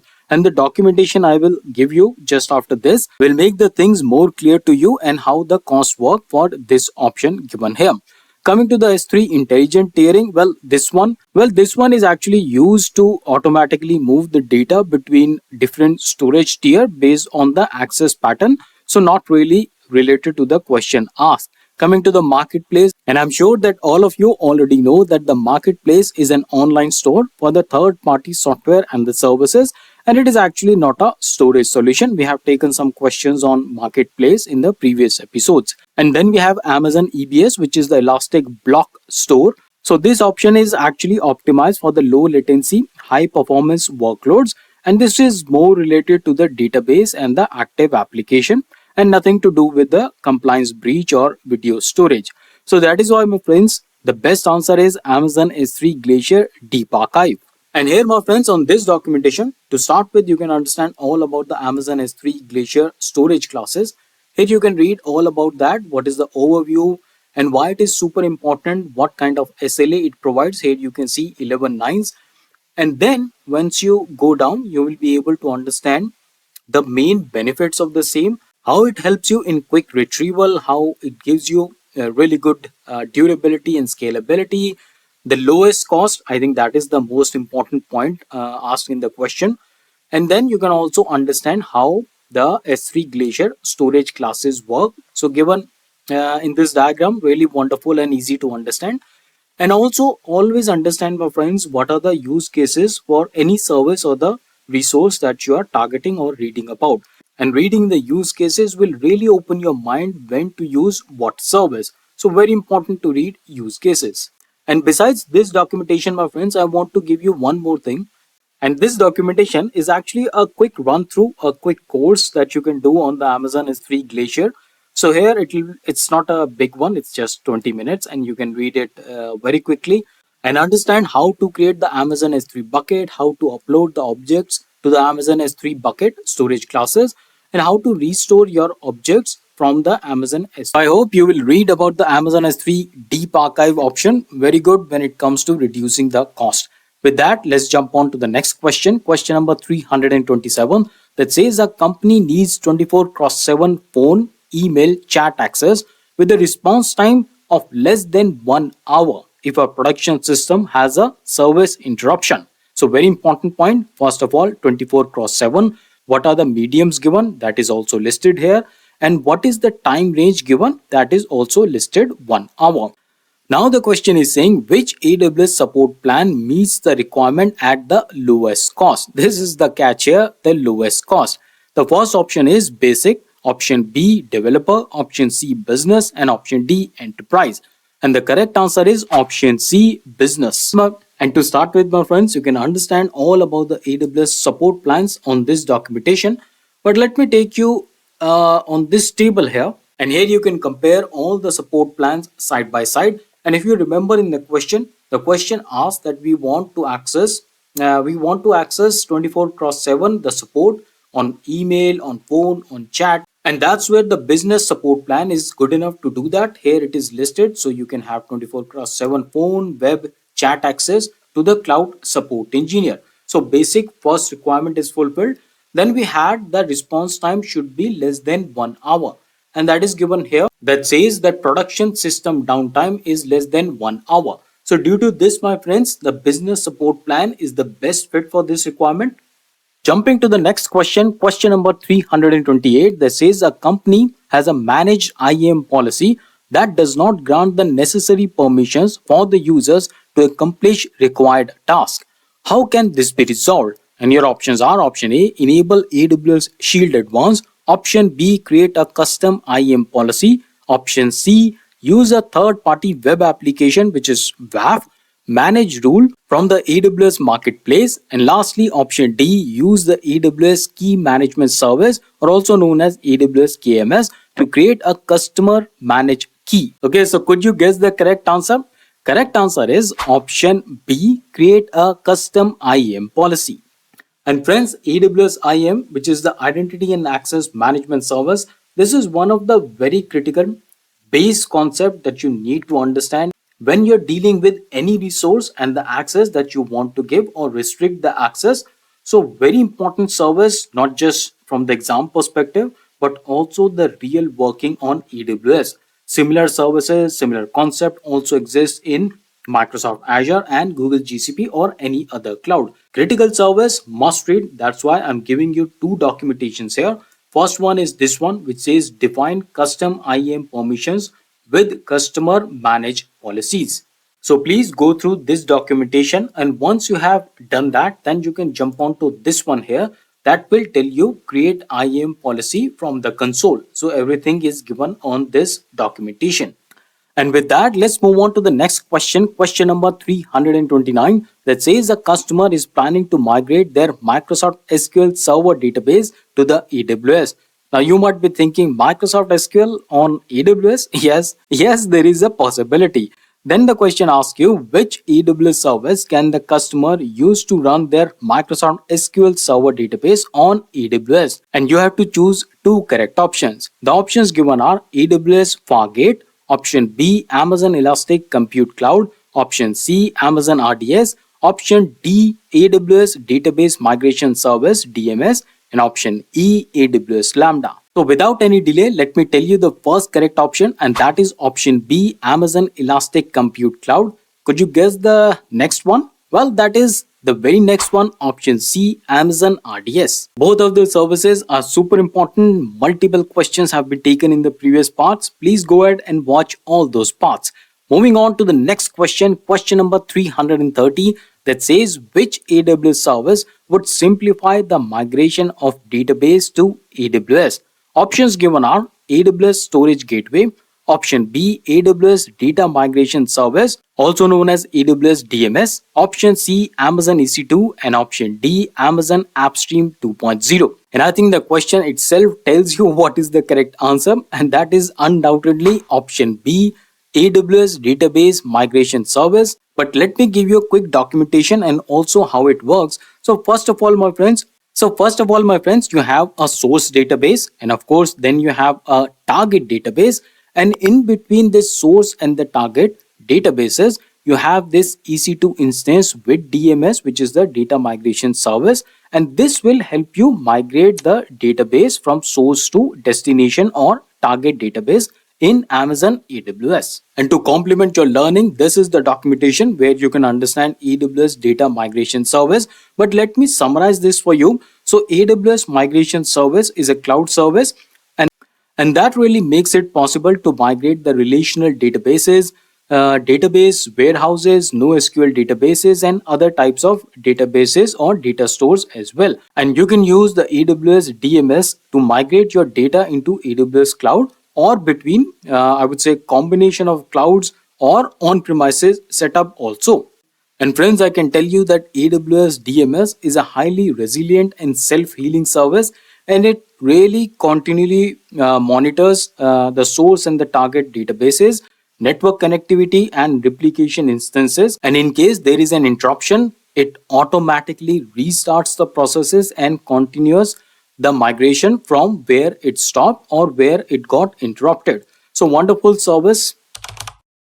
So imagine this, my friends, that your business is blooming and your website is getting tremendous traffic. But how do you make sure that your infrastructure is able to handle this surge? Or probably it might be on the verge of crashing down. And that's why, my friends, you really need to understand the concept of scaling in Amazon AWS. But you know what? Scaling is not just about handling the traffic. It is actually about maintaining the high availability for your application and also leverage from the Amazon's massive economics of scale to save the cost. So in this important videos, my friends, we are going to take some questions and answers to understand all these AWS critical concepts so that you are well prepared for the AWS Cloud Practitioner exam.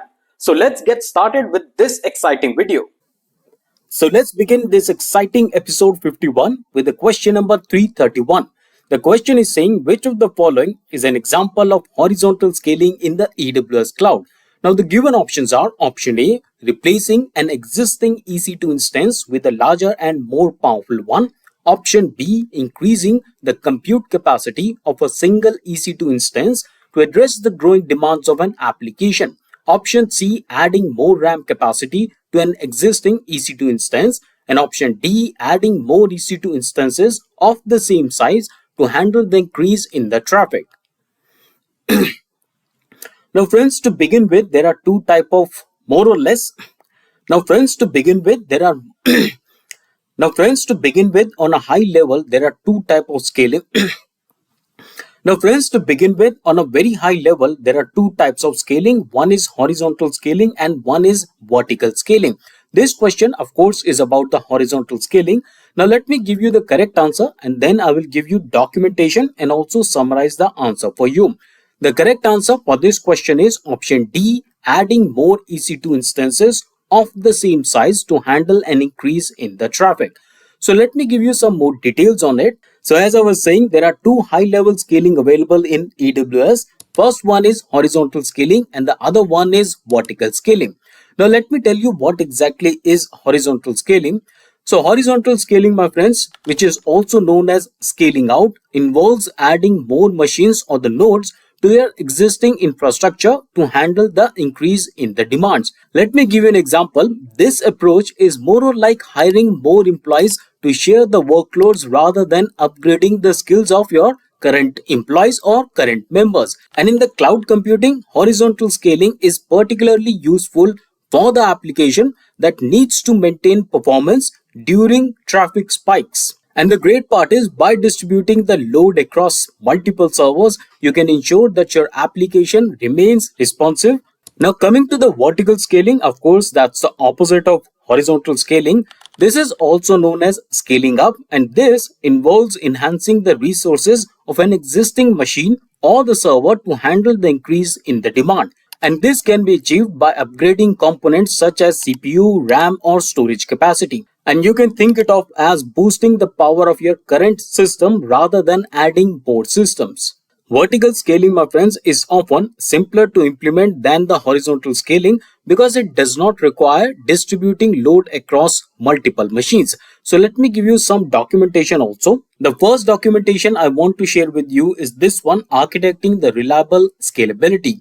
Here to start with, you can of course understand what exactly is scalability, and the core essence is that you build your application, build it for today with tomorrow in the mind. So you should always, while designing and deploying an application, consider what will be the demand spikes or what is going to be increased in the demand or the visitors coming to your website or your application. Keeping all that increase in traffic in the years to come, you design your application. Then, of course, you can understand related concept, the modularity. Once you understand all this and you keep scrolling, you will reach to this section here.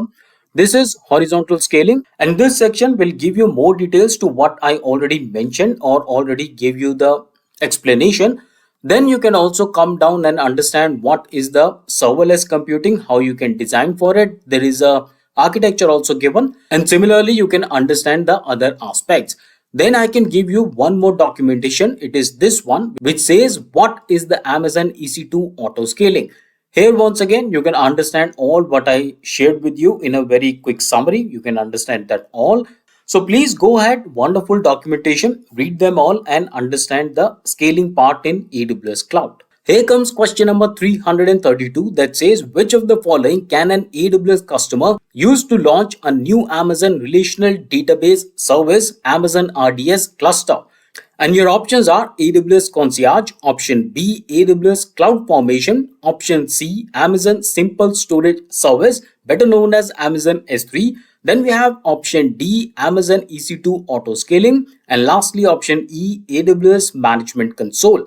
The correct answer, my friends, could you guess it? Well, it is option E, AWS Management Console.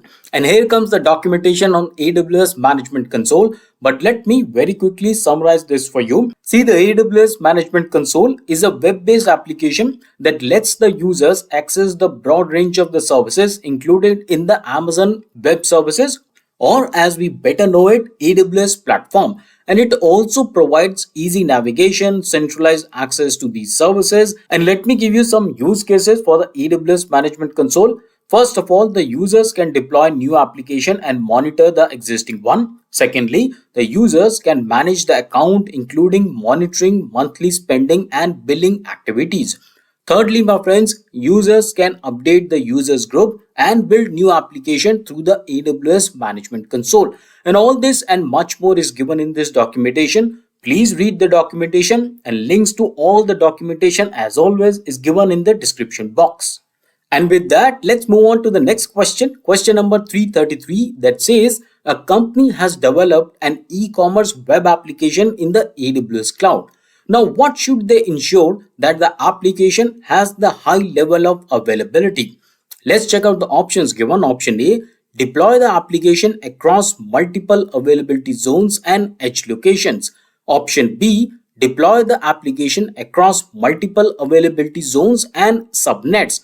Please mind the minute differences between the options given here.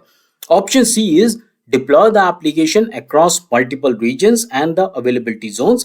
And lastly, option D, deploy the application across multiple VPCs and the subnets. Very important questions, loads of concepts and important terms in the AWS cloud, and not just probably AWS cloud, all these terms are also valid in the other cloud computing. So let me give you the correct answer here. That is option C, deploy the application across multiple regions and availability zone.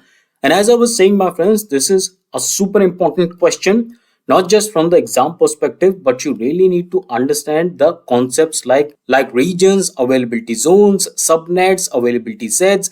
These concepts will really, or should I say, these are the core concepts based on which you can build application which are highly available and highly durable. So let me give you some more details here why we have picked this as an answer. See, first of all, deploying application across multiple regions. This will provide geographical redundancy, protecting against the region-wide outages and the disasters. This will offer multiple benefits. For example, resilience if one of the AZs or the availability zones or even the entire region experience some issues or some failures, the application can still continue running from the other locations. But for now, we can move to the next question, question number 334, that says, how do the customers benefit from the Amazon's massive economics of scale? Your options are periodic price reductions as the result of Amazon's operational efficiency. Option B, new Amazon EC2 Instance Type providing the latest hardware. Option C, the ability to scale up and scale down when needed. And then finally, option D, increased reliability in underlying hardware of the Amazon EC2 instances. And the correct answer for this one is option A, periodic price reduction as the result of Amazon's operational efficiencies. Now, I will not give the explanation to this. I hope you can already understand what exactly the reasons behind it and how Amazon achieved these operational efficiencies with the economics of scale. And I would really appreciate if one of you can put some comment how this is done. That will be really beneficial for all the other viewers as well.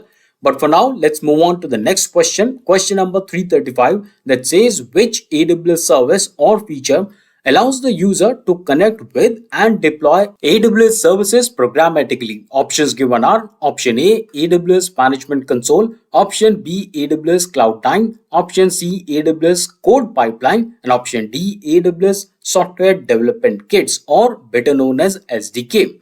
So what do you think is the correct answer? Well, it is actually option D, AWS Software Development Kits. Let me give you a very good documentation on the same. So here it is. Here you can understand all about the AWS Software Development Kit. But let me give you a quick summary on this. So AWS Software Development Kit, my friend, it really allows the users to connect and deploy with the AWS services programmatically, as we saw in the question as well. Now the AWS SDK, it provides language specific APIs and the libraries that enables the developers to integrate with the AWS services directly into their application. And the wonderful part is that this offers full programmatic control and the flexibility, allowing for the fine-grained customization of the AWS interactions within the application code. So imagine this, that your company has decided to move its massive database to Amazon AWS. So how would you make sure that this entire migration goes smoothly without any downtime? And also think about it, how would you optimize your cloud computing performance without increasing the cost? So these are some of the critical decisions that as an Amazon AWS professionals, you would need to take. So that's why, my friends, in this episode, we are going to decode AWS database migration, AWS DNS and AWS cost reduction. And how are we going to understand all these concepts? Well, we will take some very important questions and try to answer them and thereby understand all these important concepts. So loads of exciting concepts to be covered today. Let's begin the episode 52 with the question number 336. The question is saying a company has decided to migrate its Oracle database to the AWS cloud. Now the question is asking which of the AWS service can help achieve this without negatively impacting the functionality of the source database. Your options given are option A, AWS Ops Work, option B, AWS Data Migration Services, option C, AWS Server Migration Service, or option D, AWS Application Discovery Service. So here we have four options given, and I'm very sure that just by looking at the question, just by understanding what exactly we are trying to do in this business case, so we are basically trying to migrate an on-premises database, let's say an Oracle database, to the AWS cloud. So take a wild guess, relate the options given here, and you will most definitely will arrive at the right answer, and that would be option B, AWS Database Migration Service. So you can read all about the AWS Data Migration Service on this documentation. Here you can read all about the benefits of the same. There are multiple benefits given. And here you can also understand what are the use cases for the same. So for example, the top one is move to the managed databases. And this is very in line with the question as well. But let me very quickly try to summarize what exactly is Amazon Database Migration Service. So this service, my friend, it helps you quickly and safely transfer your databases from one location or the source to the destination, which would be AWS Cloud. And not just that, it also lets you build, analyze, and transform and reallocate the database and also analytics platform all in one place. And this really saves you money, it saves you time, resources, and a lot more. And I can tell you this migration service, it really supports wide range of databases. For example, SQL database, Oracle, which was in the question, MySQL, MariaDB, PostgreSQL, and a lot more. So all of that databases are supported with this migration services. Question number 337 that says which security service automatically recognizes and classifies the sensitive data or intellectual property on AWS. Your options are Amazon GuardDuty, option B, Amazon Meshi, or maybe you can say Amazon Meki. It's a confusing pronunciation, but let's say Amazon Meshi. Then we have option C, Amazon Inspector, and lastly option D, AWS Shield. So what according to you is the correct service to use in this case? Well, according to me, it has to be option B, Amazon Meshi. And of course, you can read all about the Amazon Meshi on this documentation. To start with, you can see here automatically this service, it automatically discovers, classifies, and protect your data. I hope you can relate this to the question, and then you can read other aspects of the same. But once you also click on this documentation, this logo here, Amazon Meshi, then you will reach to another documentation from AWS itself. Here you can understand why to use Amazon Meshi. There is a very good video given here. You can also watch that video here. As organizations grow. And once you have watched this video, you can also understand the benefits of the Amazon Meshi services. But let me very quickly summarize in one or two lines here. So Amazon Meshi, my friends, is the AWS service that automatically recognizes and classifies the sensitive data and also the intellectual property. So that is where you use this service for. And I can also tell you it uses the machine learning to discover, classify, and protect sensitive data such as personally identifiable information, which is PII, and the intellectual property. So very important service in case, my friends, you are dealing with the PIIs or personal information, or maybe you are into the, I don't know, maybe GDPR. So this is the service to watch out for. So a really good service when you're dealing with the sensitive data. And with that, let's jump on to the next question. Question number 338 that says adjusting compute capacity dynamically to reduce the cost is an implementation of which AWS cloud best practice? Your options given are option A, build security in every layer, option B, parallelize tasks, option C, implement elasticity, and option D, adopt monolithic architecture. Now friends, if you look at the options given here, option D, adopt monolithic architecture, of course it actually is not a benefit, it's I would say, one of the bad practices. So this goes out of the possible answers. Then we have build security, but we are talking about cost here in the question. So build security is not, of course, the answer. Then we have parallel task. But once again, we are talking about the cost and not the performance. So this goes out of the probable answer. And that's why we are left with the option C, implement elasticity. And that's the correct answer. And just so you know, my friends, elasticity, it really allows you to automatically scale resources up or down based on the demand, ensuring that you only use and pay for what you need, or I can say what you have actually used. So wonderful concept, elasticity. Moving on with the next question, question number 339, that says, what is the advantage of the AWS recommended practice of decoupling application? Now friends, how many of you can relate this decoupling application to the last option given in the previous question, that was monolithic architecture? And I would be really happy if someone of you can, sort of join these concepts and tell in the comment section how do these two concepts come together or how exactly are they related. But for now, let's read the options given. Option A allows treating an application as a single unit or cohesive unit. Option B reduces interdependencies so that the failure do not impact other components of the application. Option C allows updates of any monolithic application quickly and easily. And then we have option D, allows tracking of any API call made to any AWS service. Now, of course, option D is ruled out. It is talking about the API calls. So the race is between the option A, B, and C. And the correct answer is option B, reduces interdependencies so that the failures do not impact other components of the application. And that is the essence of decoupling or choosing non-monolithic architecture. So that's the hint for you. How do you relate decoupling with monolithic architecture? Try it out. Do some Google or ask ChatGPT. Wonderful concept to understand. But for now, let's move on to the next question. Very interesting question. Question number 340 that says, which of the following is an AWS Managed Domain Name System or DNS web service? The options given are Amazon Route 53, then we have Amazon Neptune, option C, Amazon SageMaker, and lastly option D, Amazon Lightsail. And friends, without any doubt, the correct answer is option A, Amazon Route 53. And you can read and understand all about the Amazon Route 53 on this documentation.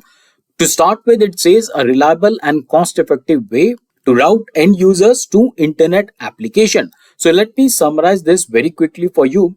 So Amazon Route 53, my friends, it ensures reliable and efficient routing of end users to your website by leveraging the globally dispersed domain naming system servers. And with the automatic scaling, the service dynamically adjusts to the varying workloads and optimizing the performance and also maintaining a seamless user experience. So a great service to learn here on this documentation how it works. There are also some use cases given for this service. Let me ask you a question. What are the two biggest concerns in the cloud computing? Well, according to me, security and cost optimization are the two biggest problems or the concerns in the cloud computing. And how would you make sure that all of your users have just the right access? Well, that's the principle of least privilege, a critical concept not just important in the AWS cloud computing, but also deeply rooted in all the cloud computing, be it AWS, be it Azure, GCP, IBM, Oracle, any cloud. Principle of least privilege is a critical and base concept. And that's exactly what we are going to understand in this video by taking some important questions on this concept. So what are we waiting for? Let's get started. So let's begin the episode 53 with the question number 341. And this episode, my friends, is going to be a super exciting episode. You will not only understand very important concepts in AWS, but I will also tell you what are the equivalent services to all these concepts in Microsoft Azure or Google GCP. So let's begin the episode. Let's read the question. It says, what does the principle of least privilege refer to? And the options given are, you should grant your users only the permissions they need when they need them and nothing more. Option B, all the IAM users should have at least the necessary permissions to access the core AWS resources or the services. Then we have option C, all trusted IAM users should have access to any AWS service in the respective AWS account. And the last option is IAM users should not be granted any permissions to keep your account safe. And of course, the correct answer is option A. You should grant your users only the permissions they need when they need them and nothing more. And as I was saying, my friends, this is a super important concept to understand. This is the base, this is the core of building the security. This is the core of restricting your access, making your data and the application secure. So let me try to explain this concept. Listen to this very carefully. The principle of least privilege is a security concept that dictates the users, the application, and the systems should only have the minimum level of access necessary to perform their task. And this actually means granting the least amount of privilege required to the users and nothing more. And why this is such an important concept in cloud computing? Well, I can tell you, first of all, this enhances the security. By limiting the access, the potential damage from the compromised accounts or the insider threats is really minimized. And this also reduces the risk of unauthorized access to your sensitive data. And secondly, this increases your compliance. So many regulatory standards require strict access controls, and implementing this principle of least privilege, it really helps your organization meet all these compliance requirements more easily. And of course, it also provides you the operational efficiency. Now, by granting only the necessary permissions, the organization can streamline their operations and also reduce the complexity of managing the access control. Please read this concept, and you know what? The questions on this concept also come in exams like AZ-104, which is the Azure Administrator exam, very popular exam. So that's how important this concept is. And with that, let's move on to the next question. Question number 342 that says, which of the reserved instance pricing models can change the attributes of the reserved instance as long as the exchange results in the creation of reserved instance of the equal and greater value? And your options are option A, dedicated reserved instance, option B, scheduled RI, option C, convertible RI, or option D, standard RIs. The correct answer is option C, convertible RIs. And I know this is a lesser known concept, so let me give you some more details on this. So AWS convertible reserved instances, this allows you to exchange your existing RIs for a new one with a different instance attributes as long as the new RI is equal or greater value. So this really provides you with the flexibility while still offering the cost saving compared to the on-demand pricing. So let me give you a brief description of all the other RIs as well. To start with dedicated RIs, these are just the standard RIs that run on the dedicated hardware and do not support the attribute exchanges. Then we have scheduled RIs. These ones allows the reservations for a very specific time period but do not offer flexibility for attribute changes. And then lastly, we have standard RIs. And these reserved instances provide significant discount but do not allow modification except for certain limit changes. For example, availability zones, scope, instance size within the same family. So that was the quick run through on all the reserved instances option. Question number 343 that says, how does AWS shorten the time to provision IT resources? And your options are option A, it supplies an outline IT ticketing platform for resource requests. Option B, it supports automatic code validation services. Option C, it provides the ability to programmatically provision existing resources. And then option D, it automates the resource request process for a company's IT vendor list. And what do you think is the correct answer? Well, it is option C. It provides the ability to programmatically provision the existing resources. And friends, this happens using the tools like APIs or infrastructure as a code, and also the AWS Management Console. We took multiple questions on AWS Management Console in the previous episodes as well. So as I was saying, this enables rapid scaling and deployment without manual intervention. So that is the reason this option C is the correct answer.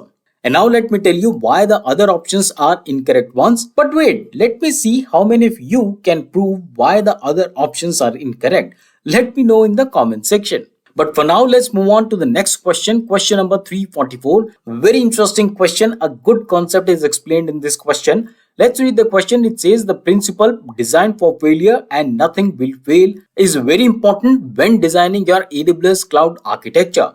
Which of the following would help adhere this principle? You have to choose two correct options. So the first option given is multi-factor authentication. The second one is availability zones. Option C is elastic load balancing. Then we have option D, penetration testing. And lastly, option E, vertical scaling. So let me reveal the correct options. Firstly, we have option B, availability zones. And then we have option C, elastic load balancing. So let me very quickly explain availability zones. So using multiple availability zone, this will ensure that your application are distributed across physically separate locations within the AWS region. And this enhances the fault tolerance and availability by isolating the failures to a single zone. So that is why we have chosen availability zone as the first correct answer. Now coming to the elastic load balancing, well, this one automatically distributes incoming application traffic across multiple targets such as EC2 instances in different availability zones. And this helps maintain high availability and fault tolerance by ensuring that the traffic is routed to always a healthy instance. And by using both of these options, this practice will help create a resilient and self-healing infrastructure, minimizing the impact of potential failure. And that was the ask of the question as well. Moving on with the next question, question number 345. A company wants to focus on the business activities instead of managing compute and capacity. Which AWS service can be used to automatically add or remove Amazon EC2 instances based on the demand?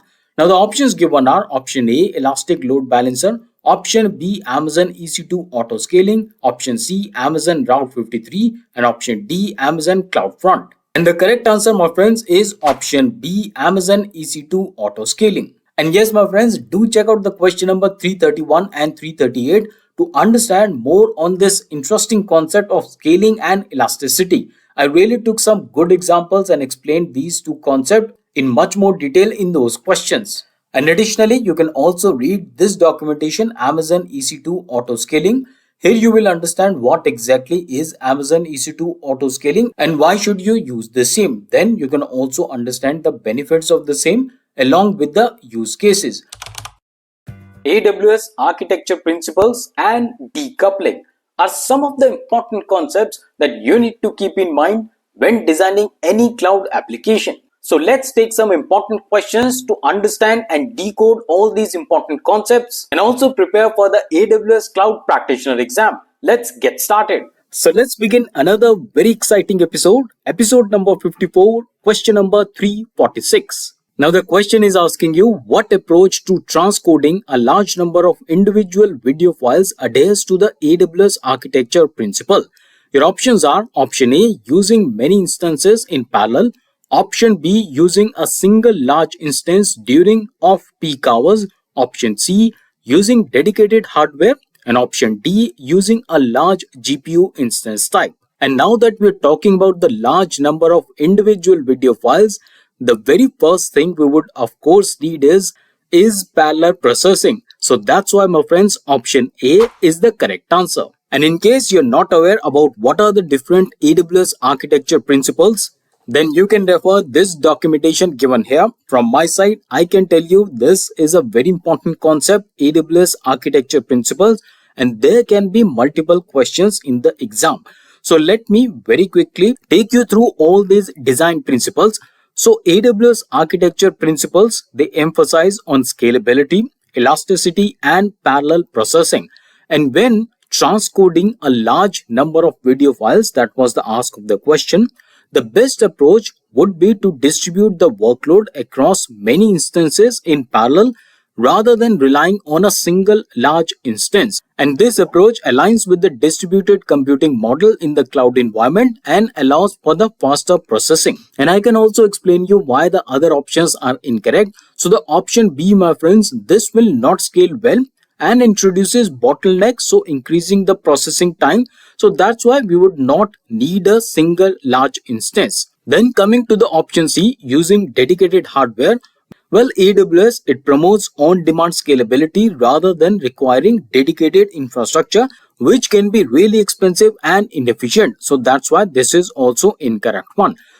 Coming to the last option given here, where it says using a large GPU instance type, this one of course is also not correct, because while the GPUs they really help with the transcoding, using one large GPU instance that will not scale efficiently for the high volume workloads. So that's the reason we have discarded this option as well. Moving on with the next question, question number 347, that says that you work as an on-premises MySQL database administrator. Now the work of the database configuration, backups, patching and the DR can be time consuming and repetitive. So that's why your company has decided to migrate to the AWS cloud. Which of the following can help save time on the database maintenance so that you can focus on the data architecture and performance? What are the options given? Option A, Amazon RDS. Option B, Amazon Redshift. Option C, Amazon DynamoDB. And option D, Amazon CloudWatch. Now looking at the complete question and the details given in the question, I can tell you the correct answer is option A, Amazon RDS. Well, Amazon RDS, it automates many of the time consuming tasks such as database configuration, backup, patching and the disaster recovery. And it is this optimization that really allows you to concentrate on optimizing the database performance and the architecture. And friends, more on fully managed databases and the services can be read on this documentation. And here you can read that the database management is undifferentiated heavy lifting for many organizations. And of course, your data is the most valuable asset for your organization. And not just that, you get the cost-effective scaling of the compute power and storage, easier capacity planning. So this is the documentation that you can refer and understand all about the AWS RDS. And post that, you can also understand what are the benefits of the Amazon RDS. And not only that, you will be able to understand the use cases for the same. So here you can see the Amazon RDS can help you build web and mobile application. You can also use it to move to the managed databases and also break free from the legacy databases. So that's how the Amazon RDS help you out. With that, let's move on to the next question. Question number 348, that says that which of the following benefits does the AWS compliance program provide to the AWS customers? And please note that you have to choose two correct options. Let's read the options given here. Option A, it verifies that the hosted workloads are automatically compliant with the controls of the supported compliance frameworks.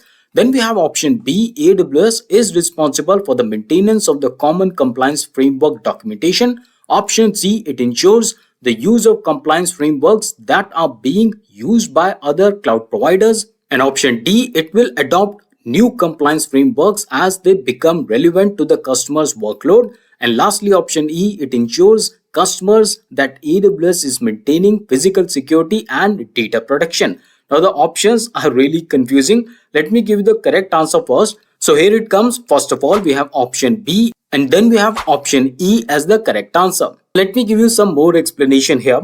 So AWS has a compliance program that helps the customers meet security and regulatory requirements by maintaining documentation for the common compliance frameworks. So here we have compliances like ISO 27001, HIPAA, PCI DCS. And further on, it ensures the physical security and the data protection controls are in place for the AWS infrastructure. And let's try to understand why other options are not correct. Well, AWS provides the compliance tools, but the customers are responsible for ensuring their workloads comply. Now coming to the option C here, well, AWS, it really maintains its own compliance programs and that's why it doesn't guarantee alignment with the other cloud providers. And with that bit of information, let's move to the next question, question number 349, that says in order to implement best practices when dealing with a single point of failure, you should attempt to build as much automation as possible in both detecting and reacting to the failure. Which of the following AWS services would be helpful? You have to choose two correct options. First of all, we have ELB, which means Elastic Load Balancing. Then we have option B, Auto Scaling, option C, Amazon Athon, option D, ECR, and lastly option E, Amazon EC2. Now let's look at the correct options. First of all, we have ELB and then we have option B, Auto Scaling. Let me very quickly explain ELB. Now the ELB, my friends, the elastic load balancing, it really helps you distribute incoming application traffic across multiple targets such as EC2 instances, which really enhances the fault tolerance and ensures the high availability.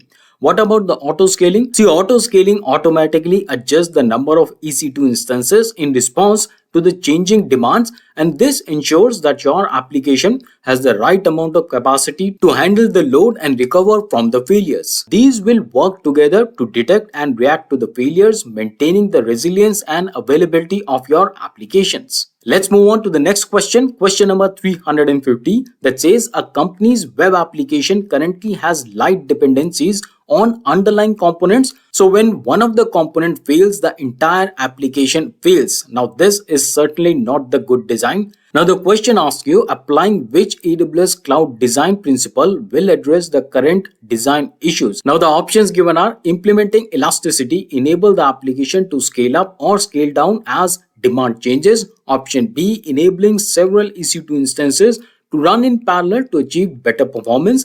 Then we have option C, focusing on the decoupling component by isolating them and ensuring individual components can function when the other components fail. And lastly, option D, decoupling EC2 computing resource to increase the system fault tolerance. Well, I hope you have understood all of the options, and based on the information given in the question and looking at all of the options, I can tell the correct answer would be option C, focusing on decoupling components by isolating them and ensuring individual components can function when the other components fail. So that is the correct answer. And let me tell you that we really discussed the concept of decoupling in part 52, question number 339. So please do watch that question as well, and you will really understand the concept of decoupling. Cost in Amazon AWS Cloud. How to efficiently manage it before it actually burns a hole in your pocket? And how can you save your application even if multiple instances fail? It sounds really complex, right? No, it is not that complex. Well, let me take some questions to make you understand all these concepts and how it is actually done in the real AWS cloud computing.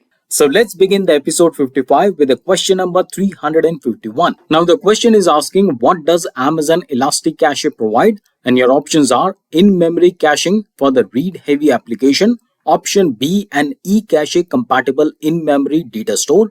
Then we have option C, an online software store that allows customers to launch pre-configured software with just a few clicks. And then lastly, option D, a domain name system in the cloud. And friends, most definitely the correct answer is option A, an in-memory caching for read-heavy applications. And a good starting point for Amazon Elastic Cache would be this documentation. Let me summarize this for you. So Amazon Elastic Cache is a fully managed in-memory data store and the cache service which allows you to operate and scale the popular open source in-memory data stores such as Redis or Memcache. And it is designed for the application that requires high throughput, low latency data access and can provide sub-millisecond response time. So that is the beauty of Amazon Elastic Cache. So with that, let's move on to the next question, question number 352, that says the company wants to migrate its application to a VPC on AWS. These applications will need to access on-premises resources. So that is the condition given here. What combination of actions will enable the company to accomplish these goals? You have to select two correct options. Looking at the options, option A, it says use the AWS Service Catalog to identify a list of on-premises resources that can be migrated. Option B, build a VPN connection between an on-premises device and a virtual private gateway in a new VPC. Then we have option C, use Amazon Athena to query the data from on-premises database servers. Then we have option D, connect the company's on-premises data center to AWS using AWS Direct Connect. And finally, option E, leverage Amazon CloudFront to restrict access to static web content provided through companies' on-premises web servers. So let's look at the correct answers. The first one is option B and the second one is option D. Let's quickly jump on to the next question, question number 353, that says which methods can be used to identify AWS cost by departments. And once again, you have to choose two correct options. Looking at the options, option A, enable multi-factor authentication for the AWS account root user. Option B, create a separate accounts for each department. Option C, use reserved instances whenever possible. Option D, use tags to associate each instance with a particular department. And lastly, option E, pay bills using purchase orders. Let's look at the correct answers. Firstly, we have option B, create separate accounts for each department. And here, my friends, please pause the video and try to answer the next correct option. That would be option D, use tags to associate each instance with a particular department. Now we have taken so many questions on AWS tagging and how does they help, how do they really help you in controlling the cost. So all in all, my friends, AWS tags is a really important concept. Please read the same, and I can also tell you that the similar concept also exists in Microsoft Azure. Moving on with the next question, question number 354, that says each department within a company has its own independent AWS account and its own payment method. The new company leadership wants to centralize departmental governance and consolidate payments. How can this be achieved using AWS services or features? Now, this one is a related question to the very previous question. And the variations like this, my friends, they really give you a dimension. You're able to understand the concept 360, and that will really open up your mind when you're giving or sitting in a real exam. So let's look at the options. Option A, forward monthly invoices for each account, then create IAM roles to allow the cross-account access.